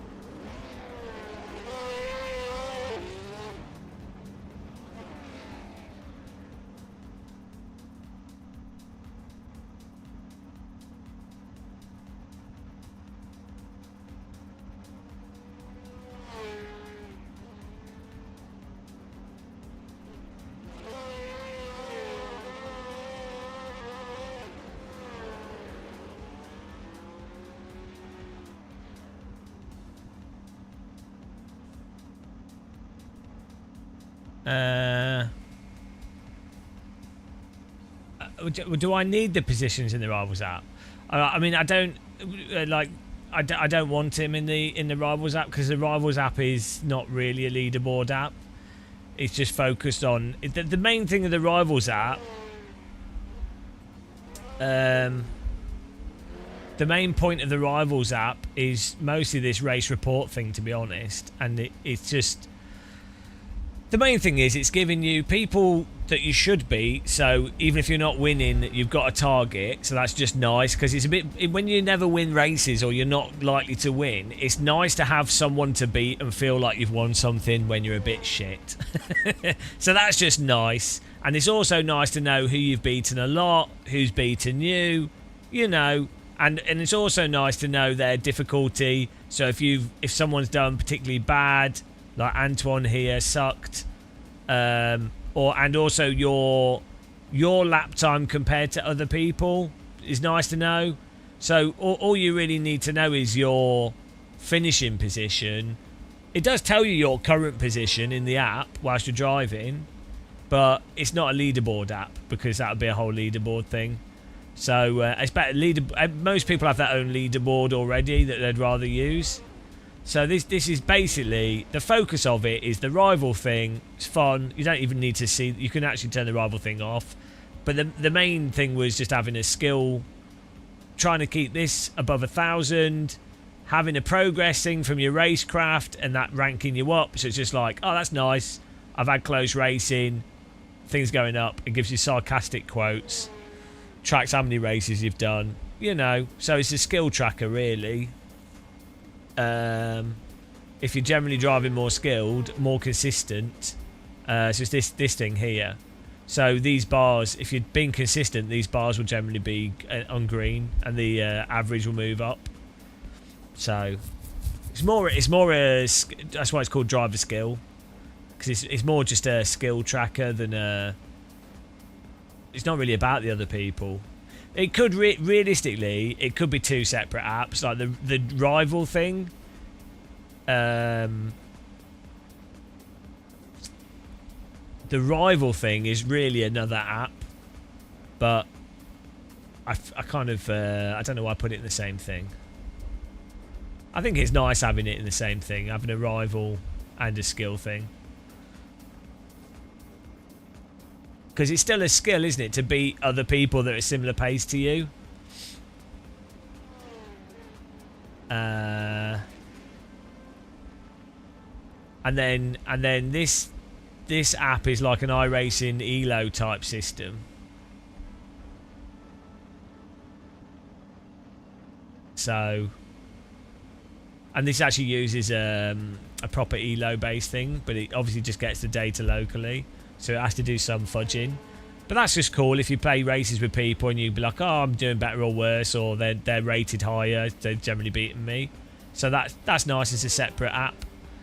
And then the leaderboard is just, I really wanted a really nice and minimal leaderboard.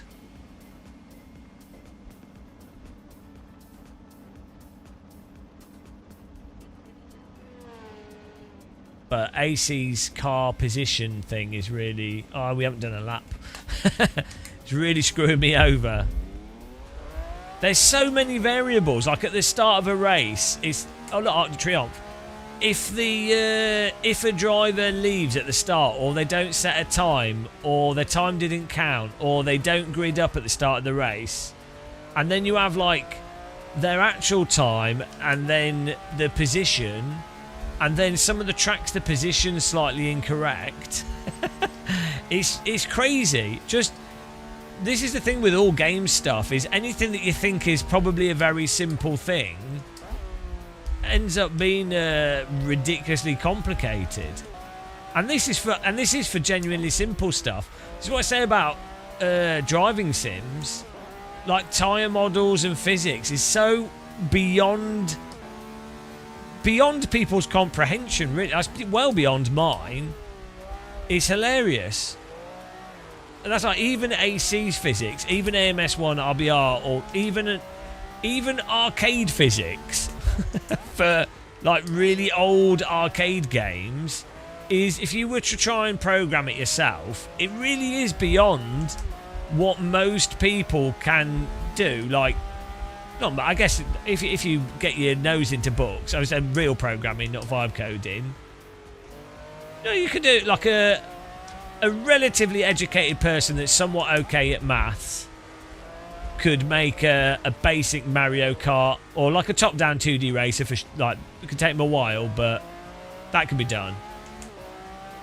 But it's still complicated. Like to make that good.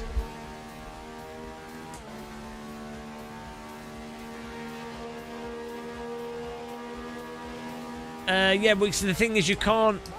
AI physics doesn't really mean anything because you still have to choose what method to use. You still have to dial it in. No, but if you want to, you don't have to know maths. But if you want to do good stuff, and you're absolutely programming it from scratch, it really helps. Even if you're doing just scripting. Because there's a whole bunch of functions and processes, and yeah, but you might not be able to add stuff together that well. You might not know how, like, different aspects of maths, but even just mathematical concepts like arrays and things, vectors and all that stuff. That's is really useful for games. So.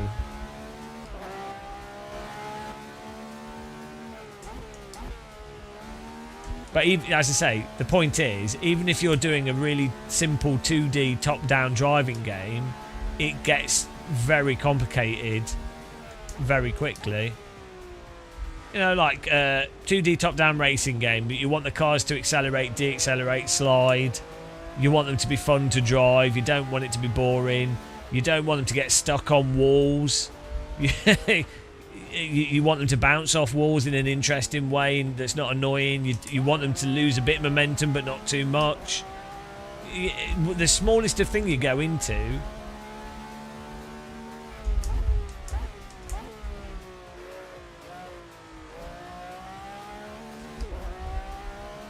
you can also tell an LLM what you want it to do, and it will tell you what to do to make it. Well, not really. Yeah, it does to a limited capacity, but not in a... Whoops, that's a wall. A good example is if you wanted to make a song using a large language model, and you're like, I want to make an 80s rap song, and I want it to sound really good, blah, blah, blah, and then it will give you some super generic... terrible rhyming whatever, so you'd actually have to keep prompting it with very specific stuff to actually get an okay result.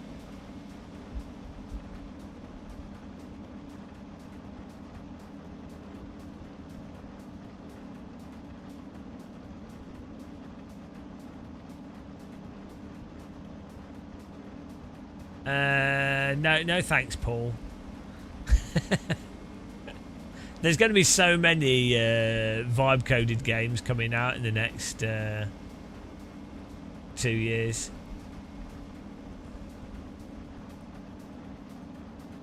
Oh, here we go.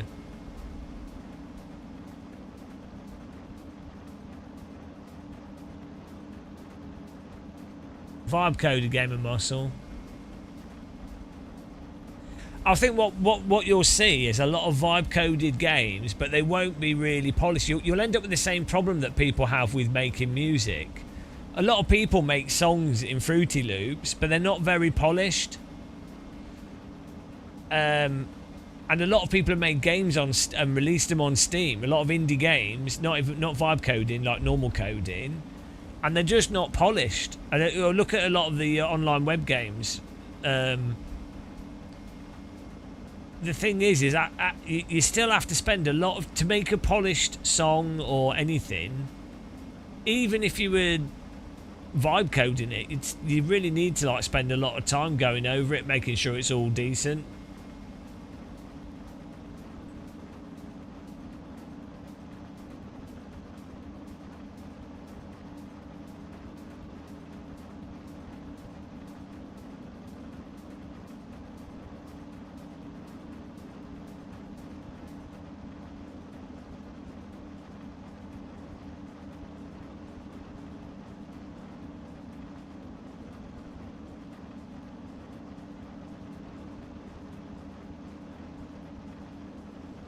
This is AC.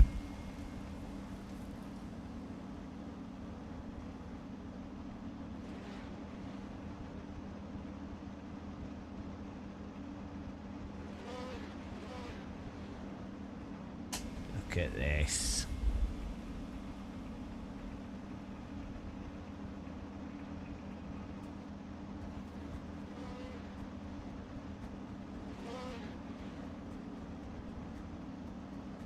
Oh, does it still say PMR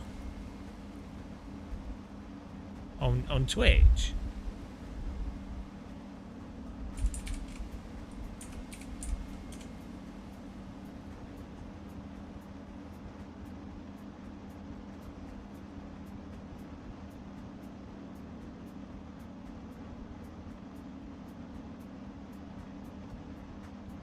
No. Oh.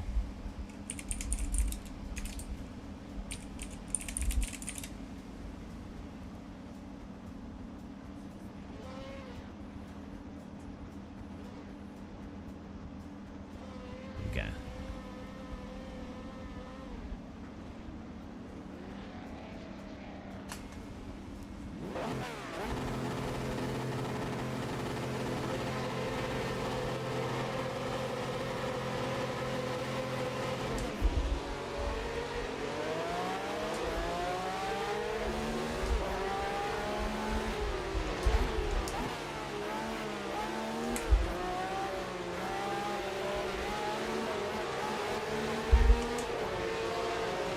Whoa, this is epic.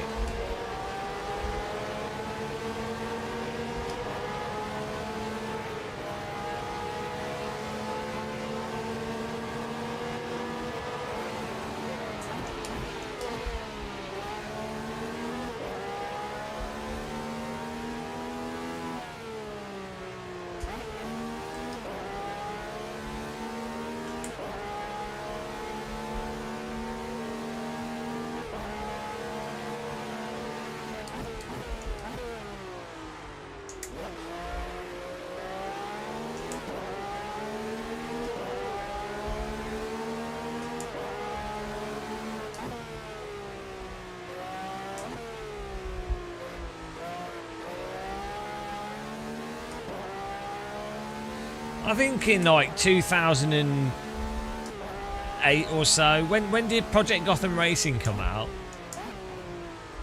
MSR was on the Dreamcast in 2000. PGR was on the first Xbox in 2005? 6? Was it Xbox 360? I know PGR 1 was on the Xbox, first Xbox.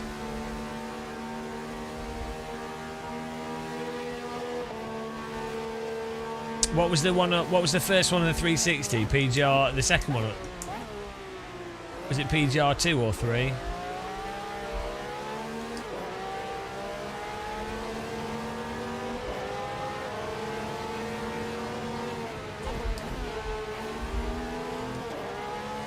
Yeah, PGR 3 I think really looked good.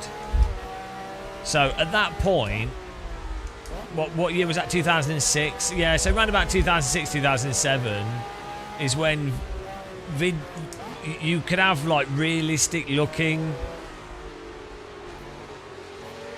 full city environments in a game, and at that point it's like, do you for gameplay do you need anything more?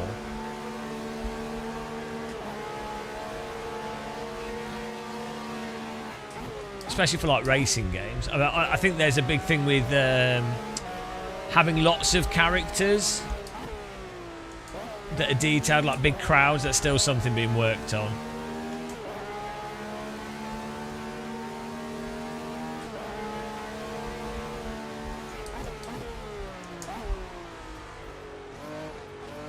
But for most gameplay and storytelling, once you can actually build a sort of city environment that looks reasonably photorealistic,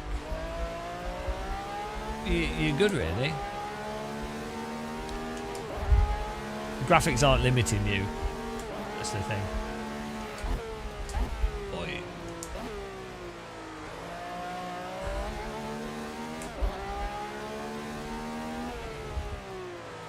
That is a brutal corner.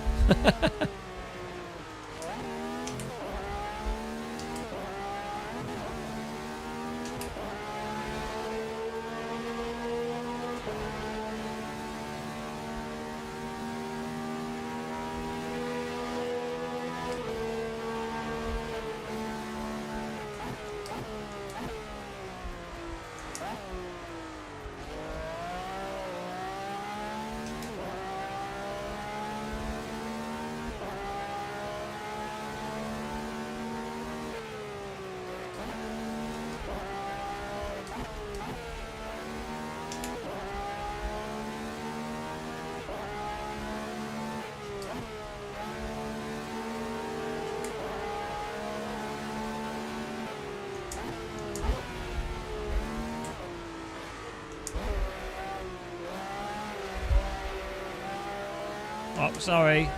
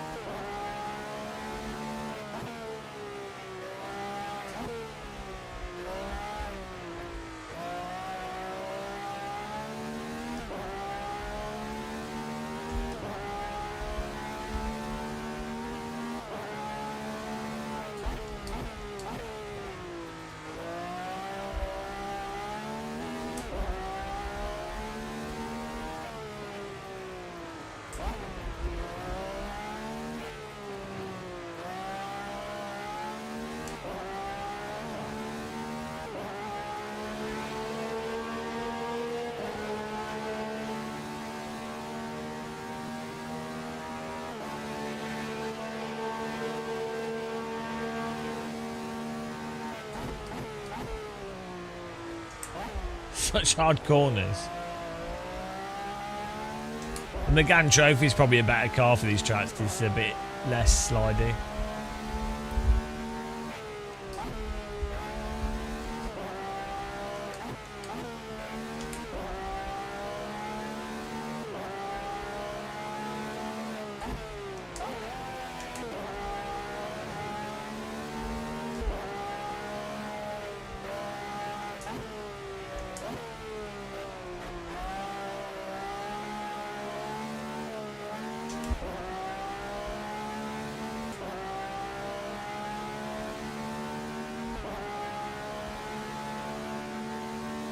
Are there any Berlin racetracks?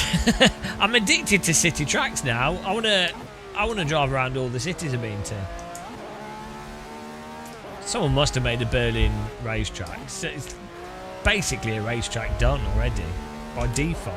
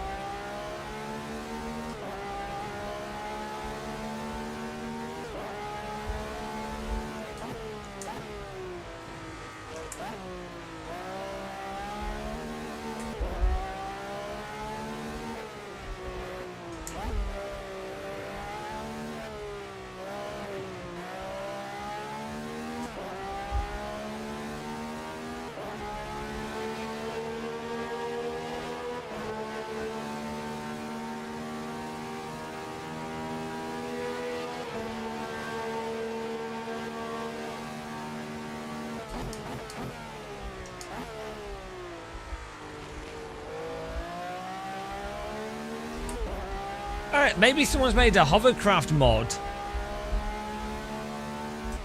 for Formula E takes place at Tempelhof Airport.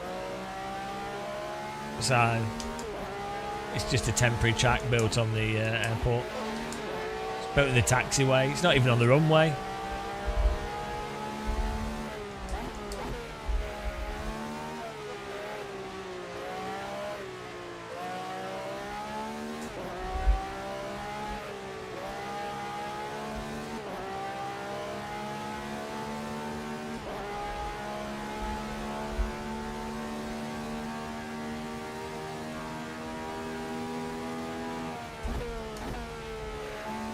After this race, when you finish, type what finishing position you got in AC.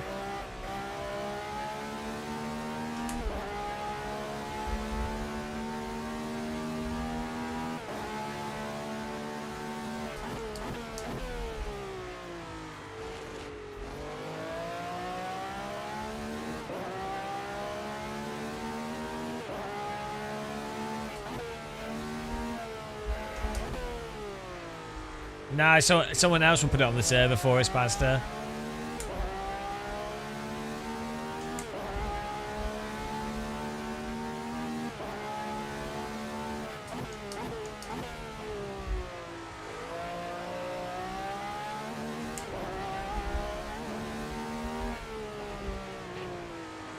Every time. I mean, I want a crepe. I want a crepe. Can't believe I'm getting beaten by Chairdead. He's obviously got a setup.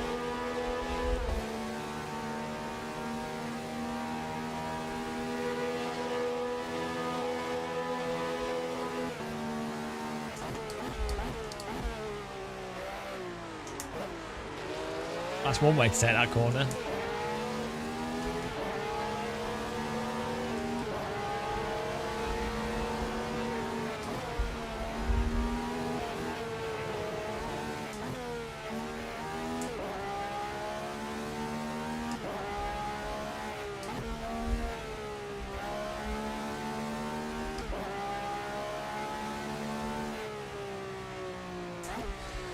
Right, type your finishing position, guys, in chat. Quick, please. Please, just type the finishing number. That's working, 9, that's correct. Ash 1, Marcio 2, Supernova 3. Type your in-game name and then your finishing position. Richard Jones 10, Tayson 4th, Dr. Longmount 6th. De Jong. Well, hang on, what's your name in game? Lenny. Supernova. It's working. It's working. Dark Ace. Yeah, this is all working. Awesome. Finally. Fine. It only took 10 attempts. Yeah, that's like that's 2 races now where it's not been mental. And you're getting ranked as well. Marcio, you're hard. Tayson's still a noob. They've not done enough races with him. My pace rating went down. I need to be 0.7% quicker to reach hard. Oh, our ranking. The ranking as well. Look at this. Oh, my God. It's too much to take on board, guys. It's an app bonanza. Thomas is -1. We're -65. We got worse. Cam's got moved up +1. Hang on. We need in session. Lobby. Here we go. Oh, no. Chedhead moved up +6. Marcio's +69. I dropped down 65. It's got worse. I've got worse. Oh no. Well, good. It's actually pretty. It's working. It's working reasonably well. Like, consider it's just an experiment. Right, we'll do another race. Just fixing the leaderboard so it shouldn't go crazy at the start of the race.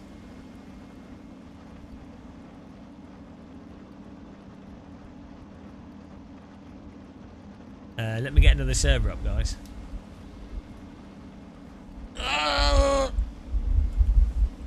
Right. Get another track here.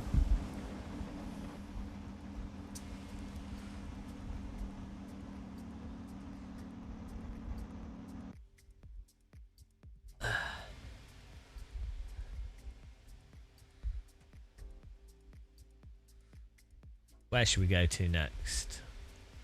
That was too late in the day. Well, Adam, yeah, I need to give you the server thing. Can you message me on Discord now, and I'll give you content access so you can put stuff on it.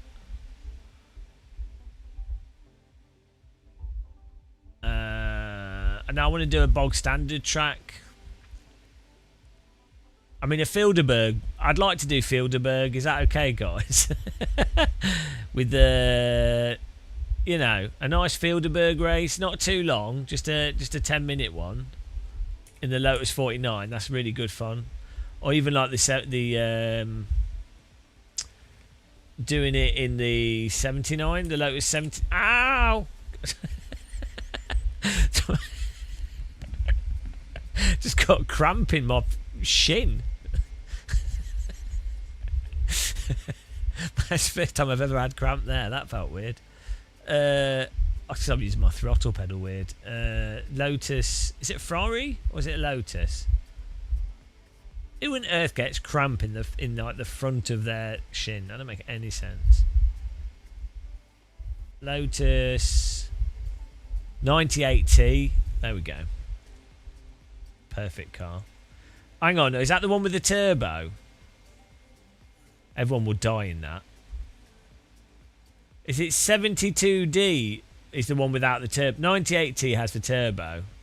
The 72D is there we go, we'll do that one. Oh, maybe it's shin splints.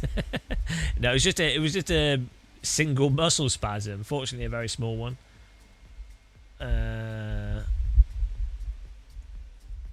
So let's try 8 AM. We want like a bit of golden hour. Nice. I need to eat. So I'm so hungry again. If I don't eat any biscuits, I'm just starving all the time. If all I'm eating is bloody beans. Constant beans. You always want more food. Beans and coffee. Let me just check the app.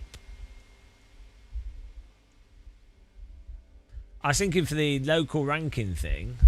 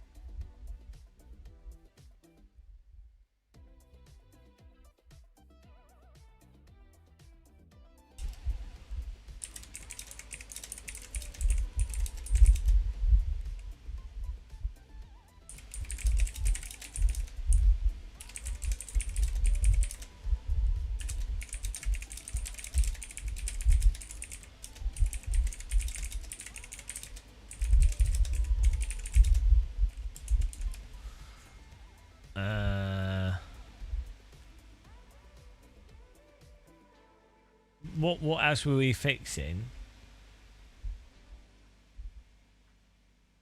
The leaderboard. Did I fix the leaderboard?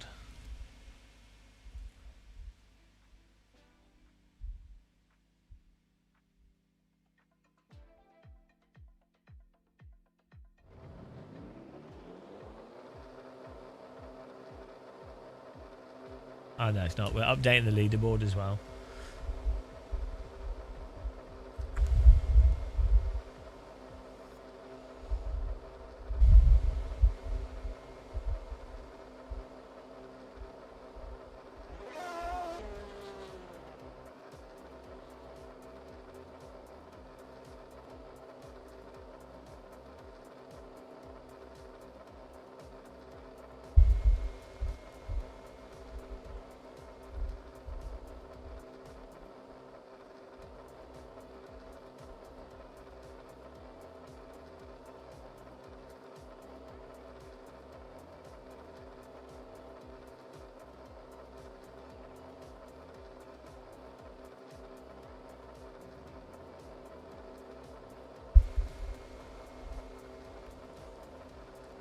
It's a nice looking car, isn't it?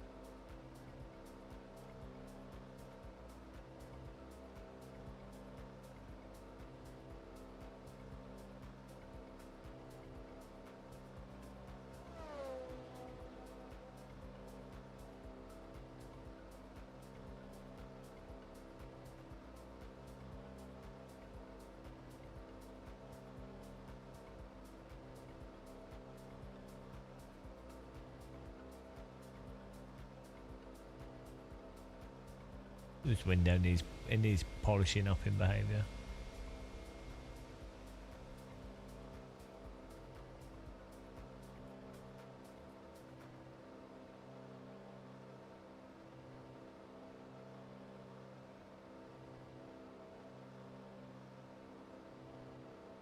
Ooh.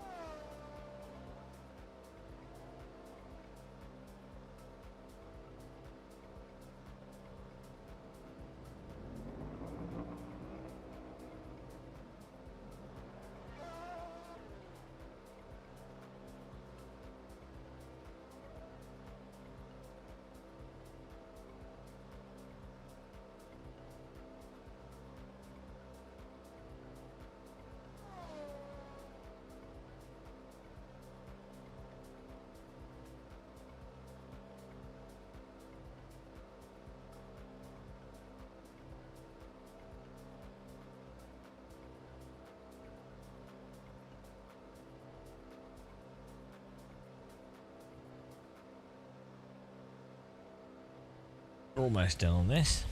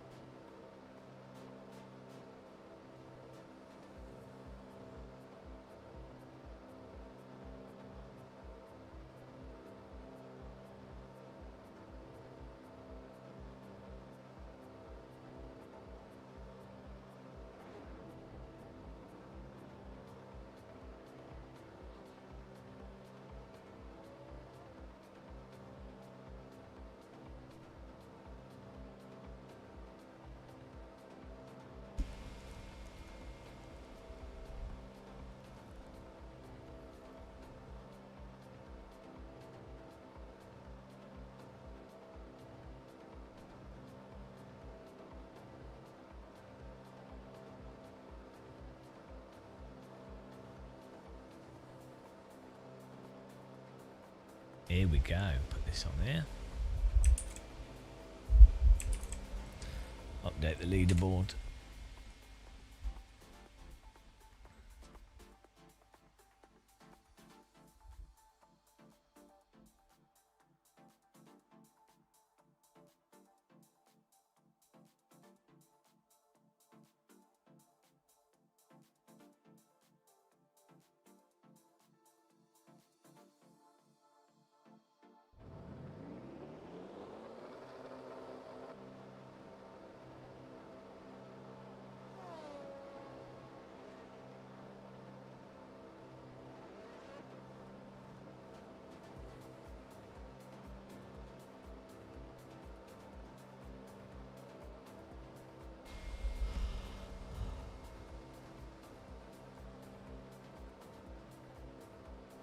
Ooh. Right, I'm just gonna get a drink. I'll be back in a second. I need a fresh cup of tea.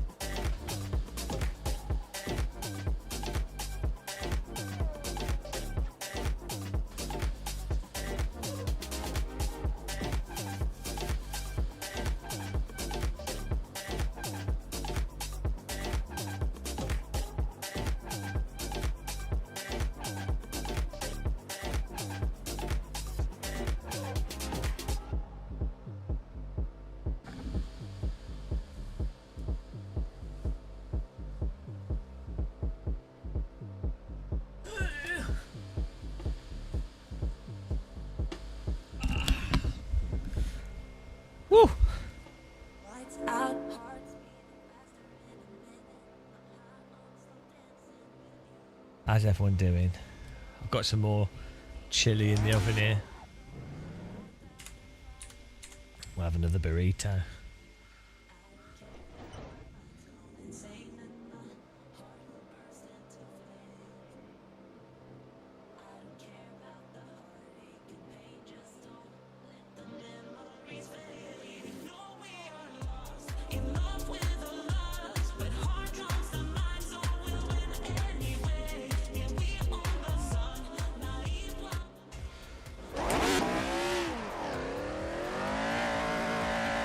I don't think we've driven this car that much. Ooh, here we go. Just warm your turnips up. This is fast. This is faster than the 8. Oh, this setup. Jesus Christ. Someone's put the brake bias a bit far back.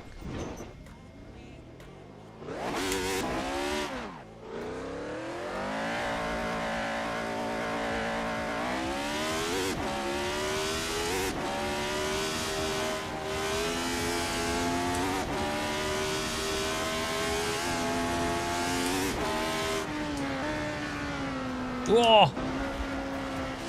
Got loose ass on this.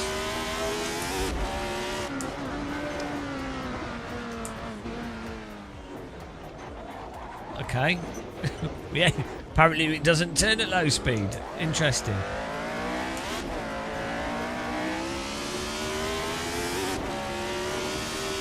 Bloody hell.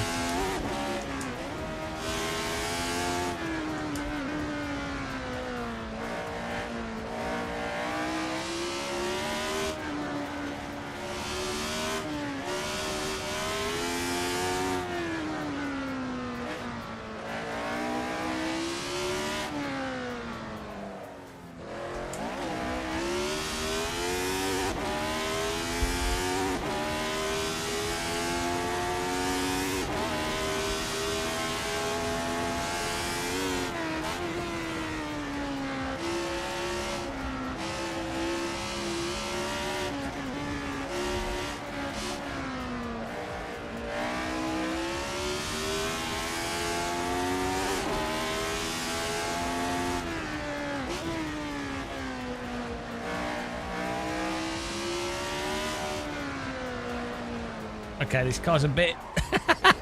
it's a bit of a bloody handful. What on earth? Has anyone got a good setup that's not mental? Oh, Adam says his setup. I hope Adam's setup's not crazy. Let's see.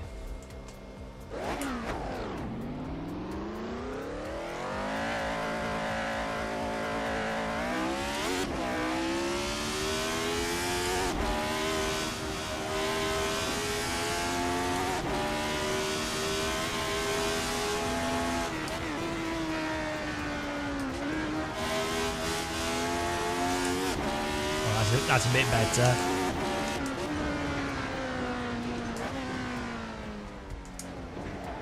Whoa.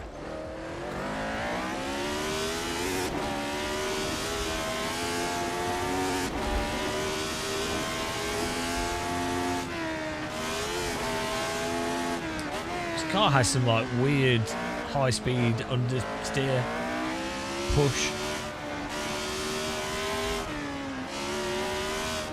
Oh no!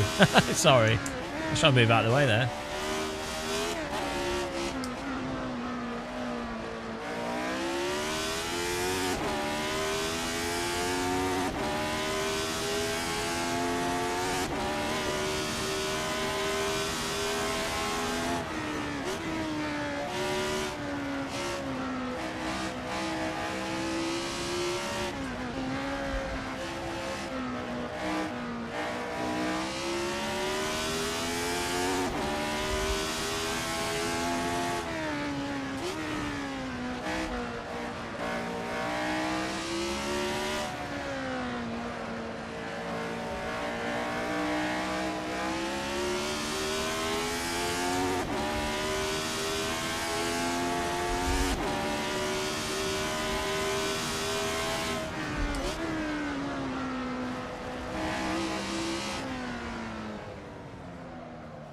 Ah. This is such a weird handling car.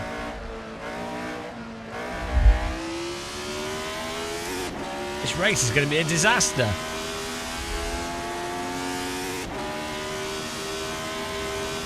It's like the fronts don't have much mechanical grip. I guess because they're so small.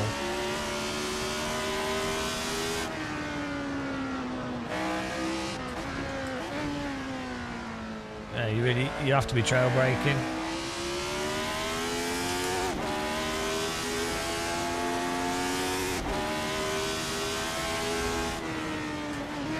Whoa! Oh my god. Okay, yeah. Well, this is going to be interesting. This is going to be an interesting race, guys. Are you ready for carnage? I am. I'm ready for disaster.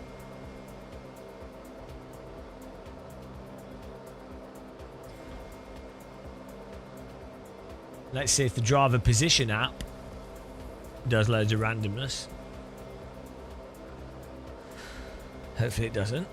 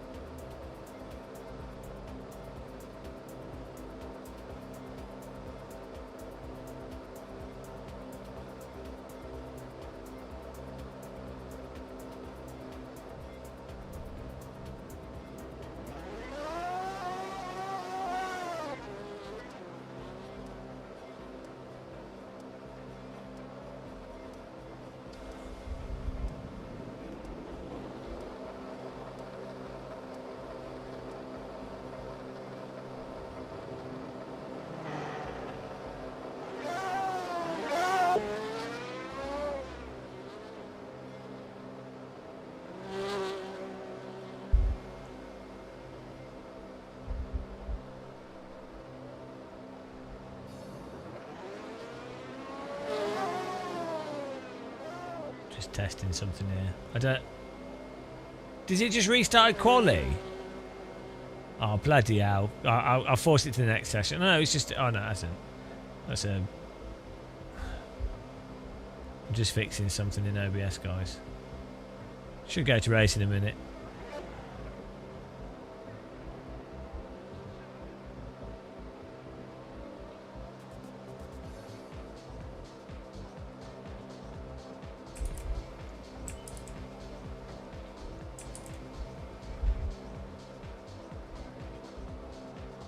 Oh no.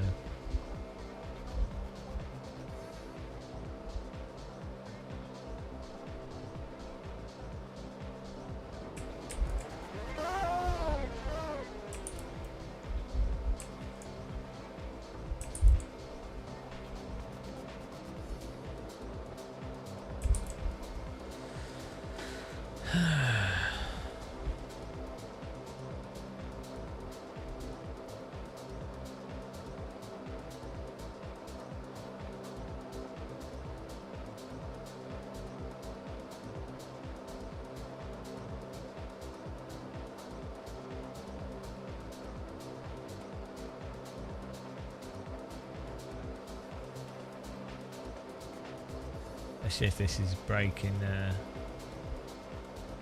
OBS again.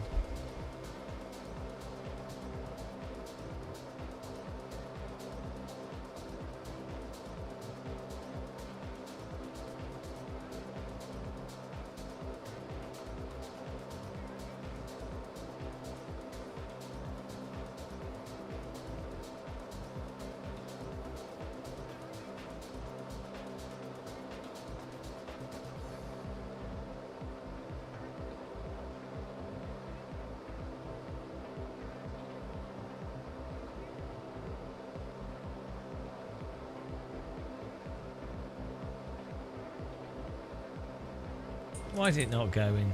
I'm going to move it. I'm going to force it to go forwards. Give me a second, guys.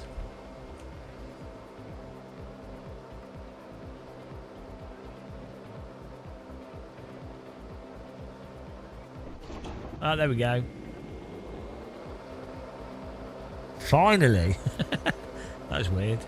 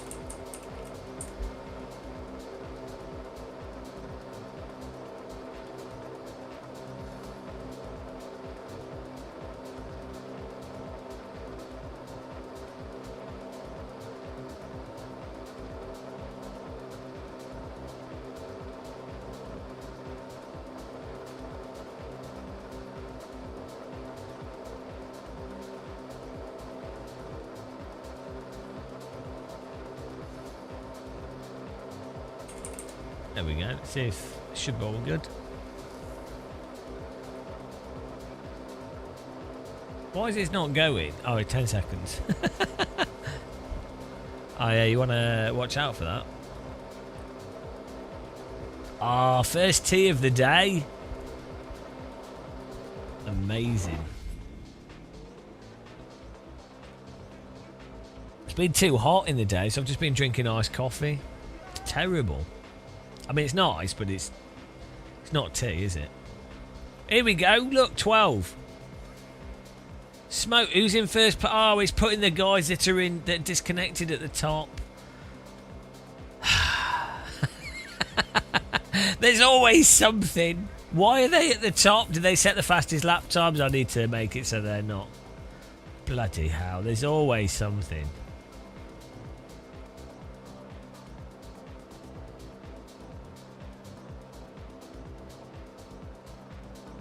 I know, it's I can get it to fix it. Oh no, here we go. Here we go, it corrected it. Get in there. Who's from Quali? I know, now it's broken again. It fixed it and then unfixed it.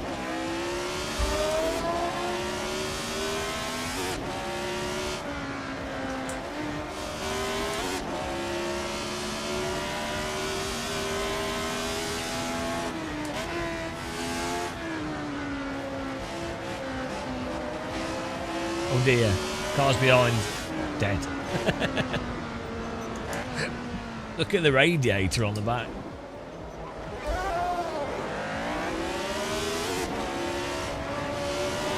Where's he going?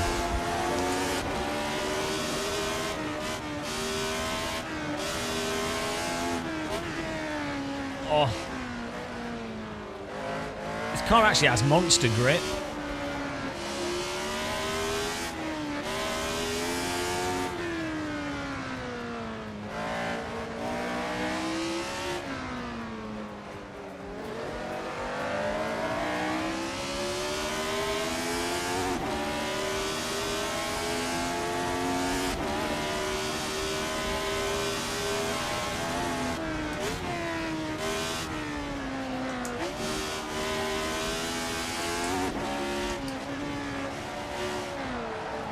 Bloody hell, this car's a nightmare. So hard to drive consistently. Did half the drivers driving this just die? Oh, if the rears go over, you're in trouble.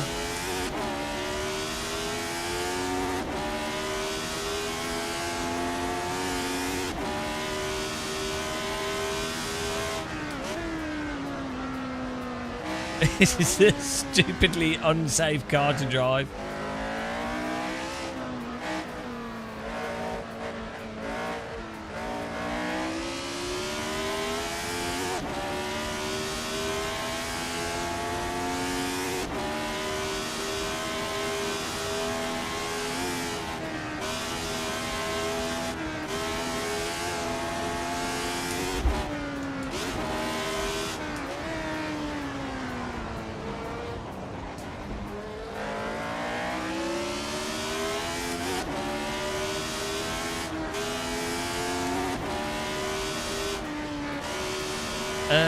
Yeah, I think so. Oh my god, it's terrible. This is a dangerous car. I think, yeah, maybe it was for weight or something. Like, I guess they thought you've got a big front wing. The big rears are probably for getting the power down on the throttle. And the front, I guess they figured you didn't need as big a tyres on the front. I'm sorry. Oh, what a disaster. It definitely drives like you've got tiny front wheels. Ask ChatGPT what he says.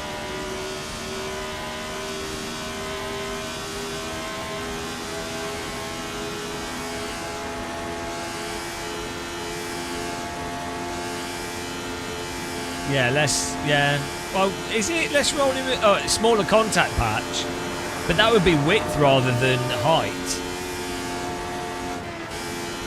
I don't know what the advantage of having smaller height in height. Maybe just weight.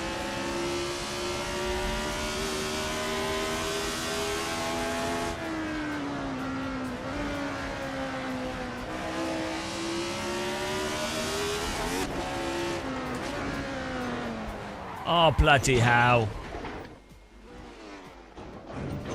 Oh, God.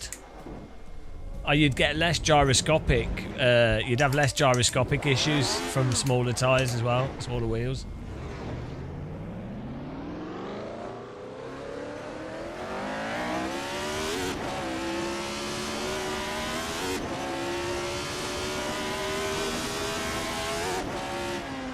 Also,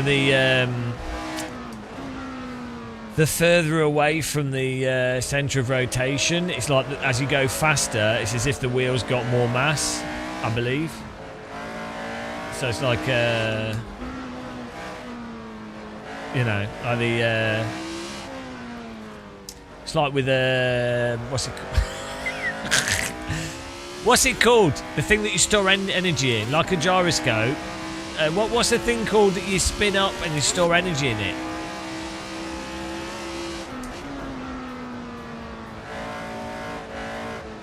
Is that still a gyroscope? What's it bloody called? Anyway, the more mass you have on the the more mass you have at the edge, the more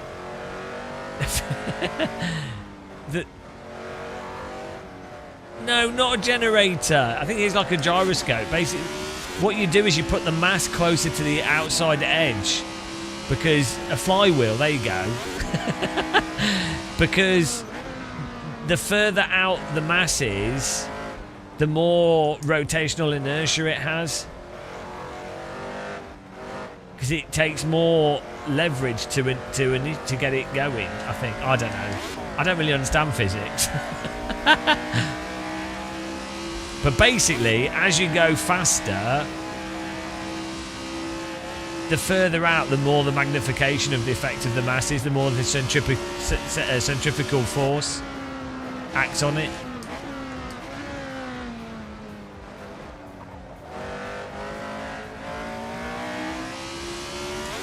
So if your goal is to have a flywheel that's as light and as efficient as possible, you would make the inner part light but strong, and then the outside part, you put all the weight. You don't need the whole thing to be heavy, you just want the outside part to have the mass on it.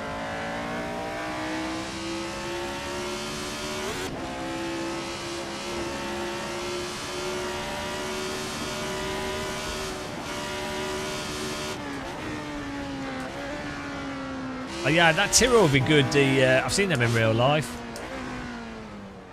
It'd be good to drive that in VR. It's got the little window.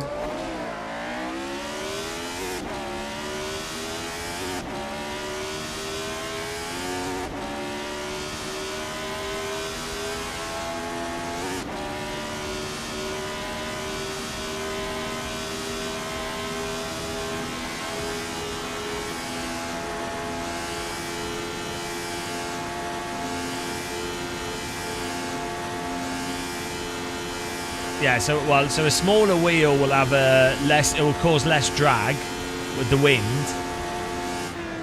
The width of the wheel will be less contact, like drag from the road, like from the contact patch, less friction. But then that would be worse for being able for turning. But if you've got downforce and it's enough to get the car turned, it probably doesn't matter.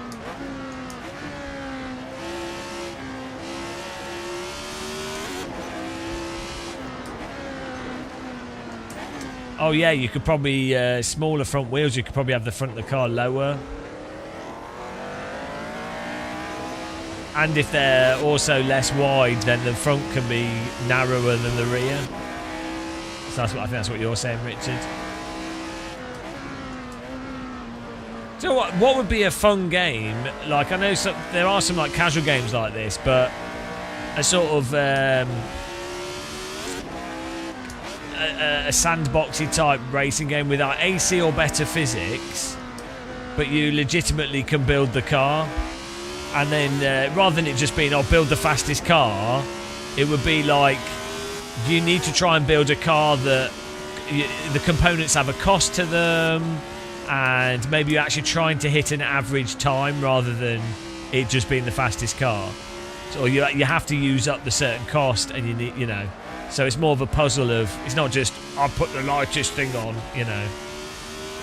That's the thing with Kerbal Space Program that's so good from a gameplay perspective, is it's not just a case of, I built the light rocket, you know. It's like, well, you want a rocket that can do certain things, so you need a certain amount of speed, and so that needs more fuel, but then that needs more structure. So it's an interesting game mechanic. It's not just light, powerful. Ah, that makes sense. Yeah, what you just said. But you'd also think the wheels, the second set of wheels, will have less rotational capacity because they'll have less rotation effect, less leverage on the center point of the car than the front wheels. If you know what I mean. Like, the further forwards the wheels on a car are, when you turn them, the more it's going to rotate the car. Maybe not. Does it matter where they are?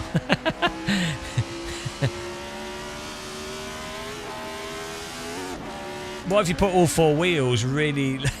the car's just on top of the wheels, and the wheels are all really close together in the middle, like one of those toy cars.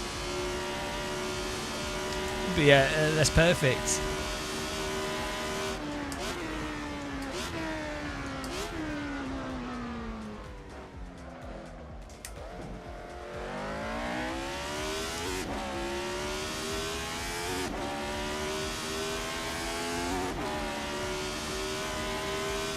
Yeah, that's the closest thing I can think of, Richard Jones. There's also there's another game with tanks, like you build tanks and stuff and cars and things. There's quite a few people made YouTube videos about doing like random missions that they set up themselves.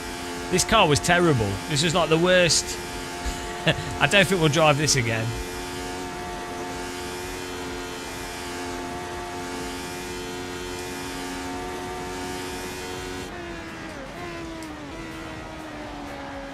This was awful. Well done to Lucio. Bloody hell.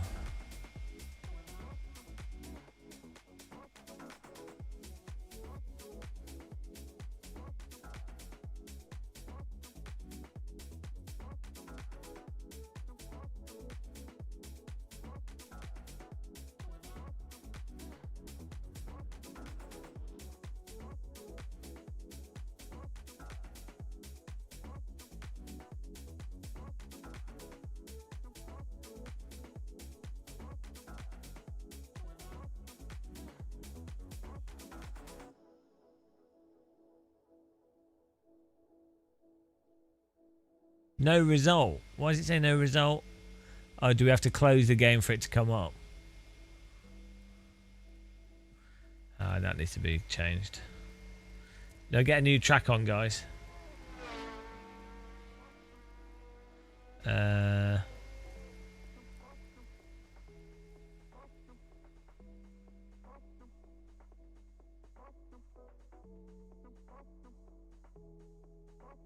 Is it? Were you driving around nice and slowly?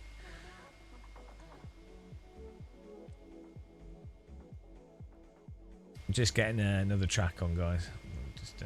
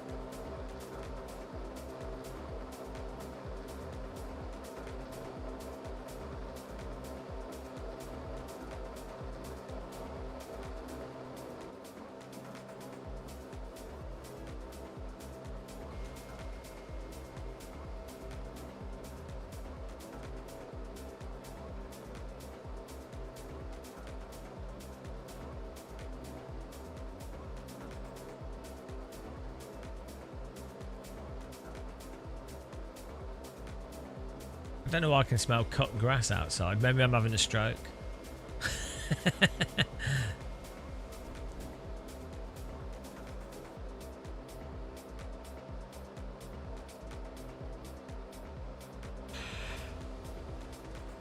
There we go.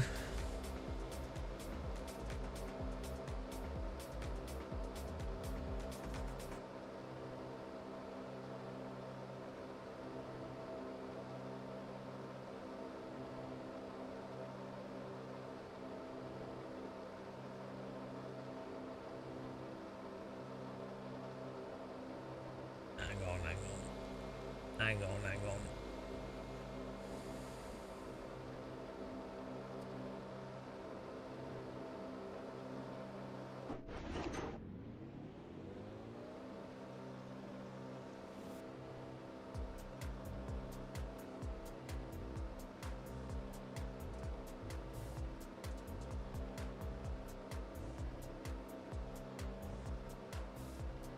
Whee!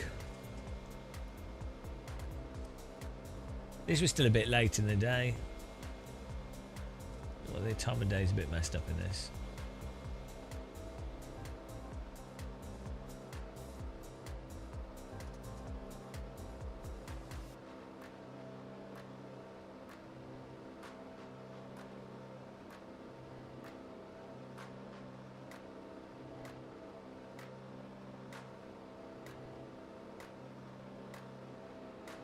Okay, here we go, guys. Servers up.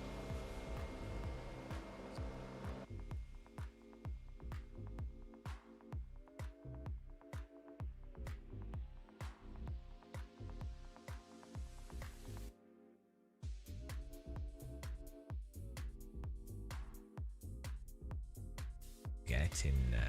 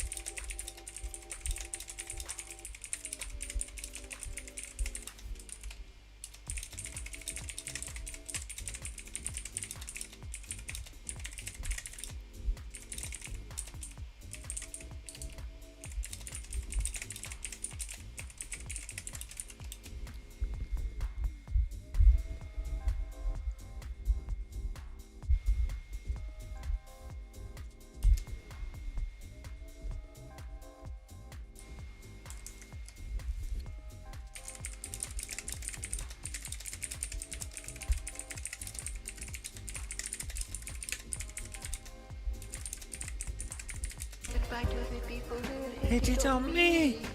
Goodbye to the people who loved me. Goodbye to the people who trusted me. Goodbye, goodbye to everybody.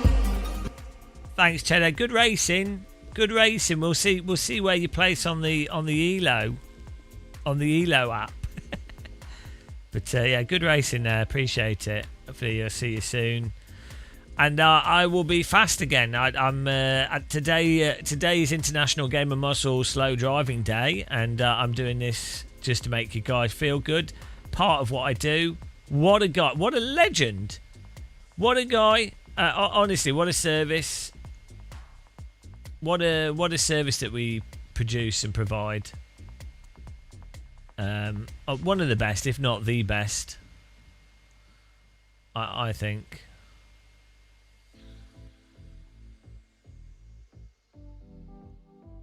One of the greatest drivers to have existed in the history of drivers. I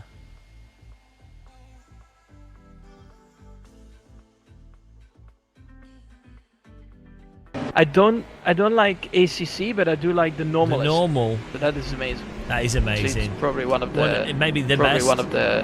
One of. Well, one of the or not the best simulation to practice, like even F1 or GT mods. It's really good. No, it's really good. Yeah. Yeah.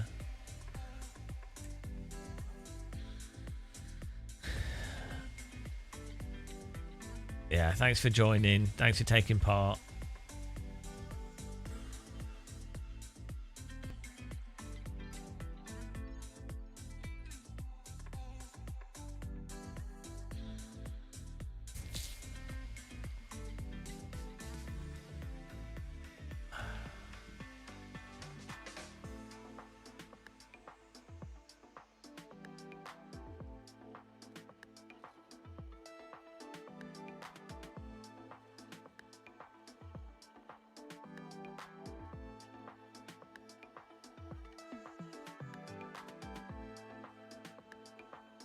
Can't believe you've done this.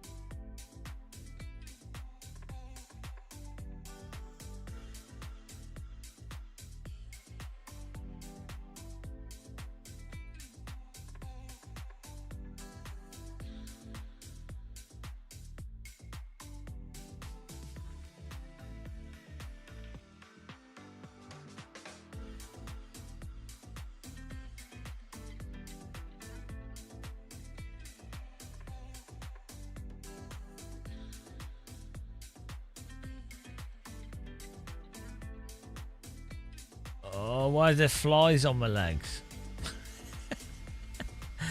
Oh, I need more food. I'm just fixing my the OBS here. And I don't know why I do this. Like nobody cares. This is like some weird. This is some like weird thing. I just have to. I'm like, oh yeah, I need to. Why not?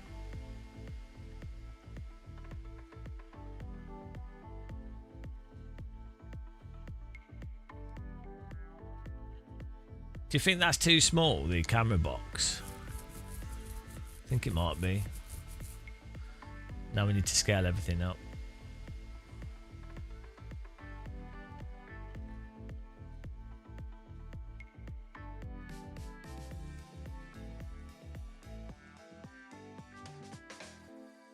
I think that's a good size.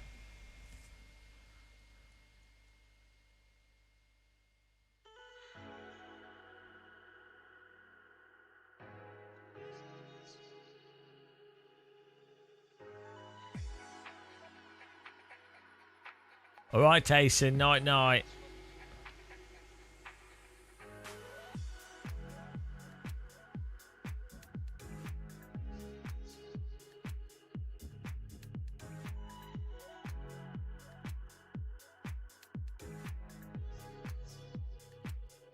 Bloody hell.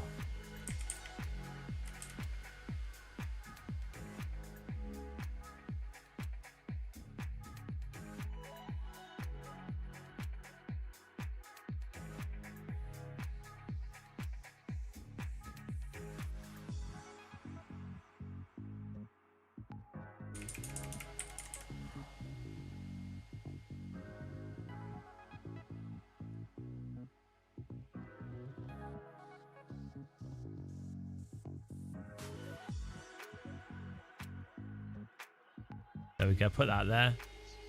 Fixed.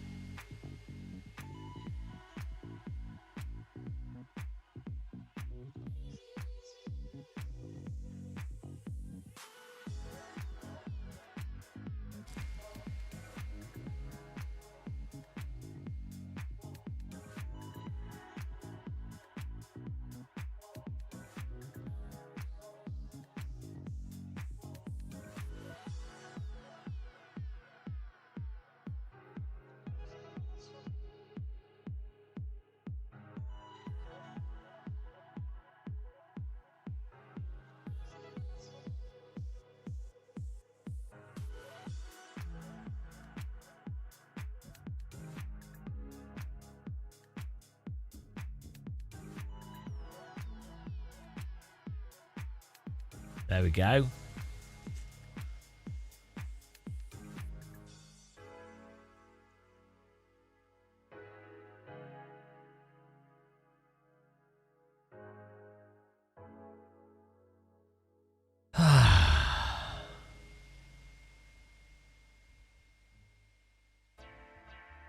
Count the server in a minute.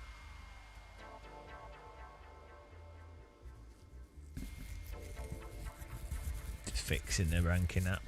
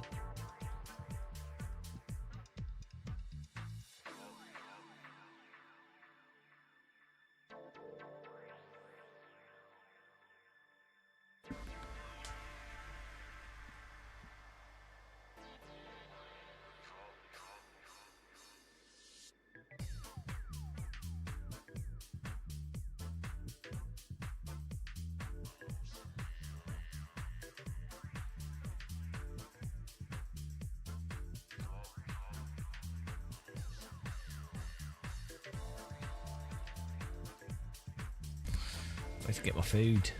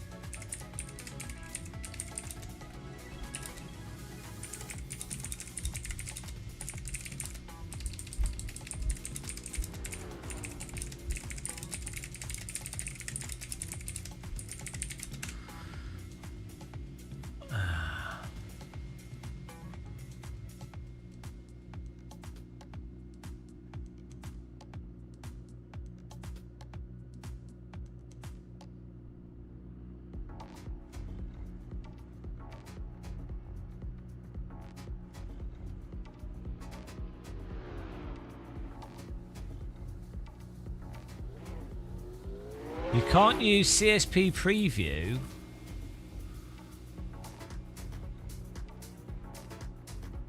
You what? Why can't you use CSP preview? The preview doesn't have support. Oh, it's because of the race you're doing. Oh. Fair enough. Hang on. We picked the wrong car here. It's got DRS, this. How do you bloody activate the DRS on this car? Oh. Bloody hell.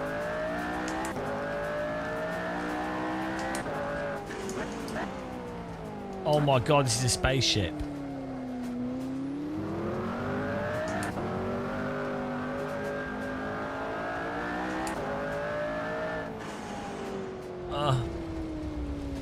Oh no.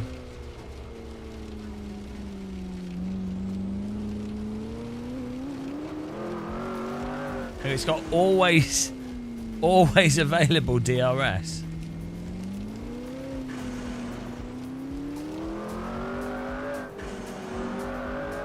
Bloody hell, this car's insane. Okay, this race is going to go well. What sort of idiot puts this car on the server? Oh my god.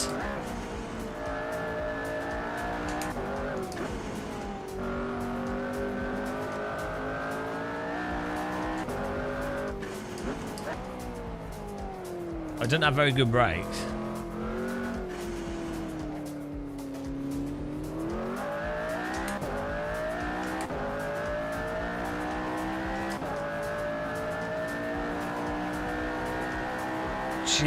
Hang on, we're doing 300 kilometers per hour.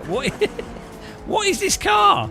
We've accidentally got a spaceship here, but we've never driven this.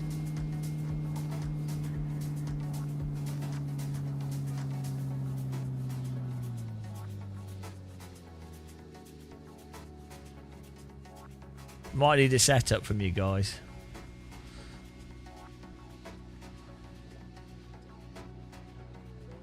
Oh dear.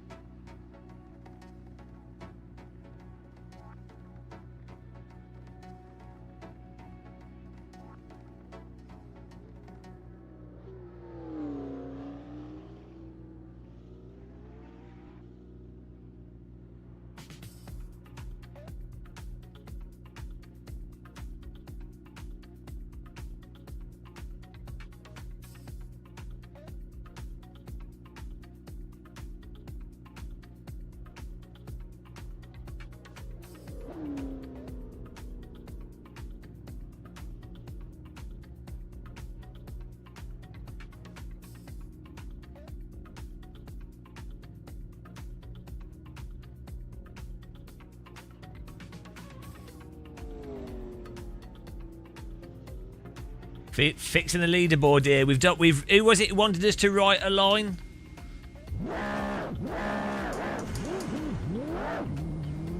We've done write a line, and we've also the ELO thing should be fixed as well.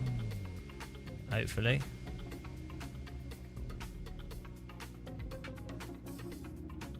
Oh no. We're developing whilst live streaming, whilst racing. It's all happening.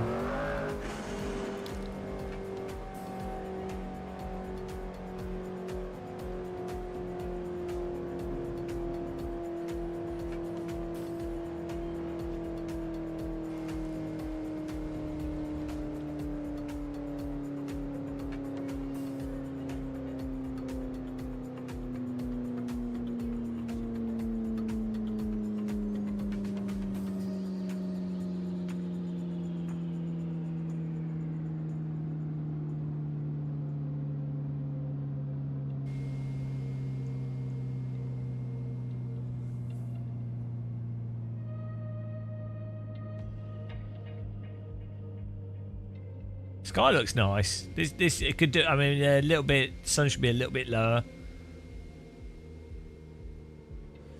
I think Evo definitely has the best Nordschleifer. Yeah, because they built on the ACC Nordschleifer. I was randomly at the track the same time that Kunos were. I didn't bump into them though, but I happened to be randomly there at the same time, which is weird.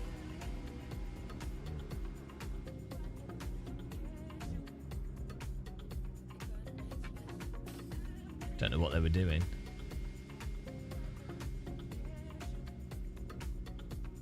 This was like this is when they were working on Evo. Before, I think it's before they even announced it.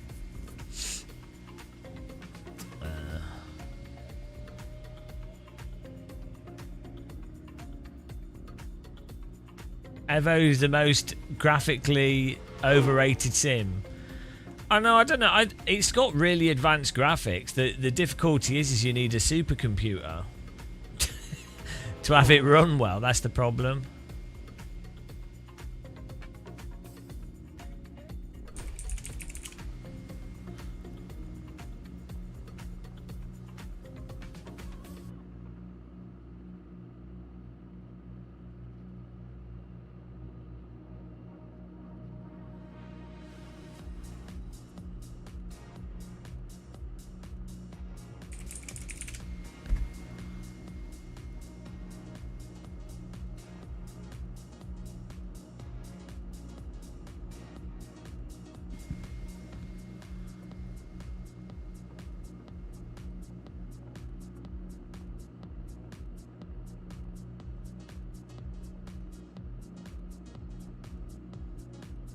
What do you mean? Nothing compared to GT7. The problem with GT7 is it's got great lighting and texture work and 3D modelling, but it's running at a shit resolution and a shit frame rate. So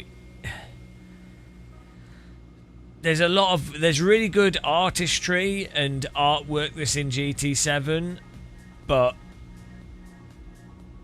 if you were to, you'd have to play GT7 on a PC. The problem is the PlayStation is just not fast enough to really make it shine as much as it could do. That's the unfortunate thing with GT7. Hello, Red Eye. Hang on.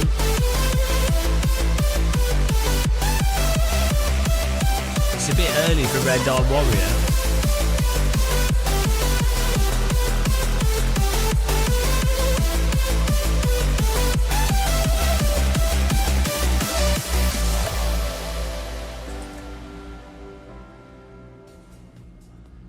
How's it going, man? The man with the hair. How you doing? Red Eye Warrior, you're missing out, and we're vibe coding whilst we're driving. We're making some apps for AC, and then breaking them. You'd be amazed. Oh shit! Do we have a setup? Ah no. Hang on. You'd be amazed at how hard it is to get a bloody leaderboard to work perfectly in AC, and just a nice clear leaderboard that doesn't jump around randomly.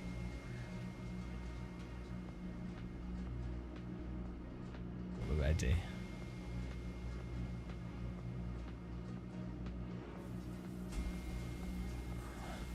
What you been doing? Are you trying the latest BeamNG update?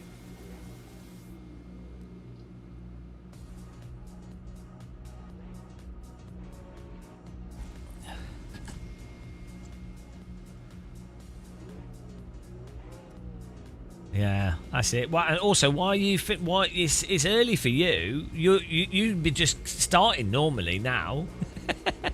Red Eye Warriors teams only start to get going about 4 in the morning. Oh no! But how you doing, anyways? I hope you're well. I mean, I hope you go bold, but I hope you're well. That's really good. If you're bold, you can wish hair loss on people. It doesn't sound too bad.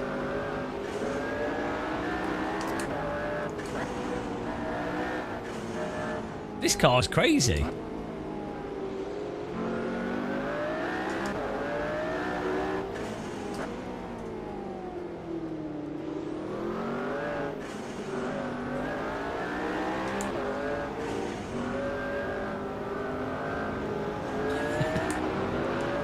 Whoops, new line.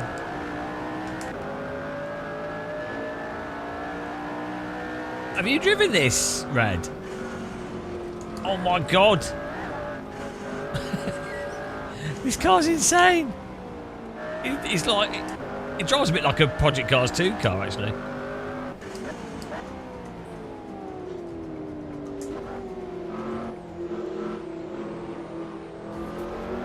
Is it? How long have I been streaming for?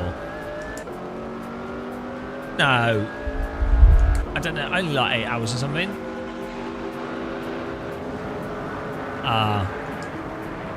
Venus. You don't have to repay me for... You're the only person I can raid because you're the only person with a good sim rig.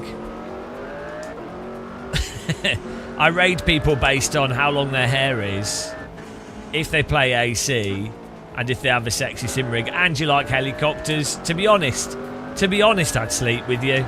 Let's just cut to the chase. If I met a woman that was Red Eye Warrior, let's be honest, they don't even have to be a woman. If I met Red Eye Warrior, imagine meeting a beautiful German lady, and she not only has a nice sim rig with triple screen and DD wheel, oh, of course, but she had like long hair. She liked helicopters. Yeah, imagine a woman that was Red Eye Warrior. I would fall in love instantly. You know, you would have to. It's such a shame that Red Eye Warrior's a man, and that I'm not gay. It's terrible. I'm just assuming that he would like me back, just for this fantasy in my head. I'm assuming that he would be in love with me as well. But yeah, just a disaster. Why can't I be gay? You're much more likely to find partners. If you're gay, you're statistically way more likely to find someone with a good sim rig to marry.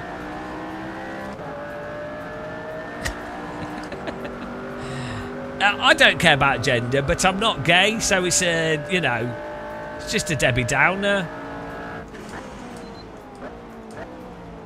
You know, I would genuinely, if I could pick the gay tick box, I would have done, but I can't. Unfortunately, I'm compelled to be attracted to women. What a disaster! What a huge error! Whoa, that's not a good place to park. Yeah, sadly, I've only ever liked women. Boring.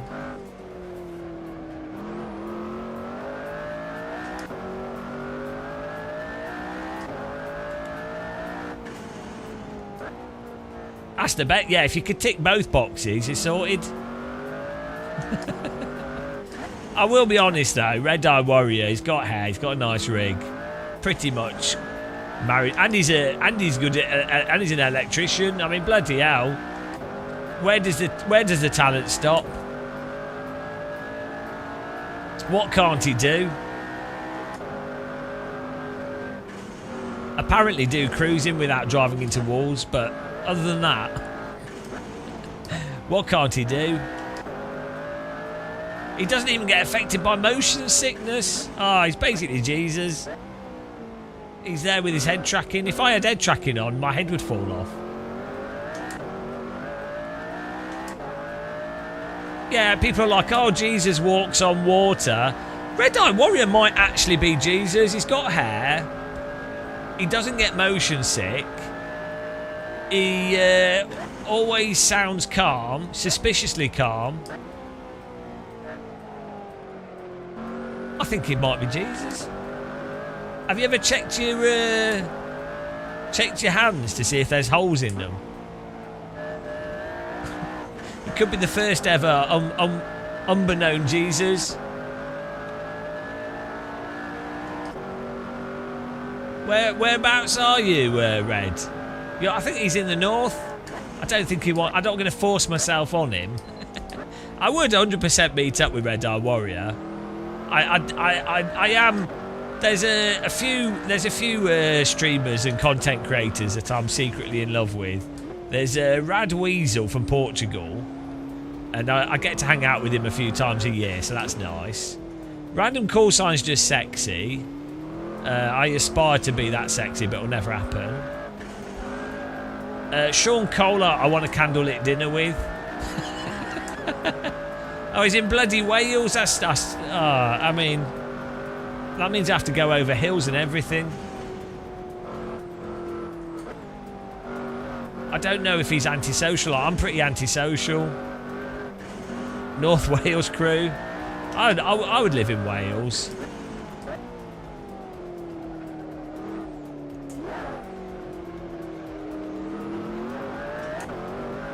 Sheep gangs. Is it? Do you where you are? Is it all right? Like, do you enjoy it?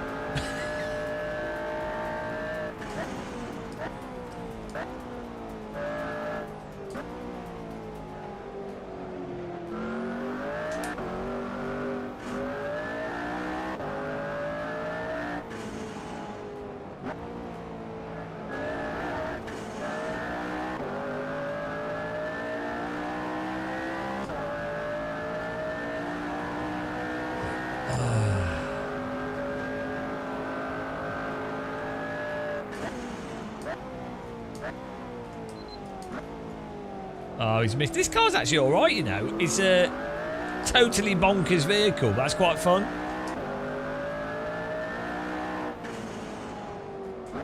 It's a bit understeery, but it has so much power you don't really mind.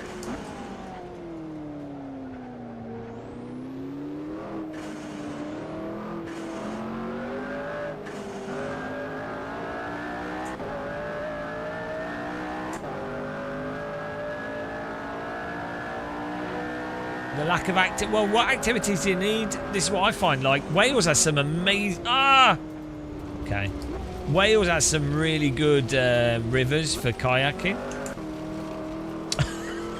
Oh no, it's like a flock of dinosaurs. You've got, if you like, I like walking myself, so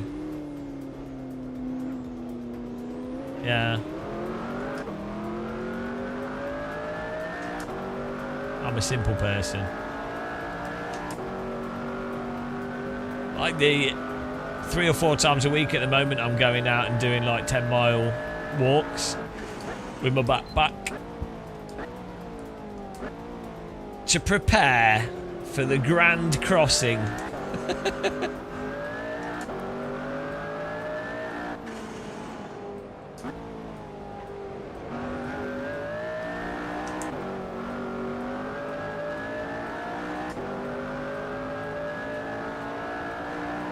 Jessica Lopez from Inside Sim Racing.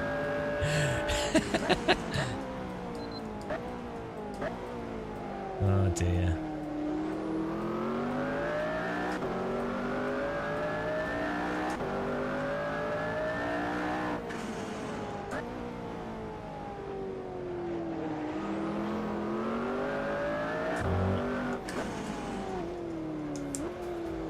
Bottle Revolution.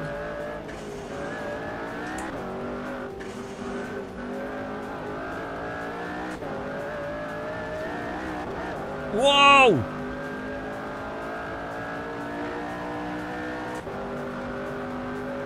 I don't know what. I need to get a sound. Oh my god! I need to get a sound soundboard that just has Sean Cole saying "About a revolution." Should make a remix of it. About a revolution. About a revolution.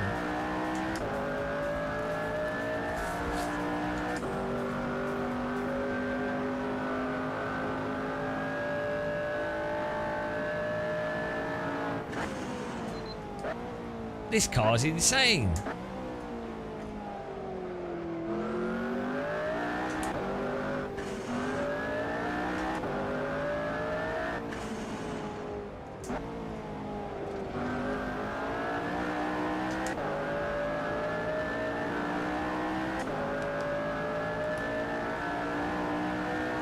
Everyone keeps hitting that. Oh no, they missed him, but they're struggling.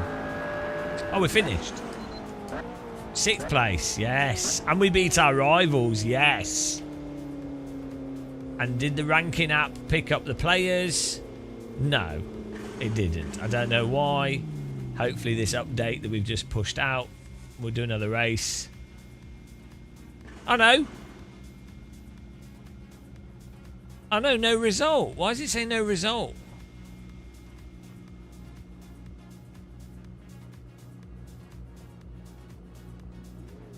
One, 2, 3, 4, 5, 6, 7, 8, 9, 10. Is there enough drivers? Why is it saying no result? Oh, well, anyway, we'll update the app. Let's get another track on, guys. We'll put the new update in and see if it works. Good. Well done, Amid, Lucio, Yusun, NJFTP, House Badge, Gamer Muscle, Jason Murphy. Well done, guys.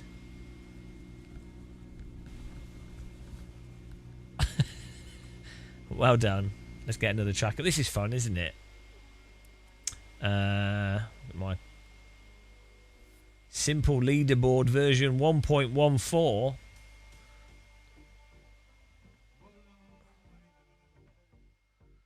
What else are we on? Local rank version 12.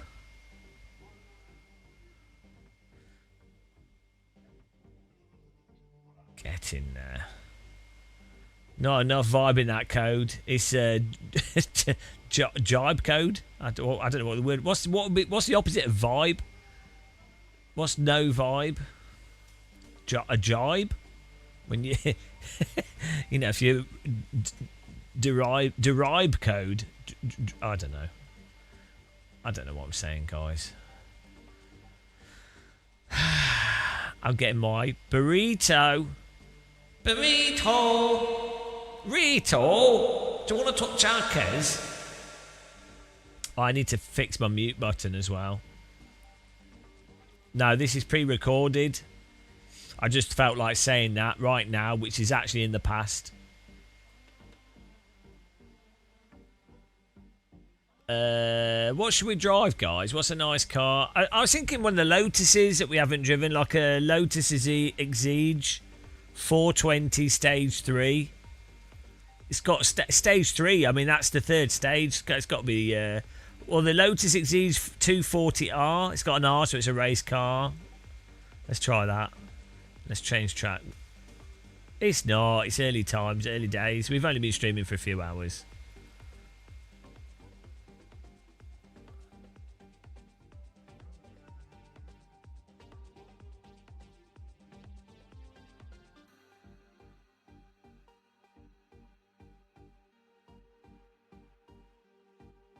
What's this? Okay, I've got a track. Time of day needs to be a bit earlier, doesn't it? So let's try that. I'm trying to get sunrise. Which I think it's like 6:30 in AC. Let's do 6:45 because if you go too soon, you can't see anything. Let's try that. Servers up, guys.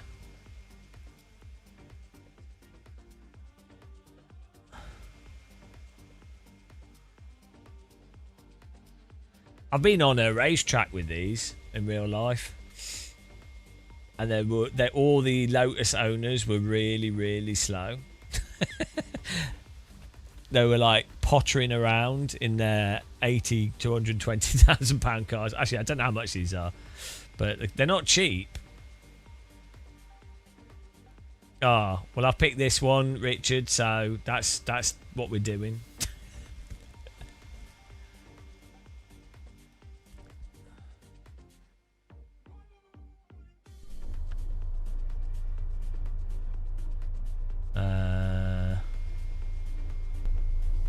Oh no! Well, that's broken.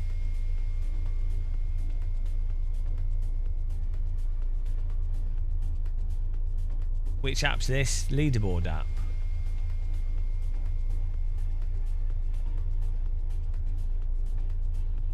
Oh no. I know it's not broken because it's just me in the server. It's just the starter message.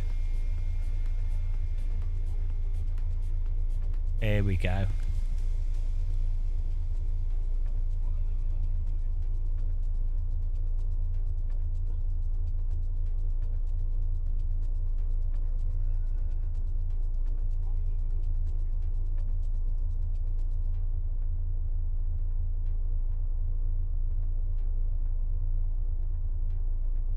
Oh, but it has messed up the formatting. Huge error.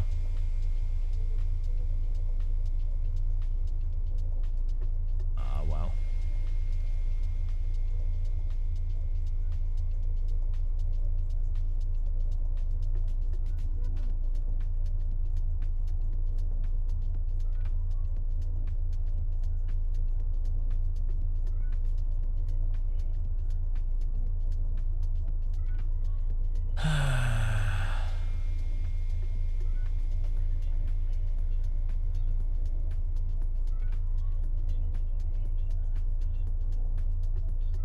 We need 10 people in here.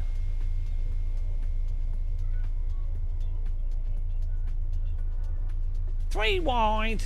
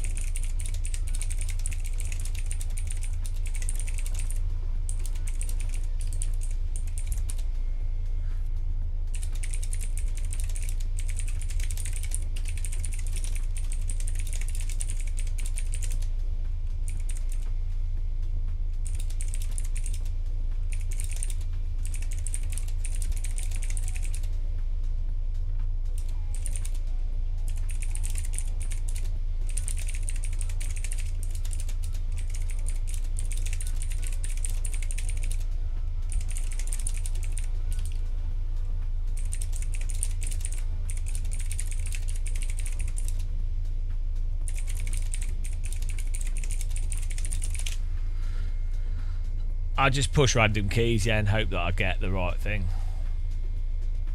That's just how I've always typed. It's the amazing keyboard. I need to get my... guys, I'm just going to get my burrito. I'll be back in a second.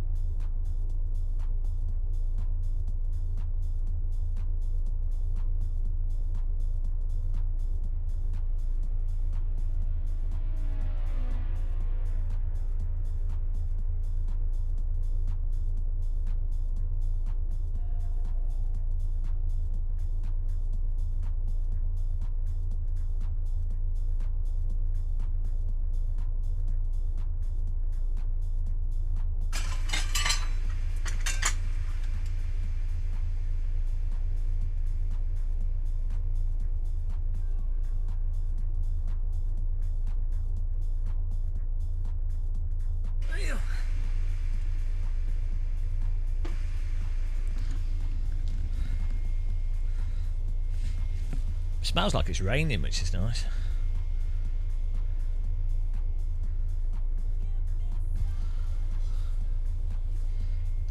So much nicer being awake at this time than in the day. Nice and peaceful.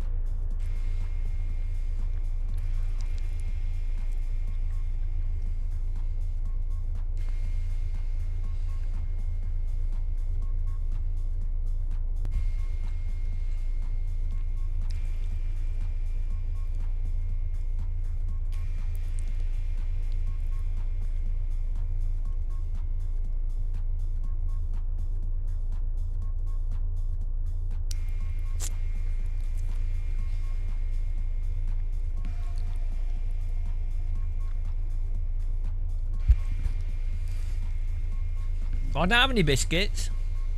It's a disaster.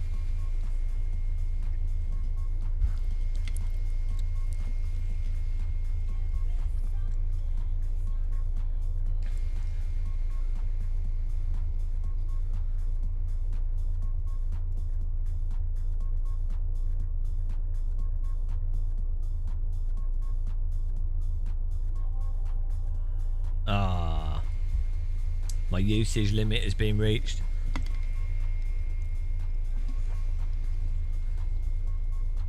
No more vibe coding.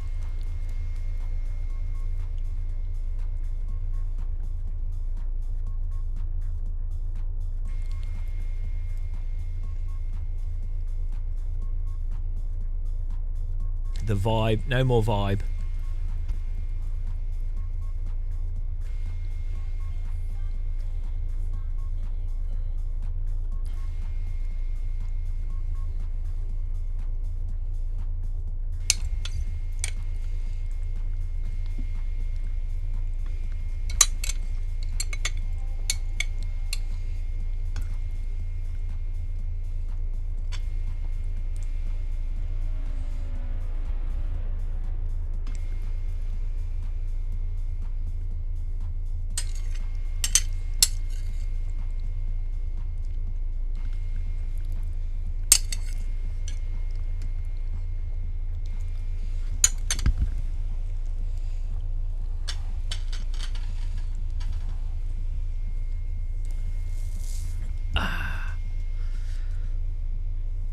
Righty, let's do some laps here.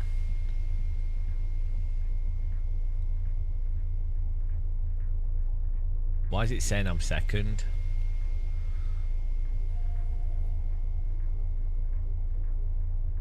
Who's done laps already?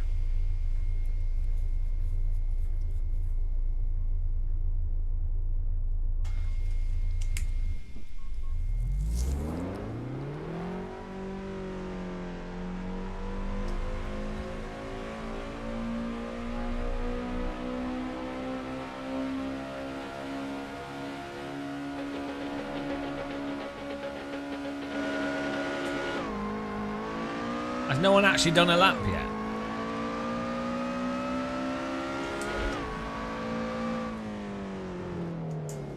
What is this track? Oh, it looks nice.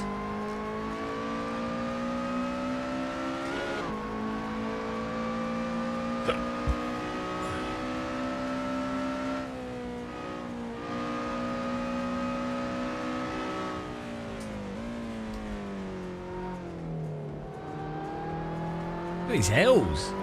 Looks well good.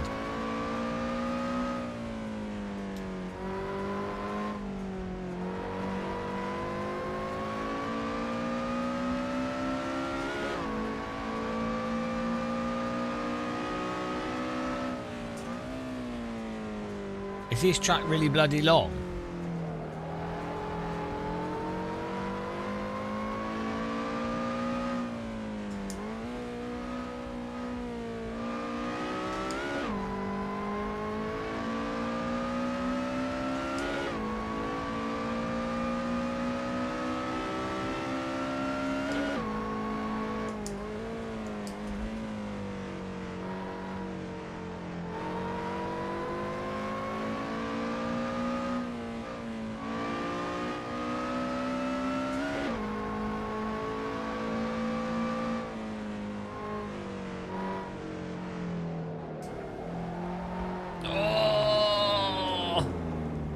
Bloody hell.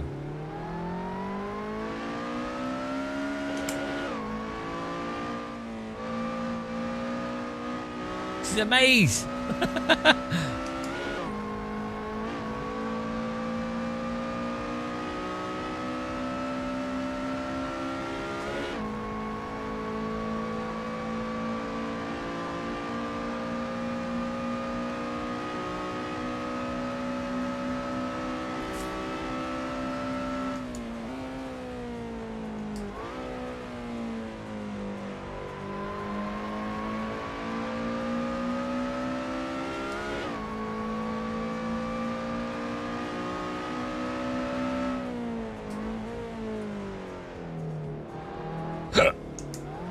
Oh, do we get to go across the bridge?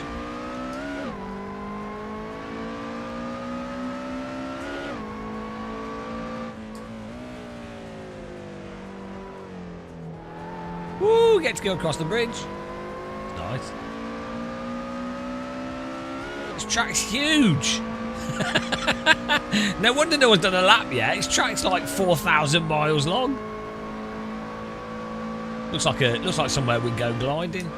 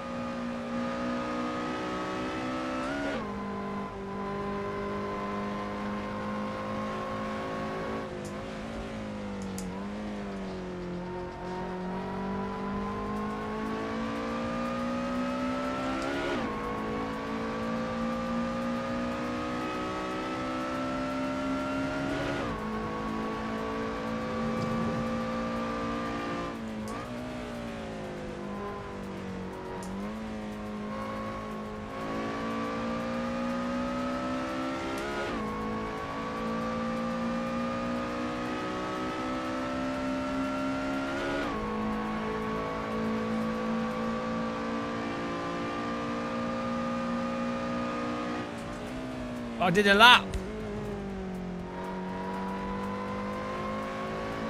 Or did I?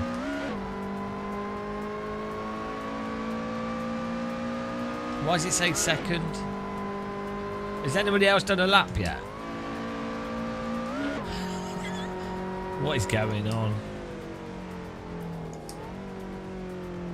I haven't seen it. No spoilers.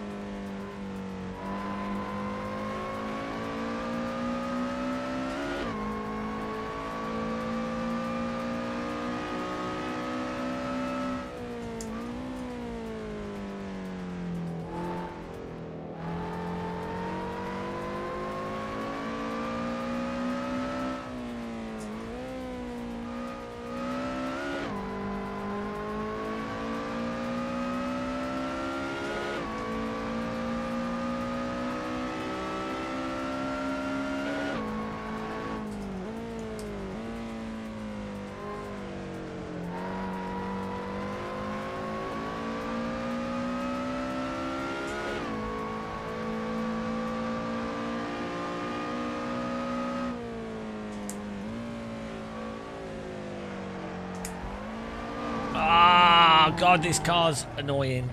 Probably just needs a better setup.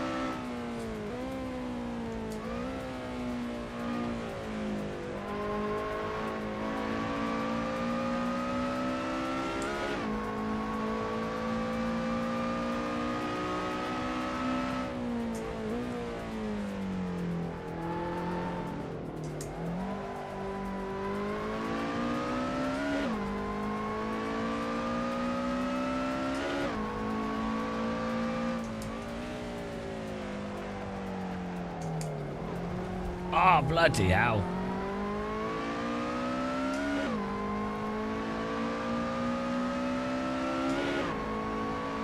Why is there so many helicopters flying around?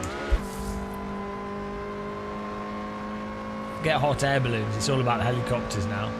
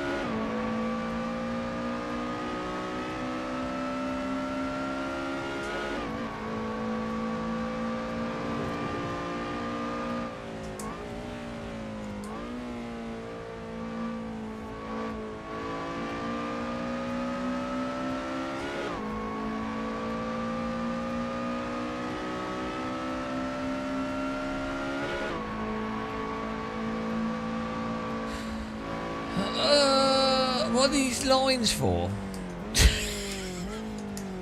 It's like the distance lines on a motorway. Not sure why you need them on a racetrack, but maybe this is meant to be like a public road or something.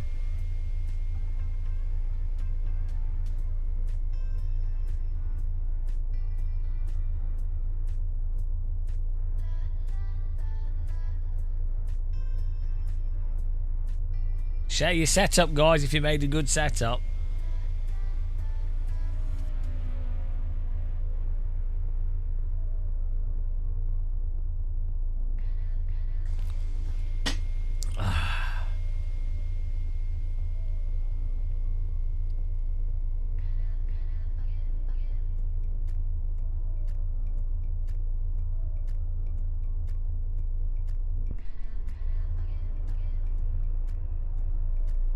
Set your share up.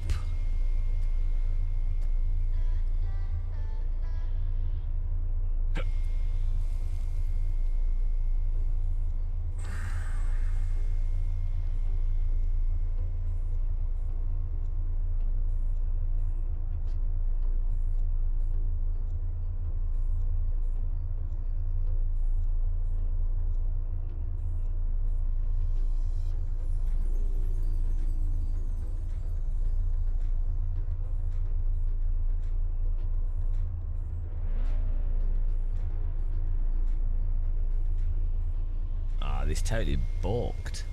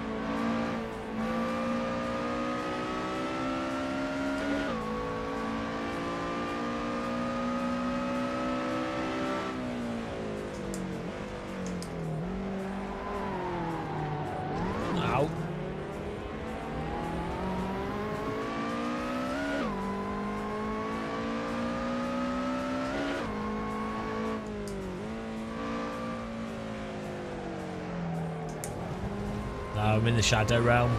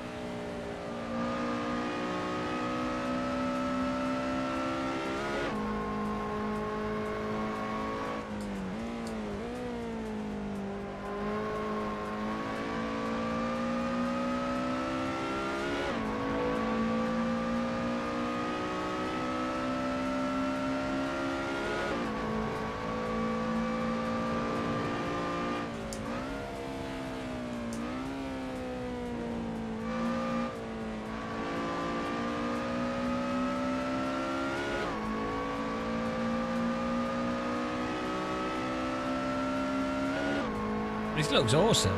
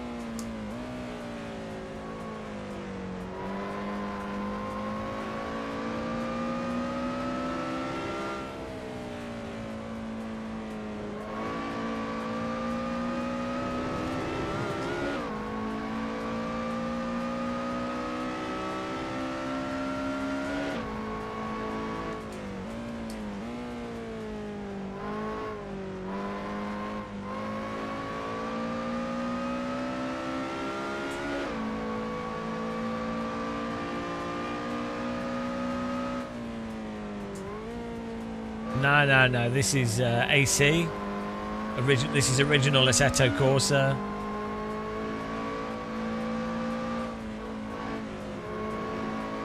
From the ground up.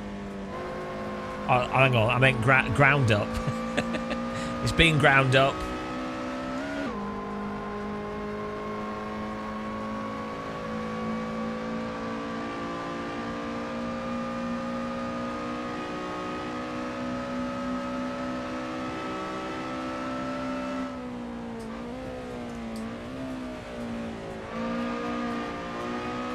Yeah, it's got nice. It's got kind of Mugello type corners on this.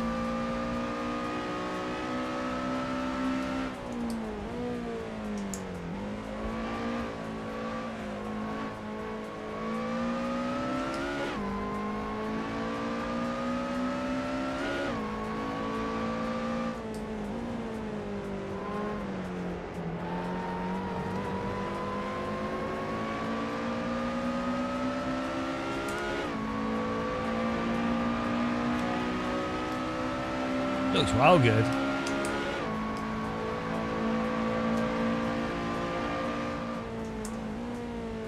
This looks like Switzerland or something where they've got immaculate roads. You'd never have a road like this in the UK.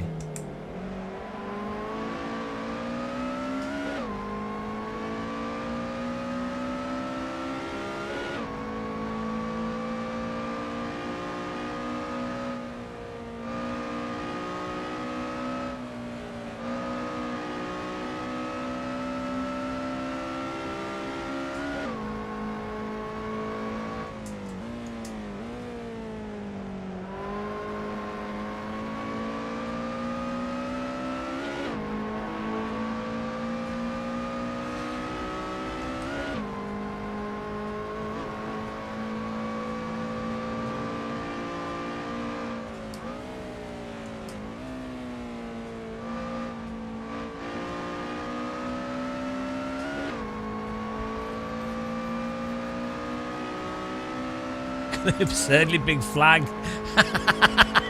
There's a guy holding like a 50-foot flag. His arms would fall off. You need a harness to hold that. No hate piece. I'm not gonna. I don't think I'll do anything on it. I've already done a video recently on PMR that sort of explains the state of it. So, I was saying earlier, I really don't enjoy making negative videos about stuff. I really want to make positive videos, because if I'm sitting down to make a video, I'm choosing, like in a live stream, I'll just say whatever's on my head. It's fine. It's not. It's just I'm talking anyway, so it's just a live stream. If I'm sitting down to do a video, I'm actively sitting down and actively doing something. Like, it's a planned out whole thing. So it's like, well, why am I I don't want to spend my time thinking, preemptively thinking about something that's not. Do you know what I mean? I want to just do positive videos. The only reason I do videos that are genuinely like negative is just to make sure people are informed. But I don't want to be making them. I just feel like I have to. It's really annoying. Well, yeah, I don't. Unless it's like, I don't mind being negative if the overall thing's positive. Or like, so like with AMS2, overall, it's not a bad game. They're making plenty of sales. They're doing fine. Whatever I say is not going to like damage the game or anything. And, there's lots of positives there. And it's mostly just me pointing out how stupid fanboys are. So that's not really negative in any way.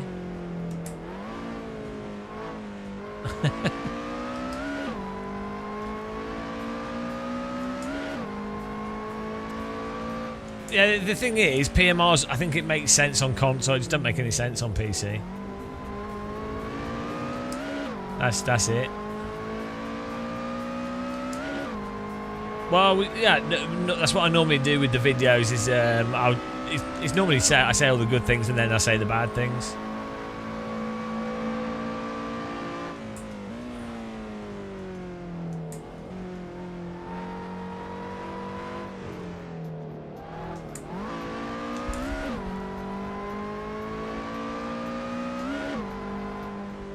But like, if something is overwhelmed, like so PMR on PC, it's not running good enough, and I don't know if they'll be able to fix a game engine, so there's not really much I can say. It's like, yeah, okay, maybe I don't have it on console, so I can't test it, but it's like I can't really. They've had plenty of time now to polish up the underlying technology if they could, and they haven't. So, unless there's an update that massively fixes the tech, then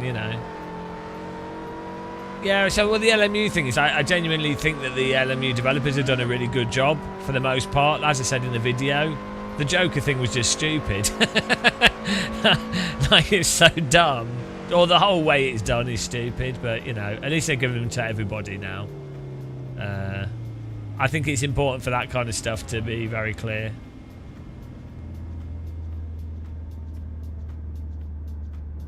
Hang on, the order worked there in the race, but it messed up during the start.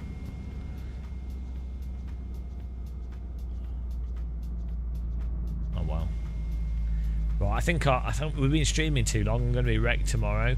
This track's beautiful though, and the lighting, time of day, it's a good time of day. Early morning. Good racing there, guys. Oh no, my pace rating's gone to medium. How have I got so bad? I need to be 0.3% faster to be hard. Oh god, I've got shit at sim racing in AC. We need to race some combos that I'm good at. We are moving into the T-zone though, which is good.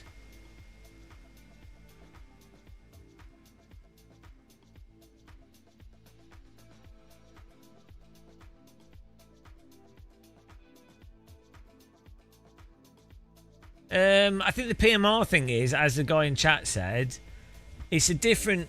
the console space is different to the PC space. So, on console, they haven't had... Since Project Cars 2, there hasn't been anything. You basically have Gran Turismo, Forza, ACC, which is dead now on console. That's it. Gran Turismo is basically it. So... you've got some sim fans on console, and they want a game, and all they've got basically at the moment is PMR and Rennsport. So that's what they're kind of working with, and that's so they're coming at it from that perspective. So.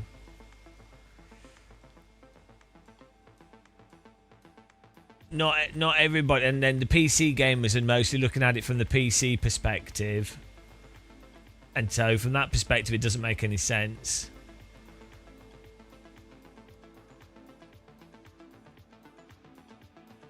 You know, it's like our AC1 on console is not that good. It's not bad. I mean, it's just a very bare bones, right? But on PC, it's one of the greatest sims for content, mods, everything, right? But on console, it's just a basic game. So the console games be like, well, what's good about it? Hello, Vandy Safari. We're all right. I might go to bed soon. We ran out of tokens. Token Bocker. We ran out of tokens.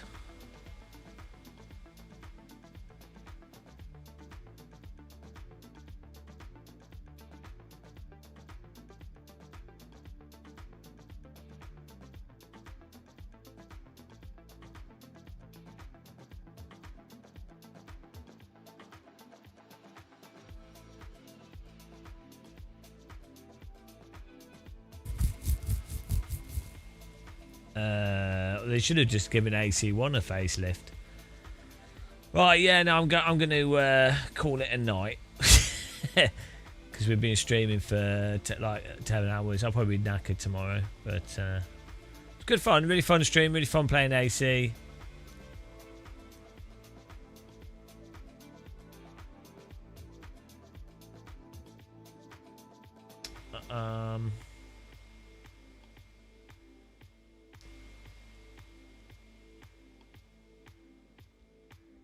Yeah, it's good times, guys.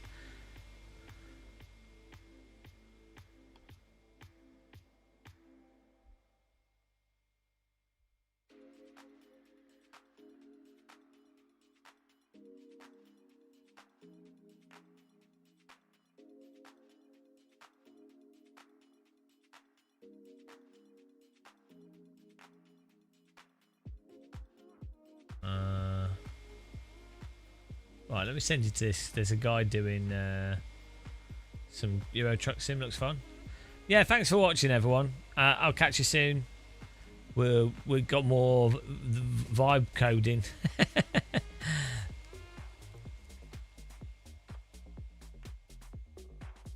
Have a good one, guys.